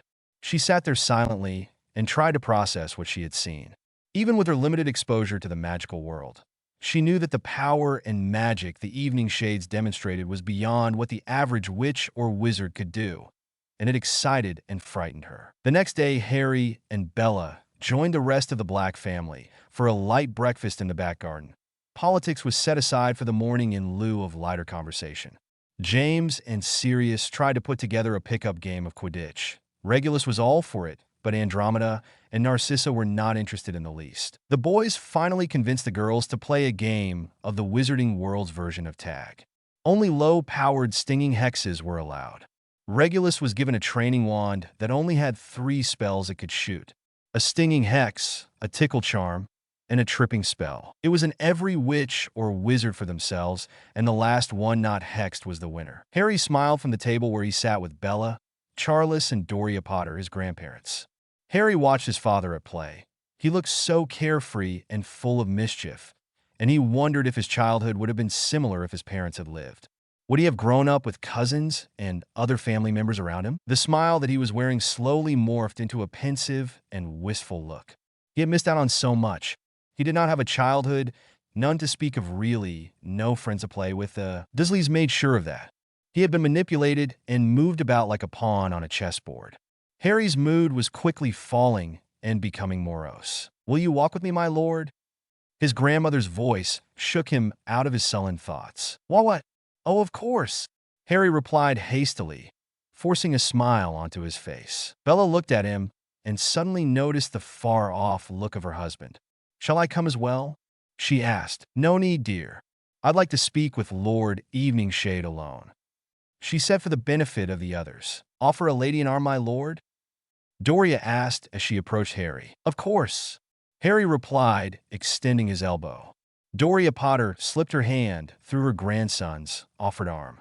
They set off toward the large pond to the east of the patio. "Canute for your thoughts, dear," Doria stated with a warm smile. "You seem to be in deep thought about something. Something that is troubling you." Before Harry could ask a stunned, "How did you know?" she answered his unasked question. "James often gets that same look on his face when there is something troubling him," she said, patting his arm as they strolled the grounds. Harry sighed deeply as they walked. "I was just wondering what my life might have been like if things had turned out differently," she finished for him. Harry nodded, glancing over at his father, sneaking up on an unsuspecting Narcissa. "Harry, I won't pretend to know the answer to that question, and I will not patronize your intelligence by stating that your life would have been a bed of roses. The truth is that we will soon be at war, and there are no guarantees how any of our lives will turn out. As a mother and a grandmother," Doria squeezed Harry's arm affectionately, "I would do and will do whatever it takes to protect my family. You being here has given us an advanced warning of things to come. An opportunity, Harry, an opportunity to change our fates. You may never have the childhood you dreamed of, my dear boy, but perhaps this new future you intend to bring will be brighter for all of us. I know that there is a certain young woman who is watching us closely back there, who is hoping for a long and happy life with you. Harry, now is the time to live for the future, not to dwell on ghosts and dreams of the past. Love your bride, protect yours and her future, and the future of your own family you will have with her one day." Harry looked back at the table where Bella was watching him with worry, but with obvious love in her eyes. It was time, he sighed. Time to let go of foolish childhood dreams of a home and family he could not have, and instead fight for the one which was now right in front of him. Harry's posture straightened, and gone was the wistful looks of a moping teen, and in its place a resolute look of determination from a young man on a mission. "Good, good," Doria praised, looking at the set face of her grandson. "We are your family now, Harry, and though the dynamic is not quite what it should have been, it is close enough."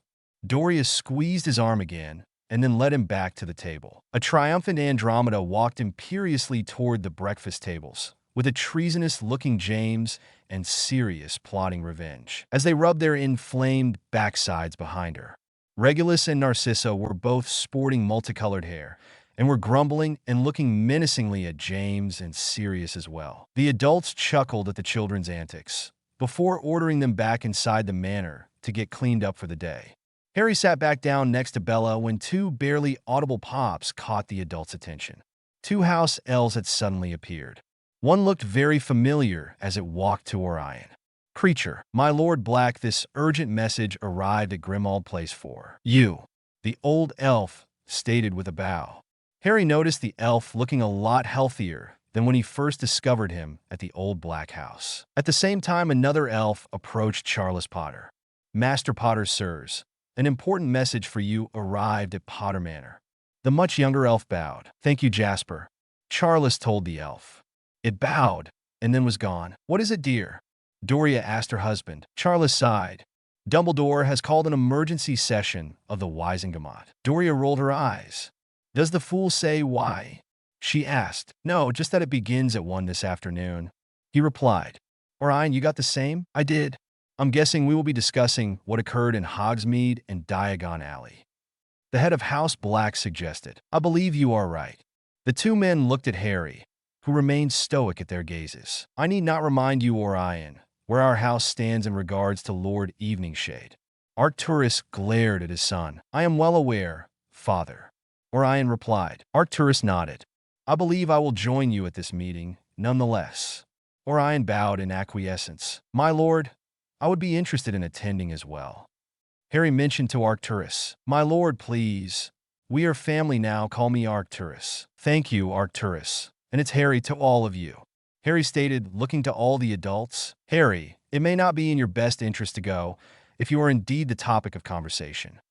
Arcturus offered. "The ministry doesn't know who I am, sir, And if I were to come as your guest or Lord Potter's, I don't imagine anyone questioning you about my presence."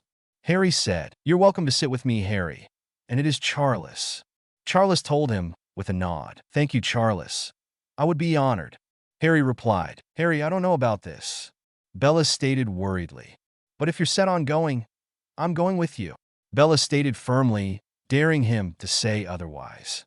Harry blinked owlishly at his wife. "Get used to it, Harry." Charles patted him on the shoulder. "Black women are incredibly stubborn when they set their minds to something." Charles chuckled until he saw his own wife glaring at him, and every other black woman in attendance. Did I also forget to mention that their incredible intelligence is only matched by their amazing beauty?"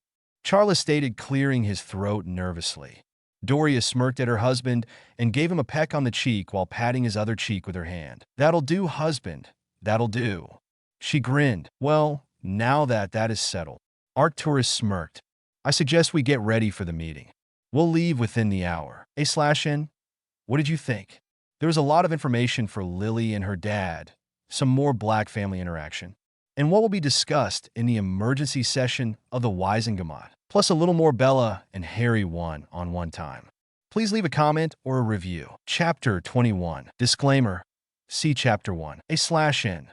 So sorry for the delay. The laptop I use had an unfortunate accident where the screen cracked. But I'm up and running again.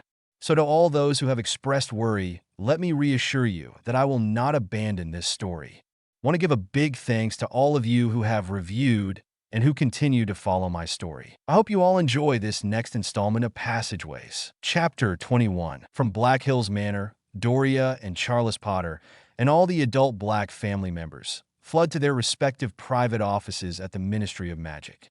Being senior members of the Wisengamot had its perks. Because of their ancient and noble status, they were allowed to have these private connections. This was a boon to Harry and Bella, who would not have to go through normal security checks to enter the Ministry of Magic, as guests of the senior members were given exceptions to the rule. Harry and Bella had accompanied Charles and Doria to the Potter office with their identities remaining a secret. It was a surprisingly large office with a large, rich mahogany desk, a small conference table that could seat about 10 people, several comfortable-looking leather chairs, and a matching leather couch. Above the mantel of the fireplace was the coat of arms for the ancient and noble house of Potter, with several portraits of former heads along the walls. A security brief was waiting for Charles on his desk, detailing the events of the Diagon Alley and Hogsmeade attacks. Every member of the Wisengamot was given this brief by the Department of Magical Law Enforcement, as Arcturus and Charles had believed. The topic of the emergency session would be these recent attacks. The brief contained a list of those who were wounded or killed in the attacks. Also an estimate of the collateral damage in Galleons, including cost of repairing damaged buildings, healer response along with emergency medical services provided by St. Mungo's. There were witness statements, photographs, as well as the most recent progress report into the investigation of the attacks, i.e. the names of perpetrators, those individuals or organizations involved. Theories, suppositions, and allegations were not a part of the official report, but Charles knew that these things would be raised on the floor of the Wisengamot, and it would be an intense oral debate. Charles wasted no time and quickly began sending flying memos to those that were part of the Potter voting bloc. He called for a quick meeting with his colleagues before the session began. Orion, under Arcturus' direction, was doing much the same with those families he knew were loyal to the Blacks, or at least were indebted some way to the Blacks by fair means or foul. Both patriarchs would counsel their colleagues not to be pressured into an immediate vote of any kind today, but require the chief warlock to allow the customary 3 days of review before calling for a vote on any kind for new legislation. Charles excused himself to meet with his delegation and prepare them for how they were going to respond as a bloc in council.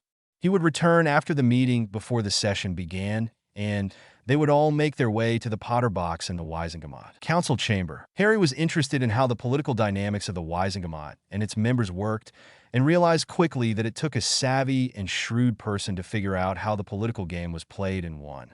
His grandparents and his new in-laws both appeared to be very knowledgeable and experienced with the real way the government worked. Bella seemed to be in her element, absorbing everything around her with childlike enthusiasm, asking Doria question after question. Doria was extremely patient and was very willing to illuminate the two teens on the ins and outs of political life, and also educating them on the pitfalls and the cutthroat atmosphere. Grandmother, how would I find out if the evening shades were ever members of the Wisingamot? Harry asked curiously. I don't know for sure, but I believe that they were. But depending on their membership, they may not be anymore. She replied thoughtfully. What do you mean? Harry asked. Well, it depends if they were a founding member, a hereditary member, or common member. That is a purchased membership. She explained. I still don't understand, grandmother. He told her. A permanent member, or what is commonly known as a founding member, Harry, is a house who participated in the creation of the ministry. They were the lords of the era when the ministry was first established and thus were given permanent member status in the Wisingamot, which is the ruling body of our government. Even if that family has become extinct, their seat still exists. There are a total of 50 founder seats, but only 20 that are active. 30 have gone extinct. Although according to Pollux, 24 of those extinct houses have resurfaced from the Muggleborns. If they were to be reintegrated, well, that would indeed cause a stir. She chuckled mischievously. Now, a hereditary member is a house which gained its Wisingamot position by being landowners or lords over a fiefdom. They were compelled to provide taxes for the ministry, and wizards and witches to the government in times of war or civil unrest, and in return they were given a representative seat in the government. As long as they did not lose their titles and lands, their seats would exist in perpetuity. However, if they lost their titles or lands, either by conquest, forfeiture, sold, acts of gods, or from a vote of disenfranchisement from the founding members, their seats would be then offered to another lord. There are only 100 available hereditary seats. Of course, with the collapse of the feudal system, the requirements for the maintaining of the title of lord have been changed to allow titles to be passed down from father to son, without the need of being a lord over a fiefdom. Also, if a house in this second group cannot produce a male heir, their seats will be either sold to another great house that had not been able to have a seat because of the number limit. However, a house's seat can be saved if they have a female member who is of the main line. She would have to acquire a consort bond with a man of equal status and produce a son that could take over her house's lordship.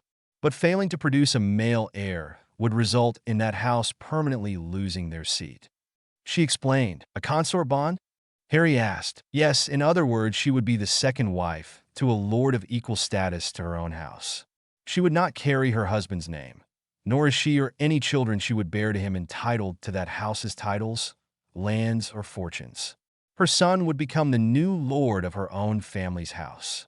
She told him. I guess I asked. Harry groaned. Doria smiled sympathetically at her grandson. Now, where was I? Oh, yes. The last group is the commons. They are members who come from some of the newer families given house status. These houses have come to economic or social prominence through business or other means. They are allowed to purchase seats in the Wisingamot, but again, only 100 seats are available to them. These seats are not hereditary, and once that person is deceased or can no longer perform his duties, that seat is then put up for sale. But final approval of a new house getting those seats must come from the founder membership. Doria explained. So there are no elected seats? Harry asked. No, though there have been attempts at legislation from this third group to have elected seats. As you can imagine, the older families do not particularly embrace the idea. So, they have not been able to get enough votes for the measure to pass. She explained. If there are so few permanent members in the Wisingamot, why do the other two groups fear them? It seems to me that the other groups could pretty much do as they want. How will grandfather or Arcturus stop anything that comes to the floor? Harry asked. Very good question, Harry. You see, there were safeguards put into the bylaws of the Wisingamot. Any proposed legislation must have a sponsor from a permanent member of the Wisingamot, or it will never see the light of day. This little caveat is the catalyst for many of the factions we have today. Amongst the permanent members, you have those who are the so-called light faction, the dark faction, and the neutrals. The memberships of the two other bodies align themselves with a permanent member who best fits their politics. These alliances are what create a voting bloc. The light and dark factions are fairly even-numbered, with the largest faction being the neutrals. However, the neutrals are not as fanatical as the other two factions and so aren't as passionate about their politics. The neutrals would better be classed as a loose coalition at best. They rarely will get involved with legislation that did not immediately affect them in some way. Arcturus is hoping to tighten and rally the neutrals around the premise that Voldemort's true goals are not one of pure blood prominence, but the subjugation of every magical in the kingdom, placing himself, or at least the House of Black, in a very powerful position politically. Harry added with a smirk. With House Potter as a co-sponsor, it would bring a lot of prominence to both families, Harry, not to mention what it will do for the Evening Shades as well. It is how things are accomplished, Harry. You can't hope to make changes without the political strength behind you to do so. I understand, grandmother, I do. It just feels like a sneaky way to do things. Doria chuckled warmly. Well, my dear, if you had been born 1,000 years ago, the power of the wand was stronger than the quill, but today that is just not the case. But not to worry, your family is quite astute in the political arena. She affectionately hugged her grandson to her chest and kissed his forehead. Now, to answer your initial question about the Evening Shades, we'll have to look in the book of Wisengamot houses. Doria stated, looking through her husband's bookshelf. Ah, here it is, she declared, pulling an old tome from the bookshelf. Now the families are listed alphabetically. Let's see. Doria flipped through the pages quickly, glancing at the name found at the top of each page. Evening Shade, she affirmed loudly. Well, it appears that your house was not one of the founding houses. I expected as much, so they are not permanent members of the Wisengamot. It does state that they did have a hereditary seat and had taken over several other hereditary seats by means of conquest or as payment for debts owed. In fact, they controlled, 17 seats. Now that's curious. Doria frowned, looking at the book. What's curious? Bella asked, having followed the conversation with interest. The dates of when the Evening Shades lost control of 16 of those seats. Doria said thoughtfully. What about them, grandmother? Harry asked. It's odd because all of the seats but one were lost on October 31st, 1810, and the last in 1817. It's curious that there were no heirs to take over the seats. They were simply controlled by your family one day, and then the next, the seats were extinct and new lords appointed. She frowned again. Well, I know something happened to my great-great-great-grandfather in 1817. He lost his magic and went into the Muggle world. Harry told his grandmother. But something else had to have happened to the rest of them, Harry. The Evening Shades were known to have a large family, enough siblings and cousins to control 17 seats in the Wisengamot easily. Doria replied slowly, her mind in deep thought. What are you thinking, Auntie? Bella asked. Without a word, Doria Potter stood from her seat and walked briskly to the fireplace. She threw in some flue powder from the mantel. With a whoosh, the orange flames turned green, and she then called out, Wisengamot Historical Records Department. WHRD, this is Marjorie Dunkel. How may I help you? A sweet, lilting Irish voice replied. Marjorie, dear, it's Doria. How are you today? Doria asked politely of her old Hogwarts dorm mate. My goodness. Dora, how are you, Chara? The red-headed director of the Wisengamot Historical Records Department asked, jovially. Fine, dear. And how's your daughter, Royson? She would be a 6th year now, wouldn't she? Marjorie pursed her lips before replying. To be honest, Dory, I'm a bit concerned. She's been seeing this muggle boy from the village named Sean Finnegan. Oh my, does he know she's a witch? Doria asked. No, I don't think Royson is wanting to scare the boy away. Devout Catholic, you see. Marjorie stated, as if it were an obvious problem. Perhaps it's just a rebellious phase, dear. Doria comforted her old friend. Thank you, dear. I can only hope so. Now I'm assuming this call wasn't a social one. Marjorie smiled. No, not entirely. I was hoping you could do a favor for me. I was hoping you would be able to find something for me in the historical records.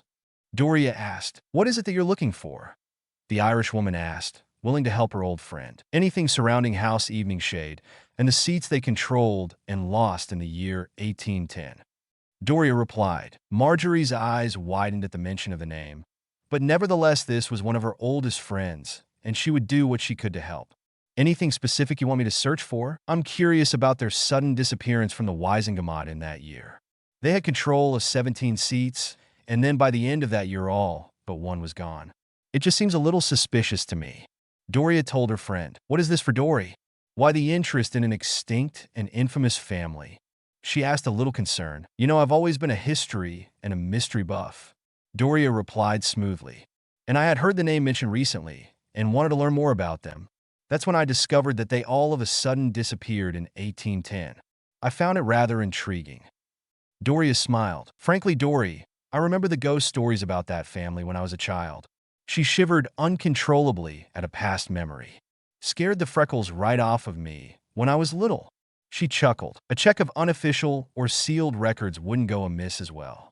Dora stated conspiratorially with an all-too-familiar wink and smirked to the Irish woman. Marjorie chuckled at that. She remembered all the clandestine late-night excursions to the restricted sessions in her youth with Doria and their little group of girls. All right, I'll see what I can find. Where can I reach you? She asked with mirth in her voice. I'll be here at the ministry for the remainder of the day, I believe. Charles was called into an emergency session, and I'm accompanying him today. Doria told her friend. It may take some time, but if I find something while you're here, I'll send an elf to you with the information. If not, I'll forward it to the manor, shall I? Marjorie asked. Thank you, dear, that would be lovely. Doria told her friend. Oh, one other thing, Marjorie. I'd appreciate it if we kept this just between us. She told her friend as an afterthought. Of course, Dory. Give my best to Charles and little Jamie. Marjorie smiled again, remembering how the now very proper lady was the rebellious friend of her youth. I will, and thanks again, dear. Doria replied warmly. Doria returned to her chair, where awaiting Bellatrix and Harry were giving her inquisitive looks. Doria sat primly in her seat and took a long sip of her tea. Well, Bella asked impatiently. What was that about? A hunch. Doria shrugged non-committally. Marjorie Dunkel had worked in the WHRD for 20 years now, and had been its director for the last 6. Of all the ministry jobs out there, it was by no means the most exciting, but neither was it the worst. But Marjorie found it fascinating. Any piece of legislation that was passed, every monumental policy change, every court proceeding found its way to her department. She fancied it as her version of the library at Alexandria. Here on parchment was the history of the Wisingamot, but really what it was the history of magical Britain. The scandals, the victories, the intrigue, the political maneuvering, some of the most famous witches and wizards had penned many of their laws, and they were all held here. Every word spoken during a Wisingamot session was transcribed here on magical parchment and then filed under the day and year. Though it was not a secret, few members knew or remembered that even their whispered conversations and utter diatribes were all copied down for posterity's sake. There were never truly any secret conversations within the hall. The public records of a session were available to anybody who requested them, provided that they had filled out all the proper forms in triplicate. Those non-public mutterings were not made available to the public. An official document of release signed by both the head warlock and director of the DMLE was required before these records could be released. However, Doria, being such a close friend, would not have to provide such documentation. After all, a fellow mistress of mayhem got special consideration.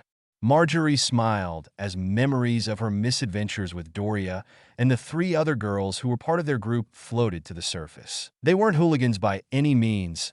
They were a group of girls who craved adventure, and an ancient castle like Hogwarts provided many opportunities for exciting and sometimes terrifying exploits. And of course, a girl had to have chocolate every now and then. And when the group had discovered the secret passage that led to Honeydukes in their 3rd year, it was Avalon. Of course, they always left money on the crates in the basement for what they took. They weren't thieves, for goodness sake. Of course, Doria would make quite a bit of extra spending money by selling some of her stash to other students, after a modest markup, of course. A girl needed her spending money after all. Marjorie chuckled to herself as she searched for the 1810 Wisingamot records. The other members of the Mistresses of Mayhem, she reminisced, had all married well or had successful careers. Delia Stodmore was now the Lady Delia Greengrass. Agnes Finkel was now Agnes McKinnon, one of the top hit wizards in the country along with her husband. And then there was Minerva Dunbar, who was now Minerva McGonagall, the Transfiguration prodigy who was now a professor at Hogwarts. The 5 girls were the best of friends and a bane to boys and professors everywhere. Doria had been their leader and the glue that held them together. Doria and Delia had been Slytherins, while Minerva was the quintessential Gryffindor. Agnes was a Ravenclaw, and she was a Hufflepuff. Doria broke boundaries in house relations. She wasn't a trendsetter, nor did she try to be. She liked who she liked, and that was that. It also didn't hurt that she was a very powerful witch and a daughter of House Black, so there were very few students brave enough to give her grief over her odd friendships. When she and the Gryffindor Quidditch captain Charles Potter started dating, it raised a few eyebrows, but no one dared to challenge the relationship. They quickly became the power couple of their year at Hogwarts. Charles was exceptionally skilled with charms, and was no slouch in the dueling arena, but his boyish charm and good-natured personality didn't inspire fear in others like Doria did. Doria was cunning and patient. Victims of her wrath were kept in abject terror, wondering when and where she would exact her revenge on someone. She loved to keep her targets in a state of paranoia on never knowing when they would meet their fate. Her enigmatic smile was enough to make most male students wet themselves in fear. Marjorie chuckled again, thinking about Lorcan Rockwood. The stupid boy actually was foolish enough to loudly call Doria a frigid whore in the Great Hall when she turned down his advances to court her. Doria had let the boy worry for nearly 3 months with promises of horrendous pain, even insinuated that she would immobilize the boy and lower his body into a vat of undiluted boober-tuber puss until the acidic puss stripped away all the flesh off of his worthless bones. 10 weeks had passed since her threat, but every day she gave him that look which promised that his day was coming soon, or she would show up unexpectedly in front of him and smirk evilly at him. Lorcan Rockwood, after 10 weeks, had a severe mental breakdown and was taken from the castle in a nearly catatonic state. It was rumored he was admitted into Street Mungo's mental ward, where he finished out the school term. Needless to say, Doria had achieved "Don't F*** K with me" status through the remainder of her school days. To outsiders, Doria appeared to be a dark which you did not want to cross. But to those who truly knew her as a passionate and loyal friend. To her closest friends, it was no surprise that she later became a healer. Ironically, her strength was in helping those with mental disorders, and she had helped more than one veteran of the Great War deal with their traumas, both physical and psychological. Many a witch and wizard who had been affected by the Great War had stories upon stories of her compassion and generosity. She had been the one to offer Potter Manor as a convalescent center during the war, and had personally treated many of the injured and had comforted the dying in their last moments. She became affectionately known to thousands as simply the Lady. Marjorie was confused as she looked through the magical shelves which contained the files for the Wisengamot. Each shelf was clearly labeled with the year that it pertained to. To her left was the shelf labeled W. 1809, and next to it to the right was the shelf labeled was no sign of the shelf that should be labeled W. 1810. She looked around at some of the other shelves and realized that several other dates seemed to be missing as well. Someone had stolen at least 24 years' worth of files. But that did not make any sense. Even if the files themselves had been taken, the shelves should still be there. They're hidden, Marjorie told herself in sudden realization. But why? Marjorie took out her wand and pointed it at the area where shelf W. 1810 should be. But before she cast, she suddenly felt an urge to go to lunch. "I just had lunch," she told herself, shaking her head. "Why would I need to go eat again?" She shook her head again. A compulsion charm? She hesitated to guess. It must have been cast some time ago. She could still feel the compulsion, but it was weak. She raised her wand again and fought against the compulsion. Finite incantatem. Marjorie cast her strongest dispelling charm. Suddenly a shelf shimmered into existence with the label of W. 1810. On the shelf was 2 old leather-bound books. One book contained the official record of proceedings of the Wisengamot for that year, while the other contained every conversation held with the Hall for that year. The books were magically shrunk and held much more than they appeared to.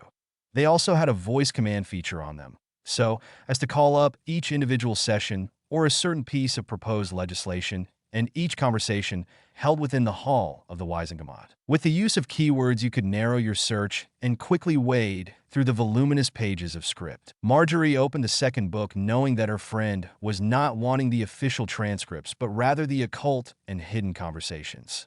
Reference search. Evening Shade. Marjorie felt the usual tingle of magic that told her that the book was cataloging every conversation that mentioned the Evening Shade name.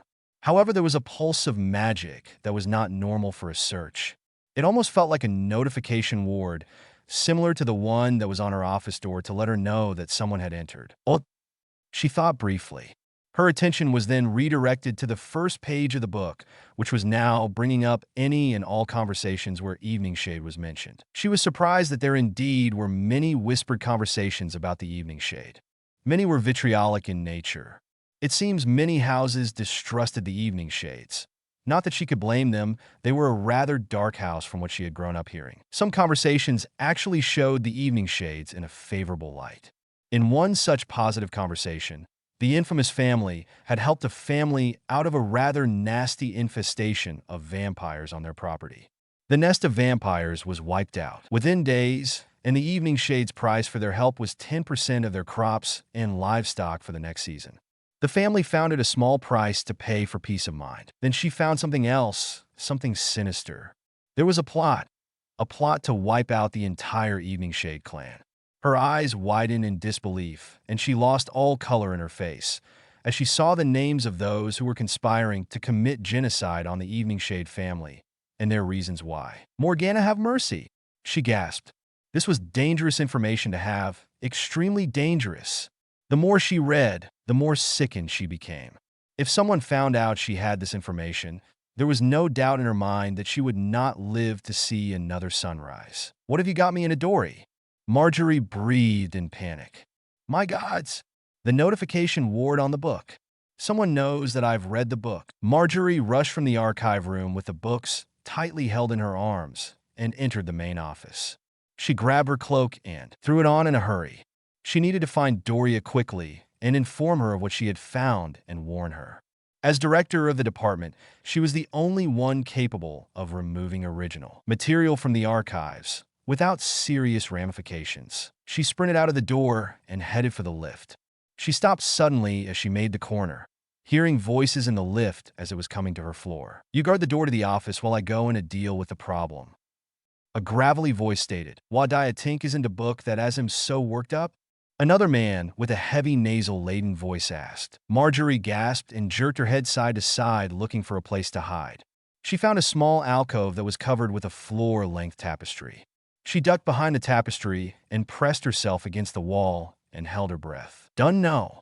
Something serious enough that it doesn't want the knowledge to get out. And then telling us to do what it takes to contain the problem." The first man replied. "Gonna kill her then?" The nasal man asked. "Not air, we'll get her to come with us. We'll do it in the alley after we find out what she knows." Marjorie was near panic as the two men walked by her hiding place. She remained there until she heard, then turned the corner to where her office was at the end of that hall. Peeking out from behind the tapestry and assuring herself that the coast was clear, she bolted to the lift. "Who are those men?" she rasped out as she fell against the back of the lift. She cast a tempest to check the time. "Damn! The Wisingamot session has already started. In a closed session, I won't be able to get in after it has started. Shite. Okay, calm down, Marjorie. We need to think." Marjorie told herself as her mind rushed to decide her next move. "First things first, I need to get to somewhere safe. Home? No, if they know who I am, that will be the next place they'll go. Thank Merlin Daub is out of the country for the week. The Leaky Cauldron, I can hide out there until I can get a message to Doria." Marjorie exited from the lift out into the atrium and headed to one of the public flues. She threw in some flue powder, then stepped into the green flames and called out her destination. 20 minutes later, and she was sitting in room 317 of the Leaky Cauldron. Through Tom the barkeeper, she had sent a message to Doria at the ministry. The note instructed her to meet her as soon as possible. She signed the note M.M. Banshee. Marjorie let out a weary sigh and then downed her third shot of fire whiskey. She set the empty glass on the table next to the chair she was sitting in that was facing the door. She was never very good at casting wards, but proficient enough to give her at least a second or two of warning when someone came to the door. So she sat there facing the door with her wand drawn and hoped that Doria would get her message soon. She felt the magic from the door pulse. She stood up and pointed her wand shakily at the door, but no one knocked. She stood there for a few more seconds and was just about to sit back down when suddenly the door silently flew open. A red light hit her wand, and it flew from her grasp. Two large men snarled predatorily as they lumbered into the room. They wore their hoods up, so their faces were obscured in darkness. Marjorie could feel the foulness roll off of the two men. The smell of cheap cigars and alcohol filled the room quickly. A man with a revolting, nasally voice then spoke to her. "Allo Poppet, we have some business with you." With a flick of the other man's wand, the door closed itself, and silencing words were cast. Charles returned from his meeting in thoughtful reflection. It had been a very informative meeting.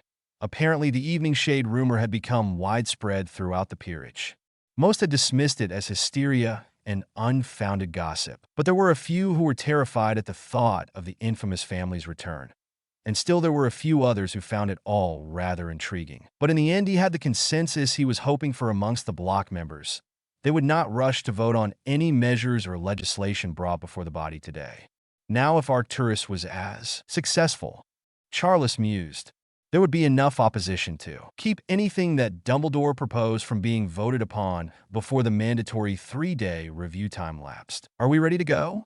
Charles asked his little entourage, rubbing his hands together. Doria, Harry, and Bella all stood at his inquiry and gave him nods of eagerness.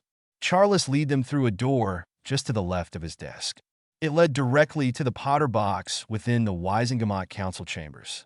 The chamber was a large oval room with stadium-like seating. A raised dais halfway down the seats on one end of the room consisted of a large throne-like seat where the chief warlock sat, with two smaller but similar chairs placed on either side, but just behind it with small desks in front of the chairs. These two seats were occupied by the executive secretary of the Wisingamot and the Wisingamot historian.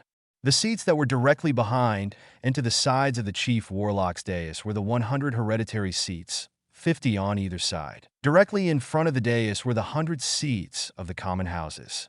At the very top of the chamber, above all of the other seats and circling the entire chamber, were the box seats of the 50 permanent houses of the Wisingamot. Each seat of the common houses consisted of a nice desk and 2 leather chairs. The seats belonging to the hereditary houses were much nicer and consisted of a more elegant desk and 4 very comfortable leather chairs.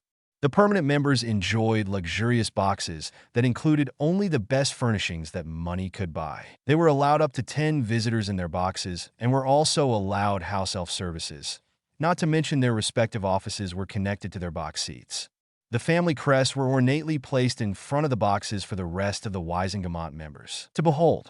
Position in the Wisingamot was important, and the founding families proudly displayed their house crests. Charles took his place at his desk while Doria sat back with Harry and Bella in the guest seats. Harry looked around and noticed the Potter seat was to the right of the chief warlock dais and centered along the longer wall. He noticed that the House Blackwood's seat was directly in front of him, so as to put it left of the dais. Harry noticed many familiar names as he looked at the crests of the permanent members.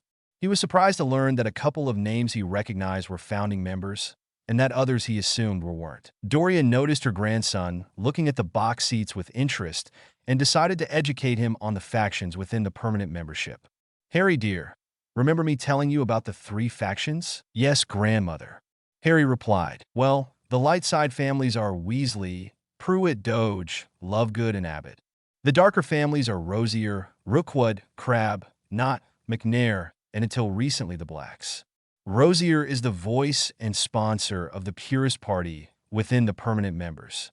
The neutral families are the Potters, Longbottom, the Bones, Greengrass, Bagshot, Davis, Edgecombe, McKinnon, and Turpin.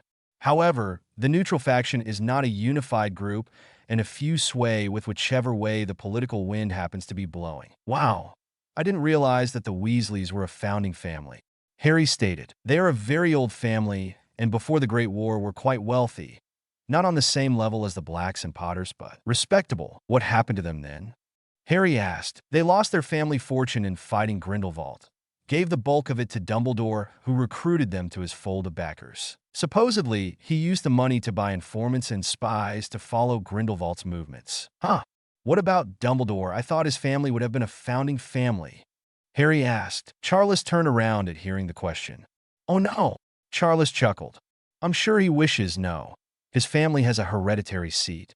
They have only possessed it for about 160 years, a relatively new house within the Wisingamot," his grandfather stated before returning to his reading of the security brief. The sound of a pounding staff stopped Harry from asking any follow-up questions as the emergency session was about to start. "Hear ye, hear ye," This emergency session of the Wisegamot is now in session. The most honorable Chief Warlock, Albus Percival Wulfric Brian Dumbledore presiding. The Chamber Herald announced, "My fellow lords of the Wisegamot, please be seated. I have called this emergency session to address the incidents of this last week. Dark days are upon us, my friends, when such wanton acts of mayhem, destruction, and the shedding of magical blood can be perpetrated in the heart of our magical towns and villages, and the ones responsible still walk freely among us." Dumbledore began his oration with a thunderous voice. 2 days ago, I walked along the streets of Hogsmeade Village. And do you know what I saw? I saw cratered streets, burnt-out buildings, and bodies. Bodies of students lined up all in a row. Bodies of unmoving children cut down before their prime. Never to grow into adulthood, never to fall in love and have families, never to see the wonders of the world. But that is not all I saw, my friends, no. I saw another row of bodies, this one with several adult witches and wizards butchered in the most heinous of ways. Murdered because of their ideology, slaughtered because they were misguided and frustrated with a society they feel is in decline and that has turned their back on them. Witches and wizards of old families cut down before they could be shown mercy and the error of their ways and brought back into the fold of their government's embrace. That arrogant, duplicitous windbag, Doria hissed under her breath. Bella turned to Harry and gave him a wicked smile while motioning toward Doria. "My friends, we are few and can ill afford the lackadaisical killing of one another because of misunderstandings. The Great War took a heavy toll on magical populations throughout Britain and Europe. Many old houses have become extinct and our heritage thins with every generation. All you need to do, my friends, is look up at the empty box seats of those great houses whose lights have forever been darkened to see the truth of my words." Several pairs of eyes looked up to the founding seats and saw more than half of them dark. "It is with the promise of preservation of our world that I am proposing new legislation today that in part will make it illegal for any government agency, specifically our Auror and Hit Wizards departments, from using deadly force in the apprehension of any magical except in the most dire of consequences. Also to make it up to a lifetime in Azkaban offense should any private citizen use deadly force against another witch or wizard." Dumbledore proposed, "I ask that this law be made retroactive beginning at January 1st of this year, so that we may seek justice for those who have lost their lives in these two heinous and cowardly attacks."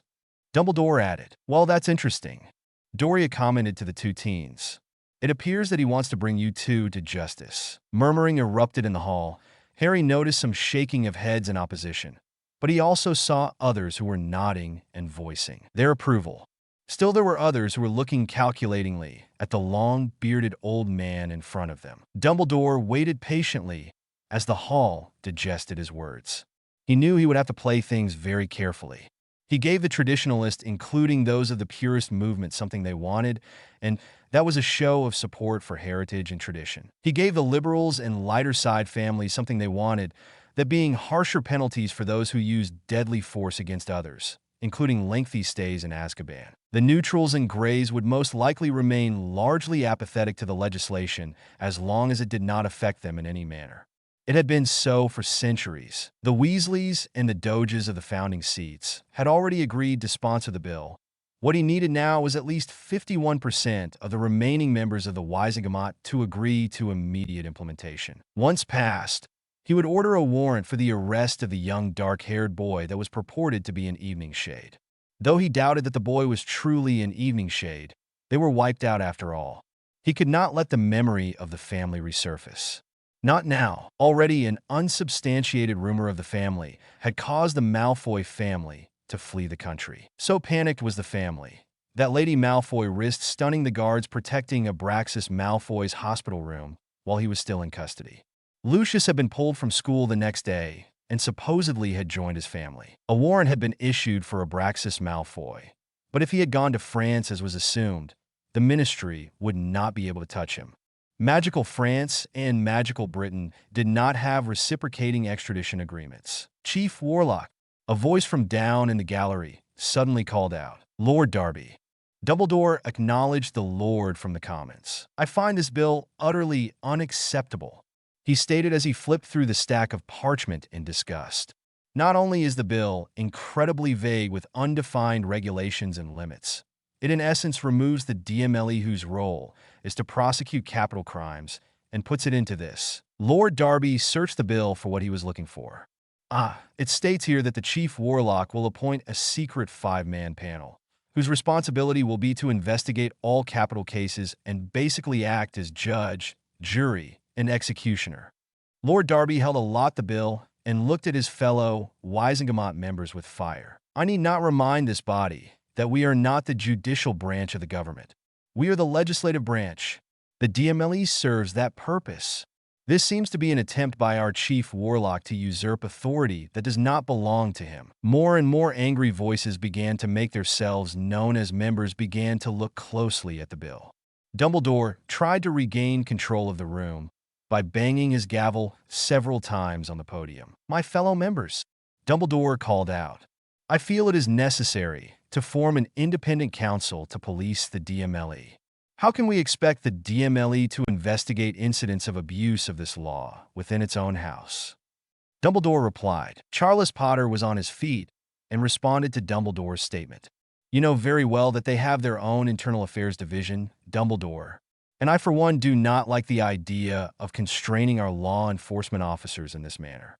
We rely on these brave witches and wizards to protect us from those who would seek to do harm. The purist movement has demonstrated that they have little regard for the sanctity of life, and I strongly object.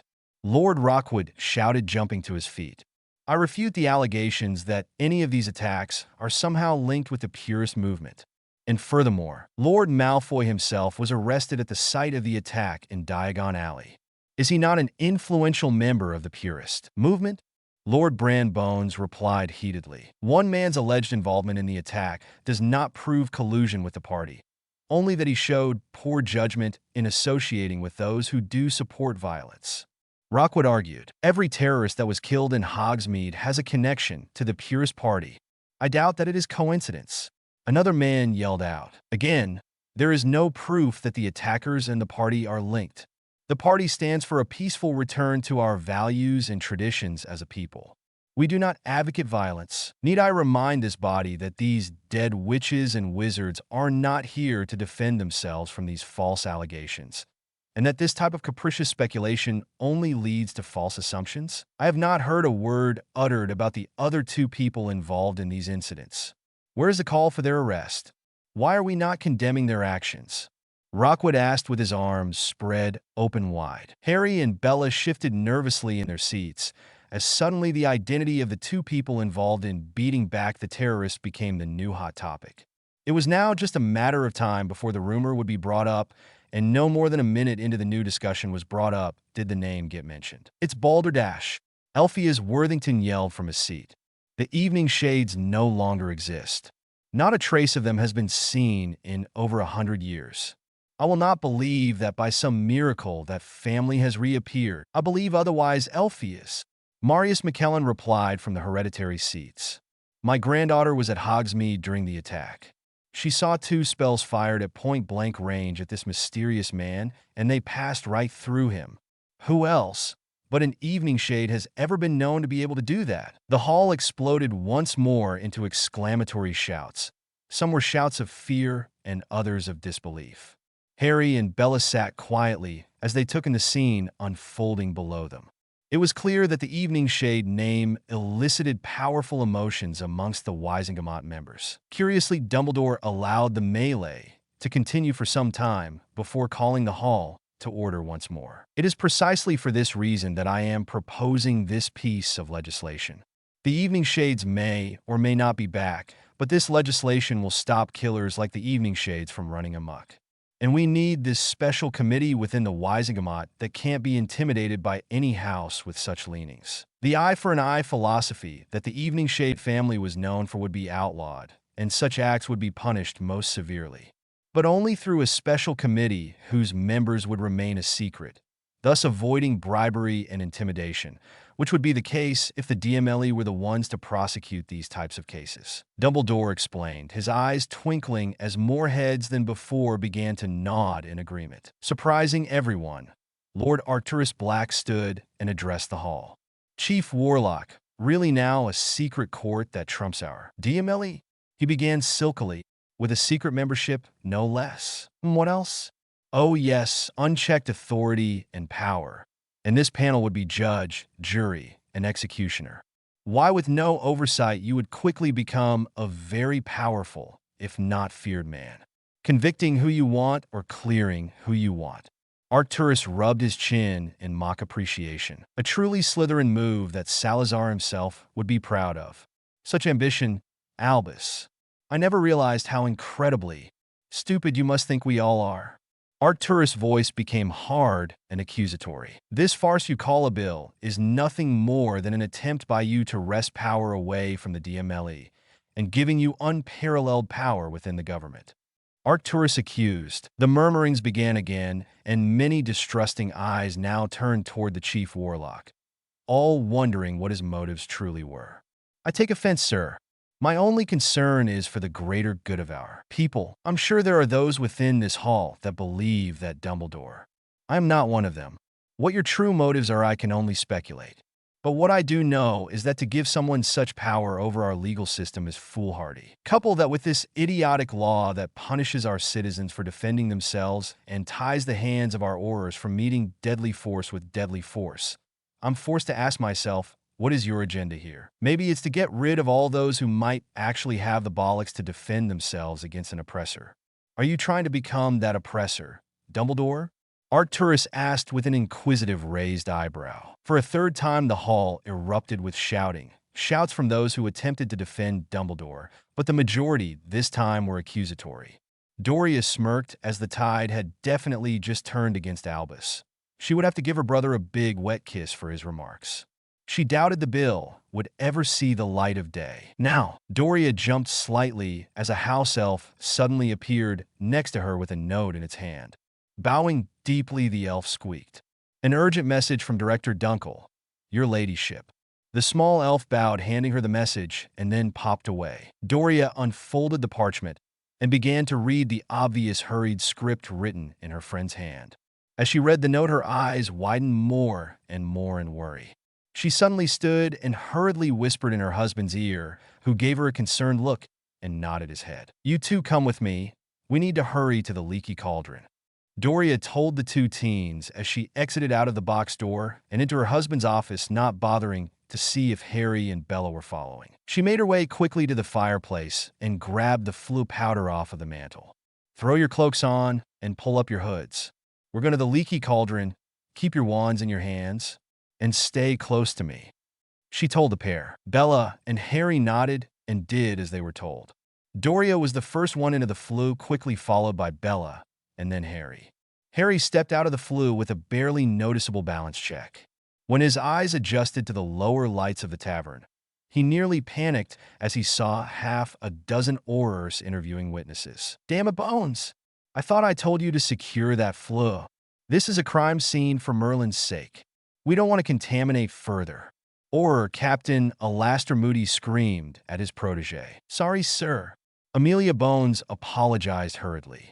I'm taking care of it now. Moody grumbled something unflattering under his breath as he walked toward the new arrivals. Lady Potter, what brings you here? He asked, softening his voice from his normal gruff barking tone. Alastair, what's happened? Doria asked with some trepidation. A ministry employee was murdered upstairs. Whoever did it worked her over pretty good before they killed her. Nearly every bone in her body was broken. Moody stated, shaking his head in disgust. Apparently, she had something they wanted. Doria swallowed hard and steadied herself. Was it Alastair? She finally asked. Moody looked at her curiously, but then realization dawned on him. Doria had been close friends with the victim. Have a seat, Doria. Alastair offered gently to the woman who had saved his life all those years ago. Alastair, please, just tell me. Doria implored with wet eyes. Marjorie Dunkel. Oh, gods! Doria gasped. I take it that it's no coincidence that you're here?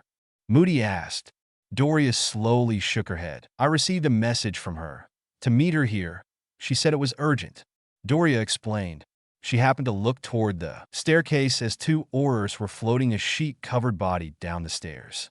The white sheet was covered in large swaths of red. Doria stumbled at the sight of a limply swaying arm, bruised and misshapen. Moody caught Doria before she could fall. He gently sat her in a chair and then pulled another one next to it so he could comfort his old friend. "Grandmother?" Harry whispered lowly and knelt in front of her. Doria grabbed Harry's hand and held it tightly in her lap. Bella hugged her from behind and kissed her cheek gently. "I know this is an awful time to ask this, but can you tell me why you were meeting Marjorie?" Moody asked sympathetically. Doria looked at her old friend and then glanced toward Harry and then back to Moody. "I asked her for any Wisegamot information on the evening shades." She leaned forward and whispered to the Auror captain, specifically in the year 1810. Moody sat back in his chair with a confused look. "Any particular reason?" he asked. "Not here, Alastair." She looked around the tavern. "Too many ears." Moody nodded. "Later then." He gave her a tired half-smile. "You mentioned that whoever Kay killed her was looking for something?" Doria asked. Oh yeah. The room was destroyed. It looks like they were searching for something the way the room was tossed. Whether they found what they were looking for, I don't know." Moody sighed heavily. "And may I take a look at the room, Alastair?" Doria asked hopefully. "Dory, it's a right state. I don't think you'll want to see it. And besides, we haven't finished processing it yet. Please, Alastair. If Marjorie felt she was in danger, she would have hid whatever it was they were looking for." She told him. "We've searched the room, Doria. We couldn't find anything." Moody replied. "I would like to try, Alastair, please." Moody sighed and looked appraisingly at the regal lady. "Very well, but I have to be with you, agreed?" he asked. "Agreed," she told the man. "I'd like Harry and Bella to come as well." Moody was about to argue, but he never could deny Doria anything she truly wanted. He owed a debt to the woman he could never truly pay back. "Very well, just don't touch anything," he told Bella and Harry, who nodded. The four of them climbed the stairs to the third floor and made their way to room 317. Moody dispelled the ward that kept people from entering the room and then opened the door. Doria had to catch herself against the door frame as she witnessed the state of the room. She was not a stranger to blood and gore, but knowing that she may have inadvertently been the cause of her friend's death, it left her sick to her stomach. Doria straightened herself up and took a deep breath to compose herself. Now, if she hid anything, she would have used a displacement spell on a section of wall, floor, or a mirror. She stated with more confidence than she was feeling at the moment. "Yes, it creates a hidden cavity within an object. I developed the spell while in school. My friends and I used it to hide our, contraband from our roommates and professors," she stated. "Really?" Bellatrix asked interestedly. "So how are we to find it? Do we use a revealing spell?" "No, that won't work. I created it to be undetectable," she replied. "Then how are we to find it?" Harry asked, looking around the destroyed room. Pieces of furniture lay scattered around the room. "She would have left our mark over the spot she hid it. It will be 2 capital M's next to each other," she explained. They searched the room for 20 minutes, without success, until Bella called out from the bathroom. "Annie, I think I found it. Let's see, child," Doria said as she entered the bathroom. "Just there." Bella pointed to 2 M's seemingly etched into the lower left-hand corner of the bathroom mirror. Doria smiled. "This is it? Good job, Bella." Doria took her wand and touched it gently to the double M's. "I solemnly swear that I am up to no good," she stated clearly. Harry looked at his grandmother, gobsmacked at hearing those words. He would definitely need to talk to her about that at a more appropriate time. The glass mirror seemed to melt away as a large cavity appeared. Inside were 2 old leather-bound books. She removed the books and looked at the binding and read the titles. Doria sighed heavily as she held the books to her chest. "I'm so sorry, Marjorie," she whispered to herself. "Shall I ignore that those are here?" Moody asked rhetorically. "Please, Alastair. I promise I'll bring you up to speed as soon as I can," Doria told her old friend, who nodded understandingly. "I'm here for you, Doria. You know that, right?" the old veteran asked. Doria shrunk the books and placed them in her cloak pocket. Doria looked at her grandson and his wife with silent determination. "Harry, Bella, let's head back to Black Hills. We have some research to do. A lot of information in this chapter and a bit of intrigue. Not a lot of Harry and Bella in this chapter, but never fear, next chapter will have a lot more, as Harry has to decide what to do with himself now that he has decided to stay in Bella's time. I hope you enjoyed the chapter and would be gracious enough to leave a comment or a review. Again, thanks for reading. Chapter 22. Disclaimer. See Chapter 1. A/N. I continue to be humbled by the amount of interest in my little story and am grateful for all the reviews, critiques, insights, and suggestions. Keep them coming. S/N. Okay, so I feel I need to preface this chapter. It has been pared down substantially from its original draft. This chapter begins with a quick look into the Dumbledore family history, according to me, that is. A quick look into what makes Albus tick and why he is doing the things he is doing. I say a quick look because there was over 9,000 words just on the Dumbledore family backstory alone, so I cut it down by a fourth. After being warned by my lovely wife that the chapter was too heavy with anecdote and not enough substance, I had to drastically alter how I wanted to present the Dumbledore history. So instead of the full story in one go, I have broken it up into pieces that will be told over the next few chapters. I know many of my readers love the action scenes, but I have to put in the whys and wherefores for the story to make sense. I realize that Dumbledore seems one-dimensional right now, but bear with me, and by the time his story is revealed, you'll understand what motivates him much better. And with that, I hope you enjoy this next thrilling installment of Passageways. Chapter 22. Dumbledore sat in his luxurious Wisingamot office of the head warlock, but the posh surroundings did nothing to soothe the headache that was molesting him at the moment. He sat heavily back in his large leather chair, rubbing his temples in frustration. How did it go so wrong? He thought wearily. Magicals, he knew, were an emotionally driven people for the most part, and he knew that he needed to strike, as it were, while the iron was hot to get his bill passed. He believed, and rightly, so that the recent attacks would stir enough outrage within the community that he would easily be able to sway the Wisingamot's opinion into his court. On the surface, the bill appealed to every faction, a little bit for the purists and the darker families, a little bit for the light side families, and nothing that would upset the neutrals and grays. That was how he crafted it to appear, at least. Underneath, however, was legislation that would give him and his specially selected panel unprecedented judicial powers. It was a necessary evil. For the greater good of the wizarding world, he needed to rein in the chaos and unpredictability of the people, the Muggleborn and their proponents, to be more precise. Oh, he had nothing against the Muggleborn where it came to their blood purity. Quite the contrary. But they brought dangerous ideas into the wizarding world, and that's what concerned him. And he was, after all, a traditionalist at heart. His 135 years of life had shown him more times than he cared to remember what idealistic Muggleborns could do to upset the heritage and time-honored traditions of wizarding Britain. If a people had no heritage to cling to, they were like a rudderless ship being tossed to and fro by whatever wind was prevailing at the time, until the ship was sunk or dashed against the rocks. And he could not allow this to happen. The Muggleborn were needed, though.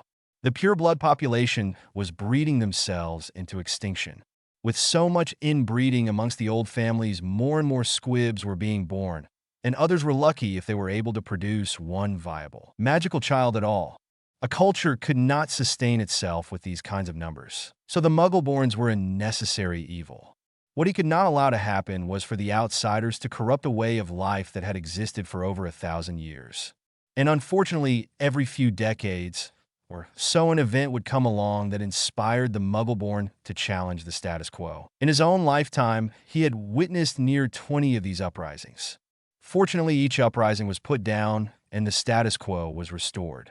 But every incident caused more pure magical blood to be spilled, thinning out a populace that could not afford to be thinned. The first Muggleborn uprising occurred in 1771. Dumbledore recalled from his history lessons. He slowly stood from his chair and looked out the large magical window.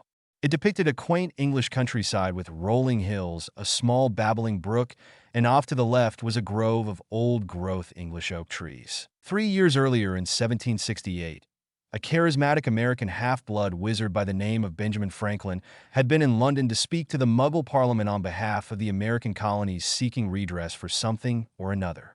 But he had also spent time in Diagon Alley and some of the surrounding magical communities. The Muggleborns were fascinated with his talk about equality and representation, and that all men shared a common destiny and therefore had an equal say in how that destiny was forged. 3 years later, on October 25th, 1771, after several attempts to get the Wisingamot to address their grievances without success, 300 Muggle-born witches and wizards threw up barricades and defensive positions directly in front of Gringotts Bank to keep patrons from entering the bank to do business. Their goal was to force the Wisengamot to pass new legislation giving Muggle-borns a voice within the government and be given equal status as magical citizens. Unfortunately for the defenders, they did not realize that the blockade not only kept the witches and wizards from entering the bank to withdraw money, but it also kept these same witches and wizards from making payments to the goblins for loans or investments. This hurt the bank's profit-making capability, which was unacceptable to the goblins. The blockade came to a very end 2 weeks later as a wizard force of 500 wands and a goblin horde of 200 axes fell upon the Muggle-born defenders from two sides in a coordinated attack. It was a massacre. The Muggle-borns were cut down without mercy. The fortunate ones were those felled by a wand. The goblins took pleasure in hacking off limbs first, before finally taking an opponent's head. The 300 rebels were divided up. 150 were given to the goblins that placed the 150 heads on pikes and placed them up and down on both sides of the large staircase that lead up to the Gringotts' main entrance. A warning to all those who would dare to try and block the flow of commerce. The ministry hung the remaining bodies from lampposts along the cobblestone street of Diagon Alley for a week. It was a message to any other Muggle-borns who had similar thoughts of challenging the ministry. Dumbledore shook his head as he knew that it was not the last time the Muggle-borns would attempt to assert their rights. With the success of the Americans in claiming their independence, not only from Muggle Britain, but from magical Britain as well, it gave them hope that their day would so come. The next attempted uprising began in 1809 and ended in February 1811 with the imprisonment and/or execution of over 1,500 Muggle-borns. On the heels of the French Revolution and Napoleon's bid for world domination, the British Muggle-borns saw an opportunity once more to fight for change within the wizarding world. Dumbledore remembered the stories his grandfather and father told him about the short-lived rebellion. It was when the Dumbledore name first came to prominence in Wizarding Britain and the first time a Dumbledore was given a hereditary seat in the Wisengamot for services to the government. It seemed that the rebels had learned from their past mistakes and had courted some members of the Wisengamot for support this time around. They had swayed the powerful house of Eveningshade from the hereditary houses to support their cause, and also the founding House of Granger as a sponsor. House Eveningshade could easily convince a near majority of the hereditary houses to vote as a single block, and with the ancient and noble House of Granger as a sponsor from the founding houses. New legislation was almost a given. The traditionalists were in a panic and were forced to take action against House Granger and House Eveningshade, as well as a few other houses within the hereditary and common seats. Because of its reputation as an eye for an eye family, drastic measures needed to be taken to assure success against House Eveningshade. It was a closely guarded secret amongst a handful of old families, a sworn oath of silence made by all the heads of the 13 involved houses. Dumbledore threw back a glass of amber liquid that burned its way soothingly down his throat as he was reminded of his own family's part in this.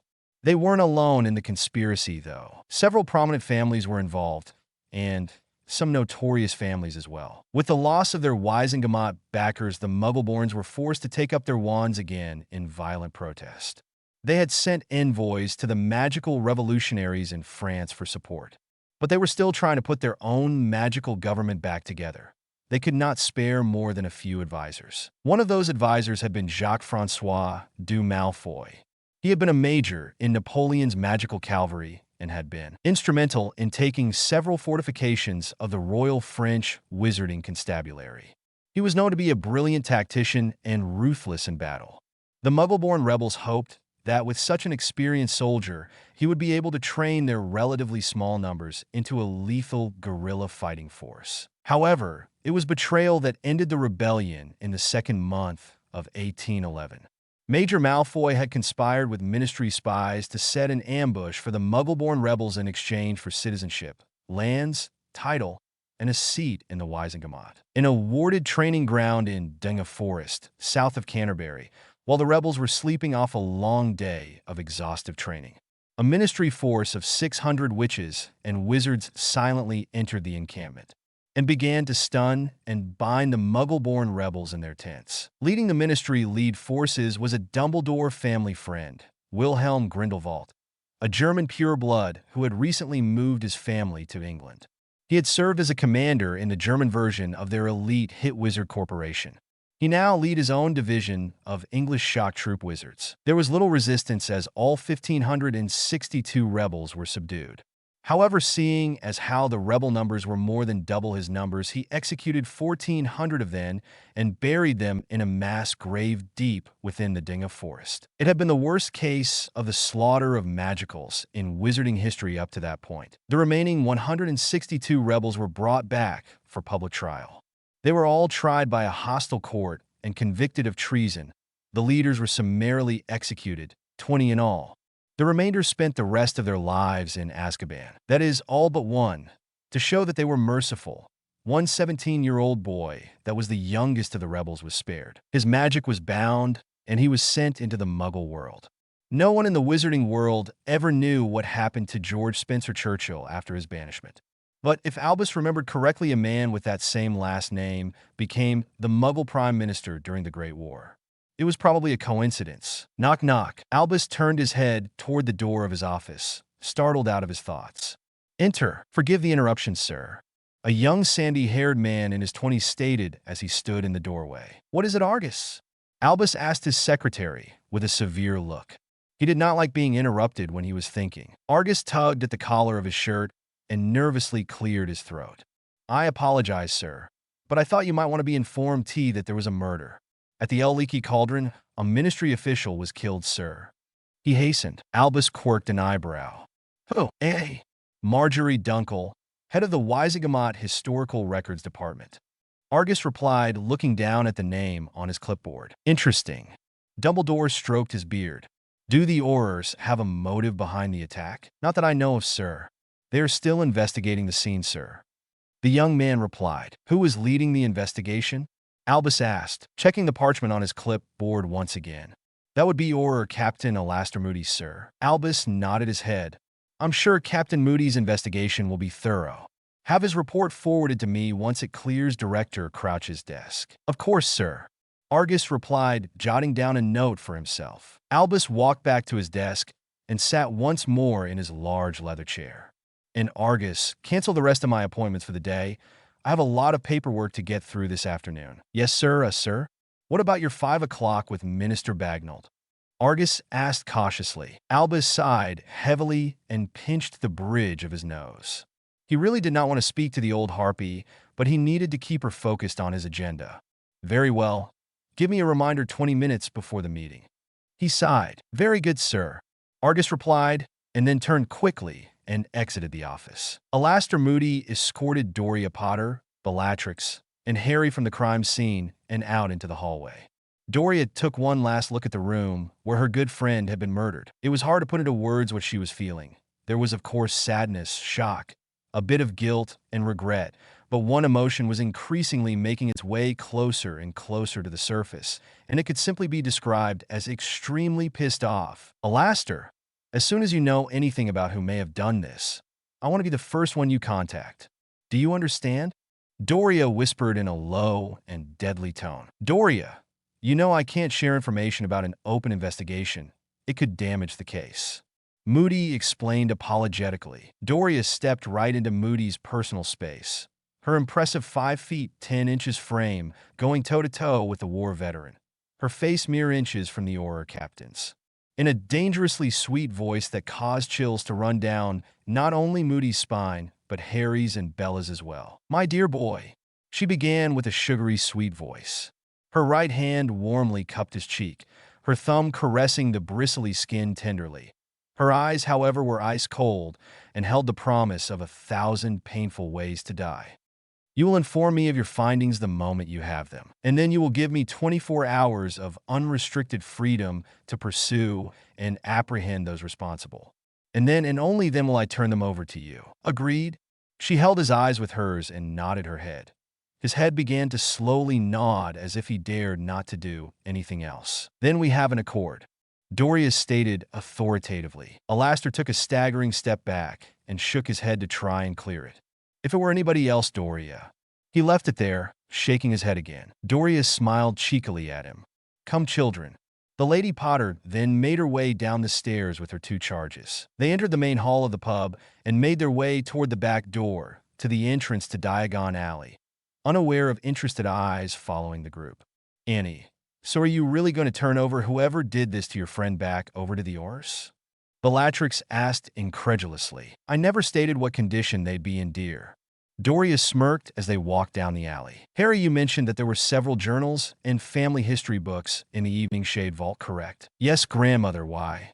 Harry asked. I think it behooves us to gather up as many facts on the family as possible, especially from the 18th and 19th centuries. What about the Evening Shade family grimoire? Doria asked. I have it, Annie. Bella replied. It's in my trunk at Black Hills. Good, I think you two need to start learning all you can about the Evening Shade family magic. I have a feeling you may need every advantage you can get, and soon. Harry and Bella looked at each other and grimaced, not because of the learning, but because of the reason they had to learn. Harry squeezed Bella's hand reassuringly, and she smiled warmly back at her husband with determination in her eyes. It still made her giddy inside to realize how much this young man had changed her life, and in the most wonderful of ways. At the beginning of the school year, she had been faced with the very real possibility of being forced into a loveless marriage, bound body and mind to a bastard. But now, she had found love. Yes, it had been fast, but it didn't make it any less real or lasting, and she knew that he loved her too. Otherwise, the ancient magic wouldn't have bound them together in the manner it did. Her ability to open and read from the Evening Shade grimoire was testament to their magical union, for only an Evening Shade could open and read from the book. The trio entered Gringotts, and Harry and Bella allowed their signet rings to appear, identifying them as Lord and Lady Evening Shade. 20 minutes later, the trios were perusing the many tomes in the Evening Shade Vault. Harry had collected about 24 personal journals of the various heads of house and had been shrinking them down and placing them in a shoulder bag. Bella and Doria were looking through the family historical records. The Evening Shade, much like the Blacks and many of the old families, had a family historian that kept a record of all events surrounding the family. Doria surmised that they might get a better picture of what was going on with the family in the early 1800s through these books. Historical records of a family usually contained information on inter-family relations, alliances, contracts, treaties, and political standings of the family. It also would include information on enemies, blood feuds, and intelligence on anyone that the family saw as a potential threat to them. She was pleased when she found the historical records of the last Evening Shades before they vanished. The records covered the years from 1810 to 1817, when the Evening Shade family disappeared completely from Wizarding Britain. Bella was inspecting a large alcove toward the back of the vault. It was dimly lit with a few torches which cast shadows that seemed to dance on the walls. Bella got the feeling of darkness as she approached the room. It wasn't threatening or hostile, but almost welcoming, calling to her.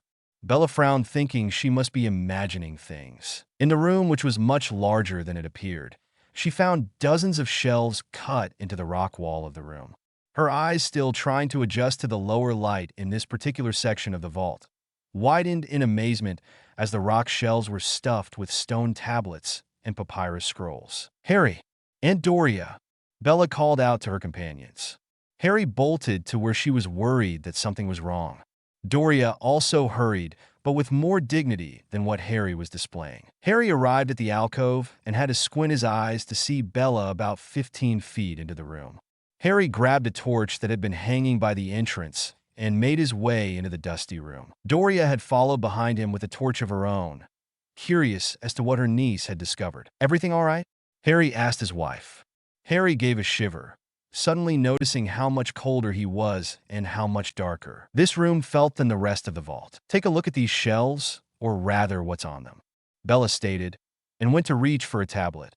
A soft green hue began to surround the tablet the closer her hand came to it. No, don't touch, Doria exclaimed, grabbing Bella's hand before she could touch the tablet that she was staring at. Bella shook her head as if in a trance. That was very stupid of me. Bella chastised herself, breathing heavily. Anything that feels as off as this does should not be handled without knowing what it is. Harry smirked cheekily at Bella, who swatted the back of his head. Who are you to judge? Mr. Jumping down a very hole, chasing after a basilisk. Harry had the good sense to look apologetic as Bella gave him a victorious smirk of her own. Doria leaned forward with her torch to get a better look at the stone tablet. There was no glow this time. Doria scrunched her face in thought. The tablet had curious runes or glyphs of some kind, but they were not Egyptian, Persian, or Mesopotamian that she could tell. "Do you know what they are, Annie?" Bella asked, watching her great aunt concentrating on the stone tablets. "I'm not entirely sure." She began as she searched the tablet for a familiar glyph that could give her clue to the tablet's origin. Wherever these relics were from, they were dark. She could feel it the moment she stepped into the room. The magic was dark, not necessarily evil, but definitely dark and powerful. Then she saw something, a familiar glyph, no two familiar glyphs. She gasped as she realized what she was looking at. She stood with her torch in hand and looked around the room.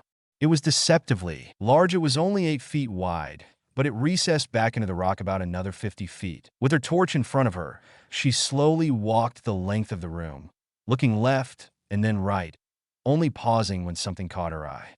She realized that the further back she went, the older the tablets became and more rudimentary the engravings and carvings were. Harry and Bella followed a few steps behind Doria with their torches in hand as she made her way to the far end of the tunnel-like room. When Doria came to the end of the tunnel, she turned around and looked curiously at her grandson. "Harry," she began slowly. Harry looked at his grandmother, the powerhouse Lady Potter and a feared daughter of House Black, and was shocked to see a hint of fear in her eyes. "How old is the Evening Shade family?" "Well, I'm not sure exactly.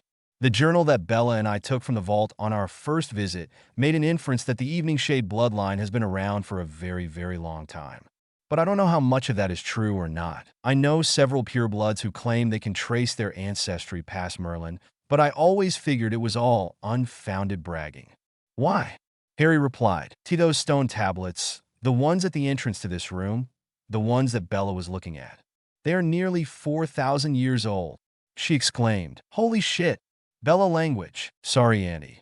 "Bella grimachid." "They are written in ancient Sumerian, Harry. That language has been dead for thousands of years," Doria told him. "And the ones back here are even older." "I have no idea how much older. I don't understand a single scratch on them, but we could be talking several more thousands of years. Isn't it possible that the Evening Shades just came across them somehow? It doesn't mean the Evening Shades created them. It could have been possible, except for the fact that it seems to react only to Evening Shade magic." She replied. "How do you know that?" Harry questioned, not really believing what he was being told. "When Bella's hand neared the tablet, it began to glow green. When I neared it, it did nothing. Now Bella and I have the same blood and magic, except for one difference." Doria was explaining. "I now have Evening Shade blood as well." Bella finished.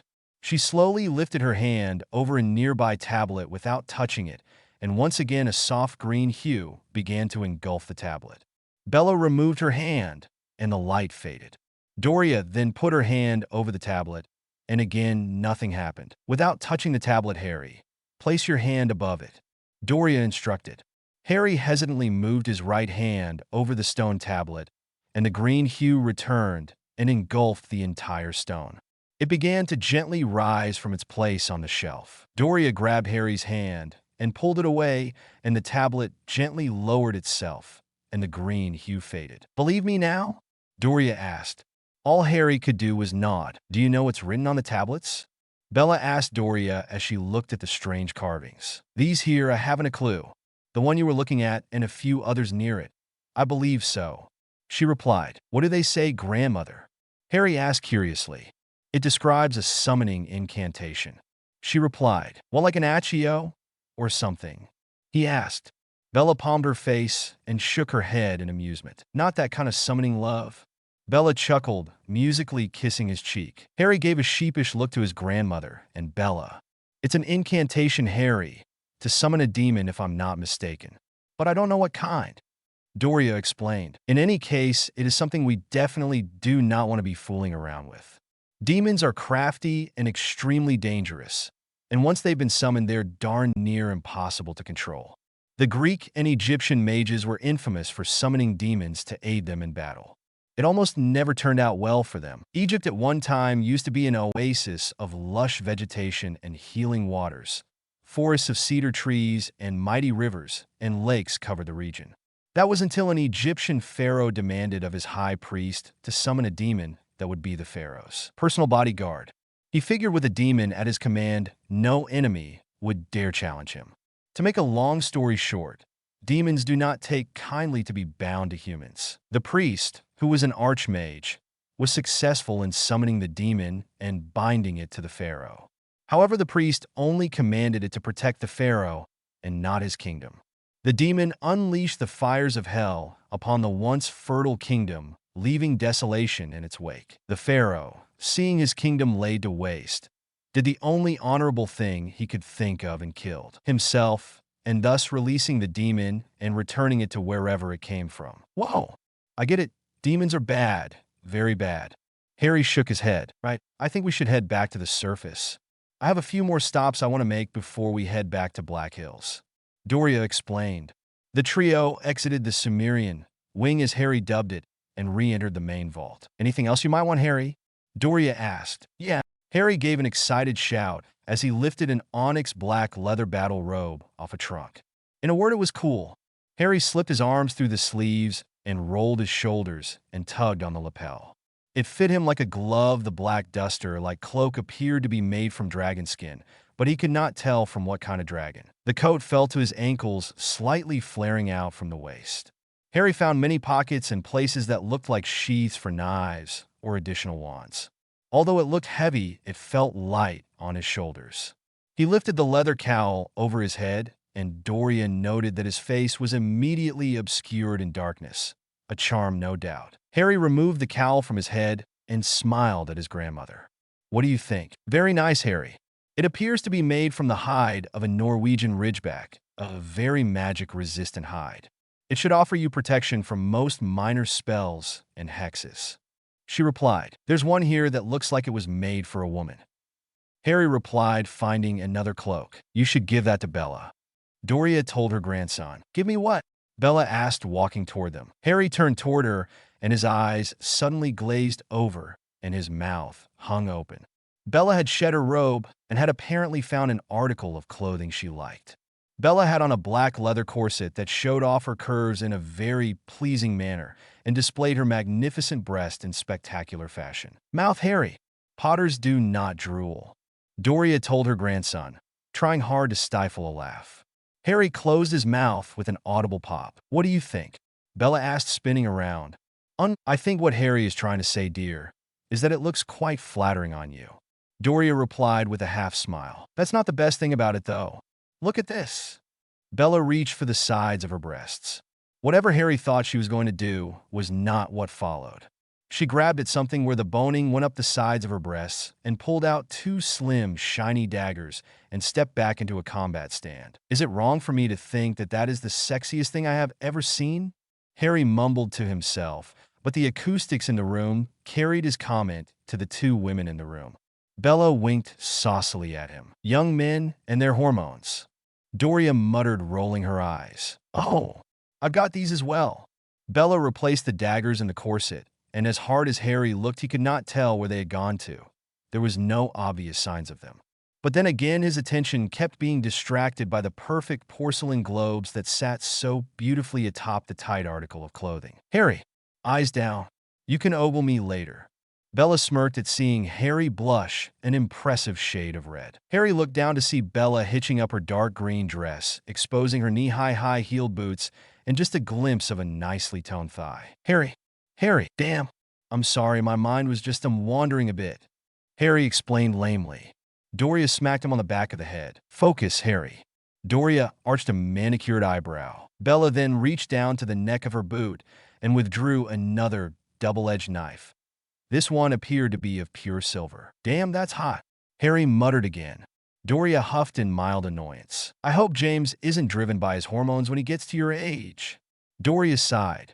She noticed Harry was about to tell her something about her son, but she quickly held up a warning hand. Stop right there, young man. I'd rather be ignorant of that particular piece of information for the time being.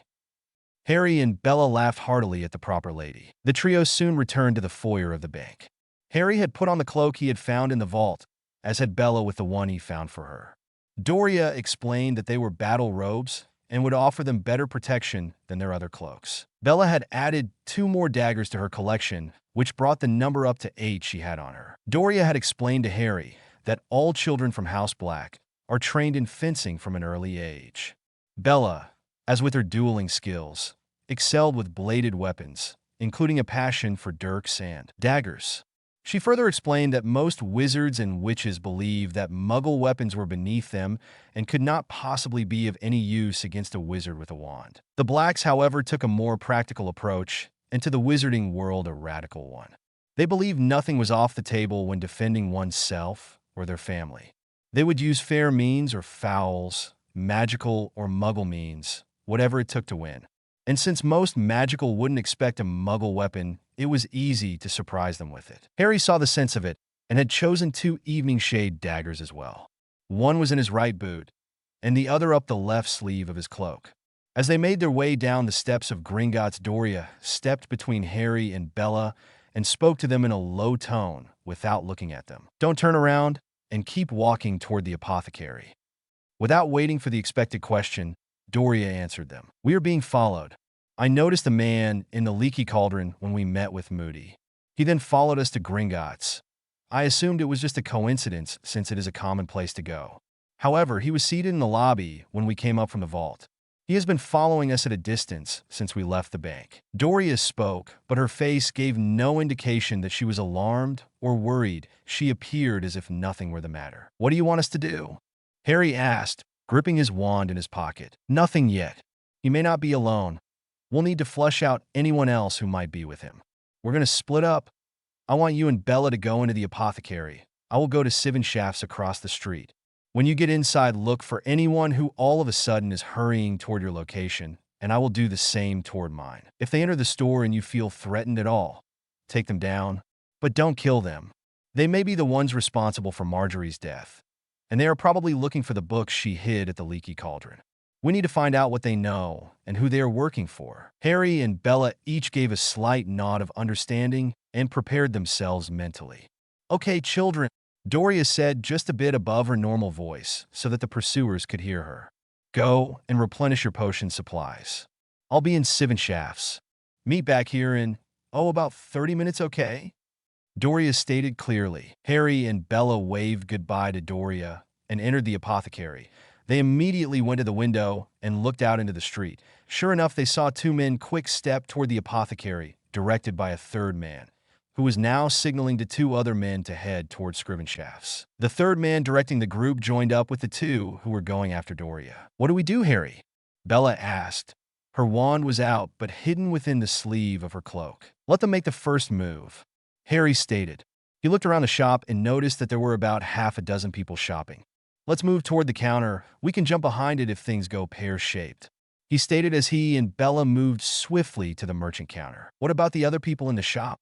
Bella asked, spotting a young girl of about 4 years old holding the hand of her mother. "Hopefully, they'll have the good sense to get out if trouble starts," he replied with a shrug. "I don't like it, Harry. We need another plan. There are children in here." Bella replied tersely. "If we go outside, love, it will make it more difficult to contain them," Harry countered. Bella growled in her throat and looked around the store quickly. Seeing an option, she quickly cast a bubblehead charm on Harry and then herself. Then with 2 quick flicks of her wrist, 2 flasks of some liquid flew off the shelves and collided with each other in midair. The collision of the 2 flasks exploded into a large cloud of noxious fumes that quickly dispersed throughout the store. Patrons and employees all made mad dashes for the door and the fresh air outside. Bella grabbed Harry's hand and drug him behind the merchant counter. The 2 men who had been ordered to follow them had been a mere few feet from the door when Bella's distraction happened. They watched as the people ran out, looking closely for the 2 teens. It was several seconds when they realized that the 2 they were looking for had not exited with the rest. Harry and Bella waited for the 2 men to enter. The fumes were now dissipating as the particles drifted up and out. Slowly, the door swung open. Harry peeked over the counter, but could see no one enter. "Bella," Harry whispered. "I think they're disillusioned." "Nonsense," was her whispered reply. Harry heard the floorboards creaking from 2 different directions and realized the 2 men had separated and were searching the store in a methodic pattern. It was only a matter of time before they reached the counter. But with the two men disillusioned, it would be hard to spot them. And they couldn't just pop up and cast a hominum revelio charm without completely exposing themselves.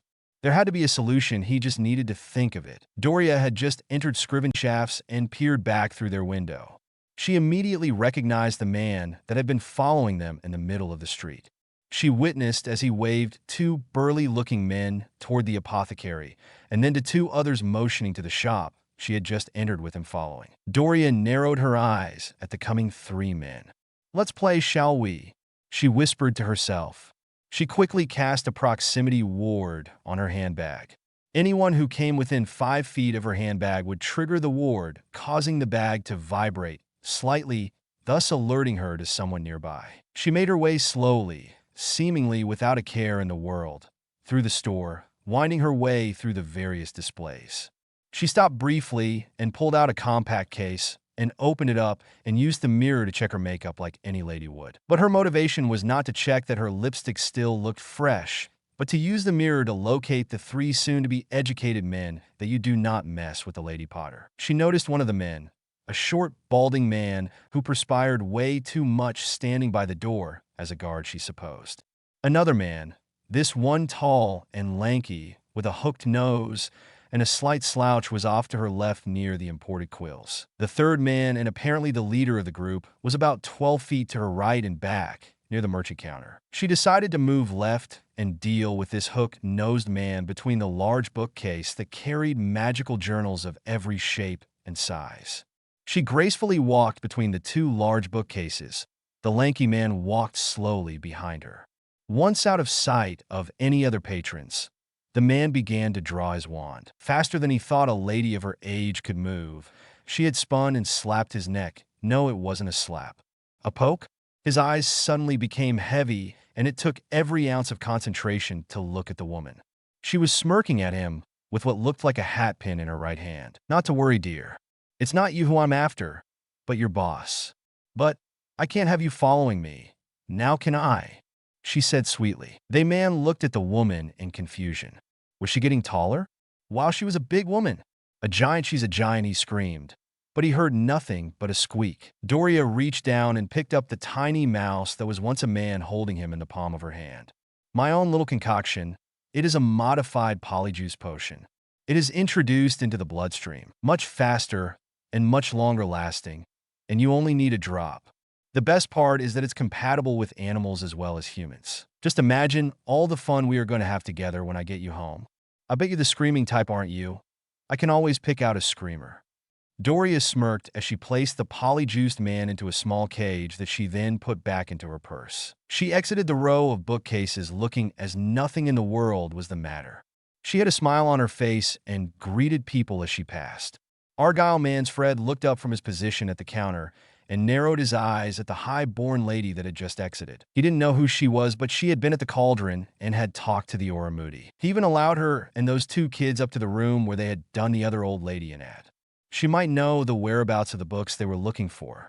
He hoped they were worth all the trouble.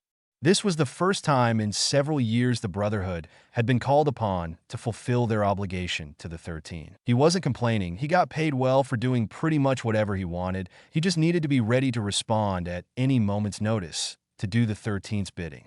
Roger had not yet exited from the bookcase. Something wasn't right. Argyle moved to the bookcase where his comrade had entered following the highborn. He turned the corner and saw nothing. There was no one there, no one at all. His friend couldn't have just vanished. The high-born bitch must have done sumin to him. He cursed. "Ouch!" Argyle yelled as something like a bee's sting pierced his neck. He spun around to see the high-born smirking at him and sheathing what looked like a hat pin into a thin metallic container. The next thing he knew was that the world suddenly got much bigger. Harry could hear the creaking getting closer and knew that their pursuers would find them. Harry silently looked for anything under the merchant counter that he could use to distract the men so that he and Bella could make a run for the door. He found a large tin of talcum powder and then suddenly had a thought. "Bella," he whispered as quietly as he could. "I have an idea." He quickly explained his plan, and although Bella didn't like it much, it was the best they could do at the moment. "On 3. 1, 2, 3. Harry jumped to his feet, and in a wide sweeping arc, he slung the talcum powder out into the store. Immediately following was Bella, who with her keen eyesight and lightning-quick reflexes spotted the silhouetted bodies of their pursuers and stunned both before they could clear their lungs of the powder and utter a counter-curse or shield. Incarcerus! Incarcerus! Harry bound the two men, while Bella canceled their disillusionment spell. What do we do with them? Harry asked, scratching the back of his head. Leave that to me. A welcome voice replied from behind them. Grandmother!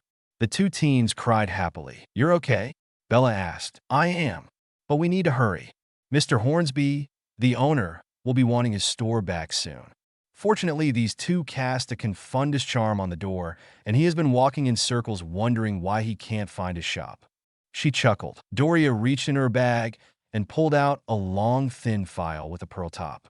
She grabbed the pearl and pulled out a rather large needle. She stuck each man in the neck with the needle and stood back. Harry and Bella gasped as the two men quickly transformed into rats. Wicked! The two teens exclaimed. Doria then removed a silver cage from her bag that contained 3 small mice and placed the 2 new ones in with their comrades. Well, I think that we have had enough excitement for one day. I suggest we head home, Doria proclaimed. Besides, we have guests to make arrangements for. She patted the side of her purse with a sadistic smile. /N. I hope you enjoyed the chapter and feel inspired to leave a comment. The intrigue gets deeper now, as there is more than one player involved with the Evening Shade and Muggleborn conspiracies. The web is spinning wider, and as with all webs, there are intersecting lines that crisscross. Chapter 23. Disclaimer. See Chapter 1. /N. While we have topped over 2,400 reviews, I say this often, but it still holds true. You guys are awesome. A special thanks to Nick Flammel for some guidance for this and the next couple of chapters as the gang heads back to Hogwarts. Thanks, Nick. There have been others of you who have made some great suggestions as well on how the storylines could go.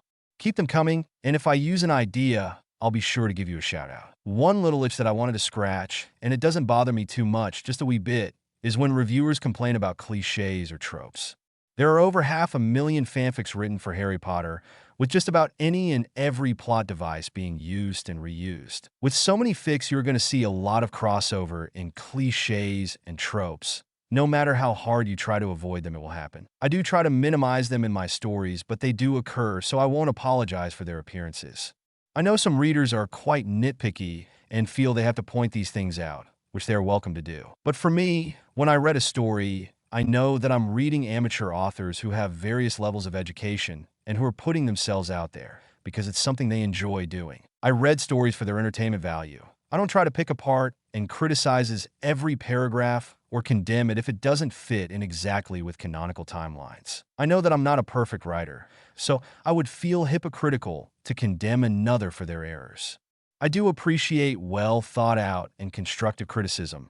It has helped me tremendously, but I'll be the first to admit that I'm still a work in progress when it comes to my writing ability. So before you condemn an author for the use of those story-killing cliches, remember you always have the choice to not read them if they offend you so much. So that's my 2 cents. My itch has been scratched. Now, without further ado, I present to you the next chapter of Passageways. Chapter 23. Doria, Harry, and Bella had returned to Black Hills via Fleur by way of Charles' office. Charles, Orion, and Arcturus would arrive later after meeting with their respective blocks. They wanted to discuss with their cohorts an alliance between those houses allied with the Black family and those of the Potter family. It would be an intense debate, but both Arcturus and Charles felt confident that they could persuade many, if not all their block members, to accept the move. Especially with House Black moving to the political center, it would be a move that the neutrals would see as beneficial. The Blacks were not only known as political powerhouses, but economic powerhouses as well, with its hands in many different businesses that all supported the magical economy. The Potters were also economic heavyweights, but were also known for their philanthropic work as well, especially after the Great War. This is where the Potters shined the brightest, and why they were so respected not only in Britain, but around the wizarding world. Dumbledore may have stopped Grindelwald, the darkest wizard in a generation, but it was the Potters who healed the country with financing field hospitals, humanitarian outreach programs, and war orphan scholarships, and many charitable donations to war relief programs. Bella, Why don't you take Harry outside for a stroll around the grounds? It's been a trying day, and I'm sure the both of you could use some time to relax and unwind. The Potter matriarch told her niece. I thought it would help you with, our guests. Bella whispered conspiratorially. I have it well in hand, dear. Besides, they are not going anywhere. Now go and enjoy what remains of the day while I attend to our guests' accommodations. She smiled, but by the tone of her voice, Bella knew that the conversation was over. Whatever her aunt was going to do, she wanted to do it alone. Bella wondered for a moment if any of the guests would be alive by tomorrow morning. Come on, love, Bella stated, grabbing Harry's hand. Let me show you more of the grounds. The young couple walked out to the back garden and into the cool, late afternoon air.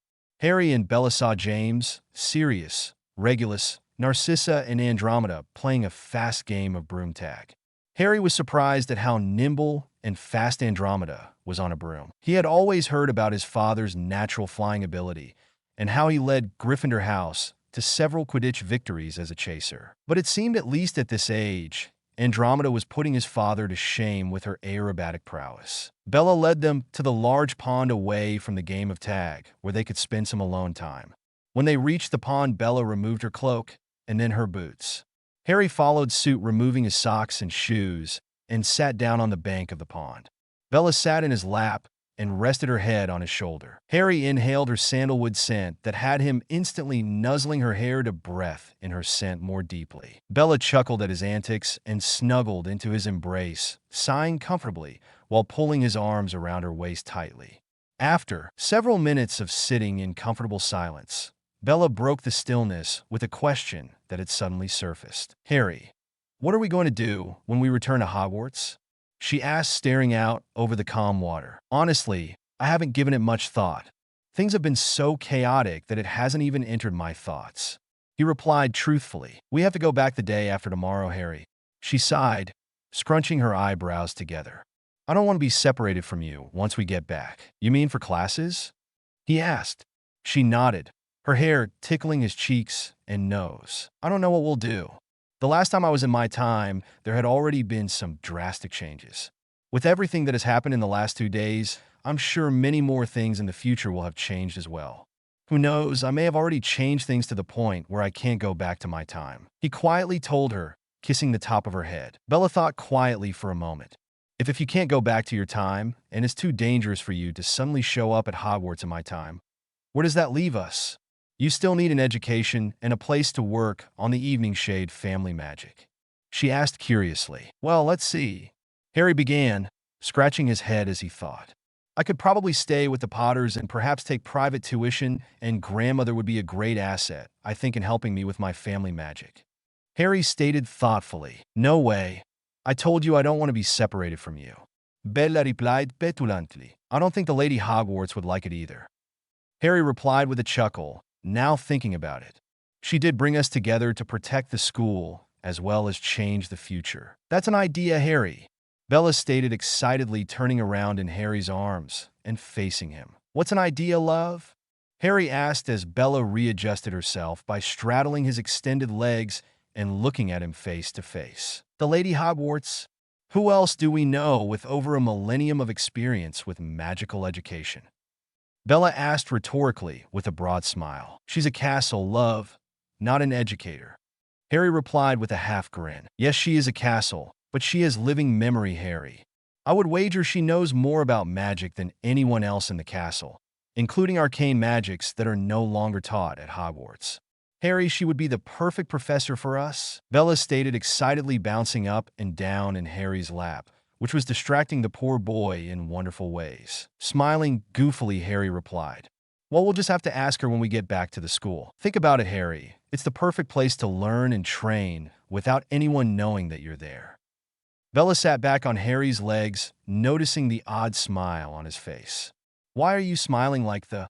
Bella stopped mid-question as she felt the reason. Smack! Ow! That hurt, Harry protested, rubbing the side of his head from Bella's sudden slap. Focus now, Harry. Playtime later. Bella smirked. Okay, sorry. I can't help it, hormones. Harry tried to explain with a mischievous pout. I agree with Aunt Doria, though, Bella stated, changing topics suddenly. We need to keep you a secret. What? Are you ashamed of being with me already? Harry replied cheekily. No, you prat. Bella swatted his head again.